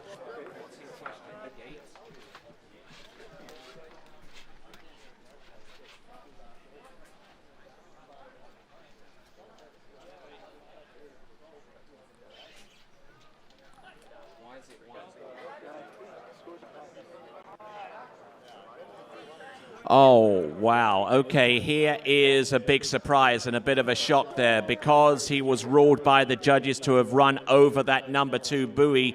Joel Poland gets 1 at 10.25 meters. Therefore, it means that Joel Poland is in 9th spot right now. 9th spot for Joel Poland. Thibaut Dayon still holding on to 8th place by a whisker. Here comes Thomas de Gasperi. Nice. Ooh, a little bit ragged there. And on that asymmetrical good slalom ski of his design, Thomas de Gasperi gets the job done there, Wade. Well, the one thing we certainly know about Thomas over the years, we mentioned he's getting better with age. He's just a gamer. He just always brings his A game to the big events. I've seen him laying on the training table at the U.S. Masters, an hour before with a sore back and get up off the table and get his A game on, get his game face. And yeah, love watching him ski. When you watch him from the boat, he can finish 6 turns on 6 different places in the ski, but you still get scored the same score, Tony. You still get 6 buoys. So, Thomas de Gasperi, who makes his home around about this time of year in Central Florida, would ordinarily travel back to Italy to his home in Trentino. There's a huge lake out there that's actually long enough and big enough to actually put 2 slalom courses back to back. So he obviously values some really heavy endurance training going from pass to pass without too much of a delay. Thomas de Gasperi. Thomas, one of the few skiers still using a one-handed gait, but he certainly got it dialed in. Placed in 3rd last season, handle up a little bit high, and Thomas de Gasperi gets it to go. Nicely done. Yeah, I certainly wouldn't have bet money against him missing that pass. I would have just said all day long, already mentioned Thomas being a gamer. He was going to bring it. And now he gets to go at 41. So there is Thomas de Gasperi, got on the good foot and just did not let go, and just managed to control that line, managed to control the handle to great effect. And whenever it was time for him to complete the turn, waited for the ski to get underneath him, and then went cross course like a bat, and then continuing to roll with that particular run, 10.75 meters. So we talked about it with Thibaut, and exactly, he's going to need 2 1/4 here to advance. He was scored 2 this morning, not the 3 that I thought he was. So that put him and both John Travers needing a backup score or more than 2. Okay, actually, I believe it might just be 2 because he has a superior backup score compared to Thibaut Dayon, so that would be the tiebreaker. But here we go. This is Thomas de Gasperi. And it's not even going to get that close, so it becomes a moot point. So Thibaut Dayon now has to wait one more competitor to find out what his fate is. Thibaut Dayon still retains 8th place.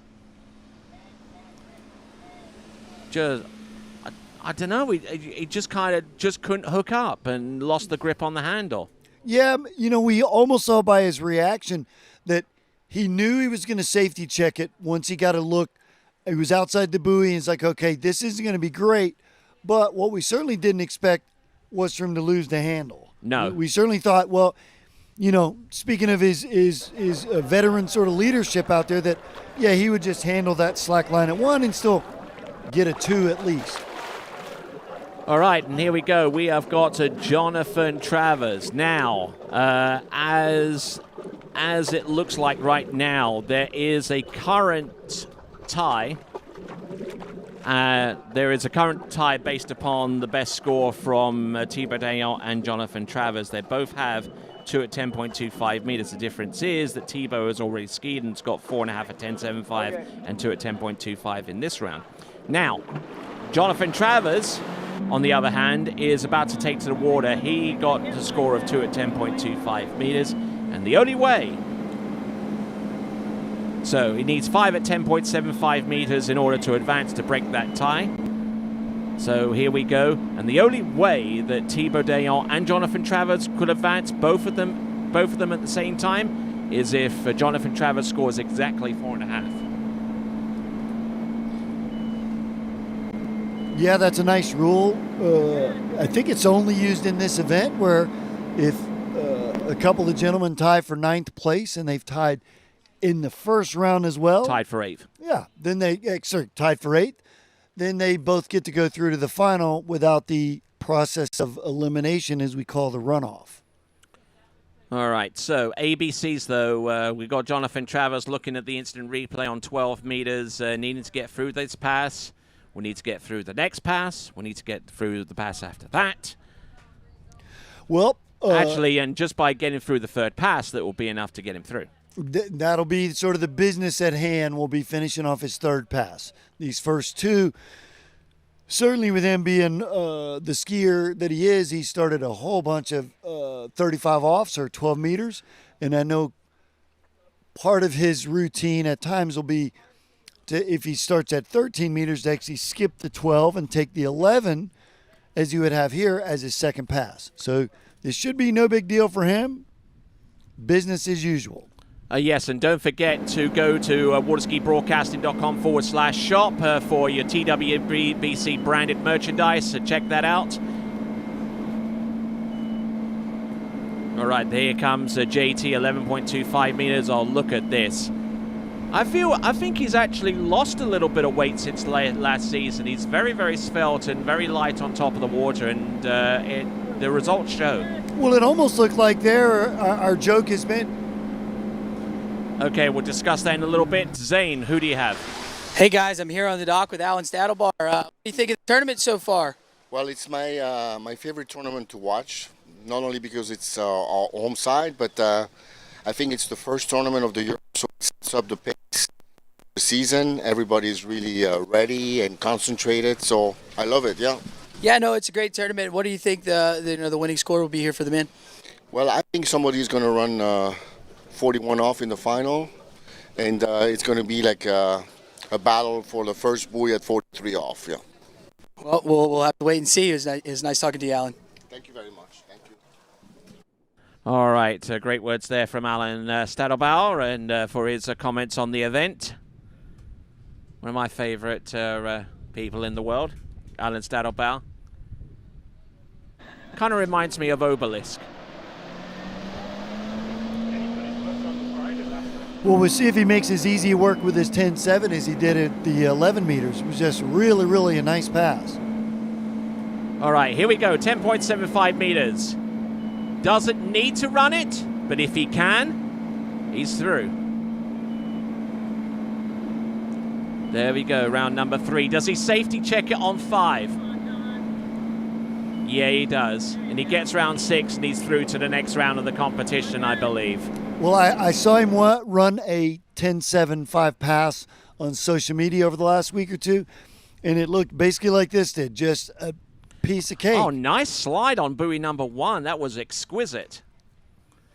And as he's left foot forward, that means that he can actually attack his right-sided turns on 1, 3, and 5. Actually safety checked it on 4, to be honest with you. Yeah, but no, once he got such a tight one, and he had a headwind, space at ball 2, he knew he had done enough work to run the pass. He managed it well. You mentioned the safety check there at 4. Just going, hey, don't fall here. I've only got to get across the wake in around 5, and I get to seal a spot in the final.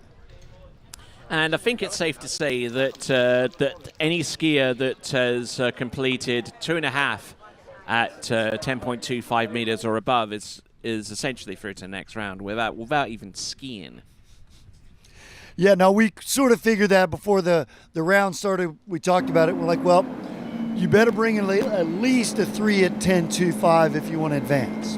All right, and here we go. Jonathan Travers, a little tail heavy on that slalom ski, but gets it to go on that Syndicate Omega round number 2 to the wakes, 2 at 10.25 meters. He's through to the next round no matter what. That is Jonathan Travers. He's going to be first off the dock, though, if things still shape up the way they are. Yeah, not such a bad place to be for a veteran like Jonathan.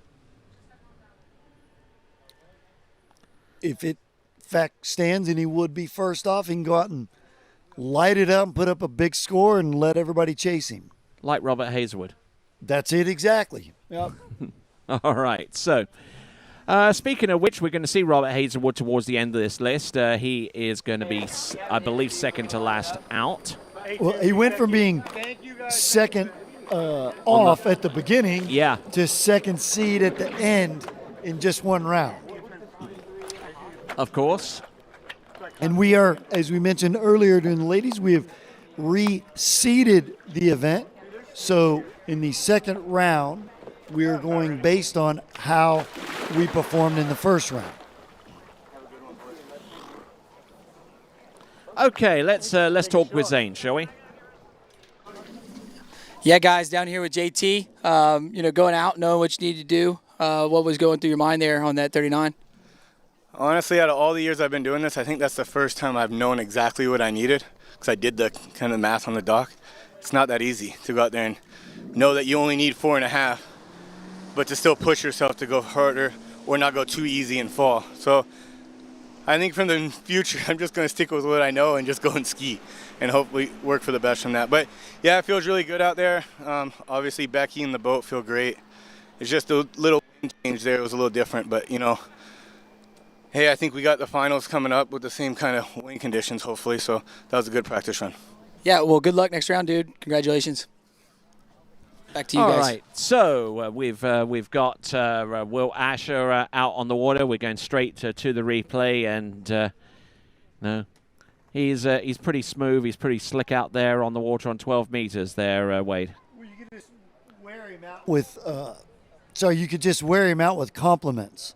His physical fitness, as we talked about how the sport's evolved, the ski design itself, he's been on the forefront of that as the skis have evolved.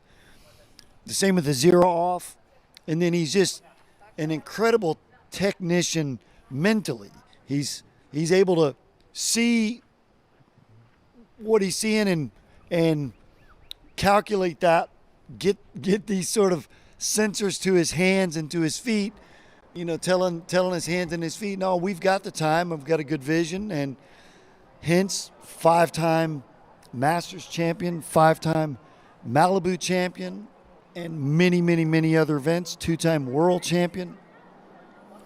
All right, continuing right along, Will Asher there, slightly scattered sunshine, 30 degrees, 87 degrees Fahrenheit, and the 6 mile an hour wind out of the southwest.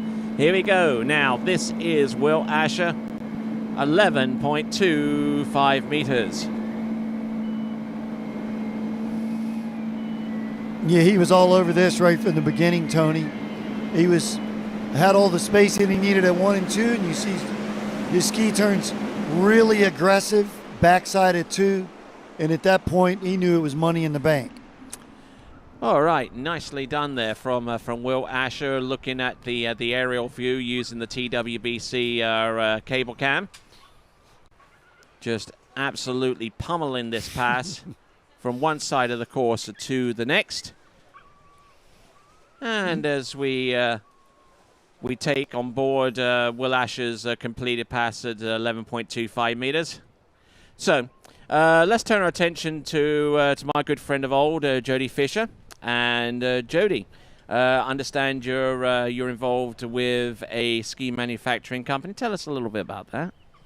Yeah, good to see you, Tony and Wade. Nice to be back in front of a microphone and camera with you. So yeah, Wrapped Skis USA. I've been involved with the sport for a long time, and so it was time to do my own thing. I started it 3 years ago. The idea is to work with premium brands, and so I don't deal with the manufacturing, but we deal with the design and work with premium manufacturers such as SP Skis, Camaro wetsuits, and we're having fun. All right, then. We'll return to you in just a moment. And we've got Will Asher, 10.75 meters. Oh, yeah. There you go. Just a walk in the park there for Will Asher as he's demonstrated enough times in the past. So, kind of tell us a little bit about what differentiates Rapt from every other skiing brand that we know of. Well, this ski is actually a bit of a blend between a tunnel ski up front and a concave in the back. It's fairly flat. The flat spot's forwards, and we would typically actually mount the bindings 1 inch further forward than the skis of the same size. This helps it to be super fast, and it's also a little narrower than the skis of the last decade. A bit more of the old school style, but that for me really makes it stable through the wakes. It broadens the spectrum of skier that can ski on the ski, and it's really good in rough water, which I always tried to find a ski that would stick with me in rough water. So if you're looking for a ski with a traditional side cut and a traditional type shape, then with the benefit of today's high-tech materials, then this is the kind of thing for you. That's exactly it. You know, the materials have been the big change in the last decade, really.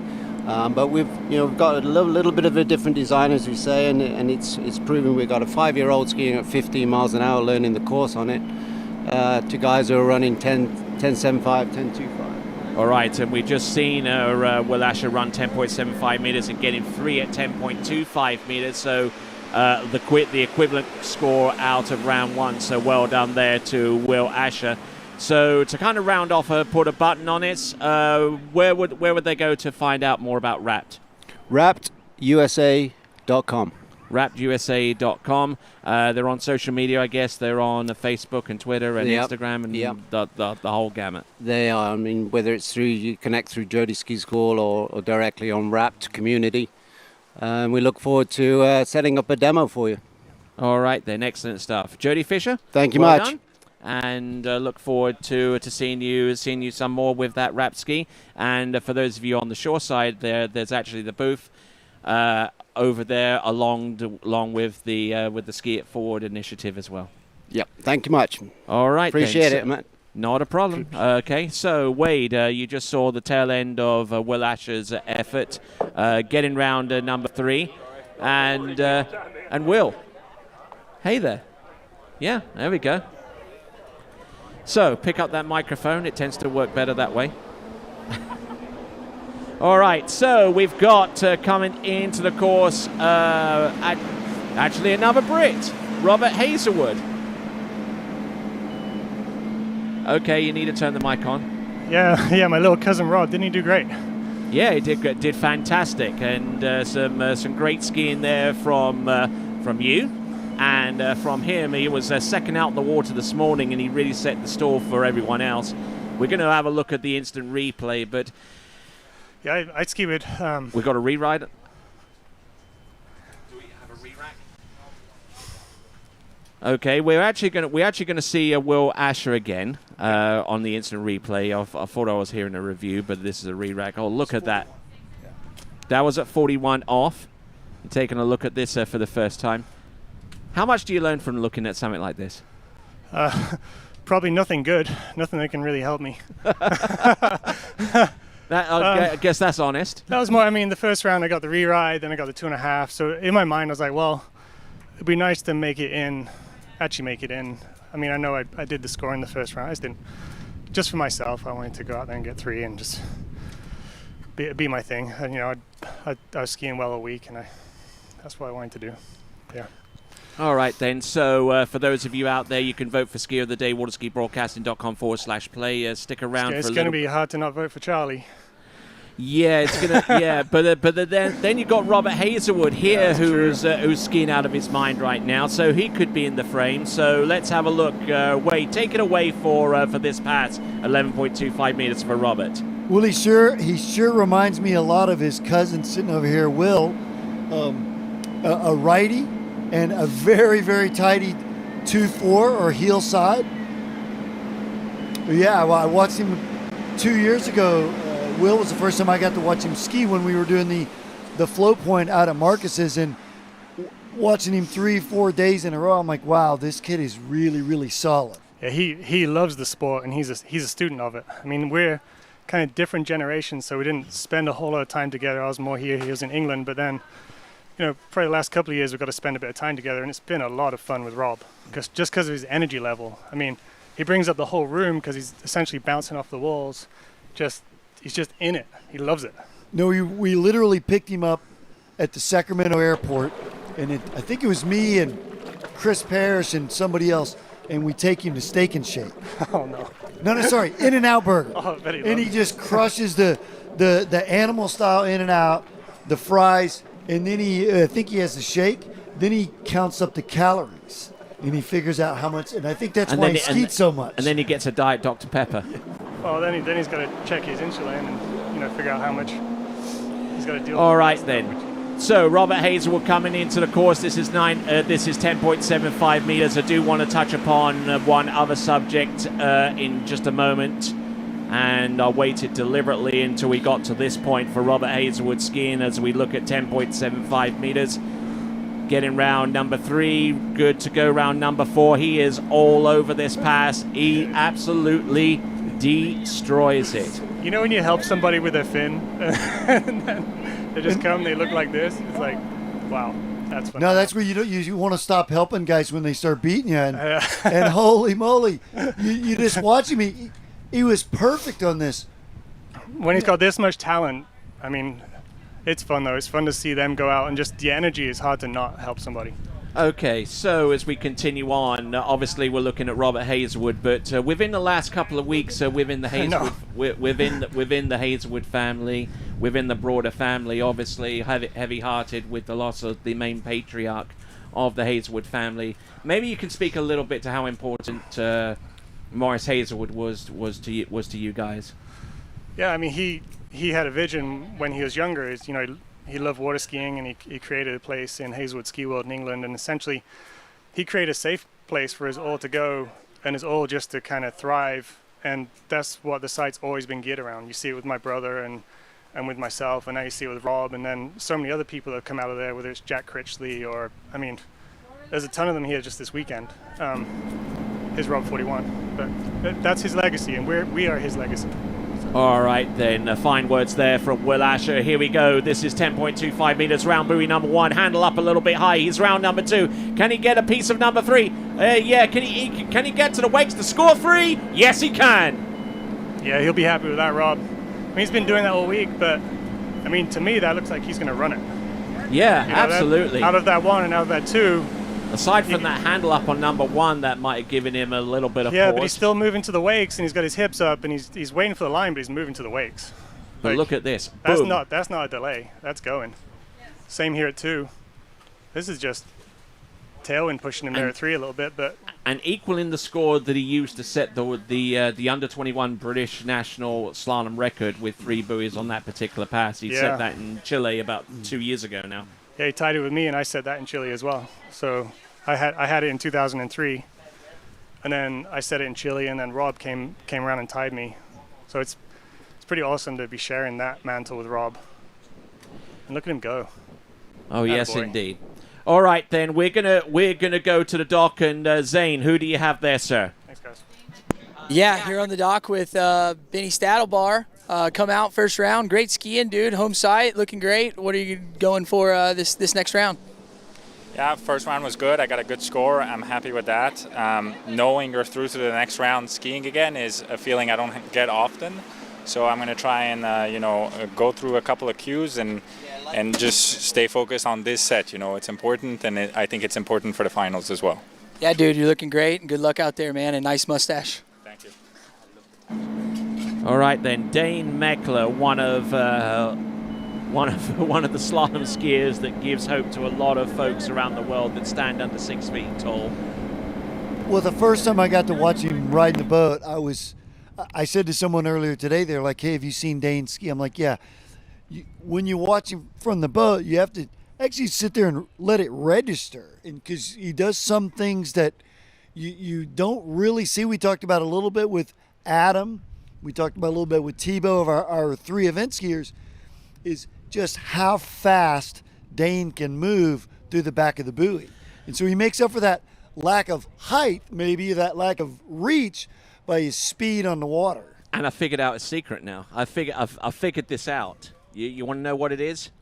the spacing of the handle away from the body, because if you pull it in too much and you try to rotate, then you've got no room to rotate through. Now, because he comes off the turn, especially off 1, 3, and 5, and he gets to a certain point and he puts the handle there, a little ways out for your body, it gives him enough room to keep moving and to keep that movement going through out towards the outside of his offside turn. All right, so let's have a look. This is Dane Meckler.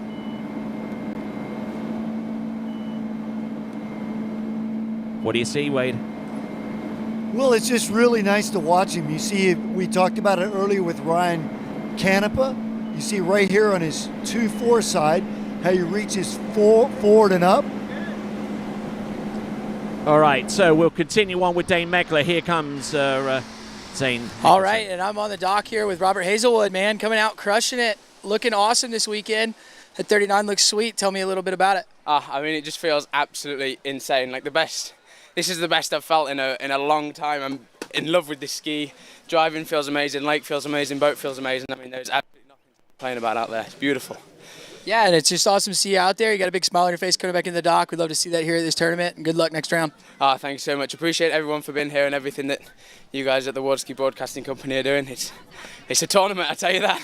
Awesome. Well, good luck next round, Rob. Thank you very much. Appreciate it. Why, thank you, Robert. We're all blushing here, I can tell you that. And you know, one of the things that makes the English being the English is whenever we're asked about, you know, how we're doing, the typical English response is, well, not too bad, I guess. You know, I mean, it's like we get to a certain level of disappointment and anything below is fine.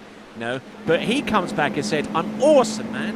I'm awesome." Well, Will had already talked about his energy, and then Zane picked up on, man, he crushed that 39. It was as world class as you can be. Oh, look at Dane Meckler. Oh man, he comes off a little bit early, but you know, no biggie. At least if we're not talking about his confidence level going through to the next round, because, well, guess what? He is going through to the next round based upon his initial round score of 3 at 10.25 meters. That's what I was just going to say. He's actually got the hall pass. We talked about Benny just said he hasn't had the ability to ski in a we need to see that again, because this ski release now that doesn't happen too often. Look at this. It's a good to go around buoy number 1 into number 2, drops in. Well, in number 2 is fine because he got past that, and number 3 now. Let's have a look at his release into number 4. Gets a good knee bend, good extension. No, that's typical. He's using a Velcro system, and a lot of times that happens once the skier has completely fallen. Then that's when the Velcro releases away from the binding. Yeah, but it kind of hit a bit of a bump coming up towards the end of the turn, and that kind of started the chain reaction of events, which eventually led to that fall. Well, we certainly saw him. I call it not so happy feet. We want to have happy light feet at the buoy, but that might have been caused by him seeing that he doesn't have enough space, and then his feet pushed on the ski, wanting to be in a stacked accelerating position sooner than the ski was ready, and that could have been his downfall. But he gets to live another day, and he'll be in the finals already, Mr. Dane Meckler. All right, so great stuff there. And our next skier on the water holds the record for the rope tension competition with a 483 kilograms. That's over 1,000 pounds, and I kind of suspect that he will never, ever, ever get to that point again, because I tell you what, this guy he looks buff. I mean, he is looking on fire. This is Benjamin Stadelbauer, of course. Yeah, he's leaned out even more. I'm staying over here at Benny's house. You can see his weight room in the garage. He's taking life serious, and he keeps moving up in the ranks every single year. All right, let's connect with Zane. Hey guys, here on the dock, Cole McCormick. You're into the next round, dude. Getting ready to go ski. Up that score. You've been skiing awesome this spring. Tell me a little bit about what you're going to do going into the course this time. I mean, I'm obviously going to try to improve my score. You know, it's a little weird with the wind right now, but we're going to go out there and just see what we can do. I mean, pressure's off for this round mostly. I mean, I'm in the finals, but, you know, we'll see. Yeah, well, the wind's dying down a little bit for you, so hopefully it'll stay that way, and see a big score out of you, Cole. Good luck next round. Thanks, Zane. Back to you guys. All right, back on. We've got Wade Cox here to my left and to you guys' right. The Hall of Fame inductee from 2012, a good few years ago now. Next year you'll celebrate 10 years since you were inducted into the Hall of Fame. You retired at the Masters in 2008. You know, I mean, obviously there was a lot of emotion going there. You knew what was going to happen and what you were doing. You know, so I mean, reflecting upon that now, I mean, a time to reflect. I mean, how do you feel about that? Well, it's kind of hard to believe it's been 10 years or almost 10 years since the Hall of Fame induction. But yeah, that was quite an honor. I had no idea that was going down. All right, here we go. This is Benjamin Stadelbauer, looking great out there on 11.25 meters. Absolutely tearing it up. Yeah, he is. Same as we've talked about a few of these guys, especially with Joel Poland. Benny's got some swagger. You know, he's feeling it. He's confident, and you can see it in his ski. And he moves well at the back of the buoy. He keeps allowing the ski. We got a little on the back there, but I think it's because maybe he is so jacked up. Yeah, he's so confident. And, you know, wearing the facial hair reminiscent of the Big Boss Man back in the WWE days. Looking good out there. Short hair, long mustache. Mm-hmm. That's his new look. The only thing he's missing is the mullet. All right, so Benjamin Stadelbauer, 10.75 meters. He knows he's already through to the next round of competition. He doesn't have to worry about qualifying through to the final so much. He even said so that it was a rare case for him to actually be qualified through to the next round this early in the competition. So he can actually kind of relax a little bit, knowing that he's not pressured upon to get to a certain point to ski in the next round. Wow. Round buoy number 1. Looking good. Little bit of mimicry there, very, very similar to Will Asher's style up down the slalom course. A great effort there. So take it away, Wade. Yeah, that was just nice work, Tony. You can see right there a little breakaway move. Tightens the rope. Allows the ski to be able to carve in harder on the gate turn in. And you could see he had lots of space in 2, and he made good use of it. Right here, he's just managing this. It's sort of the same spot we saw John Travers. We just saw Rob Hazelwood, where these guys are backside and 4-ball at 10.7. Backside. I tell you what, he's looking pretty good. He's looking pretty lean. He's shredded more than a pack of Fiesta blend cheese out of Walmart. Yeah, well, you talked about the fitness earlier, and these guys are either in the gym, they're running, they're cycling. You watch them taking in their fluids, or they're traveling in between one and the other. Yes, and yeah, to get to this level, a lot of times it's just 1 or 2% might be the difference. And if you lose 1 or 2% of 3 or 4 or 5 different disciplines in your life, well, now you're going to be behind. All right, here we go. Benjamin Stadelbauer from Switzerland. Entrance buoy number 1 at 10.25 meters. Gets it to go round buoy number 2. Look at this. Continuing to roll. He got a good start there.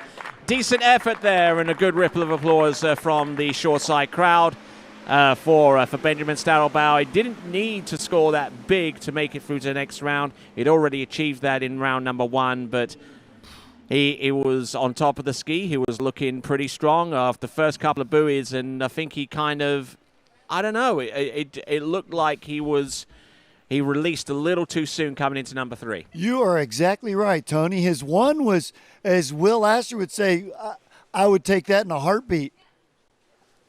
Same with his 2. All right, so looking pretty good. The first couple of buoys. Now, if he can replicate that two more times after that, then he'll have run the pass. Oh, ouch. So we're transitioning over to Zane Nicholson. Who have you got, Bird? Yeah, guys, down here on the dock with Newlywed and Team HO ski manager John Mommer here to tell us a little bit about the strongest pull that HO sponsors.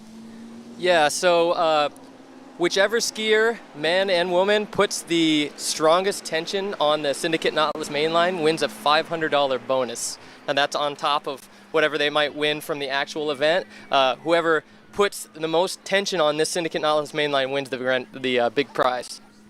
Yeah, and they also get that really cool Popeyes trophy. You know, I know people are eyeballing it. Look pretty cool. Good to see it out there. That's true. And we got a former champion here, Freddie Winters, won the strongest pull a couple times. You can see why. Well, we'll see if Freddie can put it up there again today. And thanks for talking to us, John. Right on. All right, instant replay for our skier on the water. This is Cole McCormick, our sole athlete riding on the La Pointe slalom ski and making it work for him very, very well there, Wade. Yeah, the last couple seasons, we've just watched him go to a completely new level. He started running, 3, 4 at 10.25, and now he's got these scores to back it up in these pro events, and he's making podiums now. Okay, and not quite as shredded as obviously Benjamin Stadelbauer that we saw in the previous round, but he has shed quite a bit of weight from 190 to 175 pounds in the last few months, and he's actually working on shedding a little bit more weight to be lighter on that slalom ski. Now, whenever you reduce your weight by about that much, what kind of adjustments do you have to make to your slalom ski to accommodate for that? Well, we talked about that because I told him at one point in my career, my orthopedic surgeon said I needed to gain a little bit of weight to support my back. So you have to make equipment adjustments to counteract this. And so he's a little bit lighter. He's might be riding the fitness a little bit smaller, maybe. All right. Maybe even riding a slightly softer ski setup as well. Indeed, and I mean you can. In a lot of instances, skiers like to go for a fairly stiff setup towards the back, and maybe a little bit more flex towards the front to allow the ski to bite a little harder. And then as the ski transitions the weight to the back, you need a little bit keeping that ski a little bit straighter longer to maintain traction cross course. Well, and there's a really fine balance too in that in how you are skiing coming into an event. We talked about with Freddie was here. If your confidence is really beat up, then there's probably a good chance you're not going to be riding the right setup, or maybe the setup that you would ride if you were skiing at your best. And then we saw Rob with all that energy go out and go, man, I can't believe I was skiing so well. And Willie had given him a little fin adjustment tip lately, and it just sort of gelled as he went out today. So that's always fun when that happens. Upon reflection, he probably wished he hadn't. Yeah, we laughed about that. Yeah. All right, then, here we go. This is Cole McCormick working with B3. Moderate response, firm power behind the boat. So here we go. Oh, nicely done round buoy number 4. Oh, yanking and cranking it. That's 6 buoys. That's 39.5 off. And yeah, we're definitely seeing a lot more consistency out of our skiers in running 39.5 off, despite the fact they've gone in one pass later in this round. Well, it was interesting, Tony. I don't know if you guys picked up on it, but the first round this morning, after Cole ran his 11-meter pass, he switched his letter, his 0 off letter. We have, 9 or 10 different settings that we can ask for? Yeah. And so he asked Becky, the driver, if he could switch. And so after we chatted with him, and we're just casual on the dock, and he said, yeah, it just didn't feel exactly the way he wanted. So he went ahead and made this courageous move to make the change on the fly. Yes, indeed, and there are 18 combination of settings with the 0 off, all the way from A1 to C3, and then you've got to add a plus for each one as well. That's it correctly. So we 18. So 18 altogether, and he decides to go with that one. And I mean, skiers do experiment a lot, but I think that this is the first instance where a skier has actually decided to change from one pass to the next, the setting, and the first time that we've seen it ever since it's been instituted in the rules. Well, look at this. Oh, and he knew he'd made it through to the next round, so he said to himself, okay, I can't ride out of this. I might as well chuck the handle and save myself. Well, same with Benny, the last couple skiers. These guys getting to go out, they get to practice their final start speed, which is they're going out at 12 meters. Most of them went out at 13 meters the first round. So he gets to have a look at not only the 10.7, but the 10.25 from the other end. Whoa. So it's always good practice because he'll learn something from that, even if he tried something that didn't work great, or he might have noticed something. Wow, maybe I'll use that in the final. But it's always good to go out and get one more look from each end. And I notice a very conscious effort there from Cole McCormick to throw the handle as far away from his ski as possible at the falling there, because he doesn't quite want what happened last year to occur this time around. Yeah, was that at the Malibu? Maybe no, right it, here. Was it here where he got twisted up? Yeah, I remember that. Yeah, he did a bit of a spin out, and he wrapped himself right up in the road. Mm-hmm. So here we go. This is Freddie Winter, who we had here on set just a few minutes ago. Let's have a looky and see. 12 meters. Nice subtle gate shot.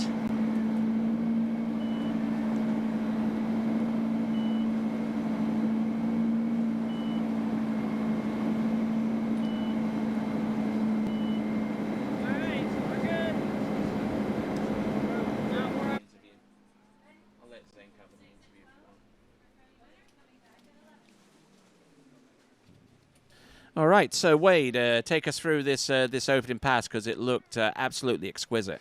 Well, it's great when you know that it's 12 meters, 35 off, but these guys are so good that they go out and they run it like, it's their opening pass on, let's say, 14 meters or even 16 meters. I like where his head is at with this one. He always keeps his head vertical when he's out at the buoy line. You can see, and that keeps his visual base really solid. All right, so good effort there. My name's Tony, and this is Wade Cox to the left of me, to the right of you. And good to have the pleasure of your company once more. And we've got more messages coming through. We've got messages from Christy Overton Johnson. We've got Russell Cox here as well. All right, so let's have a look and see. Well, Freddie certainly made some big changes over his career. After he won his world title, he switched from a one-handed gate to a two-handed gate, and it's worked out. Nicely done. Okay, let's transition over to Zane, who's got someone for an interview. All right, yeah, we're dockside here with Nate Smith, our only competitor so far to run that 41 off. Tell us a little bit about that. Well, I just went out, went out to have fun. Skied well. I was happy with how I did, and this round I think that I'm in. So it's just kind of going out, feeling the water, and hopefully pull out a big score one more round. Yeah, you were saying you were skiing up in Indiana this past week, so I guarantee the water's a lot colder and skiing a little different. Feeling a big difference there. Yeah, big time. I mean, the water up there is so just hard and fast and unforgiving, and you get here and I was turning inside of the buoys almost. Like, it's so slow and soft, so it's a big difference. This is way easier for sure, but the timing and everything's so much different. Well, I bet I'll feel better this second round. Good luck to you, Nate. Yep, thanks. Ski well. Back to you guys. All right, and I'm sure that this water here at Swiss is bath water compared to Indiana right now for Nate Smith, who is our one of our next skiers. I believe he's actually our last skier to take to the water. Here comes Freddie Winter. There we go. There's the face of determination, if you ever saw one, from Freddie Winter. Another massive change that Freddie made was he went from a double hard shell to a toe kicker on the back or a rear loop. And he also changed ski designs as well, because D3 offer the Ion and the NRG. Now the NRG, the new one for this year, is actually has slight design changes that Freddie was trying to get to grips with, tried to convert to, but found that the ski design features of the Ion more to his liking, and that's the reason why he's riding that ski instead of the NRG. And you could tell the difference between the skis, because whereas the NRG is a red ski from D3, the Ion is blue. Well, there you go.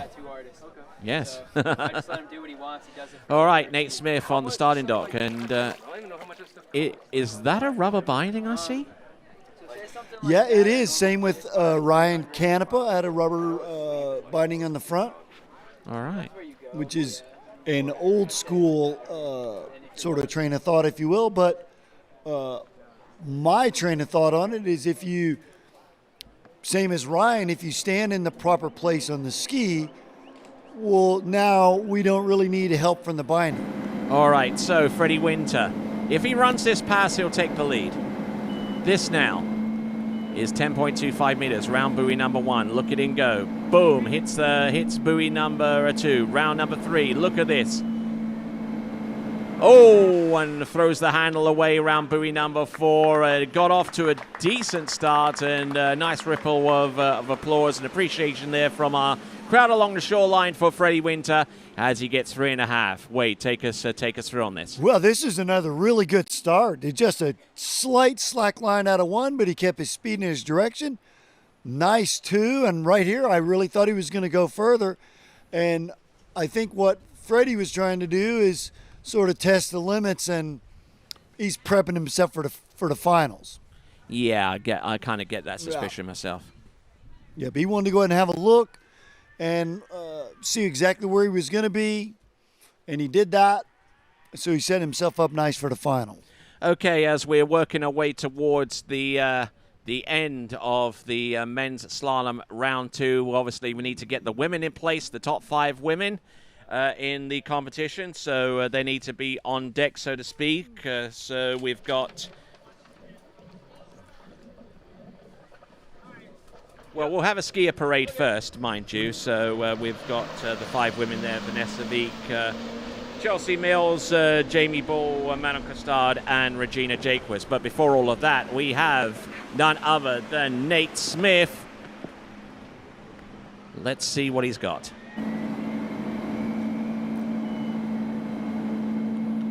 Look at him roll from one side of the course to the next. Out of McCordsville in Indiana. Riding A2 on the 0 off, which is a slow response from the engine with a moderate firmness behind the boat.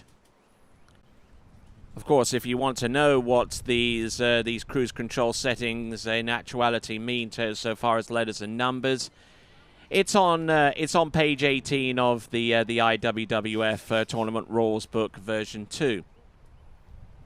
Get on it. A little bit on the back of the ski, Wade, but for all intents and purposes, he had this pass dialed. Well, Nate almost skis like some of the lefties do, where you'll see him on his 2-4, his heel side, where the tip of the ski will ride a little bit higher off the water than maybe it would with Will or Freddie. But what he does do, though, like I said, like lefties, a lot of lefties turn ball 2 and 4 really, really good, is he does his toe side turn. He's really quiet with his feet. He's really quiet with his hand. We'll see him here coming right at us, and he always ends up out of 1 with a lot of angle. All right, so Nate Smith in the slalom course right now just saw Cole McCormick pass by, and he said he's grateful that he didn't die this time. He's got mortgage payments to make. All right, so here we go. Nicely done. Round 1, 2, 3, 4, 5, and indeed number 6 there on 11.25 meters. Just absolutely pummels that pass. Decent effort there. It was just a really, really nice business as usual pass from Nate. You see there, just lots of angle already, as I mentioned, out of 1. And right there, he's already got the the deal sealed. All he needed to do is make a few more rights and lefts, but all the good hard work had been done. He was backside 2, lots of space. Then he gets to enjoy the rest of the pass.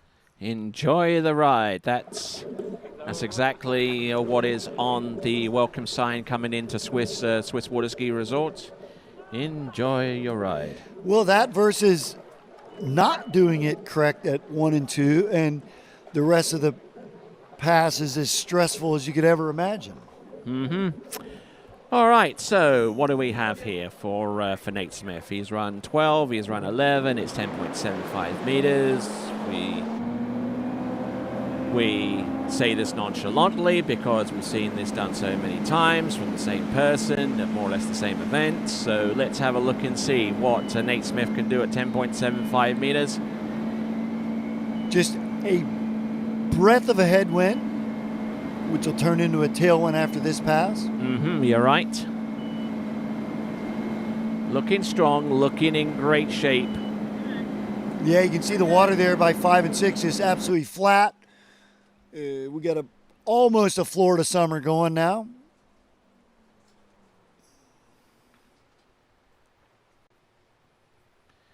So, Water Ski Nation with the latest edition of the Water Ski Journal, edition number 4. Go to waterskination.com, put in the code TWBC, and download that publication for free. Okay, and Wade, one thing I wanted to talk to you about was the Ski with Wade camps and clinics. Well, yeah, Tony, we sort of expanded. We got our camps and clinics. You can go to skiwithwade.com and check it out. But I'm also doing podcasts now, which has been really, really fun, sort of venturing into the technical world. So, so yeah, you can see any of the podcasts that you might have missed. You can go onto my website, skiwithwade.com, and check them out. And you can also sign up for the podcast, and you'll be on our list. All right, here we go. 10.25 meters. The only person to have run this pass so far in this competition. Look at him go. Nicely done. Look at this. Oh, wow. Oh, that was a little unusual. We weren't expecting that. Yeah, you know, that's it. We just saw Freddie sort of pushing a little bit more at ball 4 than he needed. And maybe Nate did exactly the same thing, just pushed a little bit prematurely with the feet. And then it's over in a heartbeat. He was tight right there, though, Tony. He had, looked at me, lots of space. And then, yeah, just blew the tail. We see him pushing with his feet. I think he just got a little bit anxious. Maybe same as we saw Freddie, but, yeah. That's still, he's already got a spot in the final. And yep, already spot through to the final. So we've got 13 skiers remaining in this competition. The 5 in the women's, the 8 in the men's. So in 13 skiers from now, we'll see Nate Smith, and 12 skiers from now, we'll see Freddie Winter. So put that microphone up, turn it on. That works better that way. So, all right. So Freddie Winter. You're through. Well, obviously you were through into the next round from the first round, basically. But how did it feel out there for you, sir? I'm getting used to it. I mean, I don't know. Are we good? We on? Yeah, we're good. A little closer. So yeah, I mean, I think tournament nerves. If anything, everything just feels a little bit weird. So I'm figuring it out. I'll get there. But yeah, I'm happy. I should have probably done a little bit better score-wise there. But is this the 41? Yeah, I believe it is. This is probably going to annoy me, but I mean, whatever. We're looking to try and do a better one. That's actually not a bad one. It wasn't. It was pretty good. It was pretty darn good. And number 2 as well. That's a really good 1 and 2. And then you just let off into 3. Changed my edge a little bit quick, and then but I still think I was going to get to 5 from here, and I think I just pushed on the tail too much. Yeah, weird. I'm moving towards my tail too much, and I can feel it every single time I ski. And I watch back on the webcast, like I can just see that I'm finishing a little bit on the tail, which is not what I want to be doing, but it's all learning, and it's all new experience, and I'll hopefully figure it out. That's a good 2-turn. That's where I want to be on 2 and 4 every time. All right then. So our women's parade is out there on the water right now. We've got 5 of the finest slalom skiers you'll see anywhere amongst the female ranks. We've got Vanessa Veek, We got Chelsea Mills, we got Jamie Bull, we've got Manon Costard and Regina Jaquess out there taking a ride in that Ski Nautique tow boat. And if they look up and behind them, they will see our cable cam going along right with them. So there we go. Our women's competitors, all 5 of them, and we look forward to seeing them take to the water very, very soon. Women's final is imminent here at the 2021 Swiss Pro Slalom, and we'll be back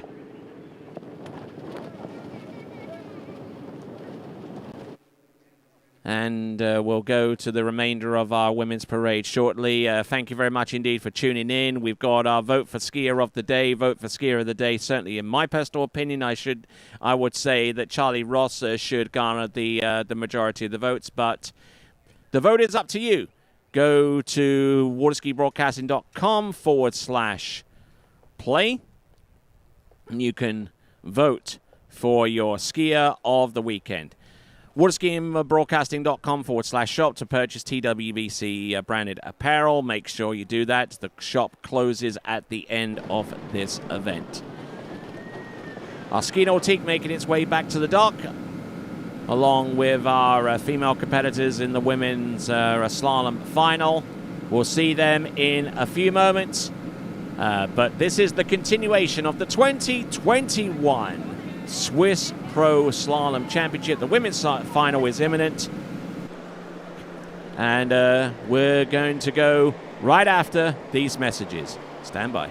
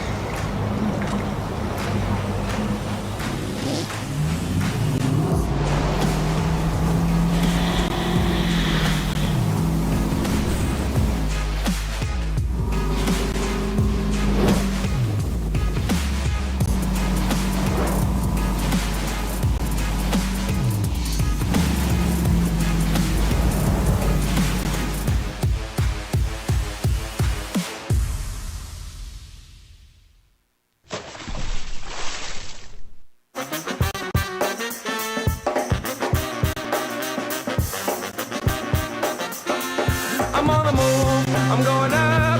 I'm a man on a mission with no missions, and I'm looking for love. Oh, I'm just looking for love. Everybody watch out. Watch out now. Everybody watch out. Watch out now. Watch out.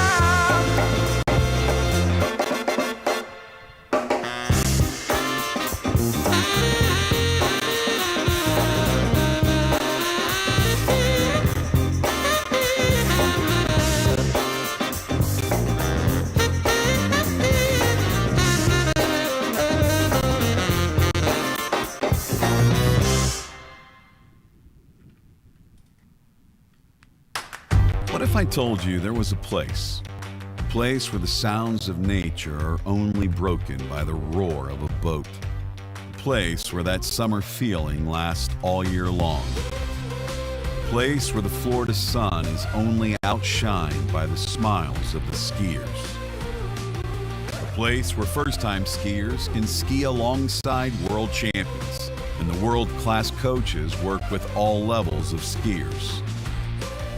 What if I told you there was a place where life slows down, and your only job is to make lifelong memories?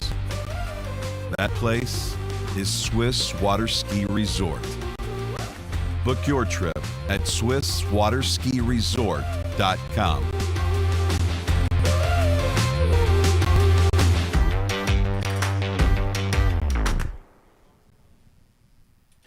All right then, thank you very much indeed. We are back with the final competitive event of the Swiss Pro Slalom.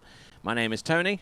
This is Wade, and that is the starting list for the Open Women's. We've got Vanessa Wieck from Australia to take to the water first, followed by Chelsea Mills, Jamie Ball, Manon Costard, and finally will be Regina Jaquess. So, a lot of great skiing to come, and so what has your assessment been of the competition so far among our women? Well, I think those top 3 seeds, I think it would have been predicted before the event that Jamie Manon would advance to the final. We certainly would not have ever bet against Regina Jaquess making a final, and she did that.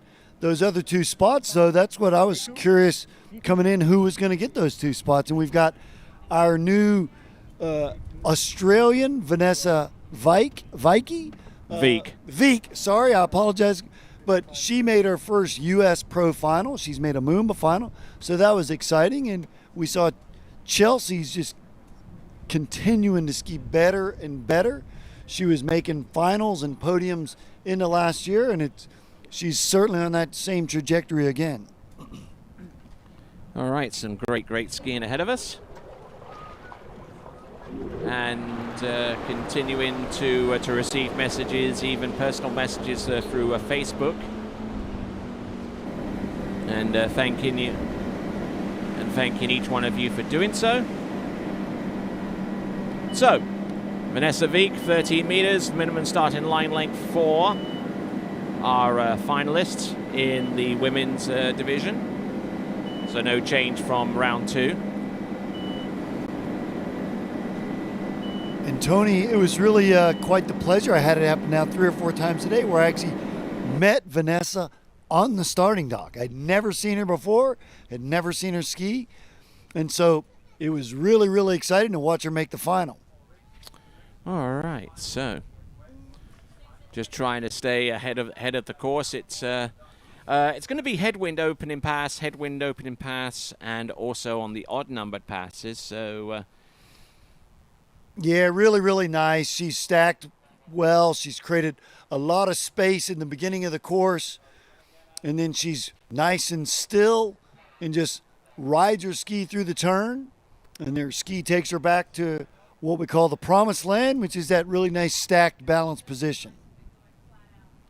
Yep, right you are. And looking towards the starting dock, we see Chelsea Mills there getting ready for her turn. I get the same shot you do. You gotta get the interviews, man. You gotta go get the interviews. Yeah, the interviews. So, continuing to roll as the boat speed works its way up from 55 kilometers an hour to 55 kilometers an hour, right from the hole at the opposite end of the lake. Vanessa Wieck. Nice. Liking it. Getting round buoy number 4 and number 5. And is pretty comfortable with running the first 2 passes. Nicely done. No problem at all with that. She might have been just a little bit down course at 1 or 2, but she was patient and gained it back. Yeah, there was a little hesitation there at 1, and we saw the tip come up slightly at 2, but right there at 3, she was back spot on. No worries at 4, so nice 12-meter pass. She managed it well. Okay, so as we look at the tail end of that pass in the instant replay, let's rejoin Zane Nicholson, dockside. What do you have, sir? Yeah, guys, we're just here starting this women's final. Looking at conditions, the wind's dying down, looking good. We've got these skiers down here getting ready. I think conditions are going to be great. We're going to see some big scores. We'll go back and take a peek at what Vanessa has. And we got Chelsea Mills here on the dock. Hopefully we get some good scores out of these women. Back to you guys. All righty, Roo. Right you are there, Zane Nicholson. Boat heading up to speed, 55K. Third pass for Vanessa Veek. Pulling out. Nice. Round buoy number 1 getting settled in right off the turn, and likewise on buoy number 2. Dropping in hard off number 3. This is the third pass for Vanessa Veek. This is 11.25 meters.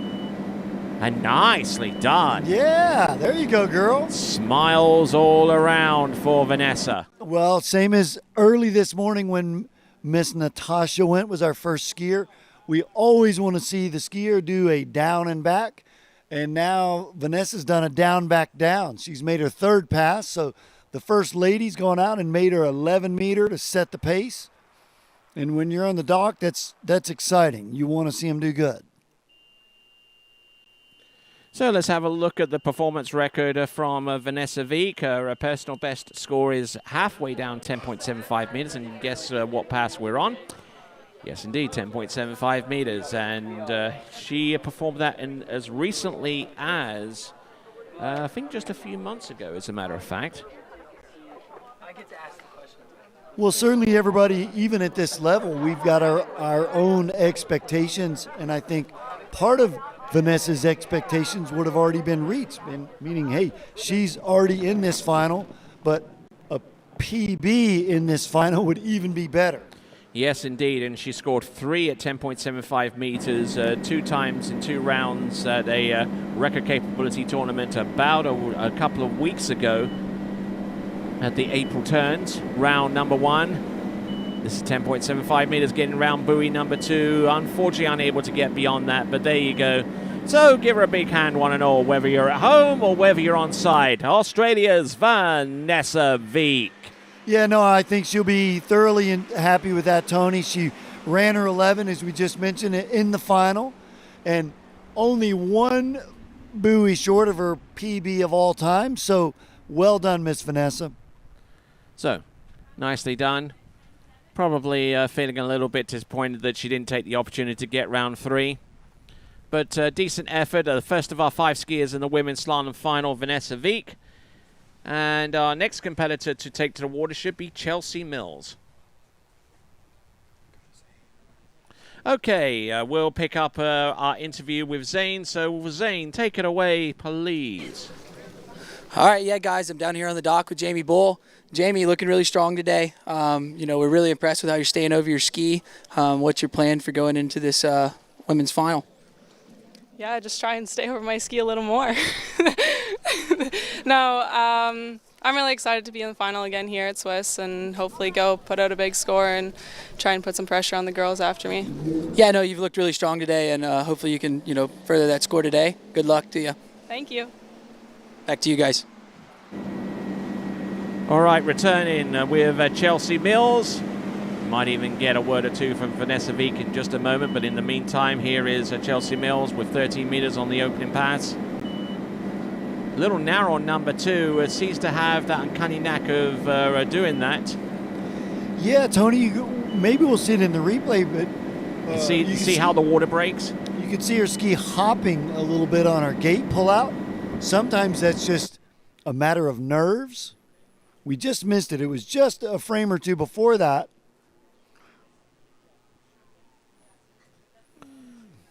All right, now not looking bad there, Wade. Continue on.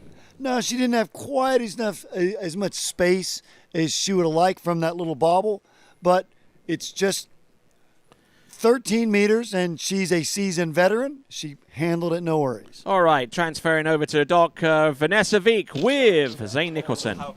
All right, on the dock here with Vanessa. Awesome skiing there earlier. How do you feel about it? Thank you so much. Yeah, it felt pretty good out there. I'm really happy to run a 38 in a final. My husband, Noah, he is my coach, and we worked so hard all winter for that right there. I'm pretty stoked, yeah. Well, it looked really great. Looking forward to seeing you in some further tournaments. You got others lined up?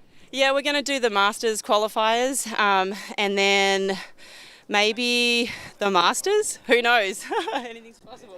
Well, we hope you make it in. Good luck. It was great to see you out there. You looked awesome. Thank you so much. So good skiing. Thank you so much, and thanks to everyone who put on the event. All of your efforts are very much appreciated, so thank you. Yeah. Thanks, Vanessa. Back to you guys. All right, back on the water with Chelsea Mills. Right back at you, Vanessa. Oh, yes, and thanks for the chocolate as well. All right, then. Here comes Chelsea Mills. Round number 5, round number 6, and that is the 12-meter line. So decent effort there for Chelsea Mills. Wouldn't you agree there, Wade? No, it was a really nice pass. She wasn't great on the start again. It's going to be, you can see her a little left shoulder heavy, but she handled well. Nice two. She bobbled a little bit out of two, but that's in that lack of speed on the gate. But business as usual as far as she still gets scored 6, even if we're overly critical of maybe some of the mistakes or tactics. But she gets a go here at 11 meters, and she's probably saying to herself, we need a little bit better pull out, maybe a little bit more width and freedom on the gate turn in so she can create a little bit more space into 1 and 2. So Chelsea Mills currently ranked 6th in the world on the latest IWWF World Tournament Dynamic Slalom rankings. 1 place higher than Vanessa Wieck. So very, very close in competitiveness. And Chelsea Mills, her best score from within the last 12 months, 4 at 39.5 off, 10.75 meters. Let's see whether she's capable of that. She needs to run 11.25 meters first. Oh, and unfortunately it's not going to happen in this round.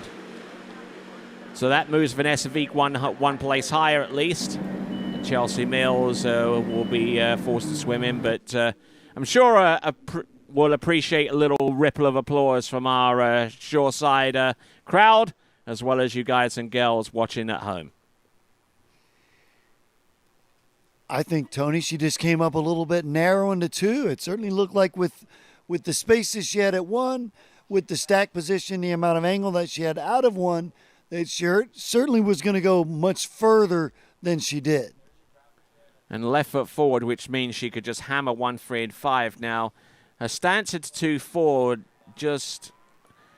she was still trying to gain width on number 2 by the time she actually got round to turning it. So, I mean, just seems to me, maybe you're being a little overcritical, maybe I'm being hypercritical, but what I'm seeing from Chelsea Mills right now is not too much action in trying to make that path going out towards buoy number 2, or try and make it more away so she can actually carve around and backside it a little bit more. Well, that's it exactly. And if I mentioned if we sort of stumble on our gate pull out, which I thought she did on the first one, and then the second one, maybe that gate stumble was in her kitchen, as we say, and maybe it stayed there. But yeah, it was certainly, without a doubt, when we saw the replay, we could see just how narrow she was when she was approaching the buoy, and that is a bad visual for us, and it's really hard to stay off the panic button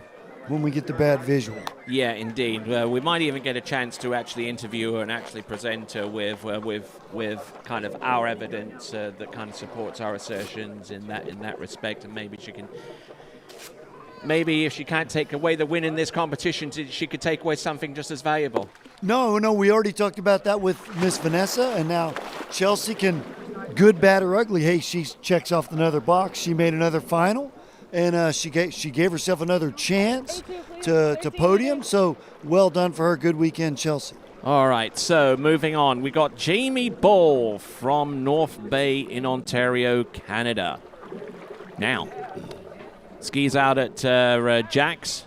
Jack Travers' place just down the road towards Okahumpka. And there's also a member of the UL Lafayette Raging Cajun water ski team. Continues to pursue her degree plan, albeit virtually, and will graduate around about this time next year. So here we go. Jamie Ball, 30-meter opener.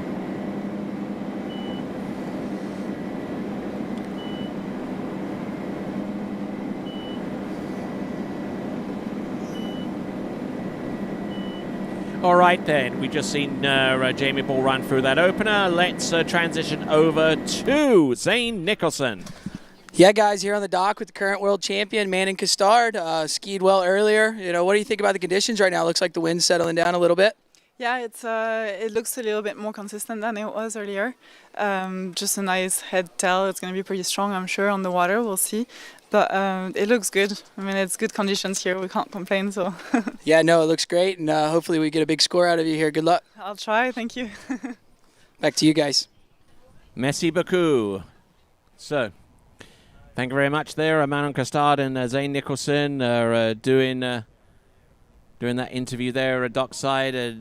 Great to see so many of the competitors agreeing to be interviewed and spoken to before they go out onto the water. A lot of skiers are a bundle of nerves. They don't really want to try and do anything that would disturb their mindset. But I think a testament to the skiers that they know what's kind of at stake a little bit as we work our way through to trying to reimpose tournament water skiing's place in the whole marketplace of professional sports.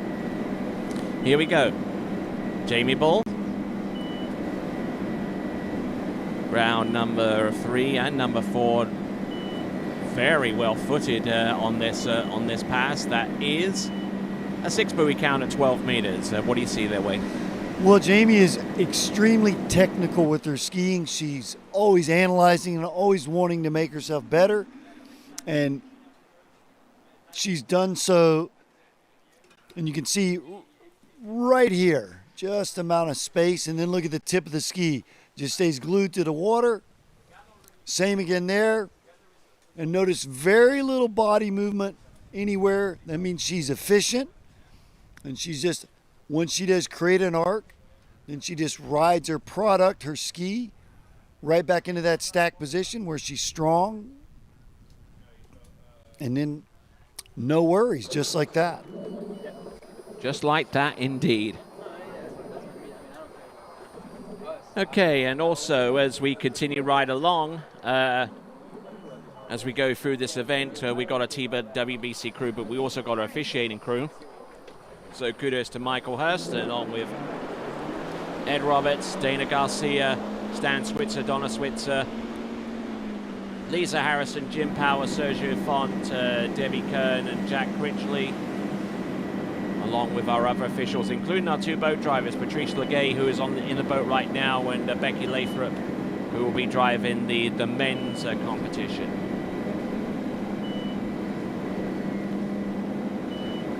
Jamie Ball, 11.25 meters, no worries. Our other officials, the remaining 2 officials I did mention was Pete Shoemaker and Sherry Richardson, but all doing a fine job, and equally so, Jamie Ball, 11.25 meters. Take it away, Wade. Yeah, that was nice. Really nice speed on her gate glide. Just a little baby S turn out. And then she stayed over her feet really, really nice. So she was stacked on the gate turn in. And that means speed and space. And you can see how much space she still had in the 6 ball there on the replay.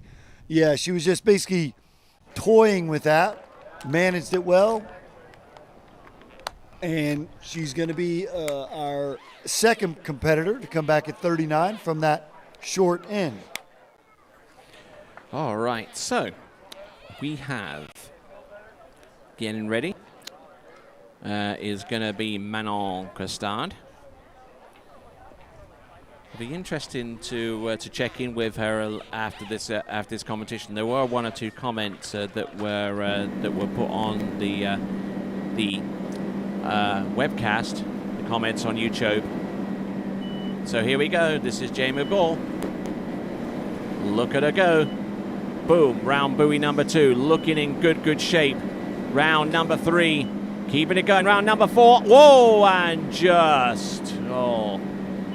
wow. She had a good start, unfortunately unable to continue on, and that might have opened up the door for our remaining 2 competitors. But Jamie Ball currently in the lead, I think, with that particular score on 10.75 meters. Well, you could see after 4 ball, you could see her frustration. She snaps her hand back to the handle. This is the finals. She's at 39, and she knows she left a little bit on the bone. She's fighting, working hard, trying to get all she can out of it, but 4 was going to be all she could get, and so she's guaranteed herself a top 3 podium. She is the leader on the dock with 2 left. Miss Manon and our defending champ, Regina. So we have to play the waiting game and see if that is going to be enough. All righty, Roo. So we've got Jamie Bull there, stalled at about 2/3 way around this pass of 10.75 meters.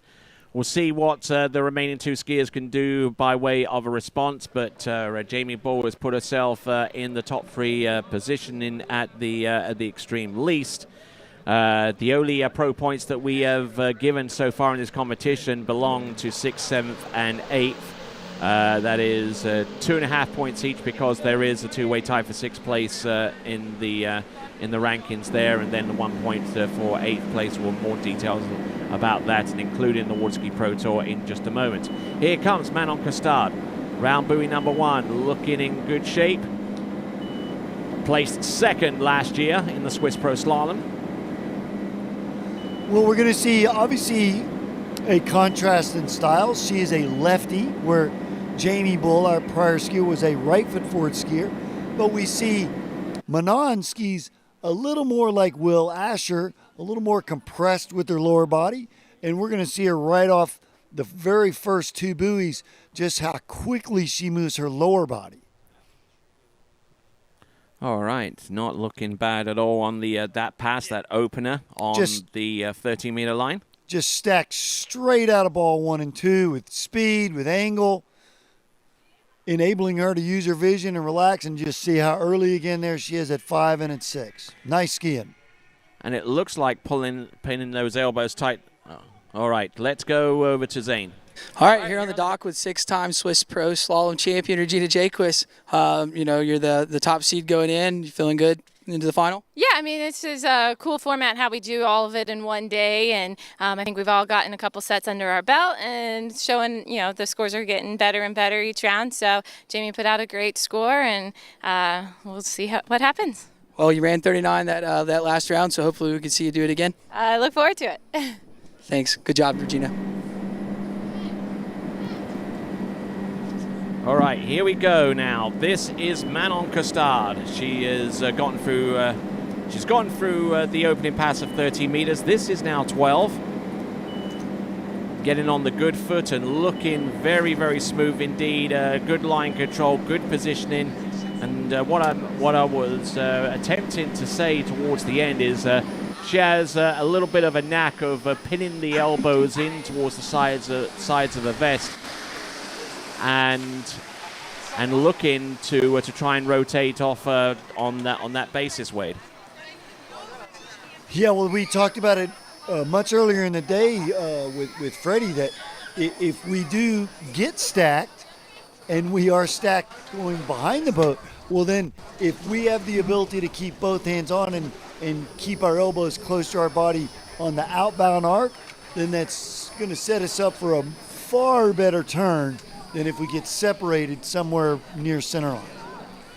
Okay, and as I was mentioning before, this is the first ever competition in the Waterski Pro Tour. There are Pro Tour points, Pro points as it were. These replace the elite points that we used before. So far in this, because we award Pro points down to 8. The skiers who occupied a tied 6th place position, who are Neely Ross and Luisa Jaramillo, get Pro points, 2.5 of them each to be precise because of that tie. And Ellie Nicholson gets the 1 for placing in 8th. And the points are still up for grabs in the top 5. Oh, wow, whoa, that is an early fall. And that was an 11.25 meters. And that is, I'm not too sure what that's going to do to her in terms of the final placement. But, that's a shocker. There really is. That really is, Tony. We've seen her run even the next pass But as they say, the old cliche, that is why they play the game. Because now Jamie, with her 4, who she would have come in going, wow, I'm going to get 3rd at best. And now she's already moved up into the hot seat. And with only 1 skier left, this has all of a sudden gotten really exciting really fast. All right, and that means that based upon the scores that we know so far, because Manon Costard was not able to get through 11.25 meters, that actually puts Manon Costard in 3rd place. 2 competitors are actually above her, Vanessa Wieck with 2 at 10.75 meters, and Jamie Ball with 4 on that same line length, meaning that at worst, Jamie Ball's going to come away with the 2nd place. That's at worst. And Vanessa Wieck will be on the podium for absolute certain because she's currently running 2nd. And we've got 1 competitor left to go. And that 1 competitor you're looking at right now wearing the yellow jersey, that is Regina Jaquess, the only person to have won the women's competition in the entire history of the Swiss Pro Slalom.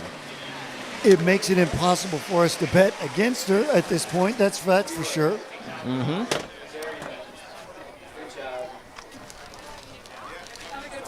All right, so our defending 6-time Swiss Pro Slalom champion, Regina Jaquess, getting settled in, hailing out of Santa Rosa Beach, where she is the owner of and works at a compounding pharmacy.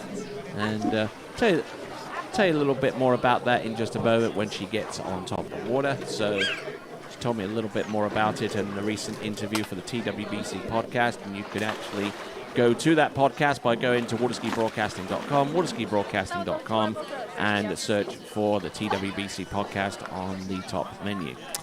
All right there, Patrice Legay driving for the last few passes for our last competitor, Regina Jaquess. And I tell you what, some great competition up to this point. Our very last women's competitor, and then we're going to have how many skiers into the final? We have 8 competitors in the men's slalom final to come after this. Exciting, getting down to the nitty-gritty. Good stuff. All right, here we go. We have got Regina Jaquess making her way to the course. Our number 1 seed, 55 kilometers now. 30-meter. Going with B1, which is a moderate injury response with a light pull from the boat. More spaced out, I would say. So there we go, Regina Jaquess. What do you reckon to that one? Just a super nice opener. Hardly any movement. You didn't see an overcompression of the legs. You didn't see the arms bent up very much. She's right there, back to a stacked position. It sounded pretty believable when you said it. Very nicely done. She's a super balanced skier, very even turns on both sides. All right. And then we see her there just ride the speed of the ski. As the ski wants to turn, the ski is going to take us back where we want to go. We've got to be patient. And she just showed us a great job of doing so. All right, very, very good then from Regina Jaquess. 6 buoys of 13 meters, now getting ready for 12. First pass under a belt, but nothing's an automatic at this stage for Regina Jaquess. Has run these passes a number of times, more times than she can count, and is putting more scores into 41 off 10.25 meters than any other female skier on record. She is actually the world record holder with 4.5 on that particular line length. And I asked her bluntly during the TWBC podcast, what is it going to take for the women to start running a 41 off it? And she said bluntly, another 1.5 buoys. Didn't quite mention herself, even in third person, but I think she's just said it matter-of-factly. No, I love that, yeah. With a bit of confidence. No worries on her 11-meter pass, just a slight little tail breeze. You can see that. Mm-hmm. Yep.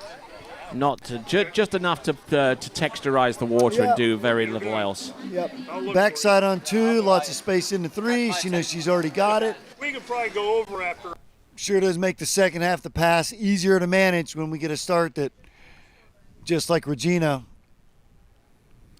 And at this stage of the game, with a 6-buoy count on 12 meters, that currently puts Regina Jaquess currently in 5th place right now in the women's final. Now she could start to pick off placements. Anything higher than anything more than 1.5 on this next pass will give her outright 4th. Anything more than 3.5 on the same pass will give her outright 3rd. Anything more than 2 on the next pass will give her 2nd, and for the win, she's just basically got to get more than 2/3 of the way down 10.75 meters. All right, so here she goes. Regina Jaquess coming in on the pass of 11.25 meters, more than 1.5, and she starts moving up in the leaderboard. Round number 2, she's now in 4th. Round number 3, now if she can get round number 4 to the wake, she is currently in 4th place outright. Actually, 3rd place outright, and there you go. That is Regina Jaquess. She's still got a lot of skiing to come. Moves ahead of Manon Costard by the virtue of running 6 buoys 11.25 meters, and an exceptional pull-out for the gates. And that's where it all starts, doesn't it, Wade? Yeah, she did. Something wasn't completely correct, though, because we saw her right air ball 2 come down course. You saw her do what I call my safety check, where she knew things weren't right, so she allowed the tip to rise up instead of dive into the bottom. And she obviously is a seasoned veteran. She managed the rest of the pass well, but she'll certainly be wanting to get a little bit better start at this 39 coming up. That'll be for the championship. Yes, indeed. And Regina Jaquess, as I mentioned, owns and runs a compounding pharmacy. Now, the type of pharmacy that she's involved with isn't just like the Rite Aid or the Walmart or the Walgreens or that type of thing. She's actually involved in the manufacture of pharmaceutical products, not only for human consumption, but also for veterinary consumption as well. So I mean, it's basically pharmacy way back in the old days. So here we go, Regina Jaquess. This is round buoy horrid number 1. Let's get round number 2. Let's see if she can get round number 3. Boom, hits number 3. Now, can she get outside number 4? Yeah, she can. Now, this is for the win. She gets round number 5. Can she ski for the wakes? Ooh, it's going to be dicey because, well, Jamie Ball scored 4. I believe she got a piece of 5. Now, if that's the case, then we have a winner. But if the judges judge that to be 4, then we could go into a runoff situation. So we're going to have a look at this closely just to make sure. Well, certainly a lot closer than we thought it was going to be. Yeah, exactly. That tailwind. We saw her not get a good 1 at all. She was okay at 2, but she already lost so much ground. We could see here she doesn't have enough space at 3, but she's right off the edges. Yeah, she's really Here's the concerned. 4. I got to get the 4. She's got the 4. That puts her in a tie. Now, does she make it up? Yeah, I believe that's enough. That's enough to get her outside. Okay, so 4 1/4. So with that being the case, if the judges say 4 1/4, we have our winner, Regina Jaquess. Wow, congratulations, Regina. She made it a lot tougher on herself than I think she would have liked. Okay, so how many times is that now? 7 in a row. Lucky 7. And it says on the back of her jersey there, undefeated. She'll get to wear the same one again next year. With another emblem to indicate the 7th win. All right then, so Regina Jaquess with a 4 1/4 at the very least scored. The judges are taking another look at this, but by our reckoning, she's gotten round the number 4 at the very least. So even if they don't give her the additional quarter, she could still be in a shot to take the win. But as far as a lot of our officials are concerned, it's a done deal. Now let's have a look. Let's go clip. Yep, outside. And then she stays wide. Well, at that point, she didn't need to get back. She just simply needed to get the ski outside.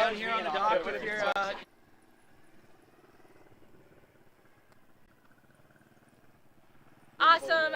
It's a challenge when you come in somewhere and you have undefeated, like, on your bib and everywhere. And, it puts a different challenge to it. But you know, it's a great event. I'm excited to get this first win of the season, and wish the guys all the luck as they get ready for their tour. But I do think the Stoudemire family, I mean, every event they put on, they always do top-notch level. I mean, it started in Urlac, and I went over there, I won there, and the prize money actually helped me start my business, my Emerald Coast Compounding Pharmacy.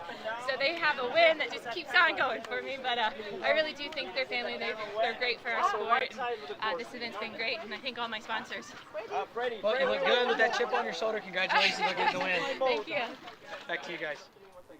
All right, congratulations indeed to Regina Jaquess, our winner. She will be awarded 16 pro points. 16 pro points will go as a result of her win in this intro level 1 water ski pro tour event. 16 points for the win. Jamie Ball in second gets 12 pro points, and in third place with 9 pro points is going to be Vanessa Veek. So there is your women's slalom leaderboard. Regina Jaquess, then it's Ball, Veek, Costard, and Mills. And our boat parade bringing to us the male slalom skiers in the men's slalom final. We're going to bring them on in just a moment or so. So make sure you sit back, grab yourself your favorite beverage, and find a good comfy seat, because the top 8 men in the Swiss Pro Slalom event will be performing right in front of you for your viewing pleasure. 2021 Swiss Pro Slalom continues momentarily. Okay, so just to reiterate once more, with the Water Ski Pro Tour Pro points, sees Regina Jaquess take the win with the 16 pro points, ahead of Jamie Ball with 12, ahead of Vanessa Veek with 9, and then you go from there. Manon Costard will win 5 pro points. Actually 7 pro points. Chelsea Mills with 5. Then actually, because there is a tied split between Luisa Jaramillo and Neely Ross, they get 2.5 points each. And Ellie Nicholson will get 1. So our first water ski Pro Tour stop for our women is complete, but we still have the men's event to take place, and we'll be awarding points in the same vein from 1st through to 8th. So we'll be back in just a few moments. This is the continuation of the 2021 Swiss Pro Slalom event.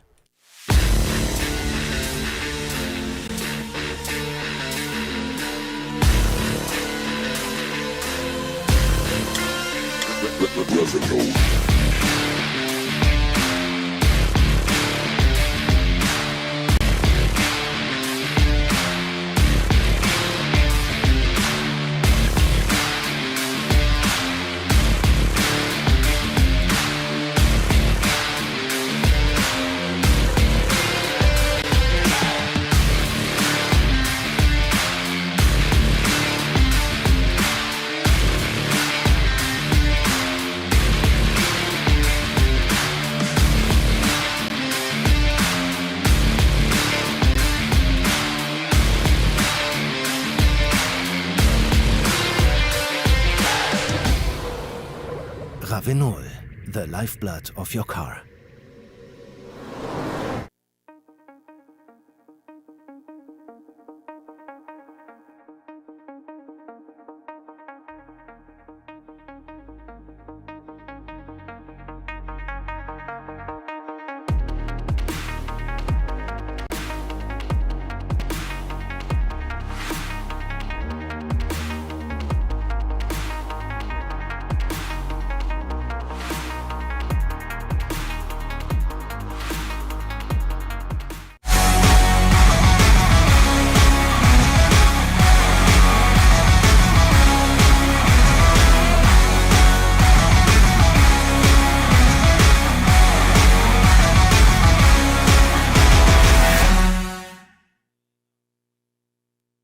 All right then, welcome back, folks. This is the final event of the Swiss Pro Slalom for 2021.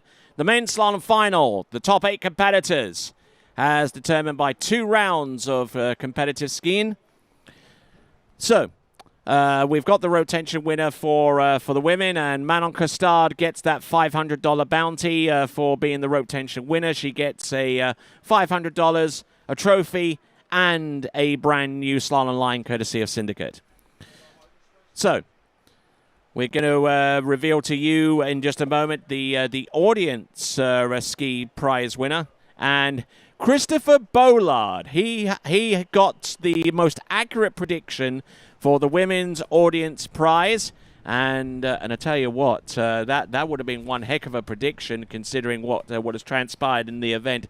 So, Mr. Bollard, we will get your details. We'll get everything situated, and you get to choose a Conley ski of your choice. Could be that DV8, could be that GTR. And we still accepting votes for skier of the day. Go to waterskibroadcasting.com/play to vote for your skier of the day. Could it be Rob Hazelwood? Could it be Charlie Ross? Could it be someone else? Maybe Vanessa. Maybe. Vanessa Oh, Vicky yeah. may get some votes. Yeah, for sure. Yeah, Vanessa Veek there with her performance to put herself on the podium and get those first few pro points. So, starting list are coming up on your screen right now. Jonathan Travers will take to the water first, then Dane Meckler, then Will Asher, then Benjamin Stadelbauer. Then we've got Cole McCormick, Robert Hazelwood, Freddie Winter, and Nate Smith. So the only outlier in that event amongst all those nationalities is a Swiss skier from, a resident here, Benjamin Stadelbauer. Everyone else is either British or American. Holding the Commonwealth close to heart. Yes, indeed. Indeedy. All right, so great to have your support out there, folks. We've got our men's slalom competition coming up. Thank you for staying with us, viewing this competition all the way from the start. And good few of you are sticking with us, especially the hardy.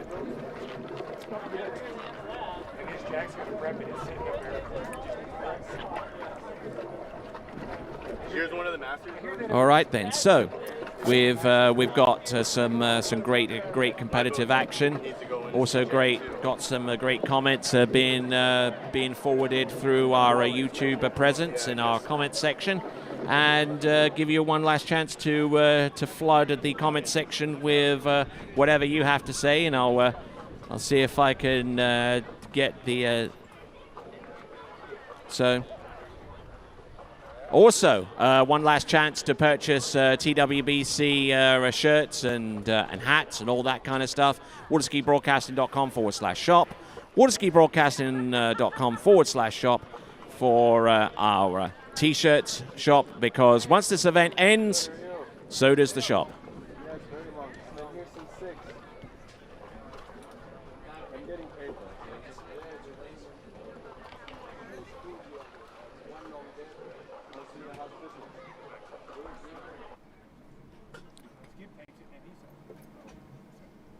He's got to buy it for the fact. 14196.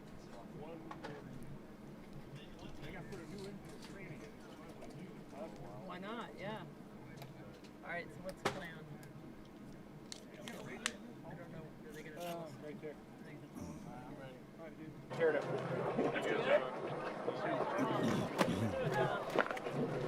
Hey. Good luck. Thank you. 35.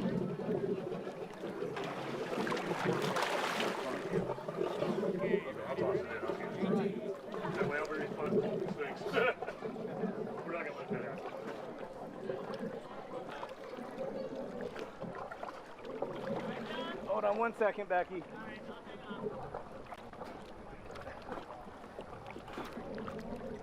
Okay. All right then, folks, men's slalom final. Yep.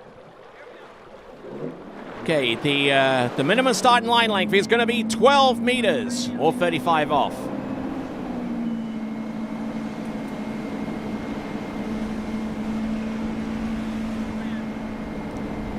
Last 8 skiers starting off with Jonathan Travers. And actually broke one of his toes not too recently. Yeah, that can be rather painful. I've done that, and distracting. Sometimes the worst part of it is just maybe doing your deep water start, or maybe just simply getting your feet in and out of your binding. Yeah, certainly, and probably especially excruciating with the rear toe as well. Nice opening pass though for John. Solid as a rock. Mm-hmm. No worries there. Nothing new for him to be starting at the 12. Nothing new for him to be in a final. Okay, so let's return to Zane Nicholson at the dock. Yeah, guys, here skiing with our next competitor, Dane Meckler, coming out skiing awesome first round, dude. Looking to better that score here. How you feeling going into the final? I'm feeling good. It's great to be back in the final here at Swiss Pro. I felt really dialed in that second round. Unfortunately, a little fluke at 4, but I'm ready to tear it up in the final, so just happy to be here. Yeah, well, you're already in, so it didn't really matter, dude. You're looking good out there on your ski. Good luck. Thank you, Zane. Back to you guys. All right, thanks a lot there, Zane, and indeed Dane and Zane. Great combination there. Should take that on tour. All right, then, here we go. Starting list is there on the left side of your screen, 8 competitors, and the first of them is Jonathan Travers. Nicely done so far on 11.25 meters. Now he's really going to go deep here. Nice, love it. That was a nice pass. We're going to see in the replay the edge of his ski bit a little bit hard at ball 2, and then he was quite deep at 3, but he didn't panic. He didn't have any trouble, but we'll see here on the replay. Tight at 1, tipped down, and then sort of right there, he slipped on his back foot just a little bit. Maybe he felt that he had too much load over his front foot, but he let the ski slide underneath him and didn't pressure it, and was able to finish the pass off really, really nice. Mm-hmm. All right, looking in very, very good shape indeed off the 6 buoys on that second pass. That was 11.25 meters. There's Zane Nicholson just taking it all in as we wait for our next pass for Jonathan Travers. Got a healthy crowd there along the shoreline as Jonathan Travers accelerates up to speed. 58k, 36 miles an hour, 11.25 meters, actually 10.75. Getting around buoy number 1 and number 2, a little bit of a delay slide there. But I tell you what, he is working that ski and doing exceptionally well on 10.75 meters. I have not seen him ski this well in a long time. Yeah, maybe I mentioned earlier, I saw him on social media. I saw him run a 39 clip that looked as if it was his 12-meter or 13-meter pass, and he did the same here. He made his little S turn away up before his gate turn in and was tight at 1, and then rode the line out well to 2, had plenty of space. And at that point, he knew, hey, I've got this. Let's manage this. Let's finish a skier. Let's not end up a swimmer. And he's going to get the first crack at 41. First finalist through the 39 pass. Good stuff, John. Oh, absolutely. All right there, Dane Meckler on the starting dock, and yeah, there we go. Just getting settled in. Looking very, very tidy setup there on the starting dock, right the way down to his rear toe. That's Dane Meckler. Well, we can see from that camera shot there that he's using that Velcro release system, which we saw him after his spill in the second round, the ski release away from the binding. Okay, 10.25 meters. This here is Jonathan Travers. Entrance number 1. Will handle up high. He's going to struggle here. Gets round 2 to the wake, so he at least establishes a lead score so far with 2 at 41 off, or 10.25 meters. Looking a little annoyed with himself, but he does have the first score out with that particular total. 2 at 10.25 meters, and that is Jonathan Travers. Yeah, Tony, there's no doubt John's going to show his emotion win, lose, or draw, and he wasn't happy with that, although it's a good effort. He gave himself a shot. He's run through the 39 into the 41, into the 10-2, but maybe a little too aggressive immediately out of one, and maybe gave him, you could see there he already knew he was in trouble. Maybe he had too much speed. Be interesting to hear if Zane gets a word from him, what exactly he thought. Yeah, it really does wear his heart on his sleeve a little bit out there on the water, maybe to his detriment in certain situations, but not a bad performance, at least from our perspective, but Jonathan Travers knows what he's capable of doing and just couldn't really meet his own personal expectations. Well, I don't really mind seeing the frustration, the anger, if you will, because we've talked about with Freddie Winter, same with John. We see the other side of that when those guys win or when they set a new PB or when they set a record. We just see that unbridled emotion coming out, and you just see exactly what it means to them in their life. And so it's hard to turn that switch off and only have it turn on one way in a positive way, but that's all right. John will be back soon. All right, here we go.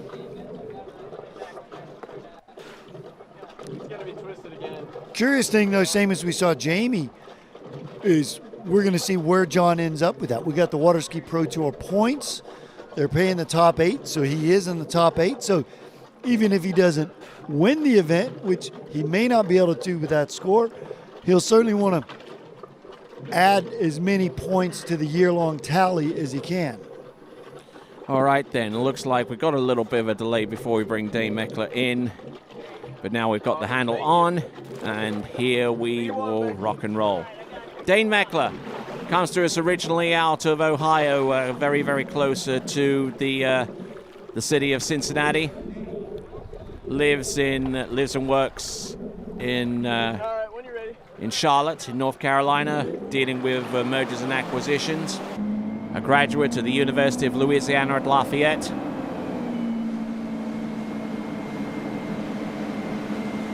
And also, I believe, his postgraduate degree coming from Florida State University.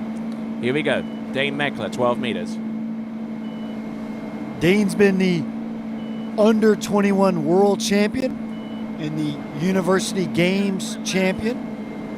And I think was he third place at the last world titles? I know he won the opening round and he finished either third or fourth in the finals, which was a huge deal for Dane and his family.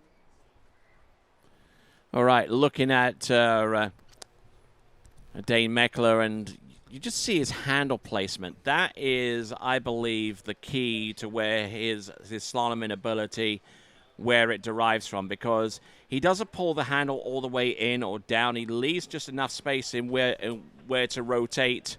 So, with that in mind, let's go to Zane Nicholson on the starting dock area. Hey guys, here with Will Asher, no stranger to these pro men's slalom finals. How you feeling going into the final?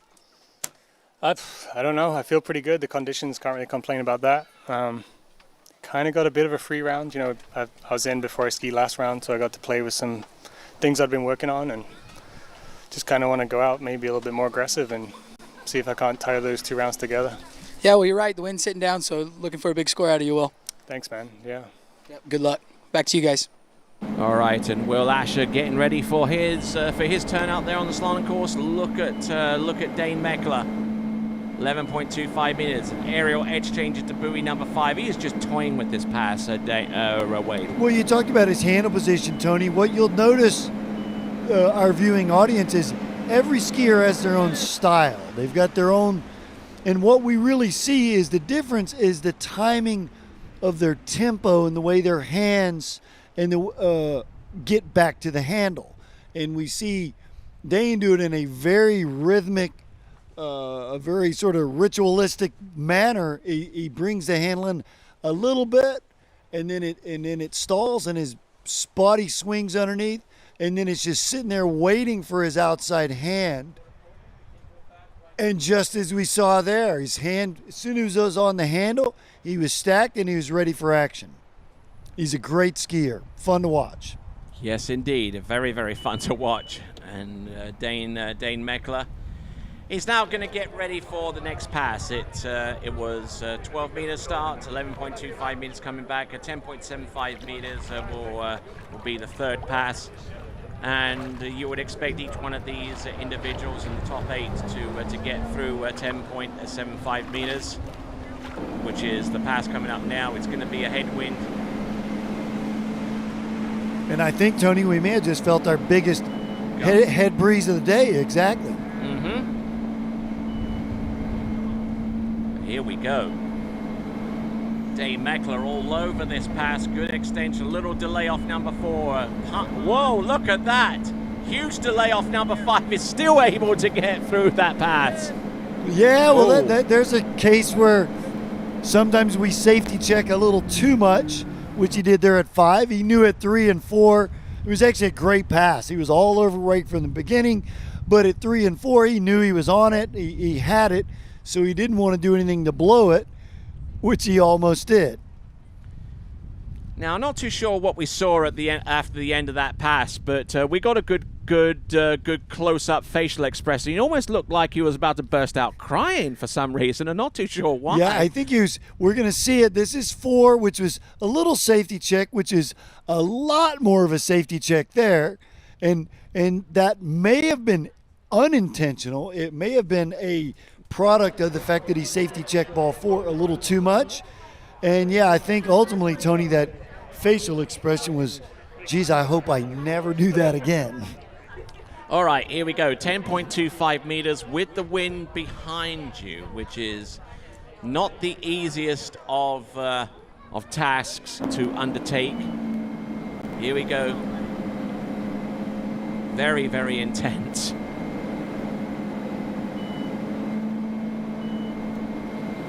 Nice one. Nice number 2.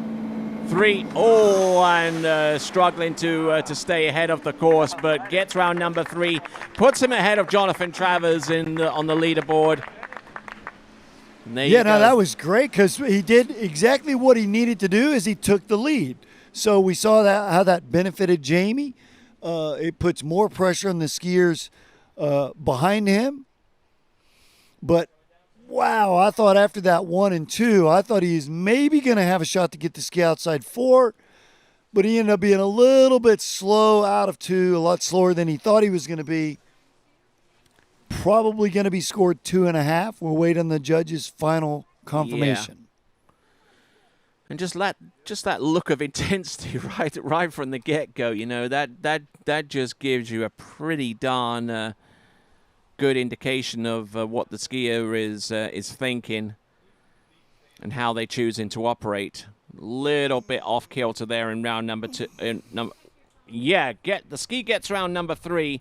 There was a point of contention there, but I believe our chief judge and our video official will look upon that and say, that's 2.5. Hey Vincent, I have another interview after this pass. So now, let's see who is coming up next. I believe it's Will Asher. Okay, Becky.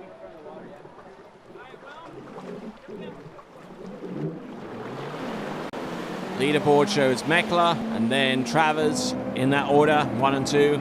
Third skier out, Will Asher. Little pensive look there from Will Asher.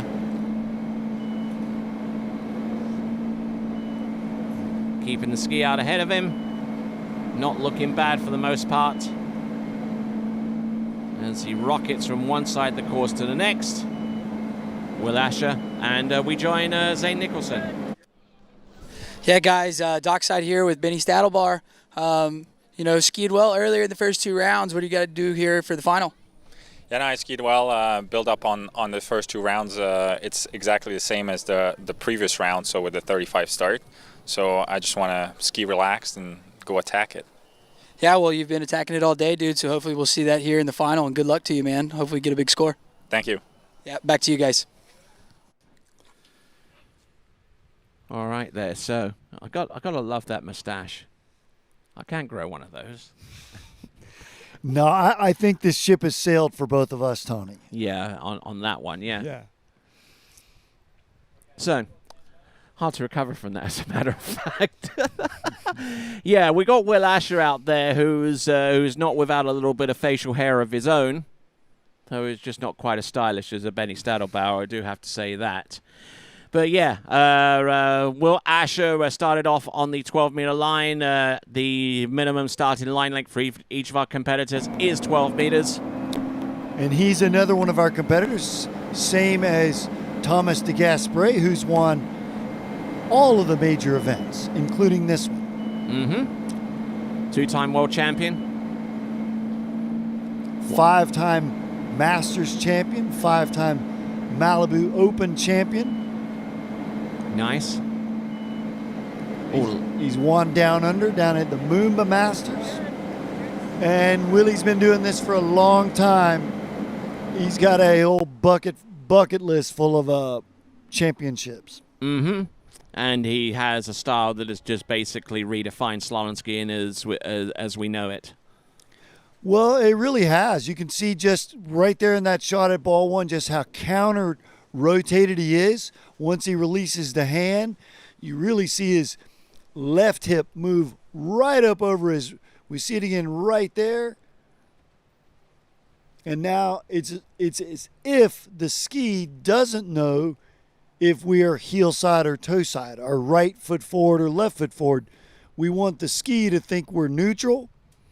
And when Willie came along and he just had that style, right, Tony? And I remember the first time he runs a big 39 at a pro event. I'm standing next to Drew Ross, and Drew goes, "Wait, how does he do that?" And I said, "I'm trying to figure it out, Will." Sorry, Drew, I'll get back to you. All right, then. The wind conditions are pretty steady right now, a little over 10 mile an hour coming out from the southwest.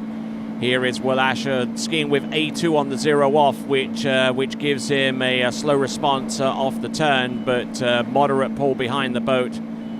Not doing too badly. This is 10.75 meters. Oh, and absolutely pummels that pass from start to finish. No worries there at all. We're going to see just how seasoned a veteran Willie is here.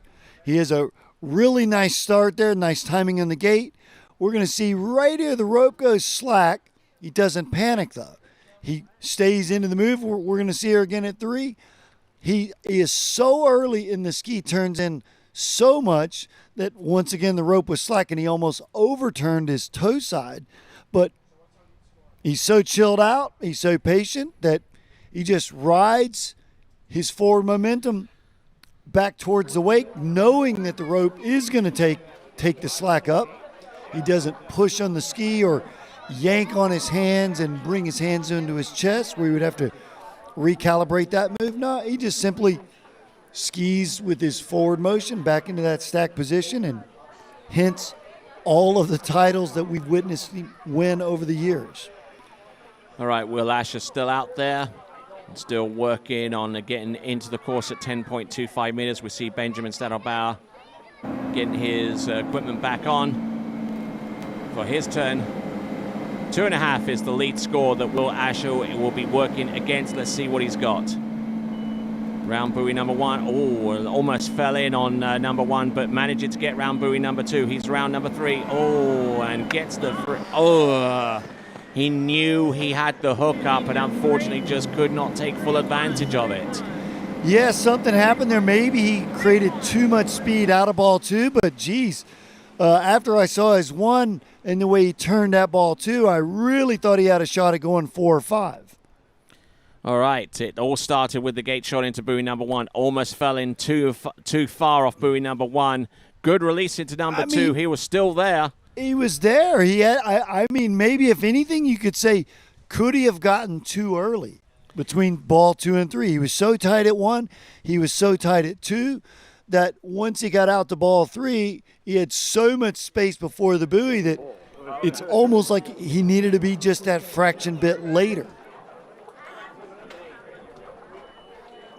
And almost seemed to me as well that he went to guns a little bit too soon off number 3, and he kind of stood up. I think he sort of had to. The rope was tightening back up on him because he'd already been out there so long that I think it was a matter of if he didn't do it right, then it wasn't going to happen. And same as with John, we saw his frustration.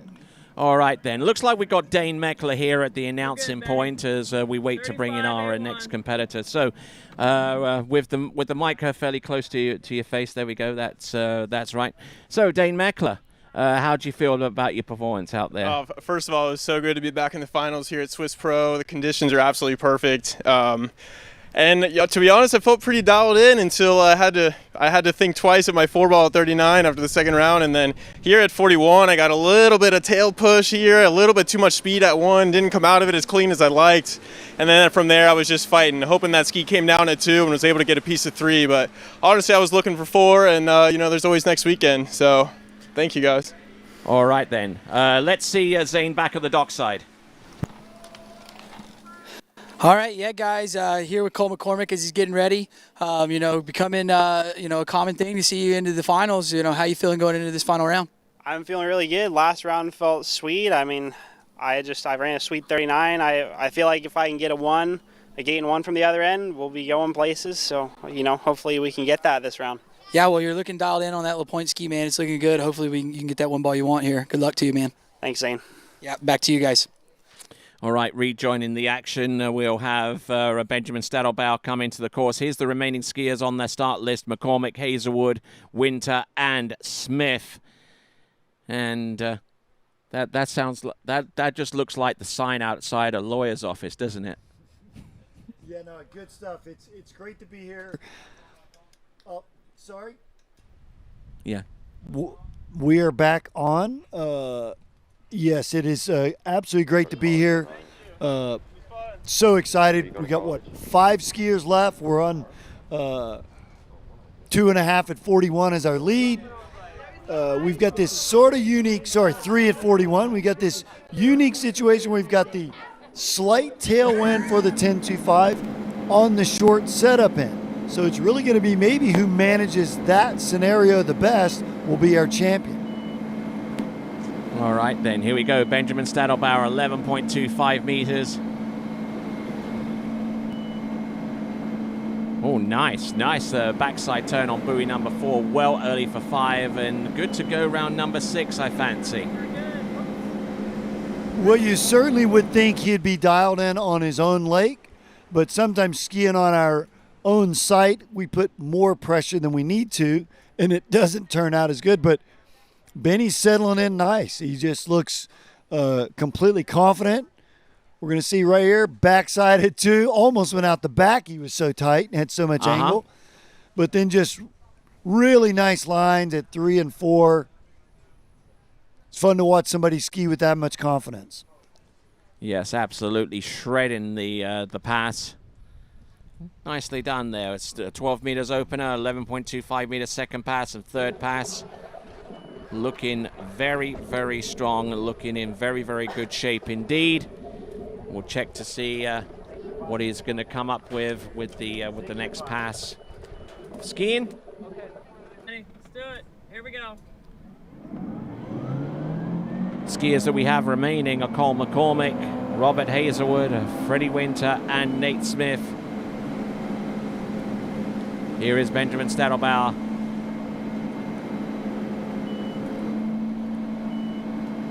Round number 1. Ooh, nicely done. Getting a little bit separated from the handle, but he's still got the strength, and he's still got the technique to stay with the pass. That's 10.75 meters, the way it should be run, even with 1 or 2 errors, but a great effort there from Benjamin Stadelbauer. Well, we saw Benjamin do it last year at the Syndicate Hilltop Pro. I mean, he ran 39 5 rounds in a row, and it certainly seems like he's taken ownership of this 10-7 pass. And we just see him knocking them down week after week. Okay, so last few moments to vote for Skier of the Day. We're going to close the voting out in just a few moments, but make sure you get your last vote. Brought to you by 2U Snack Bars. You go to waterskibroadcasting.com/play to submit your vote for your favorite skier of the day. Facts. For my money, it's still Charlie Ross. So, there we go. We've got Freddie Winter dockside with that pineapple going on. Yeah, somebody was commenting that just last fall he had really, really short hair. Yeah. And they're like, how do I get my hair to grow as fast as Freddie's? Miracle Grow. All right. Here we go. Needs a score of 3. This is Benjamin Stadelbauer. Needs more than 3 to take the lead. Good extension around buoyant. Oh, look at this. Pummeling into number 2. Look at this. Oh, and pulling long into number 3 and is inside that turn. Whoa. Yeah, well, you can see how far in front of the boat he was once he came up inside 3. Yeah. He certainly didn't get the start that he wanted. We talked about that. We've got the 10.25 on the short end, and even though there's not much breeze, you can see a little bit of breeze still on the water. We get a little push, and maybe the combination of the two, the short setup and the wind, he wasn't able to create the space that he needed before 1, and then he was just sort of managing what he had, and it was a shame to see him not get to 3 because he was super close. That would have tied the lead. Mm-hmm.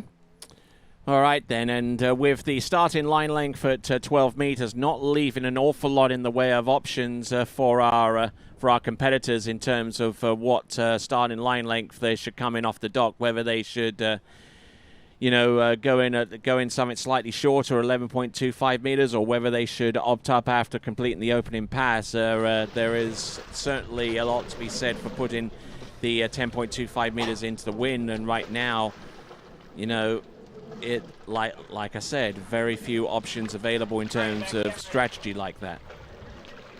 At least viable ones. Anyway, here comes Cole McCormick, Benjamin Stadelbauer with his 2 buoy count. At this moment in time, could put him in a tie for 3rd place right now with Jonathan Travers. Here comes Cole McCormick, opening pass. This is 12. Yeah, we're halfway through. 4 men down, 4 men to go. All right, nicely done. And keeping the flow going. And also keeping the flow going is St. Nicholson at dockside. All right, guys, I'm on the dock here with Robert Hazelwood. Rob, is this your first pro tournament into the U.S.? Yeah, this is my first pro tournament in the U.S., and well, it's gone well. I'm happy to be here. Yeah, man, you couldn't have had a better start to it. Run 39 both rounds, getting 3 at 41. Dude, looking great. One of the first ones off the dock and putting the heat out for all the skiers. How you feeling going into the final? I feel pretty strong. This is the best I've felt on a slalom ski in a long time. So my goal was to run 39 and go through all my gates, really, to be honest. So to be here, 2 3 at 41s, and I can't really complain with how we are. Perfect sight, again, perfect driver boat, everything. There's no real excuses to go out and have some fun, really. Yeah, well, you look dialed in on that Syndicate Pro, man, and good luck this final round. Thanks, man. Appreciate it. Yeah, back to you guys. All right, thanks a lot there, Zane, and indeed thanks once again to Rob Hazelwood for his comments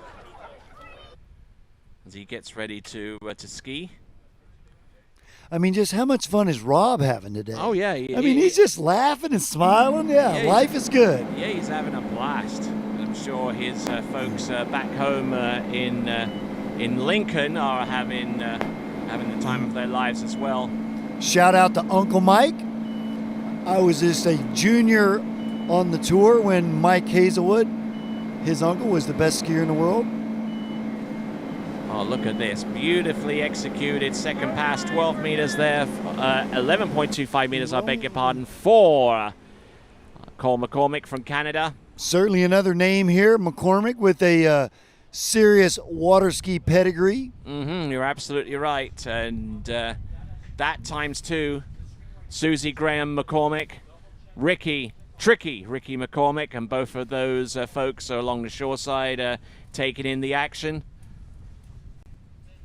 and looking exceptional out there on the slalom course, and has been skiing into 41 off very, very consistently in the last few weeks, and shed a little bit of weight prior to the season, which is aided in his improved consistency with slaloming at this level.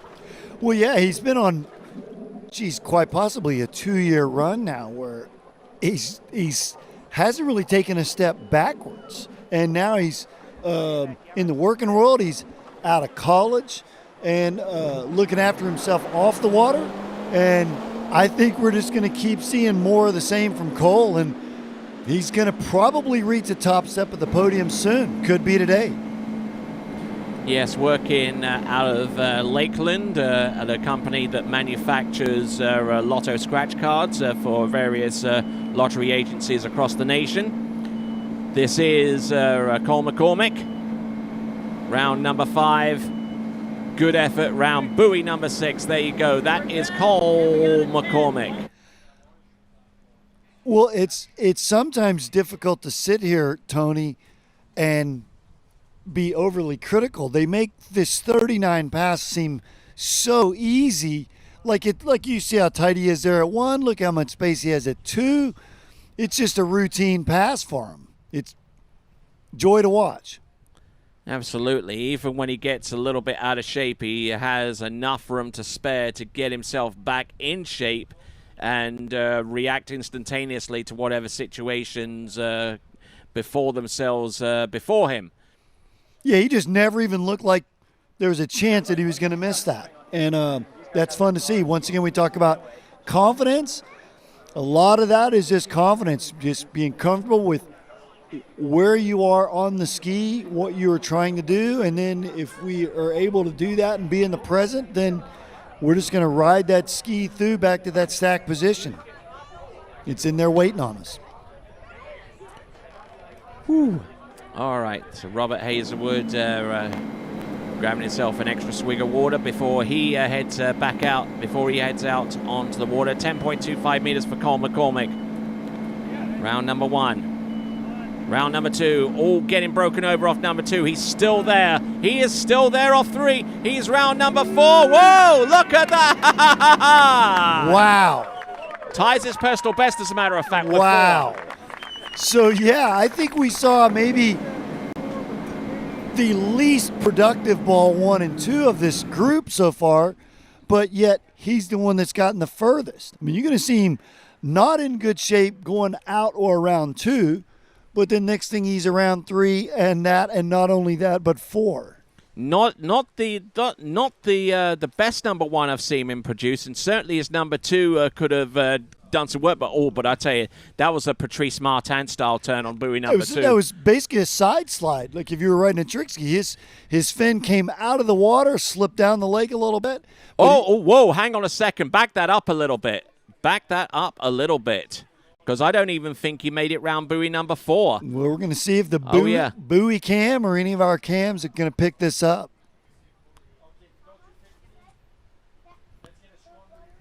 Okay, so we got a score under review from our officials. They're giving me the nod by saying that there is a score review for Cole McCormick. Not getting 4 is the review. It's either 3 or 4. The difference between the calls.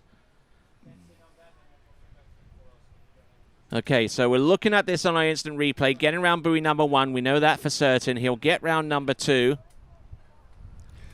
Oh, look at that. That side slide off buoy number 2, as you mentioned there, Wade. Round number 3, we know that. Well, now we're going to go click, click. On 3. I believe that's 3, and that could open the door.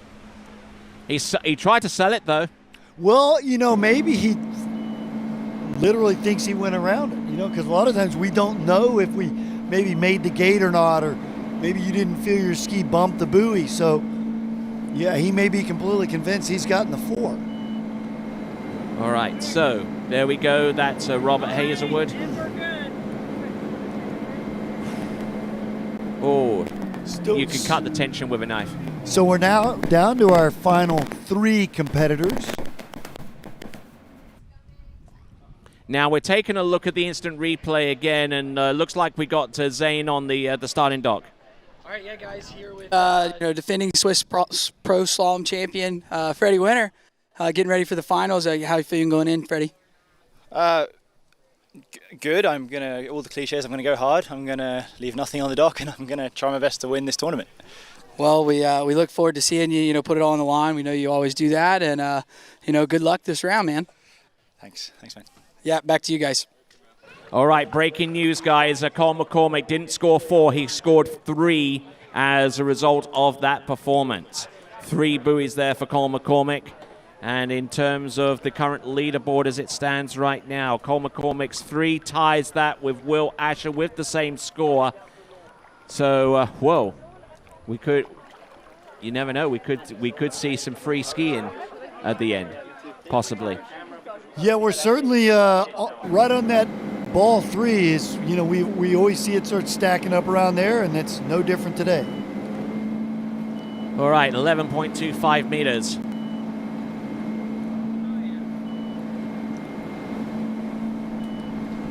Nice.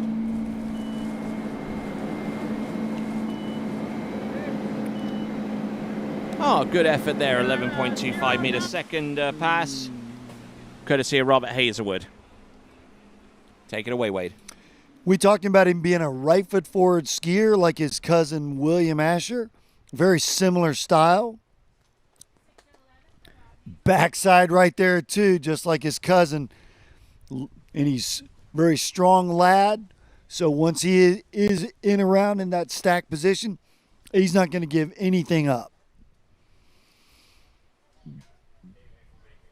Very dynamic with his outside arm on both sides. It's achieved a very, very good balance, though. All right. Yeah, we talked about it with Zane. We see it there with Rob. All the skiers got to have a little bit different movement with their hands, but all they're ultimately trying to do is finish the turn with their arms straight, the line tight, and then they're ready for their acceleration.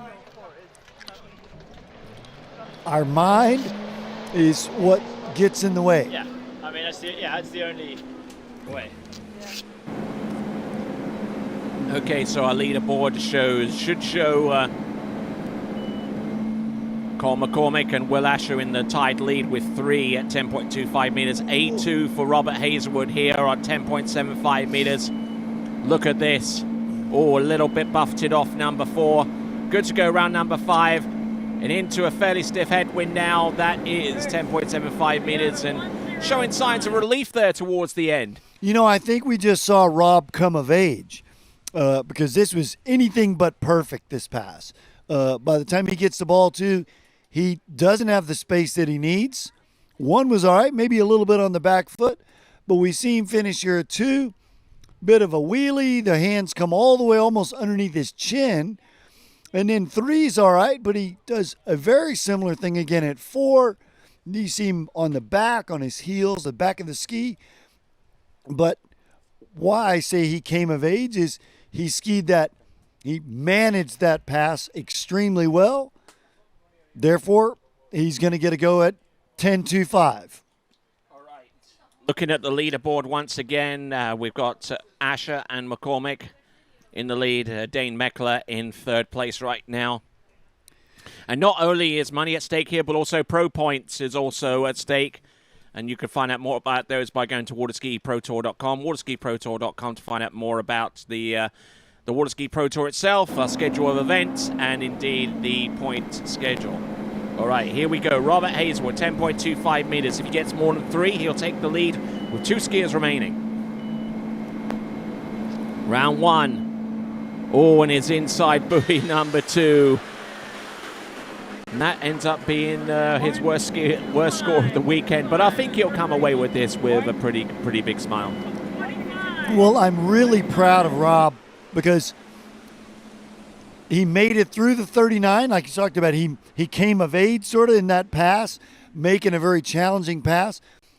Comes back, gives himself a shot at 41. So this will be a huge learning curve for him, getting to stand on the dock with, look who he's standing between Fred Winter, all the big names that he's sort of watched on the webcast, seen on all the rankings.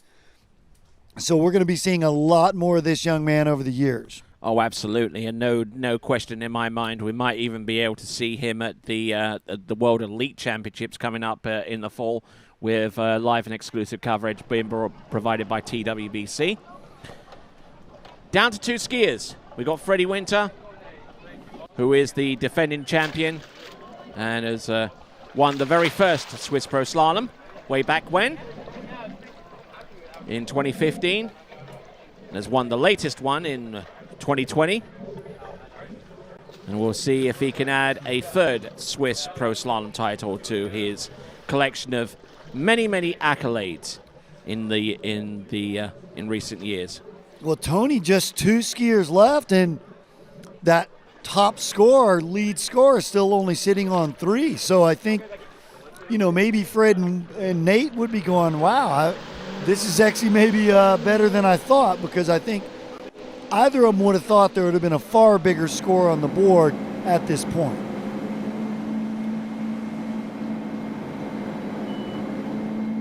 Okay, Freddie Winter opening past 12 meters. Good slide on buoy number 1. Nice. I like what I'm seeing here. So, as we see Freddie Winter clear that pass, we'll look to see Zane. All right, guys, back down here with our last competitor, Nate Smith. Top seed going into this final round. How you feeling going in?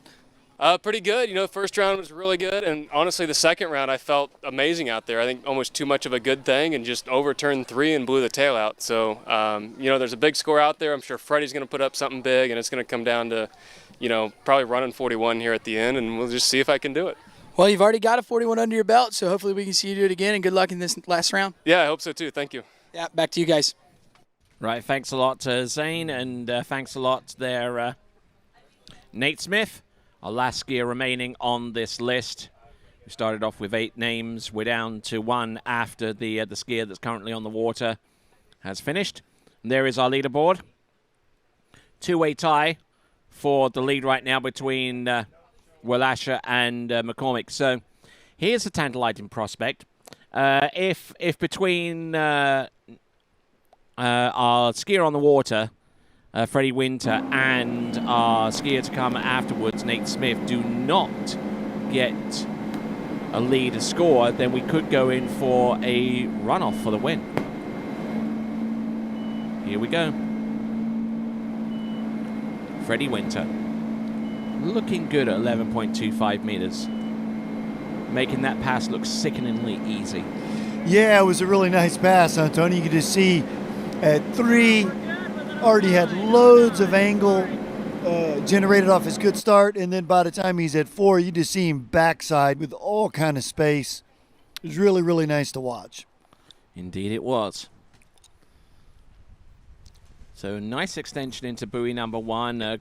Keeps the ski moving, keeps the motion going out wide, allowing that ski to arc, if it is entirely possible for that ski to do so, with the line length being that short, with the handle coming up inside the buoy width for the first time out there. And Tony, you could certainly see it on ball 1 through 4 there, that the tip of it, the height of the tip of his ski off the water hardly wavered at all. Like where sometimes we'll see the tip come up maybe as much as a foot or foot and a half, or you'll see it dive down. That's when the skier is at their most balance, is when the tip of the ski is just exactly the same height off the water, and we saw that a lot from Mr. Fred. Don't forget to cast your vote for Skier of the Day. waterskibroadcaster.com/play to cast your vote for Skier of the Day. 10.75 meters.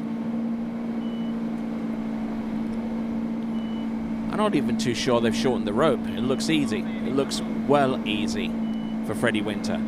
Getting around all 6 buoys. Oh, way ahead of the game there. Well, now we are 7 for 7 on 10-7 passes in the final, which is always fun to see. Everybody bunched up at the 10-2-5. Yeah, look at that. Just really patient coming back onto the handle. He didn't snatch it with his hand. He didn't push on the ski with his feet.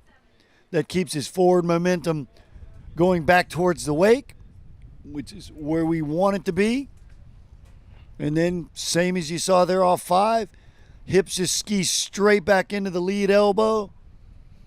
Now he's in his stack position. All he's got to do is simply relax the hands, relax the feet, and get that big burst of acceleration. Absolutely right. And there is Nate Smith sitting dockside. He's just seen the first 2 passes of, actually the first 3 passes of Freddie Winter, hailing originally out of Wandsworth in England. So this is the pass to defend the title possibly. This is 10.25 meters. Anything more than our lead score right now will put him in a good shot with that. That's round number 2. Looking to go round number 3. Can he? Oh, and stalls on number 3.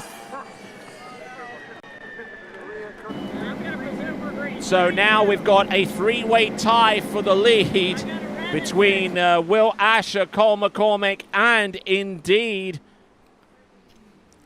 Fred Winter. I think he had the start he was looking for, Tony. We see here, tip down at 1.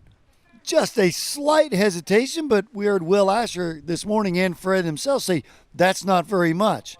What we did see, though, I think there, a little bit of impatience. I think he was trying to hit the go button before he was ready to go. And now we've got a massive 3-way tie now for the lead. Okay, so now 3-way tie for first. Now, here's the deal. Here's the deal. If Nate Smith actually comes through for the win, which he will do if he gets past 3 at 10.25 meters, then we've got to do a heck of a lot of working out to determine who's got in second and third, which is basically calculated on the backup score. Cole McCormick and Dane Meckler have two threes at 41 off, 10.25 meters, and 1 2.5. Each of them both have that. So to the best of my reckoning, there's that 3.5 from Dane Meckler at 10.75 meters, which kind of drops him out of the equation so far as tiebreakers were concerned. So Cole McCormick has the edge above Dane Meckler, and then Will Asher on top of both of those competitors. But let's concentrate on our final competitor. This is Nate Smith.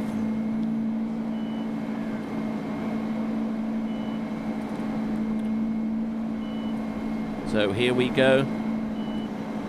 Like what he's doing out there, looking so smooth and just so precise out there. Well, it's not a situation that we always want to be in. We don't always want to be the very last skier out. But when we think the door is maybe a little bit open, like Nate might think it is now, you certainly like to have that advantage of knowing exactly what you need to run. He knows 3 is good for a tie.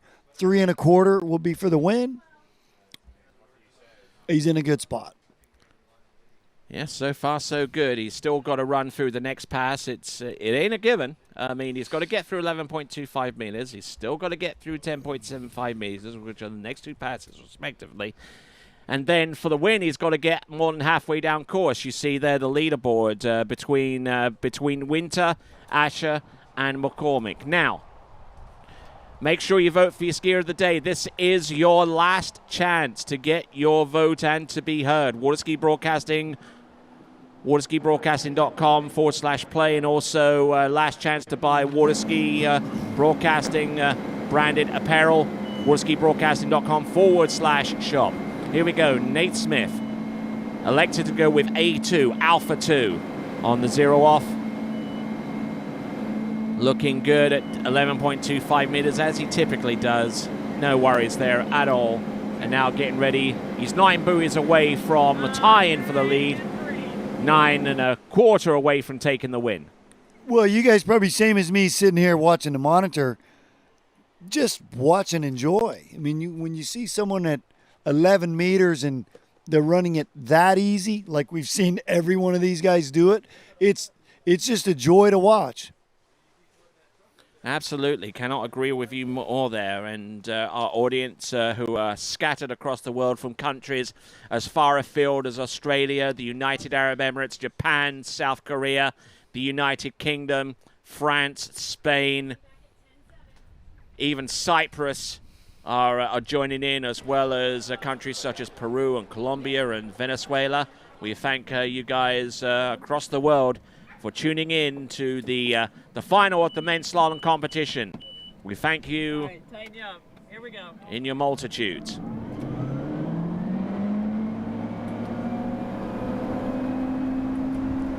.75 meters. It's got to get this to go. Entrance gates, buoy number 1. Number 2 on 10.75 meters. He can't afford to put too much of a foot wrong here. And there we go. That's 4. That's 5. And there you go. Just like that. Oh, yeah. Massaging that D3 NRG round all 6 buoys there behind a boat piloted by Becky Lathrop. And so, tell us a little bit more about this pass there, Wade. Well, this is just really, really cool. We're down to the very last skier, the last pass of the day. He's going to be coming back in at 10.25. He's going to have to get more than 3 to gain the championship. And he's looking very, very, very solid right now. All right, so let's explore the scenario, shall we? So, this is Nate Smith. He's our last skier out. If he scores less than 3, then we're going to go into a multiple-way runoff for the title between Winter, Asher, and McCormick. If he gets 3, then it'll be a 4-way runoff between Winter, Asher, McCormick, and Smith. If he gets more than that total of 3, if he gets a piece of 4. Champion. And then we've got to have to do a whole bunch of math to determine second and third. Sorry. All right, then. So there's Freddie Winter there on the shore side. He might be skiing again. We've yet to find out, but here we go. 10.25 meters. He's round buoy number 1. Oh, big hitch on buoy number 1. Round number 2. Is he? Oh, he's going to ski for 3. I do not believe this. We're in for a 4-way runoff for the win. Wow. We certainly weren't expecting that, Tony. Maybe we haven't ever seen Nate do something like that where you think, man, he's the heavy favorite. He's got to get the ski outside 4, but I think he knew off buoy number 1 that he wasn't going to be in good shape to actually take the win with this pass. So no, you could see him right away after 1. He's like, man, I'm definitely number 2. I'm in trouble. He was pushing at the back of 2 like we saw Regina pushing at the back of 3, knowing, man, I've got to get more buoys. I don't have enough yet. Okay, we're determining the running order now. We're trying to pick out who is going to ski first and who's going to ski second, third, and fourth. So, who's first out? Okay, so we're waiting on the names, the critical names that will be picked out of the hat to determine the running order, the order that they'll leave the dock. It's random draw. Cole goes out first. Then Will. Then Winter, then Smith. So, and they have to go in at 39.5 off for their opening pass. Which isn't that big of a deal now. They've already skied 3 full rounds. They just skied just a couple minutes to go. Maybe Will would be the one that's been the longest. He was third off, so he's been 5 skiers. But still, not that big of a deal to have to go 39 for these guys at this point in the tournament. I expect all 4 of them to run it, and we'll be back sort of the same as who's going to get the best start from that short end. All right, then. Here's Zane. All right, guys, here with Nate Smith, man. Good skiing out there. Not quite getting that one ball you wanted there at 41, but, making your way through it and still getting over. You got your 3 that you needed to get the tie and, get to ski again. How you feel out there? Yeah, I mean, it feels amazing out there. I mean, this place is amazing. Becky's driving great. Like, no excuses whatsoever. I just overshot the gate down there, flew into 1, and just went into safety mode at that point to just to get to 3. So Well, you did a good job keeping yourself composed and getting it into a runoff and, getting another shot at it. So best of luck in the runoff. Yeah, thank you. Back to you guys. All right, then we're going to move around the dockside. We've got our camera still in Zane Nicholson. We've got Freddie Winter. Take it away, sir. All right, and we're here with Freddie, man. Getting to go in a runoff, get some free skiing out of it. How you feeling there after that final run? It always seems to be a runoff, right? Anyway, I mean, it's good. Nice to have another crack at it. I'm pretty tired, honestly. We'll have fun here. I mean, damn, it's good for the audience, and luckily we finished early. But yeah, let's go. 39 off the dock, 41 tailwind. I can correct what I messed up there, hopefully, and got another shot. So Yeah, well, we look forward to seeing you do that, man. Good luck, Freddie. Back to you guys. Wow. Okay, so we picked the order. So Cole takes the water first.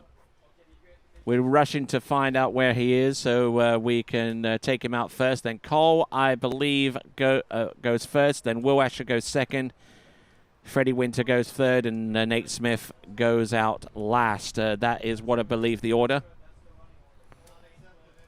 There we go. There's the open main starting list for the runoff, and the only points that have been settled right now, so far as the pro points on the Water Ski Pro Tour, are the places from 5th all the way down to 8th. So congratulations to Dane Meckler, Benjamin Stadelbauer, Jonathan Travers, and Robert Hazelwood for achieving pro points. And we'll detail that towards the end of this competition. But the top 4 positions, the pro points there, have yet to be determined. So here comes Cole McCormick, rushing to get down the dockside. Hasn't got too long to get his equipment on, to get his boots and everything situated.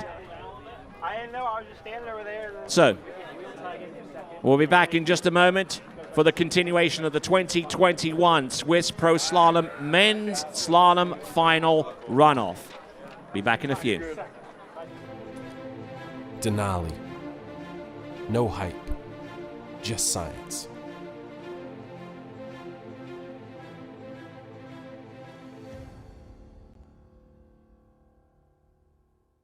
Hello, Natalia Bernikava here, multiple world champion, world record holder, introducing the new Edge trick binding. 3D printed plate creates for more control and support on the water. Plus, this binding is very unique because we have 2 options. Option 1 with toe clamp and heel clamp dedicated specifically for hands. Option 2 with the releasable plate could be used for hands and toes, and the binding suits for all levels.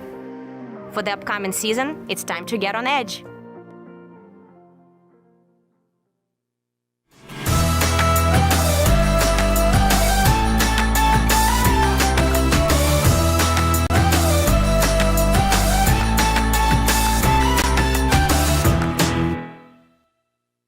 All right, we are indeed back, and we've got the Swiss Pro Slalom Men's Slalom Final runoff between Nate Smith, Freddie Winter, Will Asher, and Cole McCormick. We'll get the starting list up for you shortly. They're all conversing, just yakking it up on the starting dock, but once they get out in the water, it's all business. McCormick, Smith, Asher, and Winter in that order to determine the top 4.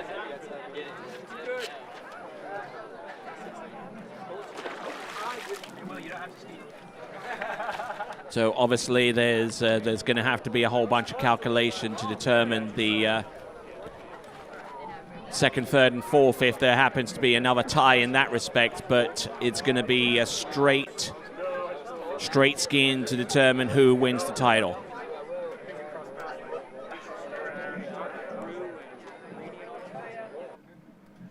Mike Dellinger. 65 years old. It's too old to change now. I'm 65 years old.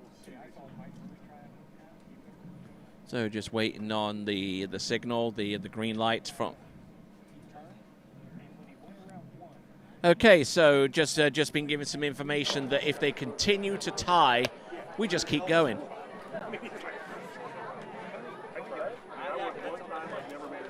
Okay, so just a reminder once again, the TWBC apparel being sold at the shop, waterskibroadcasting.com/shop, waterskibroadcasting.com/shop. So, go vote for your skier of the day. waterskibroadcasting.com/ Palais. Wow. Wait. I don't know what to say at this point. I'm almost ran out of superlatives at this point, and expletives too. But there you go. You can also check out SwissWaterSkiResort.com, SwissWaterSkiResort.com. 39.5 off is going to be the starting line length. I think we've seen this a couple of times before, but it's very rare that it happens. 39 start.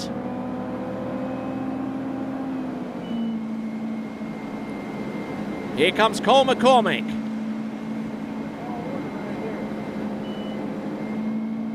Round buoy number 1.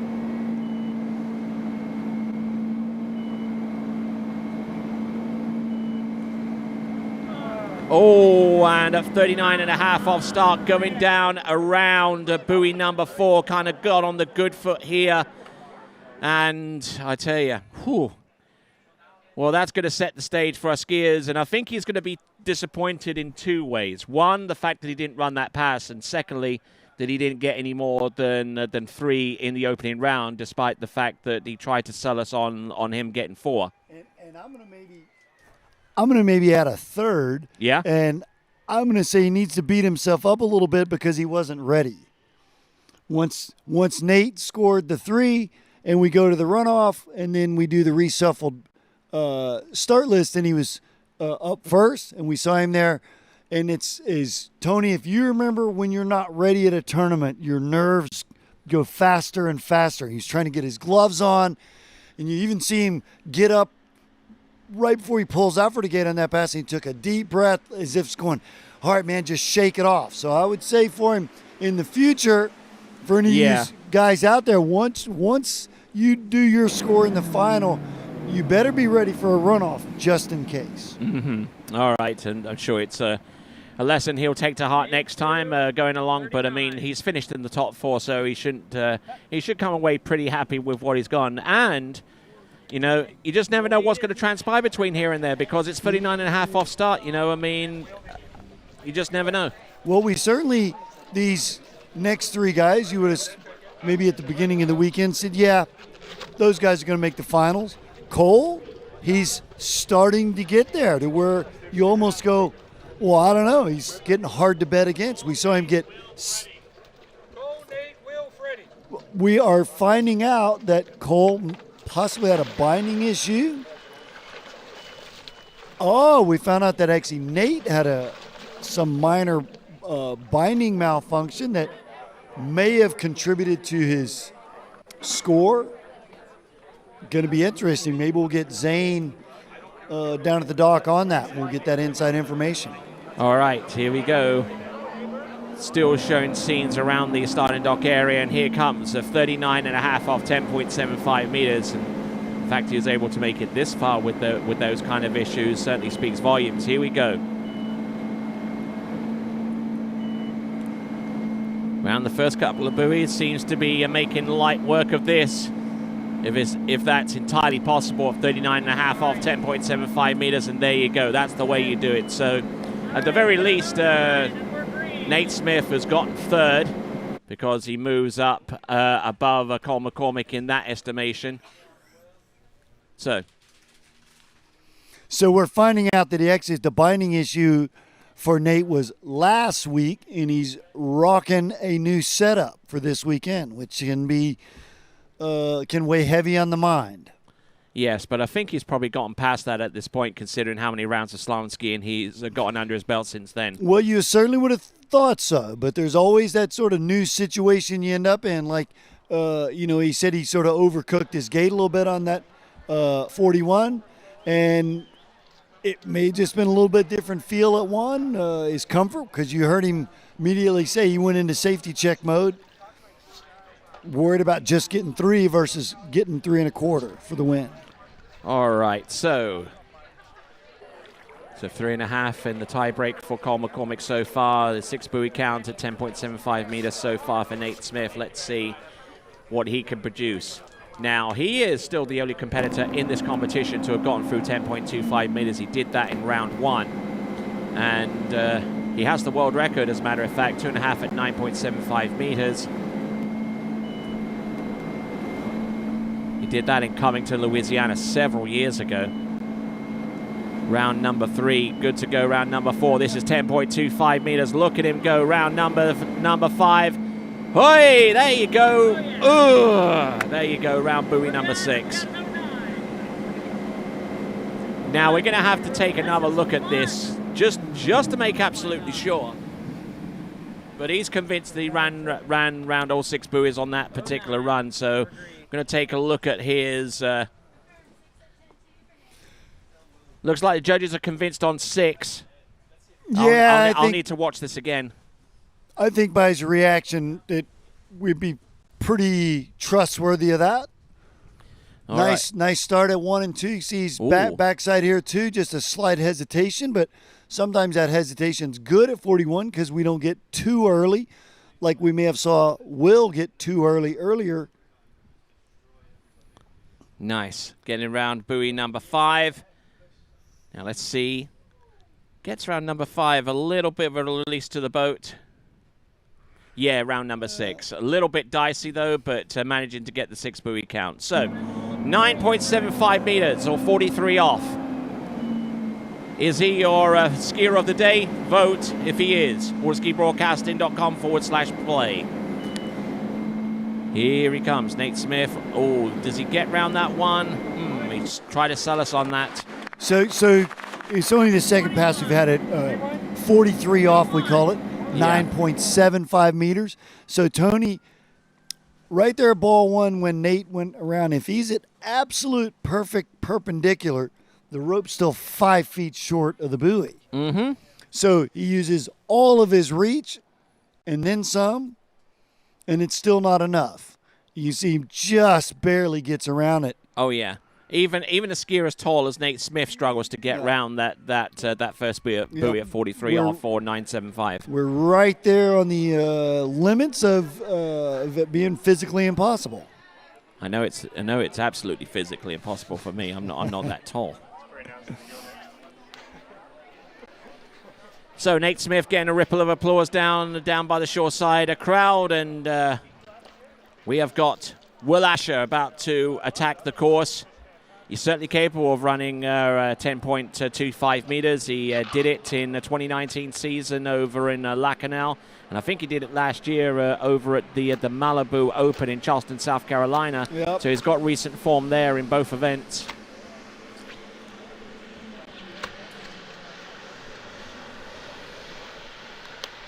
Well, the fans are getting treated to some big-time additional slalom, a 4-way runoff. I'm not sure when this has happened. I know we had a 3-way runoff at the very end of last year for a very large score. I think it was 4.5, maybe 5 at 10.25 that we had a 3-man runoff. And now we already have a 4-man runoff for the championship. So we got you all the way to the end, right on the edge of your seat. We see Willie jumping off. He's been in this situation many times before. All right, getting a few comments coming in thick and fast from all over the world, from countries as far afield as Canada, from Portugal, from the United Kingdom even. All right, tighten you up, Will. Here we go. Some great comments coming through. We're pretty close to awarding the prize for the skier contest, skier audience prize, but we won't know that until we actually get a firm result. Here we go. This is Will Asher. I'm sure a few of you out there are trying to will him on, so to speak. 10.75 meter start. Ooh, wow. Ouch.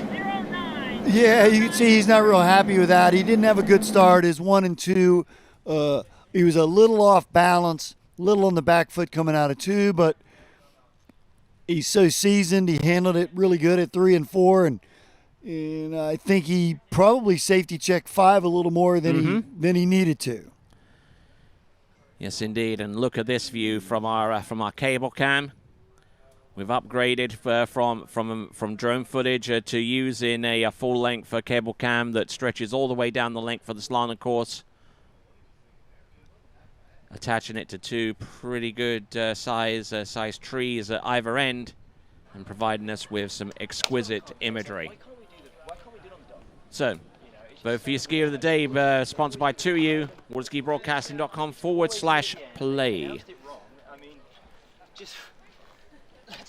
And don't forget also TWBC merchandise, waterskibroadcasting.com/shop to check out the range of t-shirts and hats that are available for you to purchase. But that store won't stay open for too much longer, so make sure you get your purchase situated quickly. Here we go. Will Asher. Round number 1. Number 2, getting broken over and gets round number 2 at 10.25 meters.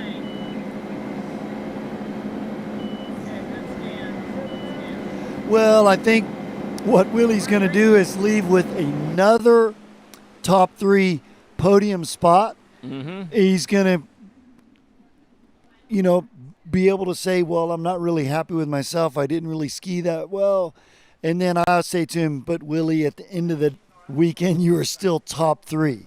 And indeed. And that just shows you how good he is. He can not have his A game and still makes it into the runoff, still taking a shot at the title, and he'll settle for 3rd. Yep, absolutely right. Right about that. With a 2 buoy count at 10.25 meters. Yeah, I certainly wouldn't object to that score in any way, shape, or form.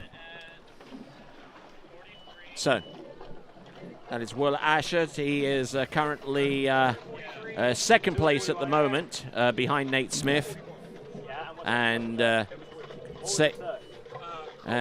safely with 3rd at the extreme worst. And we'll have, at the very least, 9 pro points coming out of this event. Could have as many as 12 for a 2nd place finish when all is done and dusted. As we continue working towards the conclusion of this first Waterski Pro Tour event since its inauguration, this Introduction 1 event, the Swiss Pro Slalom. Our last skier out is going to be Freddie Winter.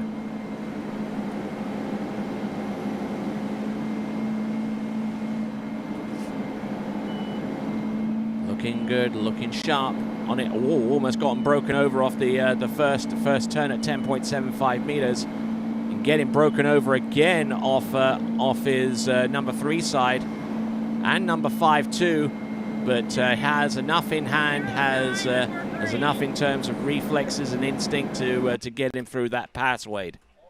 Yeah, he handled it well. He didn't get the exact start that he wanted. It might have been that, he's been on the shore for a few minutes and not always sure where your thoughts are when you go back out in a runoff.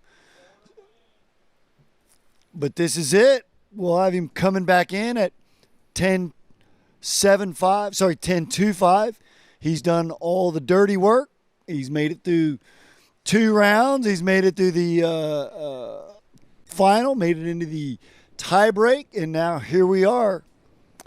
All right then, folks, here it comes for all the marbles. 10.25 meters. If he manages to eke his way through this pass, then he has a shot at taking the win away from Nate Smith. Here's what he's got so far as targets are concerned. Will Asher's 2 at 10.25 meters is immediate target. If he gets above that, he'll have outright 2nd. But he needs to run it in order to challenge for the win. Round number 1. Oh, getting broken over off number 1. Can he pick this up off number 2? Good to go round number... Oh, and he gets... number 3. And that means the result is now final. So, in 3rd place with 2 at 10.25 meters is Will Asher. In 2nd place, Freddie Winter with 3 at 10.25. But your winner with 1 at 9.75 meters is Nate Smith. We've got Will Asher here. We're going to get instant reaction here from him. Keep the microphone fairly close to you if you can. So, Will Asher, with your score at 2 at 10.25 meters, not the score that you wanted, but this stage of the game, you know, it's third place. You're coming away with some money. Yeah, I think everyone's always like, oh, yeah, I want to ski better, but I'm happy. You got to be in it to win it. I got into to win it, runoff final, and that's kind of the best thing we can ask for. A lot of skiing today. I'd be lying if I said I wasn't tired. Hey, so Willie, I want to ask you something.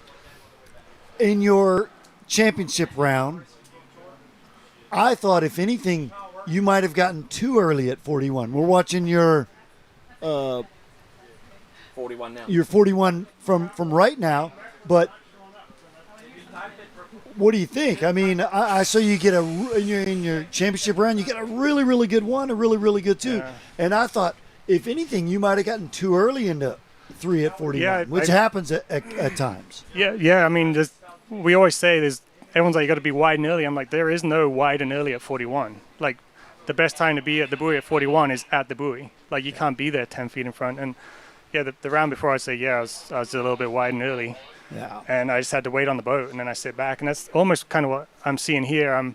Looks like I'm skiing back into the boat too much. So, kind of end up with a deadline. And from there, there's nowhere to go. But it's been a fun day. Everyone skied out the skin.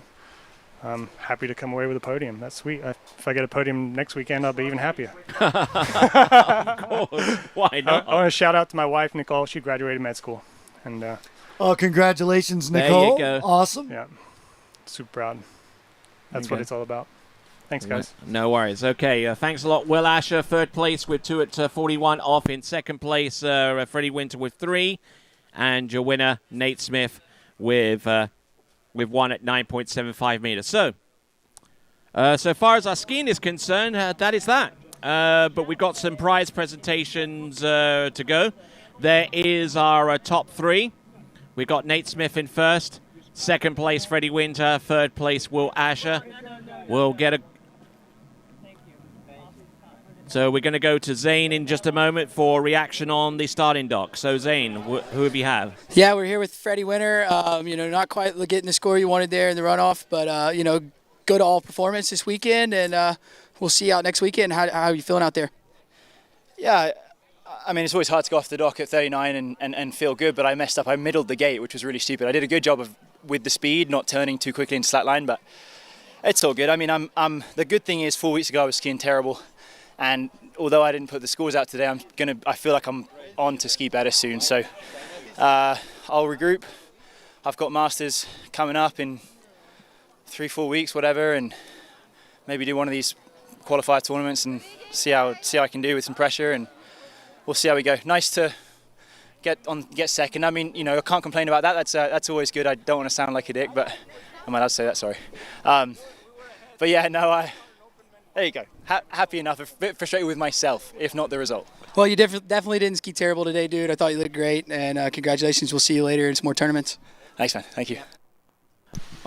All right, then, interviews galore, and we've got a big old winner here. We got Nate Smith. Congratulations, making it into 9.75 meters for the second time in this competition. But this was the one that really counted for you. It did. I'm very pleased with my skiing today. Coming from some cold water and not skiing that much. It was just. I'm just really happy. My last round, that finals tie, and I had such a bad start. I went flying past the gate. I was wide and fast, and never turned one ball. It was everything I could do just to get to 3. So. Really happy in that runoff there. All right, we're gonna see hopefully in a moment the last portion of the performance, courtesy of Nate Smith. But he'd only just arrived back in the Sunshine State just recently. Up until about a few days ago, you were still skiing in the cold of Indiana. Yeah, I flew in Friday night, so I got here Friday night, took one ski ride yesterday, and. Skied here today. So which one is this? 10-2. 10-2. So this is. So take us through this. So if this is the runoff, I kind of adjusted my gate a little bit because I went flying past it, and see that time I had a lot tighter line there at 1, and a little check up there at 2 ball, but I felt connected with the boat. Becky did an amazing job driving. Everyone talks so highly of her today. And, I got to 5 and I'm like, you know what? I got to go for it. Because I know there's a couple of guys on the dock. They're very well capable of running this. So it was like, leave everything out there. Last year, you'll remember, it was 5 and 4.5. Yeah. So, yeah, this time around it took an effort into 43 off 9.75 meters. You got the one that was that gave you the win. So now you've got a little bit of cash from winning this one. You've also got maximum tour points in the newly inaugurated Water Ski Pro Tour. And we'll get the leaderboard up very, very soon to display that. But in the meantime, what's on the immediate plans? Because the Masters qualifiers, 3 tournaments, 3 weekends in a row, is coming up very, very soon. Yeah, so tomorrow morning, 7 a.m., back to Indiana. Back to the cold, back to Indiana, and then I'll fly down to Corey's and try and compete on Friday and try and qualify for the Masters. So just straight back into Indiana. You don't stay in the Sunshine State for a little bit? I do. Place to see? Yeah, I do. I've just been going back home a little bit right now. I've got some other things going on up there that I'm in school for. So okay. Tell us a little bit more. Come All on. right. So a few years back, I got my private pilot's license a few years ago. Out of all people that kind of convinced me to do it was Dave Good. Oh. So we always talk flying all the time, and for Christmas one year, he sent me one of my first flying lessons as a gift certificate. So he got me into flying a few years back. I got my private pilot license a few years back, and with COVID and not skiing, I went back to flight school and been getting the rest of my ratings up there in Indiana. So I've been up there all winter. I've seen the snow, I've seen the ice, I've been up there. So. And you're riding on that D-Freeze Ion slalom ski, and one person who could be riding on that D-Free Ion slalom ski, not that one in particular, mind you. You can keep that. Yeah. But is our audience prize winner is Fernando Ribora. He awesome. Wins, oh yeah. That's he awesome. wins the men's prediction. I think congrats. He probably had you winning the event, and with Freddie Winter in second, and Will Asher in third. Yeah. So, also as well, Landon Gills with the best score in rope tension. You're fairly light, so you're probably not going to chuck the boater out too much. I would like to see where that is and kind of where I stacked up on it. I know the first round, the 4-ball, I got pretty deep, but that's a pretty big load there from Landon, and I know he's such a great skier, and I know he's a little bummed for this weekend, but he's going to come back and be stronger, and you learn from mistakes sometimes. Like getting a second chance just now, I was able to go out and run that 10-2, just make an adjustment and get after it. All right, so congratulations to you. We're going to let you get towed off and get ready to receive the spoils for winning the Swiss Pro Slalom Men's Championship for 2021.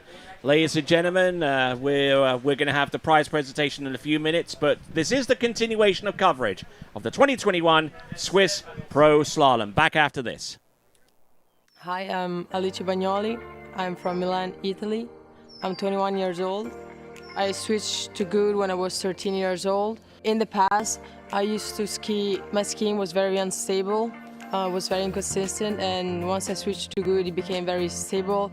I was much more confident in my skiing, and I started winning more medals. Every new ski is much better than the previous one, and I know that if something would happen to my ski, I would switch back to another good, and it would still be the best.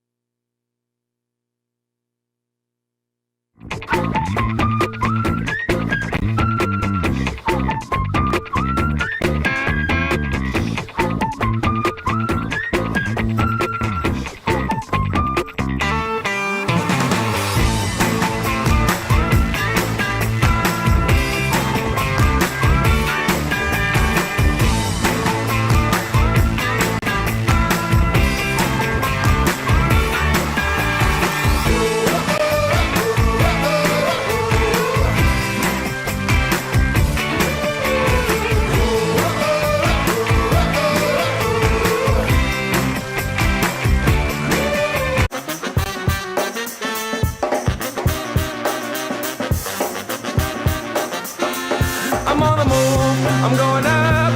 I'm a man on a mission with no missions, and I'm looking for love. Oh, I'm just looking for love. Everybody watch out. Watch out now. Everybody watch out. Watch out now. Watch out.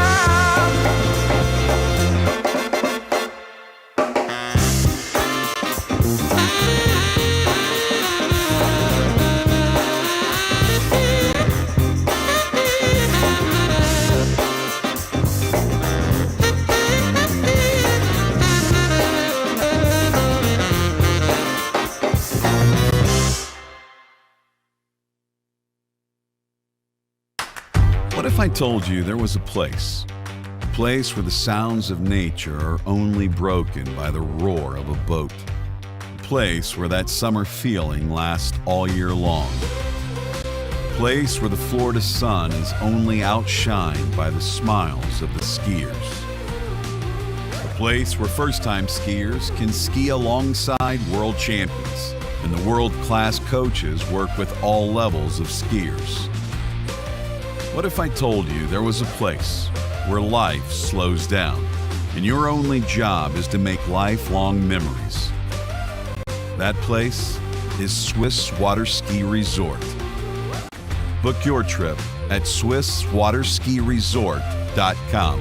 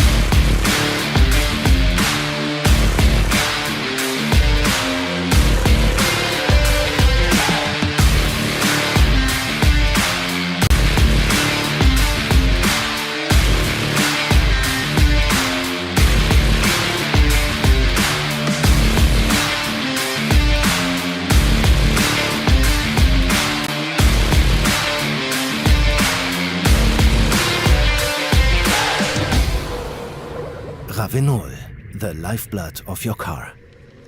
All right then, folks. Before we get into the prize presentation, let me bring you up to speed so far as the women, the World Water Ski Pro Tour, the Water Ski Pro Tour. The women's slalom leaderboard shows Regina Jaquess is 16 points for the win, 12 points for second for Jamie Ball, Vanessa Veek with 9 points for third, Manon Costard in fourth place for 7, then Chelsea Mills for 5, and then it's then we got Luisa Jaramillo and Neely Ross with a tie for 6th place, which means that their points are shared, so they get 2.5 points each. And Ellie Nicholson has 1 point for being in 8th spot. So, so far as the men's are concerned, Nate Smith on the strength of his win gets 16 points. Freddie Winter with 12. Will Asher with 9. Cole McCormick with 7, Dane Meckler with 5, and then it's 3-2-1 for Stadelbauer, Travers, and Hazelwood, respectively. So, skier of the day.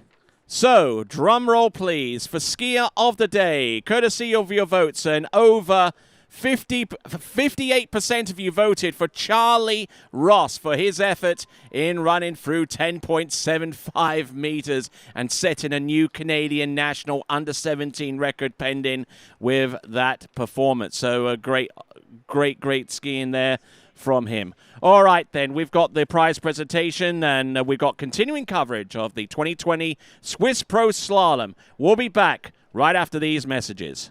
Hello, Natalia Bernikava here, multiple world champion, world record holder, introducing the new Edge trick binding. 3D printed plate creates for more control and support on the water. Plus, this binding is very unique because we have 2 options. Option 1 with toe clamp and heel clamp dedicated specifically for hands.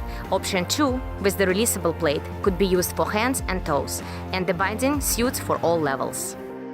For the upcoming season, it's time to get on Edge.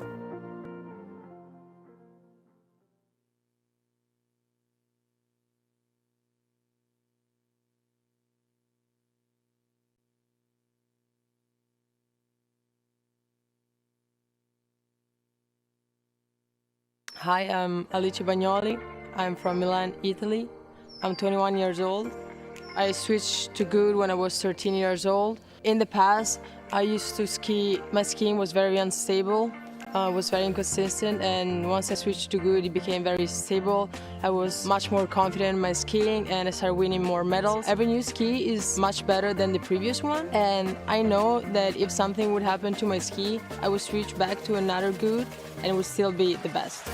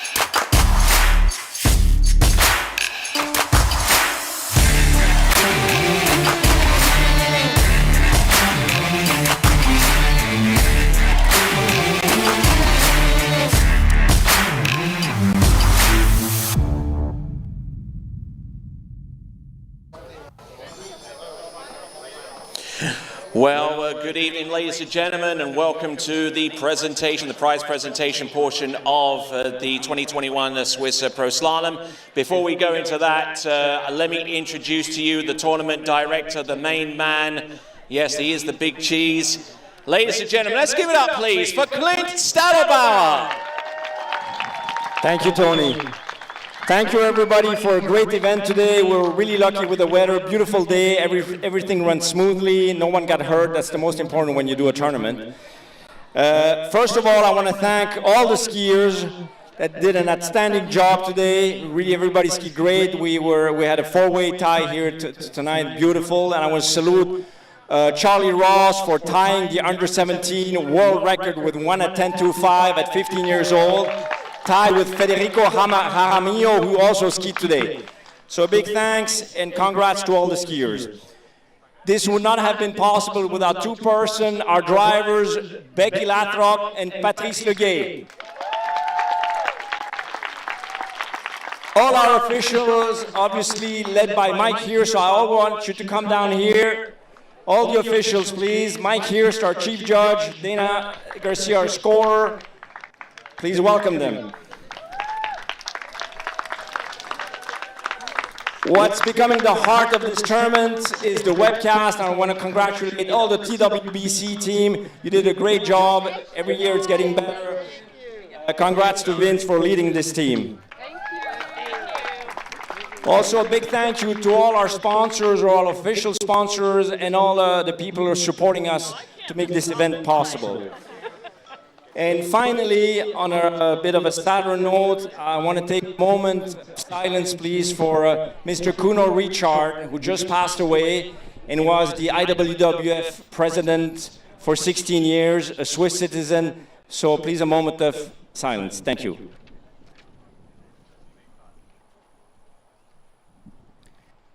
Thank you. And now on to the prize giving. All right then, going on to the prize giving. Before we go to the prize giving proper, we've got some prizes to give out in terms of skis because we've been running an audience prize competition. With the closest prediction in the women's competition, we got Christopher Bollard. He'll win himself a Connolly slalom ski. Christopher Bollard wins that, and men's podium prediction, the closest one for that, Fernando Ribora with the prize there. So give those two a big cheer. Now we get to present the prizes right here, right now at this venue. The women's strongest pull, who she will get a syndicate rope, a trophy, a very nice looking trophy this year, and $500. And the person who wins that with a figure of 637 pounds is Manon Costard. Whoa!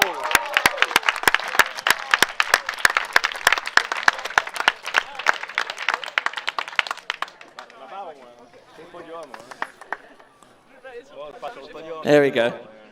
And it's nice and pink.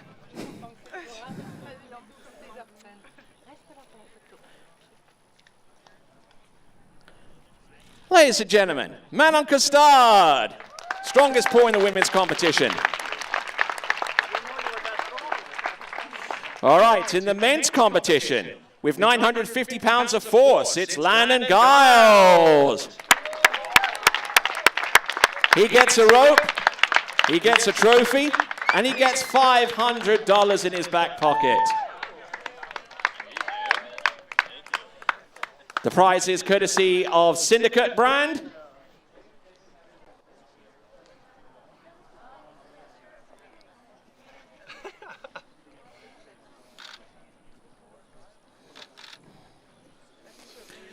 All right. For sure.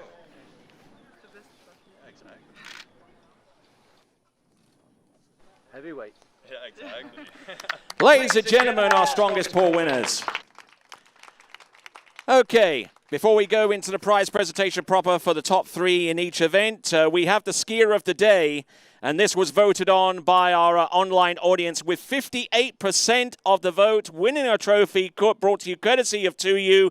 It's none other than Charlie Rose!